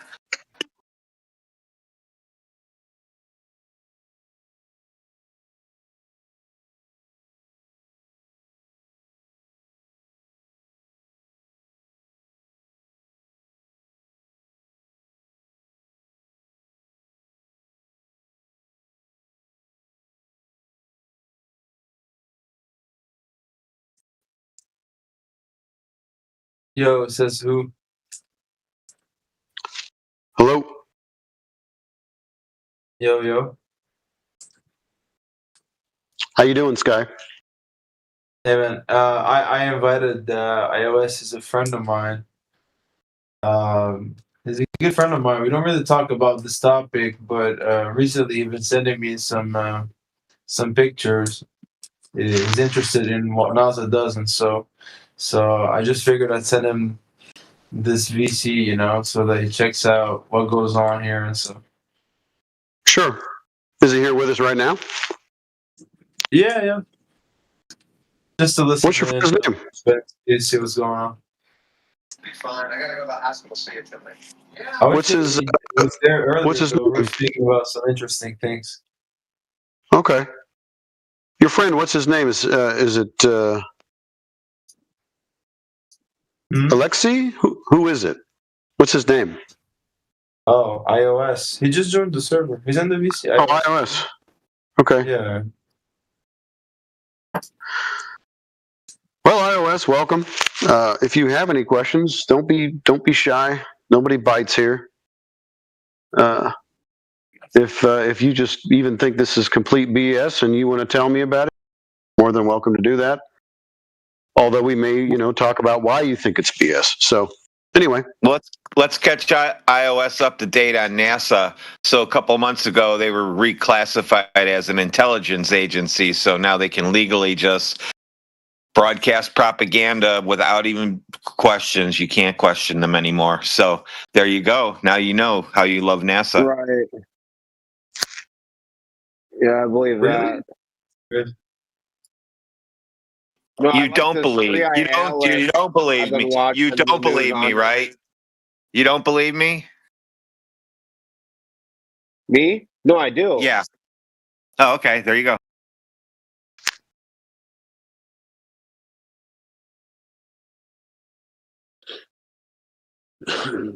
Yeah, I have a question. One second. Yeah, iOS and Sky, I got a question for you guys. Would you agree that if we can consistently measure the surface of water to be flat over distances where there would have to be a large amount of curvature, would that be a problem for the globe? I've been believing in flat Earth for more than 5 years now. You're right, man. Is iOS that's on the fence? No, he's not really on anything. He's one of my close buddies, and I just figured I'm chilling in here, so I just invited him. I'm not too big into the flat Earth. I mean, like I'm open minded about it. I have a friend that's big into it. I mean, I see how it's possible. The whole firmament and going around Antarctica. But I haven't thought too much about it. Well, so if you've got a friend that's into it quite a bit, and the couple of things that you just mentioned, let's talk about those for just a couple seconds. The idea of the firmament is a biblical idea, right? It comes from Scripture. So we can't prove or we can't touch any kind of firmament, or describe its properties or anything like that. But what we can do is see if we have consequences of some kind of seal or containment over the Earth, and that would be the gas pressure that we breathe, right? That's the main thing. A pressurized system has to be contained. Now, the other thing regarding Antarctica, there is a lot of quote-unquote flat earthers out there that are trying to push a model of the Earth using an azimuthal equidistant map projection. And then they'll have a moon and a sun going in a circle around it, and they're going to call that the flat Earth. and the flat Earth model. Nobody here ascribes to that idea, mostly because they're very easily debunked. We cannot really conceptualize what the Earth really looks like. Gotcha. So, yes, I seen like I thought a good YouTube video like where there it was showing like it's not like perfectly like circular, and I'm not totally sure, but like yes, kind of has some curves I'm in saying there. we're not gonna offer you any kind of map or model or anything. All we can tell you is that the surface of the Earth is measurably flat. Now, what it looks like after that, I mean, I have no idea. I don't know where the limit of it is. You know, even if it has anything to do with Antarctica, I don't really know. No one knows. Yes. Gotcha. Interesting. Weird. Yeah. We do our best to be honest with people about what we do know and what we don't know. And even if we speculate, we'll say we're speculating, but we try to keep it as just bare bones, honest in here as possible. Nice. Cool. Yep. Well, anyways, welcome. Yeah, hang out. There's people coming in and out of here all the time. If you got any questions, have you seen the news go ahead and about ask this them. 3i Atlas? Oh yeah. The Interstellar. Yeah. About what? That's an interesting one. The 3i Atlas. The seemingly sentient or intelligent backwards facing comet nonsense that doesn't act like a comet. Yeah. Oh no, yeah, no, I don't know anything about that weird stuff.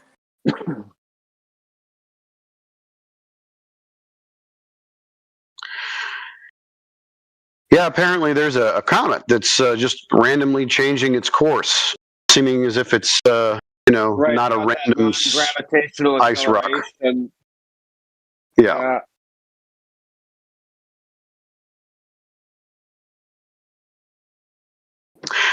If you're asking my opinion, a lot of times when I see stuff that's put in the news that has to do with like space and comets and black holes and stuff, my personal opinion, nobody else in here, but I think what they're trying to do is hint at things that are a bit more esoteric when they do that than they're really talking about anything physical. But that's just me.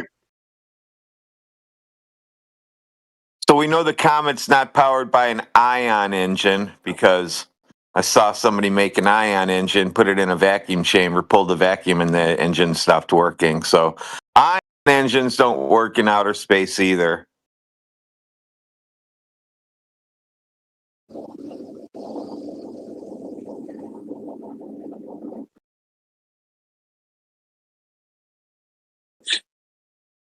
I'm an idiot. What's an ion engine? You gotta tell me.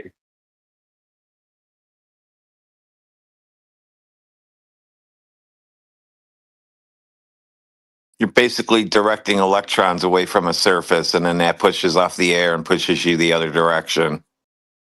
Oh, gotcha. Okay.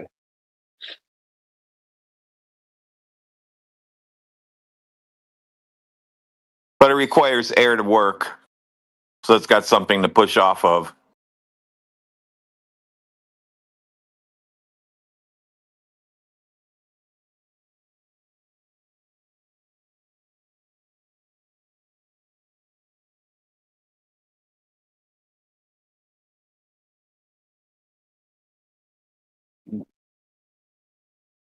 What do you guys like? Video games at all? You play Call of Duty? Anyone? So Sky and I are friends.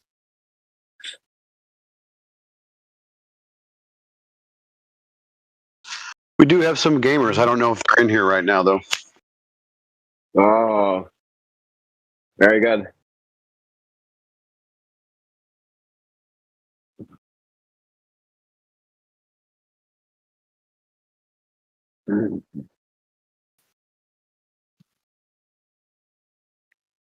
Yeah, it was cool hanging out. Maybe I'll stop in the server. Just have some fun. I don't know. You could just do yourself iOS and just listen in. You don't have to keep making conversation. No worries. We can just tune in. Like when everyone's muted, unless for the most part, we try to keep it like two people talking together.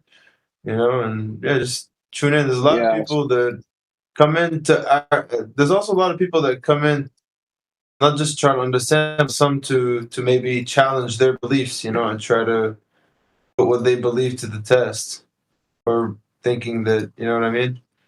Yeah. Just you yourself and tune in, man. Don't feel like you have an obligation to make conversation.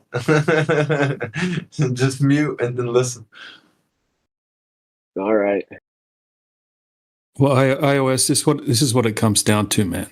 Right? Like, if we get a large body of water, let's say, for example, we have a 10-mile lake or a 10-mile section of the ocean, there would have to be a certain amount of curvature over that distance if the Earth were a globe. It has to be there. Okay, and there would be about 60, there would be 66 foot of curvature over 10 miles, just according to the globe Earth math. Okay, just based on gravity and the size of the globe. 10 mile, anywhere you are on the Earth and you have a 10-mile body of water, there should be 66 foot of curvature over that distance. So what we've done is gone out and actually, gone looking for that curvature that would have to be there, because it's pretty easy to detect 66 foot of curvature over 10 miles. And every single time we go and test these distances, even longer distances, we can't find any curvature. We can zoom in, like with a camera, right? Let's say we have a 10-mile lake, and I'm standing on one side of the lake, and I just set the camera up just above the surface of the water. And then I zoom in across the lake, the 10-mile lake. Okay? Yes. I shouldn't be able to see my buddy over on the other side of the lake. He should be hidden behind over 50 foot of curvature, like behind the horizon. It should be hidden behind the horizon by 50 foot or more than 50 foot. But we can zoom in across, and you could see his feet standing on the beach, right? You could, you can test that over and over again. Then you could go to a 20-mile lake and do the same thing. Whereas over a 20-mile lake, there should be 266 foot of curvature on a globe. Right. So, I get what you're saying. Yeah, That's really man. interesting. It's thinking a little bit differently. Yeah. We can shoot lasers across these distances as well, like really high-powered lasers. It shouldn't be possible because the curve. Exactly. So it's stacks and stacks of different tests that have been done. We can't find any curvature, and then you go looking, throughout all of history, and go, okay, who went and measured the globe? Who went and found the curvature?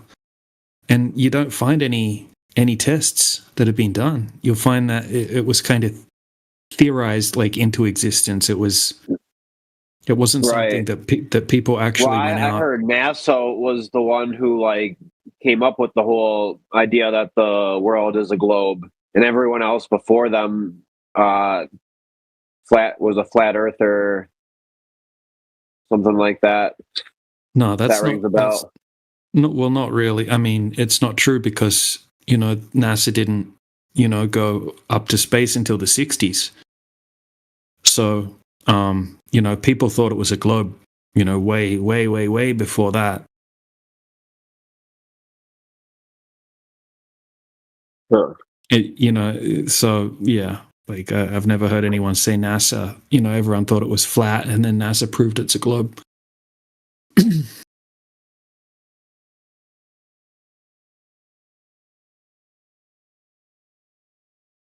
Yeah, so I thought I read something about that. All the ancient people, apparently thought Earth was flat, and then NASA was the first one to come up with it was a globe. I thought I heard or read.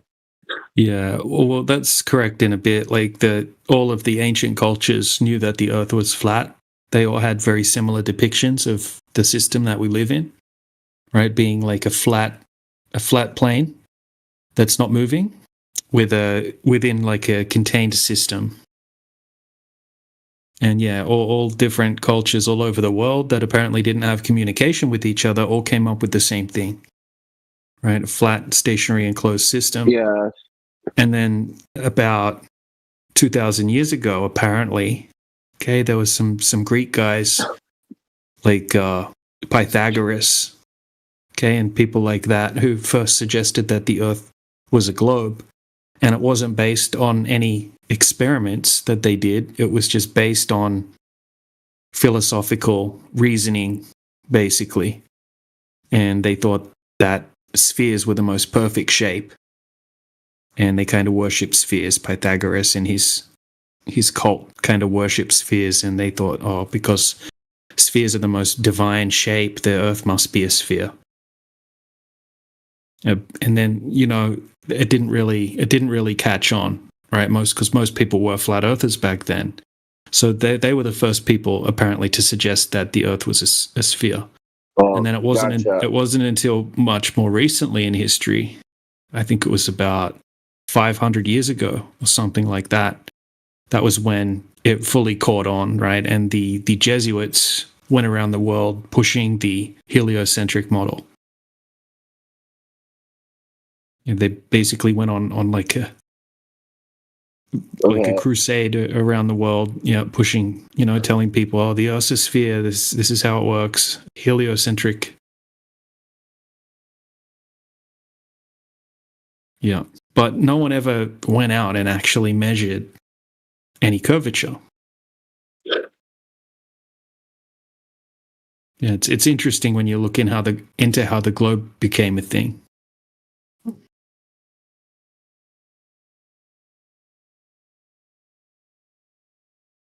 Yeah, if you have a look in the side chat, old dude posted some of the depictions that I was talking about. Got the Norse, the Hebrew, the Mayans, Navajo, Japanese, Sumerians, Incan, Egyptian, Hindu. Yeah, all the ancient cultures had a very similar idea of this system that we live in.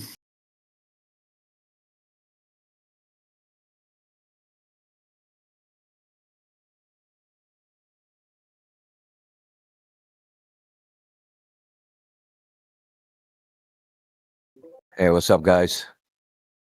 Hey, what's up, India? So I heard you talking to this guy about a 10-mile observation and how they're supposed to be 66 feet of drop. I actually have almost exactly 10 miles. A little fishing boat 10 miles away that you can see sailing on the top of the water.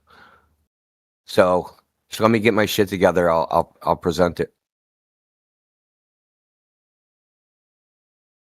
Awesome.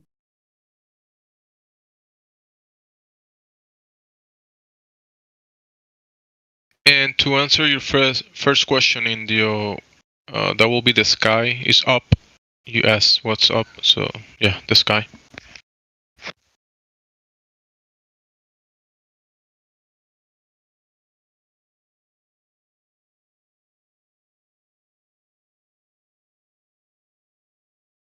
Did anyone call me? Yes, yes. Oh, yeah. Sky. Yeah, what's His up? name's, Sorry, we were talking you were about the sky. the sky. Yeah, sorry. What's up?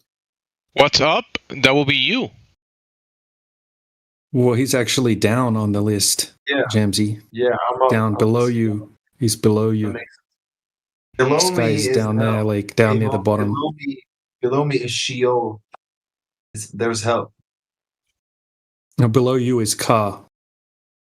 But yeah, sorry. What was the actual question, though?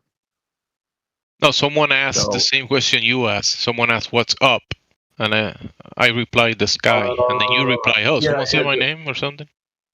Yeah. Because that's what I heard, but I thought maybe I heard wrong, and someone was just calling me, so I got confused there. All right, Indio is back to whatever he was gonna post, right? Indio? No, I'm not back. Give me a second. Just killing the air. Well, I love you that get Jensen's yourself. chilling on his Xbox. That's so dope. Yeah, I just got in the house Transfer and the I'm console. gonna chill for a while. Yeah, transfer the console and just sit it out. That's the way.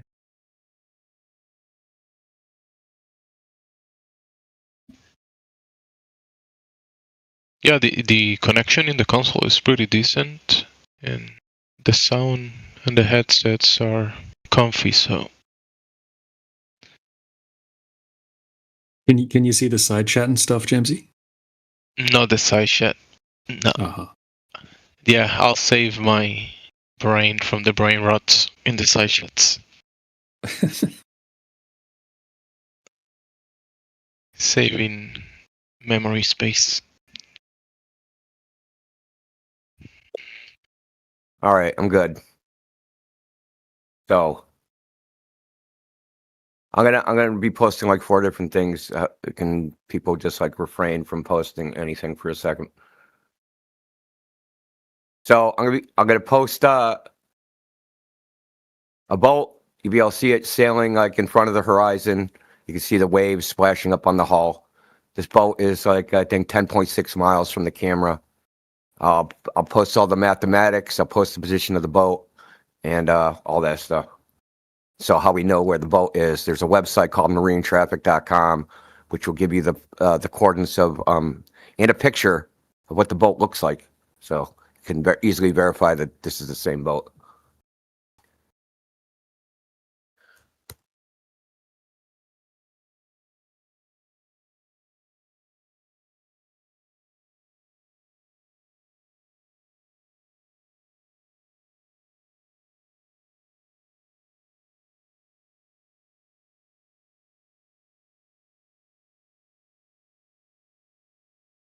Okay, so that's a give in just a clipped MP4 in case you want it that way. And there's the boat at the bottom. It has the coordinates of the boat at the bottom of this screenshot.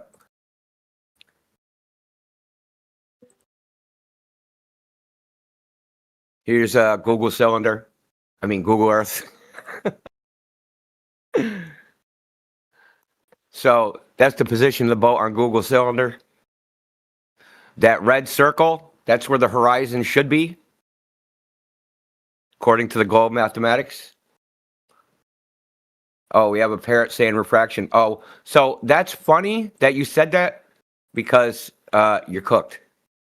You made a big mistake. So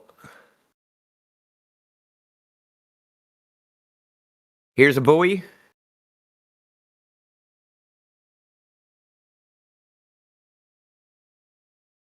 See that? See the buoy?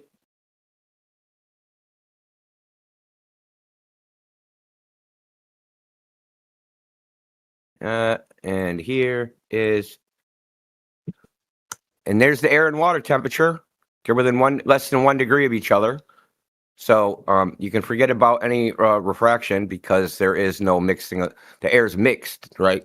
There is no what you would call heat flux, meaning the temperature isn't going from from the water to the air or the air to the water.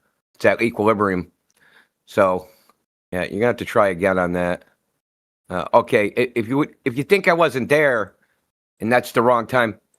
I took a picture of the clock too because you have to be like ridiculously freaking thorough with globe earthers, the super fucking skeptics about everything but the globe.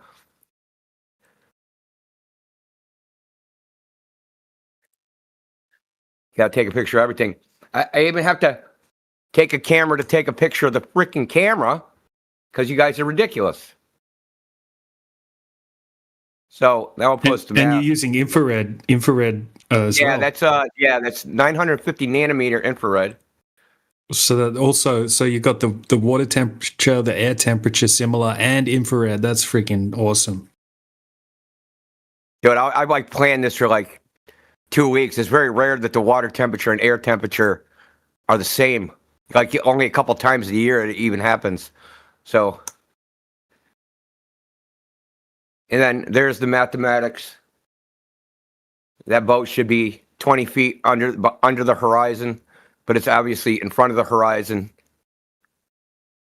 And the horizon's at least 10 times or 2 times farther than what it should be. So, like he was saying, if you look at this, the surveyor drop at 10.6 miles is 74 feet. That means that boat from eye level should be dropped down 74 feet. In the horizon, if it was dropped down, the boat should be blocked by 19. It should be 19 foot of the boat should be missing behind the horizon cutoff. So yeah, I did this on the 18th.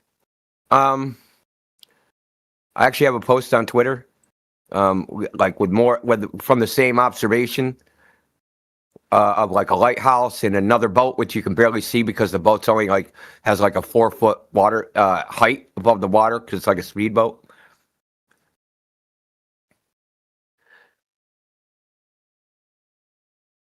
Yeah, so hold on, I'll post the lighthouse. Why not? I'm here. Let's freaking do it.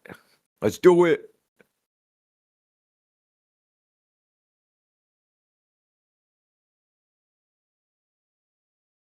Now, I took a flight the other day into Boston because I was away, and I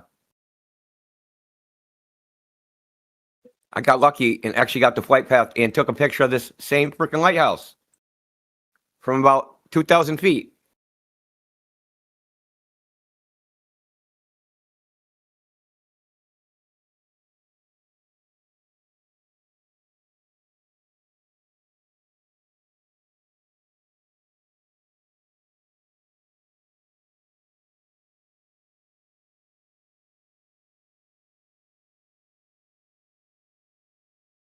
Yeah, so says who laid it out. DJ laid it out. The surface of the water of the earth should be curving, and all measurements show it's not.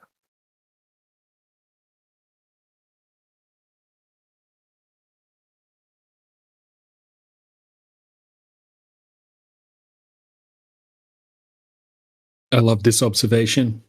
Awesome.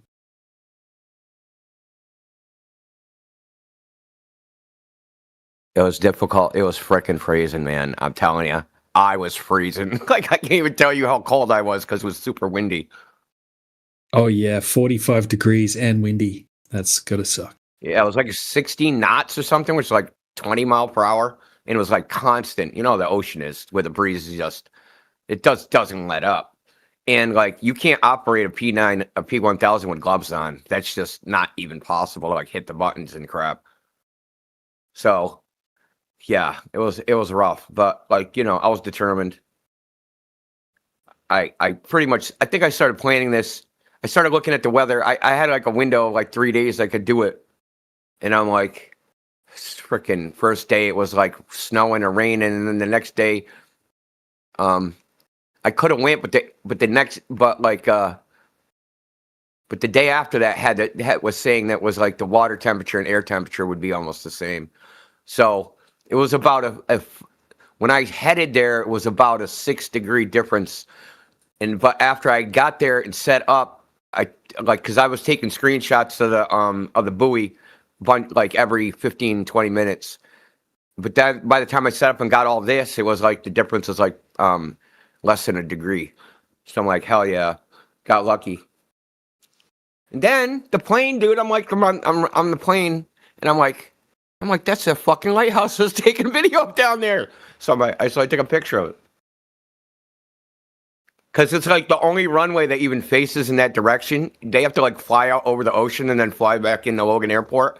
But normally they just run like parallel to the coast. So it only like I just got so lucky that they happened to land on that runway.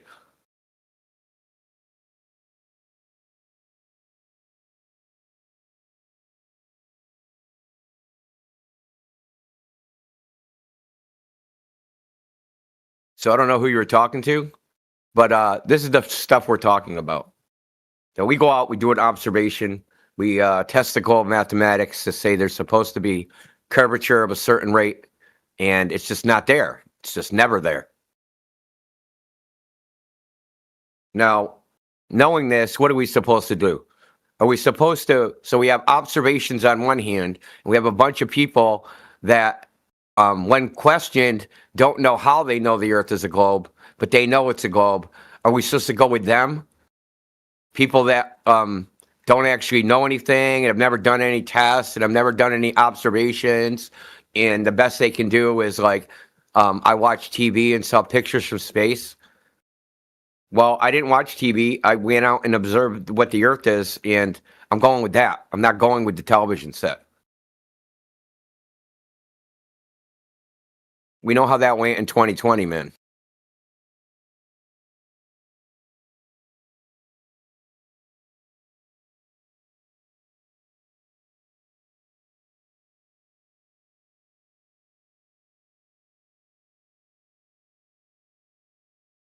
Yeah, I just put it into the Earth curve calculator with the refraction slider.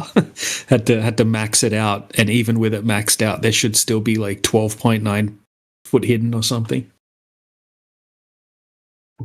Yeah, I got another. I'll show you the other boat. This isn't so good because you can't really see the boat. You can just see a shimmer, but it's this thing. I'll show. I'll post a picture of the boat, like where it is.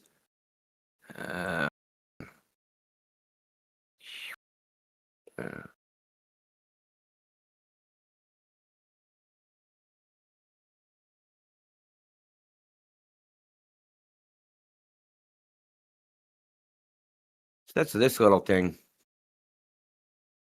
The only thing I can tiny see them boat. picking on is how do we know the camera height?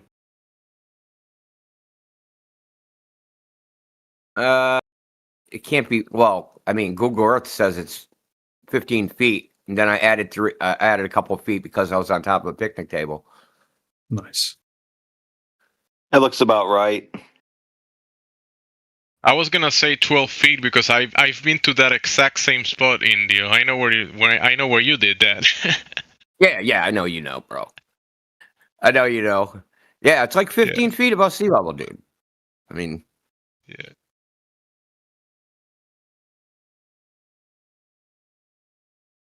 This is a pretty good observation. Good thing that you have all the variables in there. Pretty cool, dude. you know, I was this is thinking one like of the we top. should come up. Yeah, we should come up with a checklist, dude. Like an actual like best practices checklist of like what should be included in an observation, right? If it can be done, right? Air, water temperature, humidity, wind, right? Time of day, maybe tide height, stuff like that. You know what I mean? Yeah. Definitely important.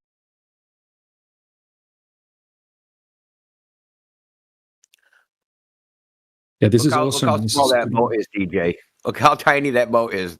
How like its height above the water. It's like not even. It's barely as high as a pickup truck top. So in that video, you can see that shimmer. That's that boat. So I got the thing for it. Hold on. Is that it? Yeah. I think this is it. Yeah. So wow, that's nice. This is its position. So it's about 8 miles, I think it was. 7.3 miles. I also got some other stuff because I took about 2 minutes of video and I got some other stuff. I haven't been able to like parse it out, but I do. I definitely have like buoys in the water. Like they have navigational buoys that are like because there's a shipping lane, right? And at the it's like a road, you know. So I mean, so on each side of the shipping lane, there's buoys, and all those buoys are supposed to be past like the horizon. Like I shouldn't even see them, and I see like dozens of them. So.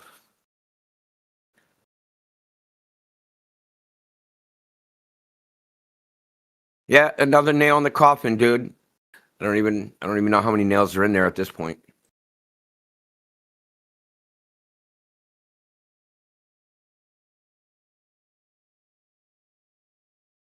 Now, says you said, what about wind refraction? There was some turbulence from the wind that I got in other clips I have,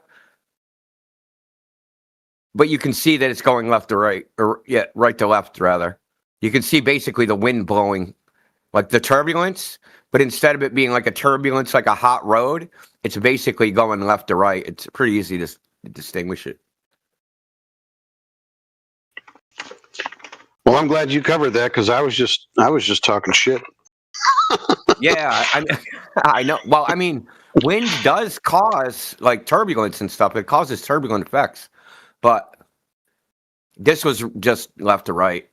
I mean, I guess you could make a plausible argument if it was like going away or toward you or something, that your direction.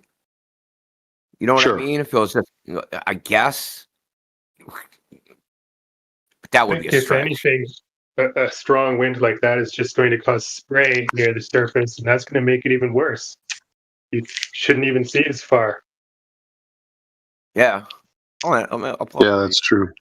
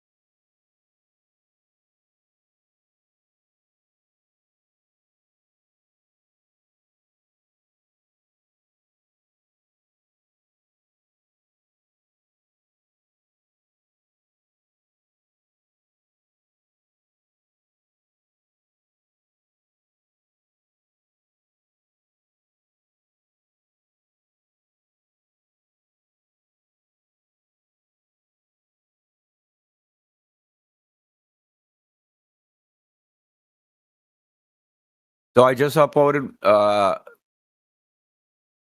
an infrared, but instead of the black and white, it's it comes out purple. If you I turned it to monochrome after this, so this is like magenta or something. But anyway, you can see the wind like turbulence going like right to left easily.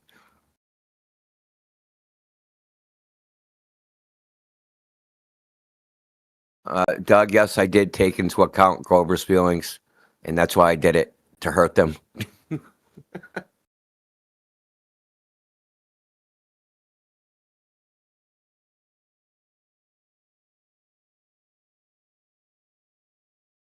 Dude, Setsu, I really, really, really appreciate that. Yeah, man. I've I've saved all of that into a channel in the server, so I'll be presenting that one quite often. That's a great one. I love it. Especially because it's right at the 10 miles, and we always talk about 10 miles, 66 feet. So that's just like really convenient. When he said that, I'm like, oh shit, that thing I did, it's 10 miles. I'm like, we actually have an example now. You know what I mean?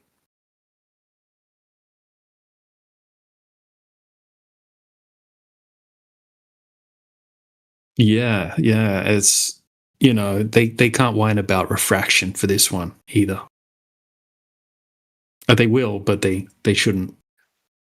They'll say something like, "There's always refraction." Yeah, or their argument is going and that means there's never a to geometric horizon ever. Yeah, their argument for this one will be, what about eclipses? Yeah, where's the edge? that would be the rebuttal.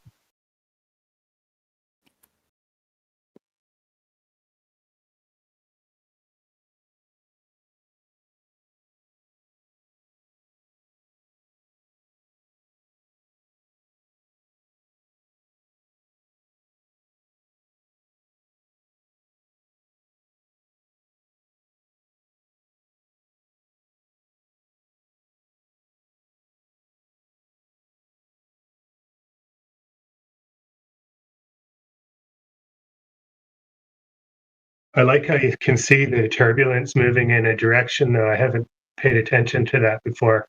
It's a really good example. Yeah, I got really. I mean, other than the pain I suffered, yeah, I got lucky. Dude, like, listen, I'm very wet. Weather don't bother me. It's true. I mean, like, seriously, weather really doesn't bother me. But that shit was cold. I actually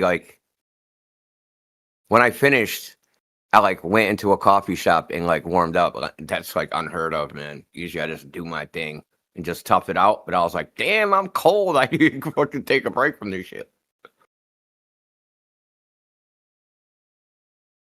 It's cold on the water when there's a strong wind.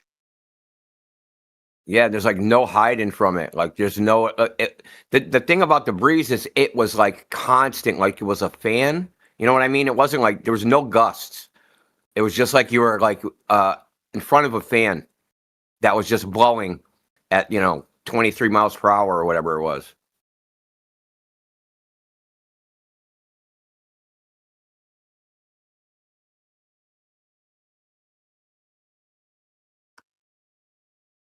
I also got this from the plane. I just thought it was interesting. I don't really know what to make of it. Like the light coming through the clouds like that. It's just kind of cool.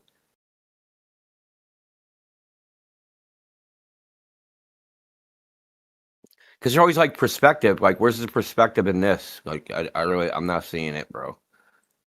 The perspective rays.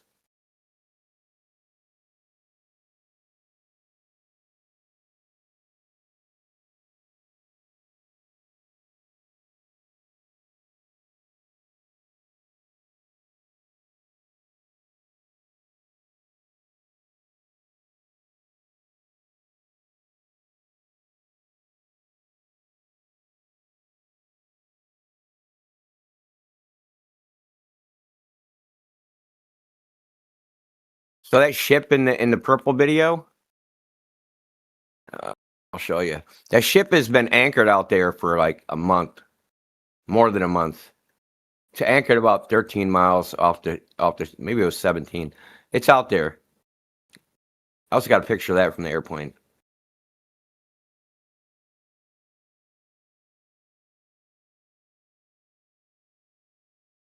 That is let me see.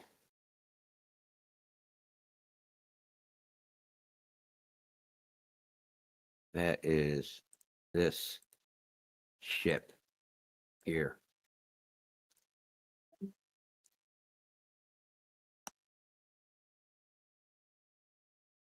That's that ship right there.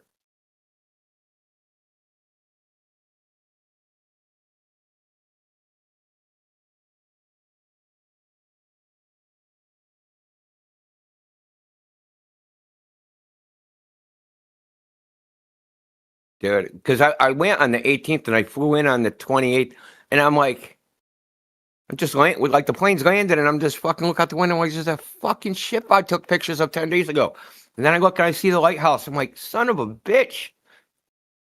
So there's another thing I could see from the airplane. It's called the Bourne Bridge or the Sagamore Bridge. There's two of them.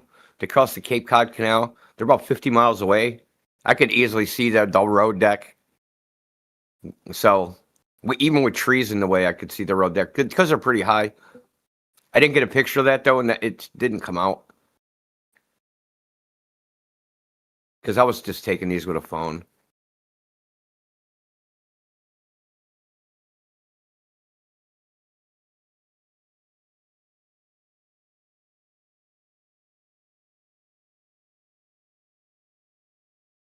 I think Globe Earth, there's like, they really don't fathom how far like these boats are out there. Like, I think they think like they're like a lot closer. 10 miles is pretty far away.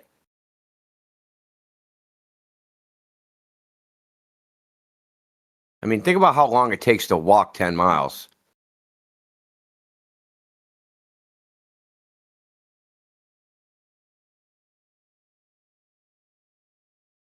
Yeah, that's a good point. H has a counterclaim.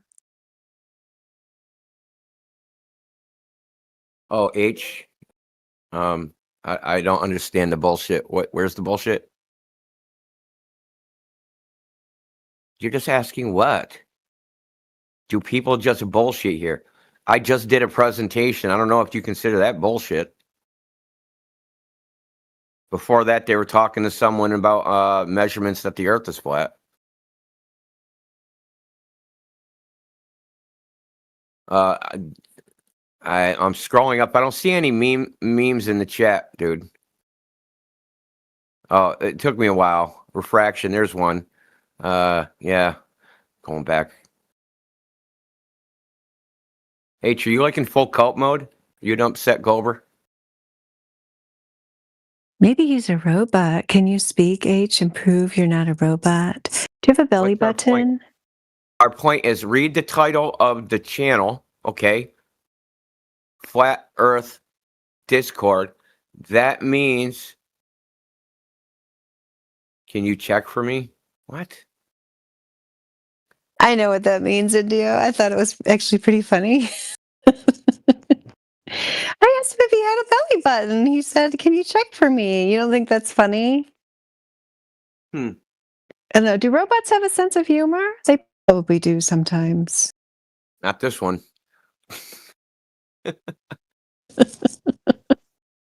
I know. I'm easily entertained. It's my fault.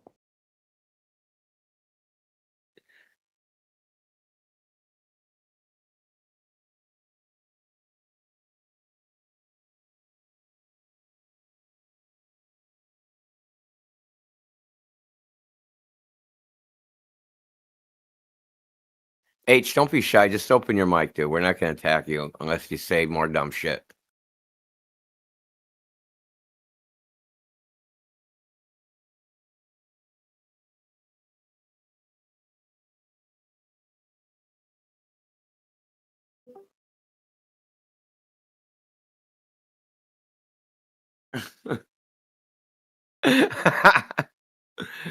Did you look in the side chat, Dandelion?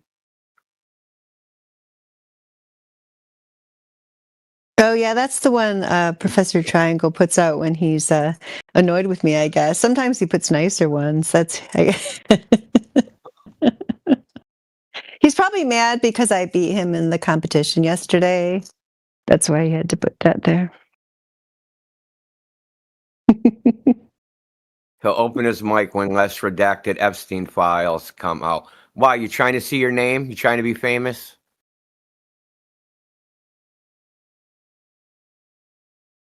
You mad because they won't make you famous?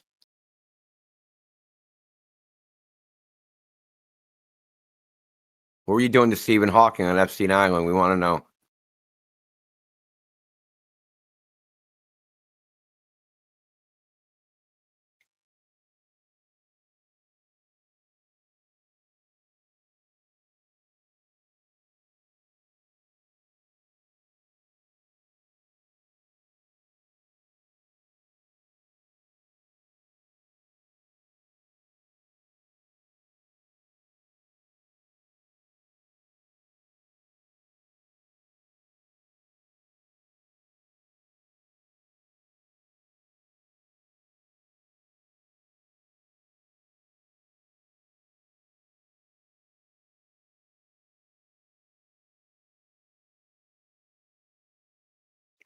How do you know your shenanigans aren't intertwined with Epstein if you haven't seen the files? He could have been stalking you. You don't know that. He could have been sniffing your underwear out of your underwear drawer. Happy New Year. Happy New Year.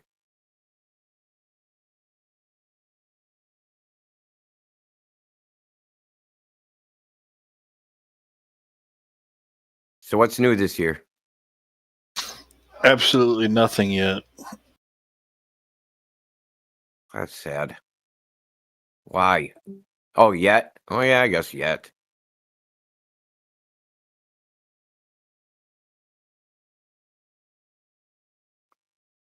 Oh, I know I'm not in the Epstein files because I've seen them. I've seen the unredacted version. Yeah, you know they never even redacted it. They just put like black boxes over it. Oh yeah, of course.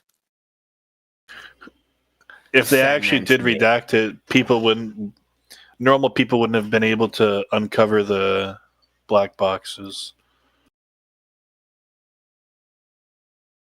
Now, H, I'm worried about you that you're very concerned about reading a record of a pedophilia sex ring. Are you like getting off on that or something? Does that thrill you? Yeah, you're playing the government mind tricks now, dude. How dare you delve into that? You must be the evil one. Hey, yeah, that's weird that you even think about it. I didn't even remember any of that shit till you guys just started talking about it. Like, if nobody talked about it ever again, I wouldn't know. I would never remember it.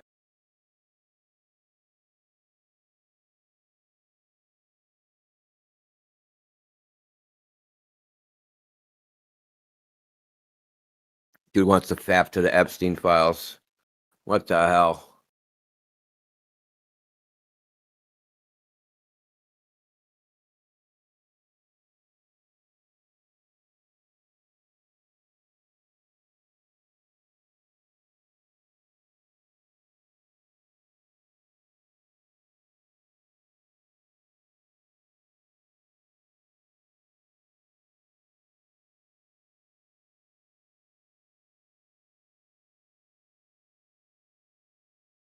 I need to get my ass to Great Lakes, man. I need to do some observations there.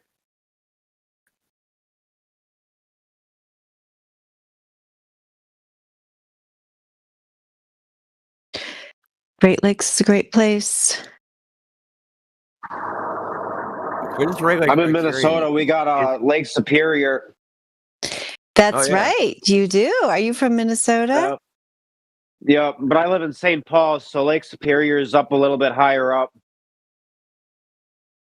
Kind of more close to Duluth. Yep, I've been up there to Duluth and then up there to Grand Marais. Nice.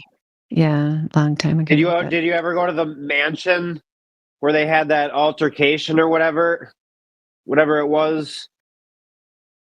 I think it's called like I went Florentine to Mansion, or no, I never went maybe there. it's something else. Yeah, someone got killed or something. Yeah, I wasn't involved in that, luckily. Good. Did you go up there? I saw it like one time when I was a kid. Yeah, you could do some long distance observations there. That's what we're talking about. Lake Superior would be a great place to do it. Oh, I bet. It's cold. It's really cold. Well, not in the summer. It's not going to be cold in the summer. You mean the water itself? The water, yes. Yeah, I guess the water would be. Yeah, you might not want to go water skiing, but you could wade. I think it's colder than the ocean. I mean, it's cold. Like people don't like. I think so. Yeah, they don't spend a lot of time like Lake Superior is not like a real like swimming spot. Like when I brought my boys up there, they they went in the water and they kind of waded and stuff. But yeah, you don't want to like hang around in there a long time. It's like 40 degrees. In the summer, it gets up to 65 in August. That's about the same as here. It's about the same as the Atlantic. It gets up to like 67.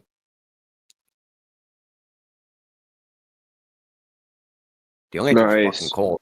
Or the North Atlantic's freezing.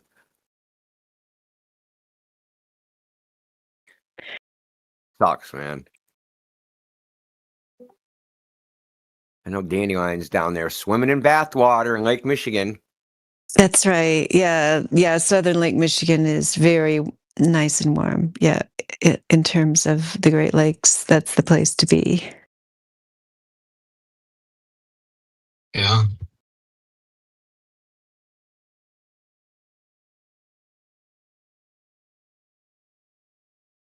Now Ray Lake Criterion, he's in he's near Lake Ontario, right? Is that where he's at?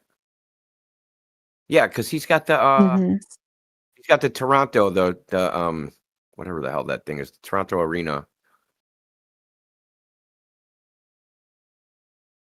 I'm on Lake Erie. Can you see across that Lake? How far is Lake Erie across? Like 65 miles by, what is it, 170 or something?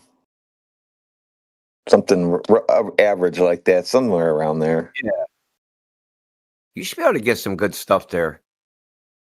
Because you can do stuff at angles, right? You don't have to go straight across. You could like find something that's straight across and then like kind of like go further away by like going down the shoreline or something.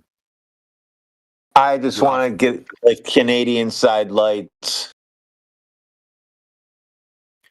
Has it ever been reported seeing them? Didn't like they see it back in the 20s or something?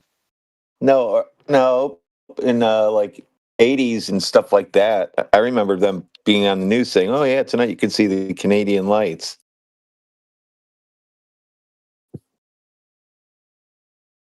Got to do it, lake and the air temperature have to be just right. And they were seeing it from Terminal Tower, downtown Cleveland.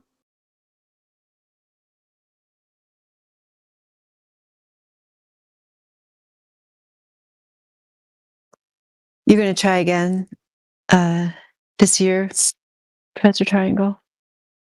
Yeah. We'll see what. Right now it's kind of crazy outside. Got to wait for it to start calming back down again.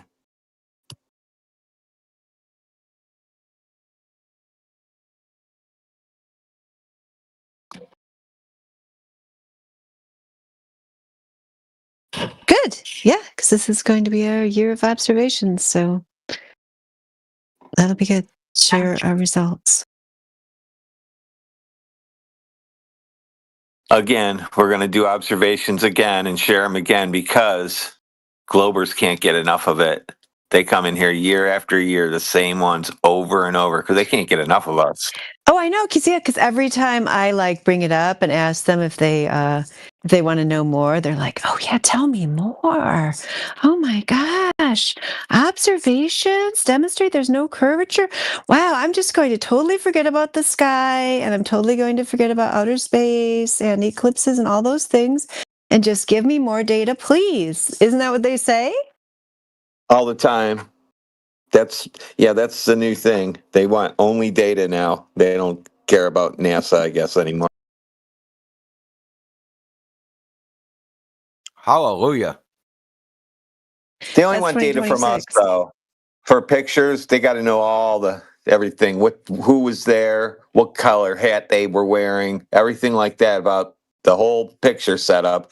But if they just go and get like a click here, look at the windmills are down underneath the water. Click. Oh, yeah. What was the temperature? How far away were you? I don't know. How high were you? I don't know. Nobody knows anything, but that's good enough. Where was it? I don't know. They don't even know where it was. Like, yeah, I don't know.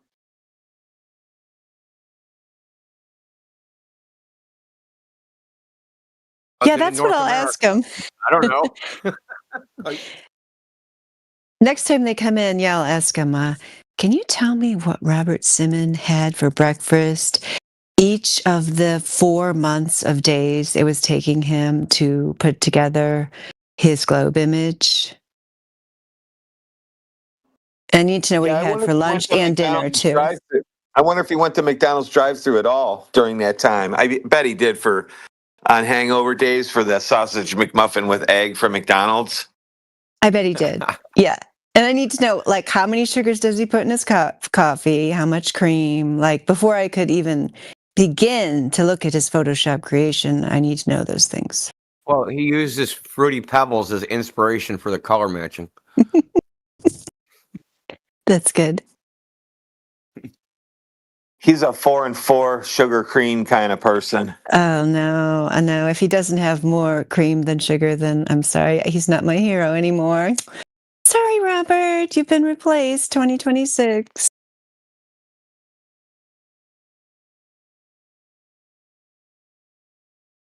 Well, when you say replace, that means that someone took his place. Who is that someone? I don't know, Jamsey. Who's got a better globe image than Robbie? That's what I'm wondering. You said replaced. That's true. He hasn't been replaced yet. That's right. I'm looking for the replacement.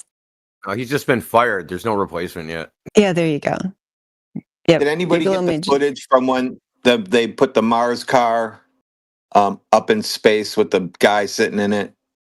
And oh yeah, dude, I got that all over my channel, man. Did we finally get the footage of them with the camera facing the Earth as it flew away the whole time for days and days? No, we didn't get that yet. What? Well, are they going to release it soon? Why did they promise they were going to do that? Wouldn't you want to do that? Why would you waste all that money just to not be able to see the Earth as farther and farther and farther away, all the way till you get to Mars? They were supposed to be sending it to Mars.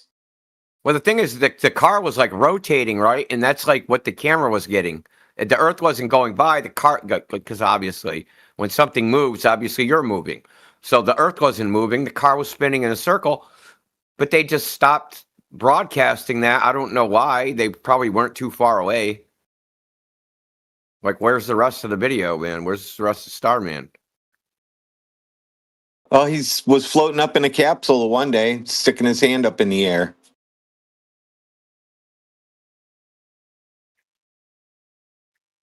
You think we can pressure Musk on X? Ask him where the rest of the Starman. Hold on, let me ask one of the AIs what happened to it.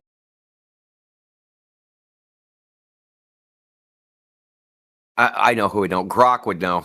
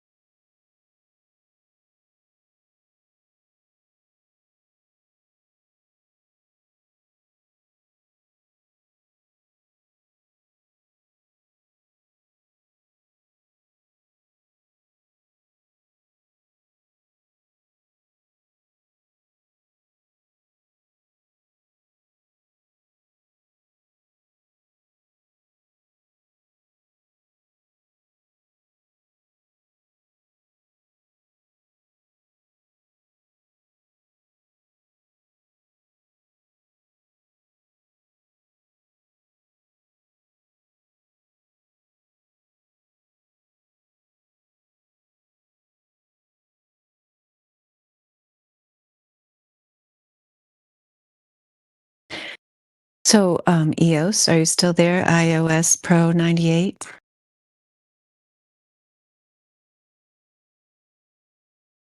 I'm still here. Oh, yeah. So, did you know what we were talking about the long distance observations when we were talking about Lake Superior? Yes, they were talking about it, that there's supposed to be like a 60-foot curvature over 10 miles. Good. Wow. Gold star that you remembered that. Nice. Yeah. Yeah, so I'm just picking up on it. Yeah, I've got a Lake Superior observation for you. It's nice. I think it's called Standard Lighthouse. I'll find it for you. Just a minute. Was that on the wiki? No, we never put it in there. One of the people I met at the Cracker Barrel gave it to me. Remember I told you about that lady that had the binder of her observations that she made around the Great Lakes? She sent Yeah, them you to never me. said there was anything good in there. Well, I'll post it and you can tell me if you think it's good or not. She sent me a whole bunch of them. I just have to find it. It's better than nothing. Yeah.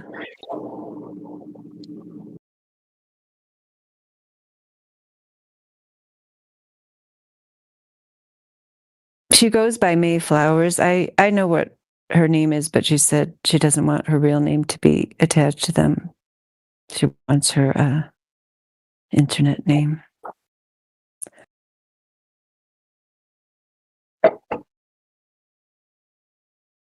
She also did this one of the nuclear plant, Newport, Michigan. I found that one, but now I'm not finding the other one. I know I've got it.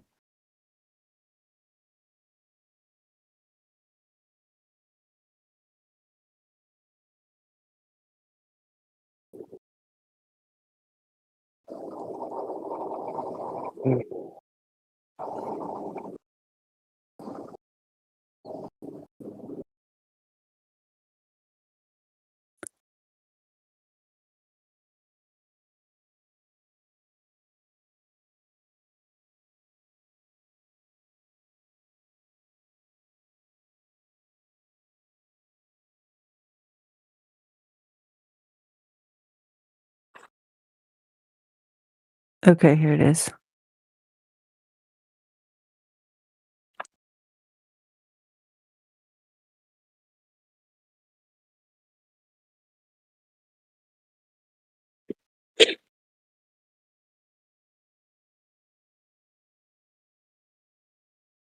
Oh wow. There's more. There's another part where she's got the Earth curve calculator.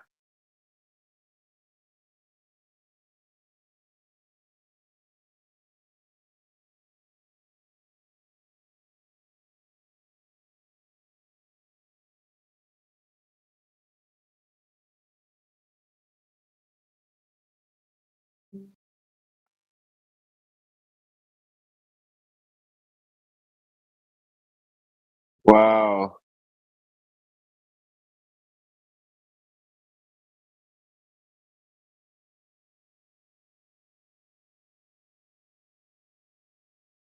That's crazy. Yeah, so you're from Minnesota. This is from Marquette, so you probably, I don't know, did you ever go to that part of Lake Superior? No. I bet there's got to be some in Minnesota too. Like, I wonder, Isle Royale, I know you can take the ferry from, you can take the ferry from Isle Royale, from Minnesota to Isle Royale, or you can take it from Michigan. And I wonder how, if you were taking it from Minnesota, I wonder at what point you could see Isle Royale. Have you ever known anybody that took the ferry from Minnesota? No. Unfortunately not, no. Yeah, because I looked into it because your ferry's shorter than our ferry. You've been sitting on that? Why you been sitting? Oh, I'm mad now. Okay, You're good. fired. Why you been sitting on that? Oh my God, it's like 900 feet of curvature. Dude, and that's a tiny ass lighthouse. I can't, you've been holding out on us. I have shown this before. It's a great binder. She sent me the whole PDF of the whole binder, and I looked at the binder in person at the Cracker Barrel. But I think DJ's seen it before. I have shown it before, but you probably just weren't here. I don't know. I know somebody's here has seen it before. Yeah, she's got more. Yeah, she did like a tour of the Great Lakes, and she actually the reason. It's a very impressive binder. Her purpose for making the binder was that she was going to show it to her family. She was going to do like a presentation for them, which I thought was really impressive that like she was preparing for this presentation. But then, she's showing it to other people too.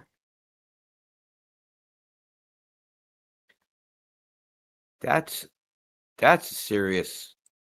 That's a serious mismatch, and it's obviously the same lighthouse. That's obvious.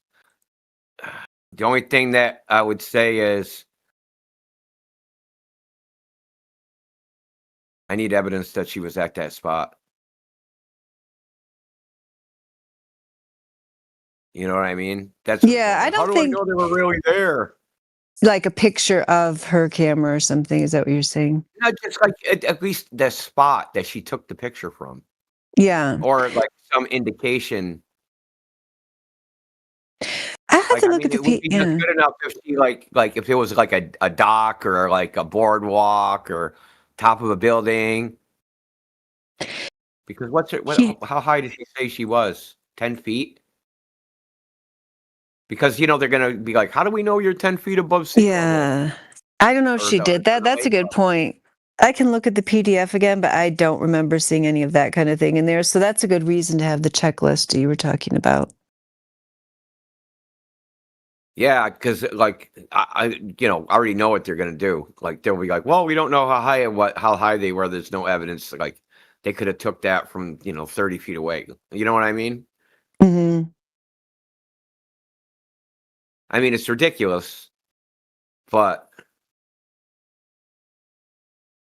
Yeah, I mean, I like how she's got, like you said, she's got I mean, she's got like her picture, of it, and then she has like the picture, clear picture of it, so you can see that that's what it is. Because, but yeah, I agree that that would be a good thing to have.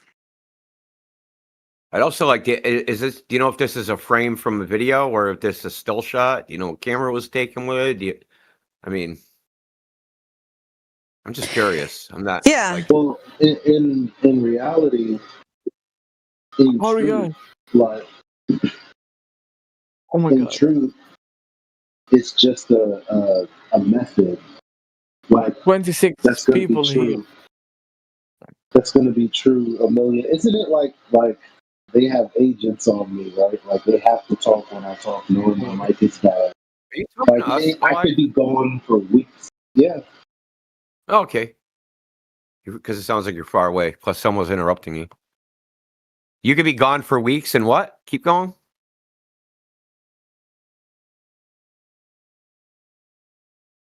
Yeah, I mean that Basically stride guy. Yeah. Oh, gone for sorry. weeks, and the moment I talk, hey, yeah, so anyway.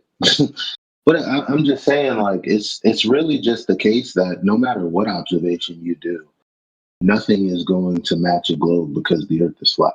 Like, so, like, in reality, I understand, especially back in the day, we wanted to be tight. We wanted to make sure Globers couldn't say, well, what's this, what's that, what's this. But to be honest, we're kind of beyond that state. Like, for people to be like, what's this, what's that? Yeah, okay. Anyway, this is what I've done. You can look into it, do it yourself, or I don't know what to tell you. Well, I don't know if you were listening earlier on YouTube or you were here.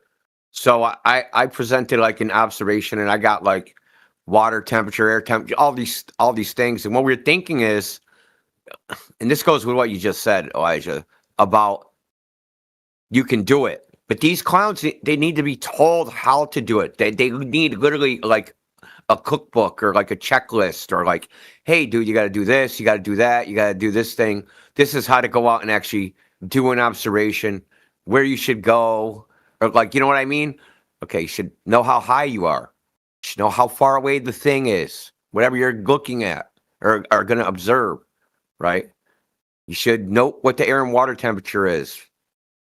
You should probably go on it. Do you think we could really? Go ahead. Go ahead. Do you think we could really throw them off? I think a big monkey wrench question, which is obviously relevant, is do you know like what kind of observation would you do? Do you know how to do observation?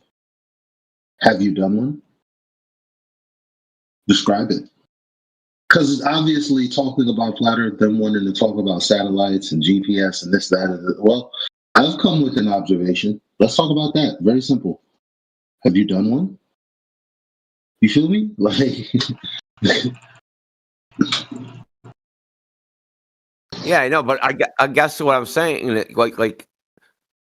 like you said, we're past that point, and like, hey, I did this. No, I'm saying we're past people that are gonna hand wave.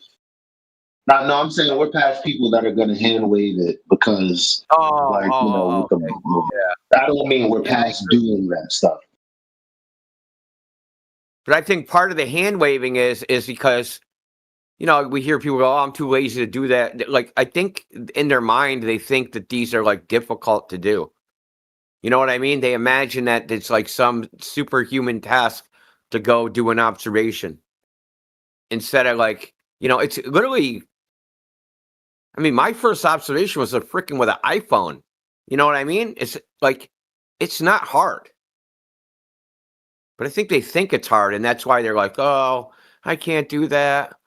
My mom only lets me out, at certain hours of the day, and I can't." You know what I mean? They come up with all these excuses why they can't do anything.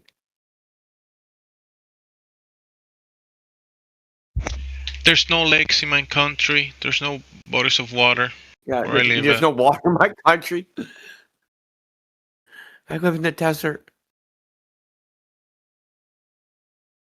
We should be a flat earther even more if you live in the desert.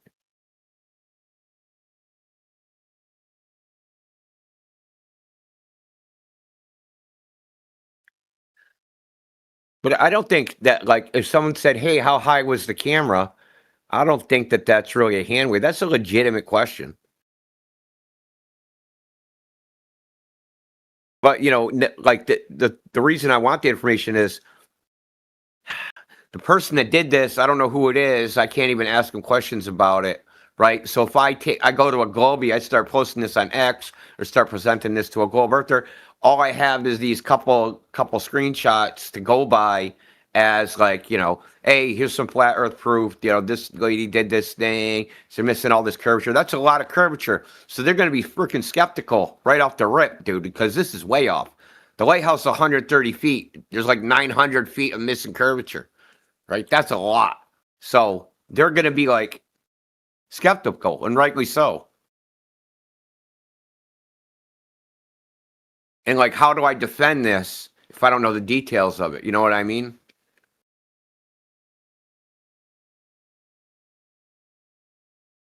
Yeah, that's fine, and that's definitely understandable. It's crazy that we've had that, like, for many of our observations, I should say. And you would think that the most common question we would get is, "Are you showing anybody this stuff? Like exactly as you showed me? Like because like what's going on? Like are more people talking about this?" Like I never hear that. It's always, well, yeah, but so are all of the space stations lying then? Or all of the what's going on? Like it's never they're never looking at what you're showing them and going, "Hold up.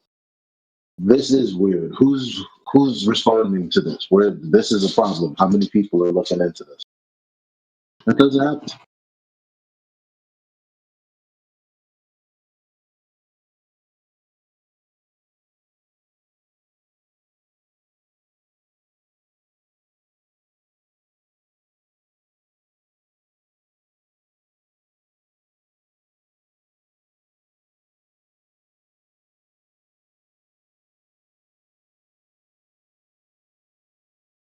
Now, are there any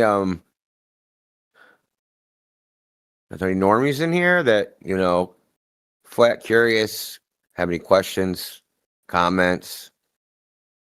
Maybe you just got here, you don't even know what we're talking about. I mean, there was a guy. There's iOS Pro 98. He's got questions, Indio. I know he does. I'm here. No, I'm just listening. Honestly, you got me into it. I think it's interesting. Well, let me ask you I this. don't think I have any questions yet. I don't know. I'm just kind of catching on. Yes. Yeah. Well, let me just break it down to you. As our basic argument is that most of the surface of the Earth is water, and that water does not curve, right? That water's flat. Yes. Basically, there's What one is it ocean. like? we say Atlantic Ocean, Pacific Ocean, but the world is really just one connected ocean. And if like that 29% surface water is land of the and ocean surface, the rest is sorry. Yeah, dude. So if the surface of the water of the oceans are flat, then the Earth can't be a ball. It's a very simple proposition, and it's a logical necessity that a ball must be curved on its surface, and if it's not curved on its surface, then it's flat. It's like a true dichotomy. It can only be one or the other. Because a lot of the things they say that with a globe, they would work. You can construct a way for them to work on a flat Earth and a globe, because they actually nothing directly related to the globe, like the sun, the stars, the moon, all these things. But the one thing that can decide one way or another is flat or curved on the surface. That's the only thing. That's the only thing that positively will decide it. Okay, so that's what we do. We go and we check to see if it's flat on the surface, and it is. Yes. Well, you know what? One thing my friend gave to me as an example, and he's a big flat earther. He said, take a tennis ball, for example, and if you got it wet and you just like spun it, then all the water would go flying off it, you know? But that doesn't like happen on Earth. Like it's all like controlled. Oh, it would be impossible to land an airplane. How are you going to land an airplane on a spinning ball? Right. Especially think about it. Say you're flying north to south, right? And when you take off, where you are, the Earth is spinning at 500 miles per hour tangential velocity, and you're flying toward the equator. And the equator's going at 1,040 miles an hour tangential velocity. Where does that extra 500 miles per hour come from?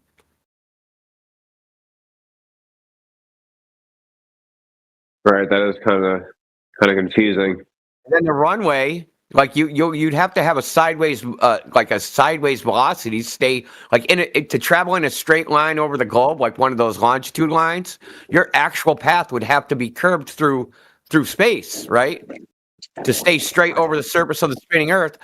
Then when you get to the runway, right, the runway's fucking moving sideways at 500 miles per hour. How the fuck are you going to land the plane?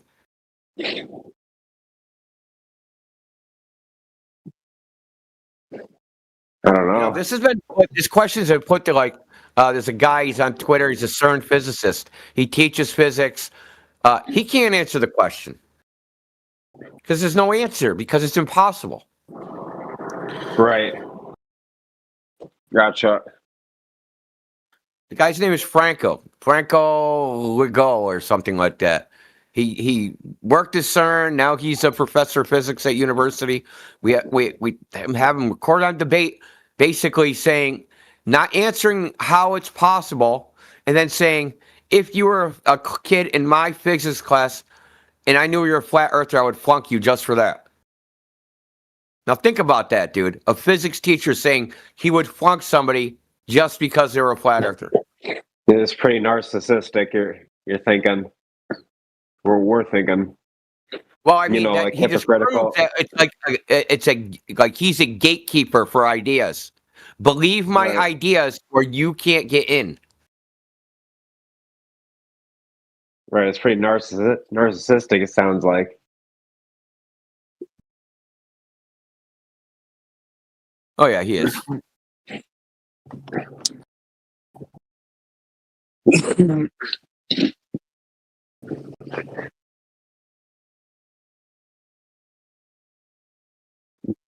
We're getting it right around Shout here. out AJ. I'm shouting out AJ. Happy New Year, AJ. If you can't talk, that's fine. Don't hurt yourself.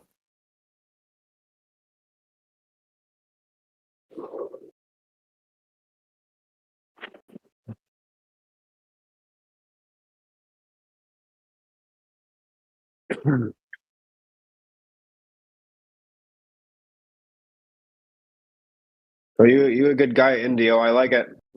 I like you in the presentations and stuff.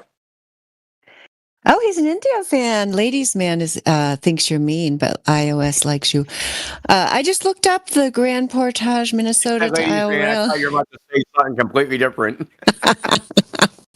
No, it's because Cyclo was talking to Ladies Man earlier. He got Ladies Man to reveal his secret notes on the flat earthers. It was quite funny. It was very comical. I enjoyed it quite a bit. Anyway, iOS Pro, it's 20 miles for the ferry from Grand Portage, Minnesota to Isle Royale. So I bet you could even see Isle Royale from the dock. That would be a good observation to do. The one from Copper Harbor is further. I know the ferry from Copper Harbor to Isle Royale in Lake Superior is longer because I was looking into taking my children there, and I was thinking it'd be better to drive to Minnesota and of the shorter ferry than take them on the longer ferry because one of them was quite small. But that's why I was looking at the distance before. That's why I knew your ferry was shorter. So yeah, if you ever get a chance to do that, if you ever go up there, I think that would be a good long distance observation to do. I've never seen that done. I know you can't see it. At least I've been at the dock where the ferry docks at Copper Harbor. You can't see Isle Royale from the dock, but you can see it. There is a observation point that's up higher, and I don't actually know. I have actually seen it from that observation point, but I don't know the height of that lookout point because it says Isle Royale is 55 miles from Copper Harbor. So yeah, I've seen that at 55 miles, but it was up at a higher elevation. So I think that'd be a good one to do in Lake Superior.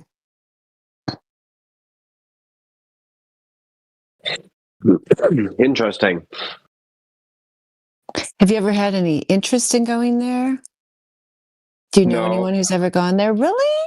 Because in Michigan, like going to Isle Royale, because it's a national park, is like a big destination. Like it's a bucket list type thing. People don't talk about it in Minnesota.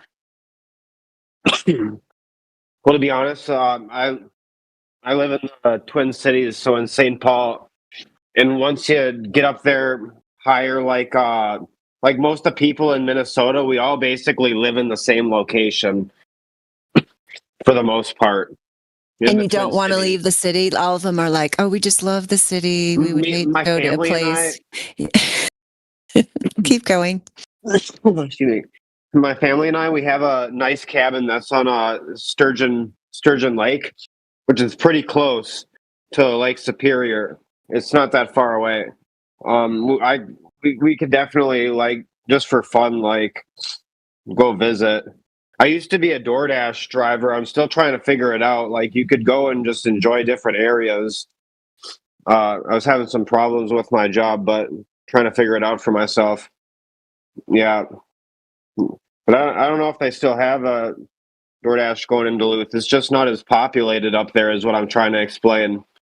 Yeah. Yes. Because everyone lives in the same area. No, not totally. Do they call it? Yeah. Yeah. So yeah, if you ever get up there, you could see if you could see the island. You'd have to find out. We'd have to find out what the highest point is of Isle Royale. I bet it's not very high.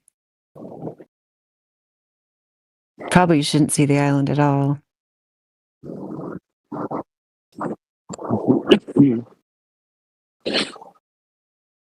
Cool.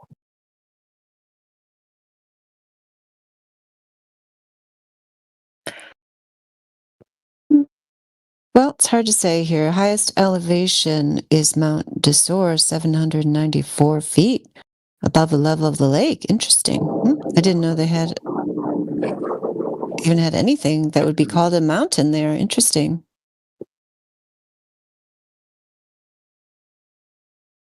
Look up Glen Sheehan. That's what I was telling you about. That's where I went when I was a kid. I haven't been there in a while. That's when I went to Lake Superior. Like I was saying, the water is cold. I remembered. It's been a while. Oh, that's the mansion you were talking about. Right. Yeah. Yeah. Oh, okay. Yeah. historical place or whatever. Yeah, I've been to Duluth, but I didn't go to that mansion. I went to the library. They have a nice library there. Cool.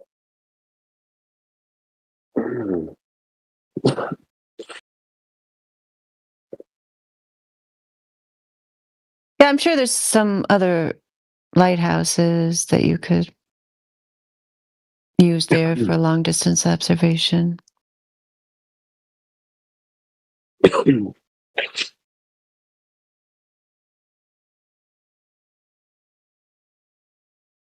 Yeah.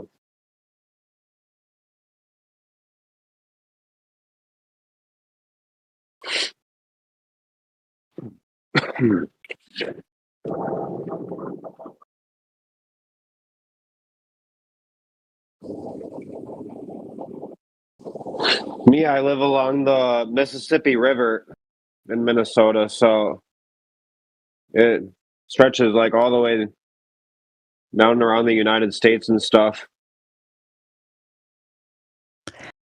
Yeah, because is that bridge that goes between the Twin Cities, between Minneapolis and St. Paul, does that go over the Mississippi River? Yes. Yeah, that's what I thought. Yeah, because I've been there before. Oh, that's crazy. No way. Oh, yeah, I've been to Minneapolis, St. Paul. Yeah, I went to a really nice bookstore there. I can't remember what it was called. I went to the library there, too. Because I used to take the Greyhound bus all around the country, so when you had to wait for the next bus, I'd just go to the library to wait. Yeah, it's a nice town. Both of them. I went to both of them. I walked across the bridge. Yep. Nice. You're talking when it goes, obviously, when it goes to Wisconsin. Wisconsin to Minnesota. Yes. Yeah, I'm just looking at the lighthouses. There's several there. Yeah, there's several Lake Superior lighthouses that you could use for long distance observations.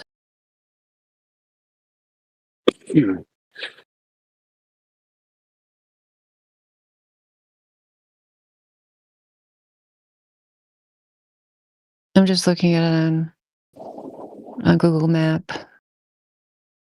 On the Google Map. I'll show you the screenshot.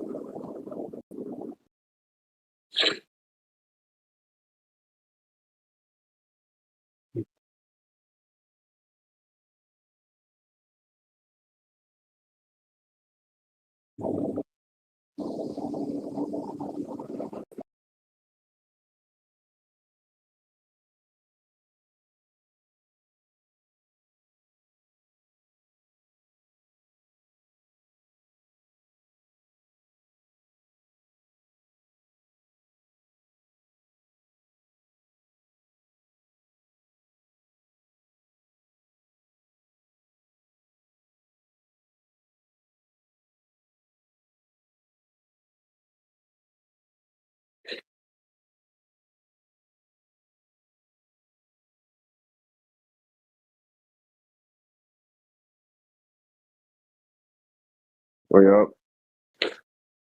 I feel like I might have been to that Wisconsin Point Lighthouse.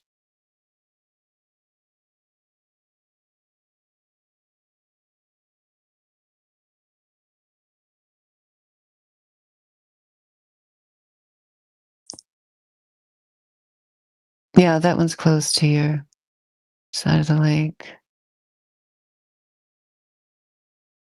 I can see why she picked the Standard Rock Lighthouse because it's further out in the water. It's pretty far out there. A lot of these are close to the shore. But you could still you could use, instead of using the island itself for an Isle observation, it would make more sense to use one of the lighthouses. And it'd be better really to do it from Michigan. Because really in this map, Grand Portage looks really close. Do they call it Grand Portage or do they call it Grand Portage? Your town, or don't you know? I'm not sure. Yeah, I just wondered.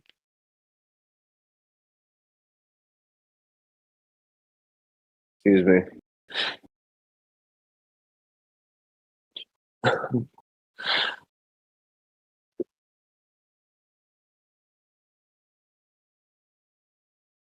Yeah, I haven't like been over there.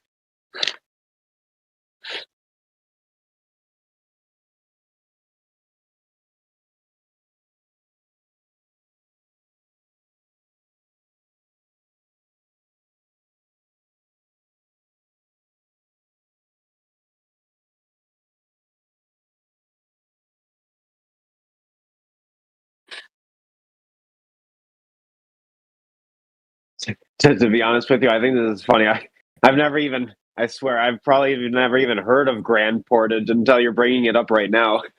Like, there's probably no one living over there. Yeah, it's probably small. Yeah, it's probably mainly. Right, that's what I'm saying. Yeah. For the most part, like, there's probably, there's some people living in Duluth, a good amount of people, but most of the people all live in, like, the St. Paul area. Once you get higher up there, like, yeah, not as many people living around there. Oh, I totally know. Yeah, because I went from Duluth up that little shoreline up to Lutsen and then further north. Yeah, and there's like nobody there. Mm-hmm.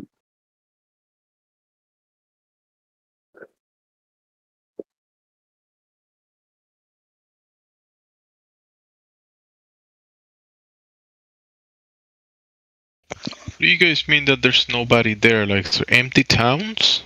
Or no? Oh, No I'm towns at all? exaggerating. I mean, like I spent a lot of time because there's a national forest right near Lutsen. That's where I was wandering around there.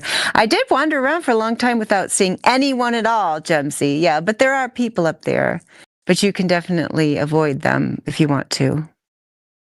Yes, you're like hiking or camping in the forest? Yeah, yeah. Yeah, okay.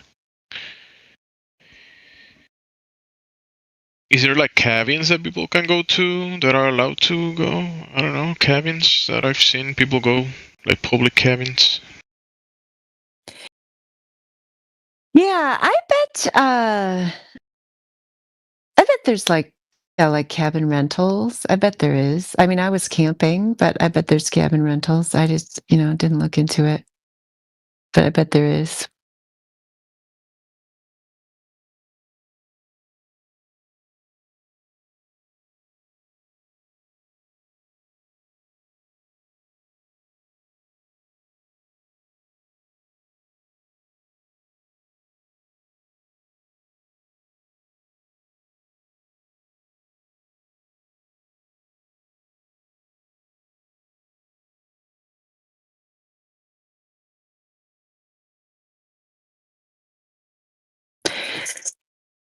So yeah, iOS, the point of the long distance observations is that if we lived on a globe with the radius they claim, then we wouldn't be able to see these things that we can see because they would be hidden behind this alleged curve, which is never seen.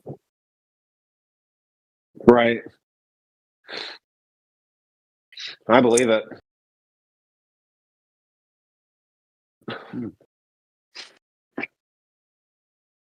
Yeah, so all you have to do I'm just kind is of learning this today. Yeah, well, that's good. Yeah. Crazy. Yeah.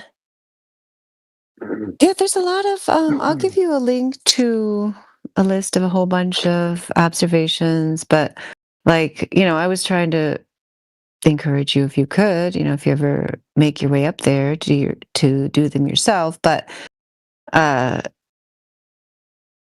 even if you can never do that, you can just think about how the only reason that you really think that it's a globe is because you've seen it on TV or on a computer screen But in reality, we don't experience the globe, and that's what we just document that, and we try to help other people to understand that it's okay to accept reality the way it presents itself, which is flat and stationary. Yes.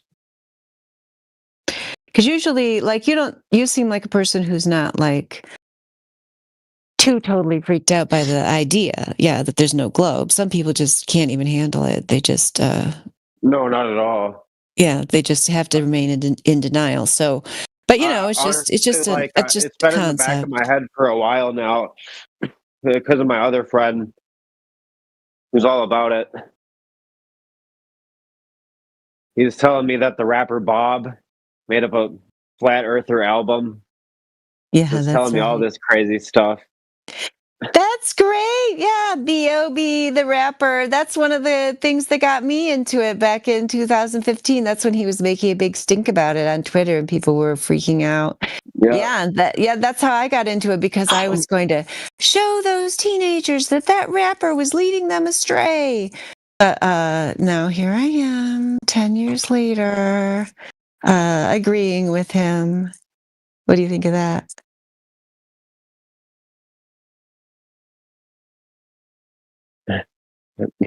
I don't disagree with you. Yeah. Yeah, turns out he was right. Yeah, honestly, you taught me some things today, so I'll definitely think about it a little bit more differently now. Like, yes. Maybe my friend knew about this stuff and he just never told me all of it. I don't know.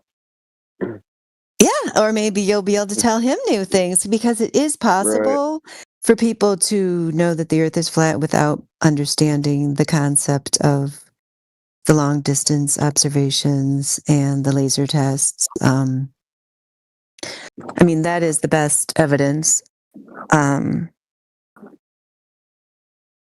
other evidence too, but that's the most conclusive evidence. Yeah, and we have a server. We have several different servers. If you're interested in getting more information, that these servers have a lot of information channels, and your friend might like it too. Like the server, the tags that people have after their name. Have you ever used those before? Yes. Yeah, like Indio has flat. I have the flat, and then DJ Anti-Globalist up there. He has that FE little tag there. Those go to different servers that have more information. If you're interested, just giving you the option. Oh, that'll probably be okay. Thank you. Oh, you're welcome. Yeah, your choice. Well, I've been talking to my friend and watching this news about this 3-Eye Atlas. If you've seen it. What is it? Tell me. Like NASA, they call it a comet. It's probably not a comet. They have this. Oh, okay. Yeah, that was the one that we were joking about. There was some, I'm sorry. There was some kind of all joke these about anomalies that, where a guy made a video where he was. You guys, other flat earthers, please tell me. You know what I'm talking about? Where somebody made like an AI video about this thing. Yeah, that's the only. See a lot of AI videos. Yeah, well, let me tell you about it. That's the only thing I know about it. These anomalies. It's the third interstellar object to come passing through the solar system. So it came from another star. When 3-Eye Atlas started its journey, like billions of years ago, there was no humans on Earth. This thing is like the oldest thing, and the fastest thing that humans have ever seen. Oh, you're telling us fairy tales now, iOS. Those are nice science fiction stories. Yeah, now I remember, because logical observations, now I remember, it was because there was some video where the person who was supposed to be a person was saying, weren't they saying like 3i / Atlas or something? Yeah, I don't know. Yeah, so the story you just told is not scientific. It's a science fiction story, right? That you would be able to say in time when this began its journey, right? Yeah, like logical observations has told you there in the voice chat there that we're all basing this on these myths, like the myth that the sun is 93 million miles away and so on. So all of these are stories. There's science fiction that's been told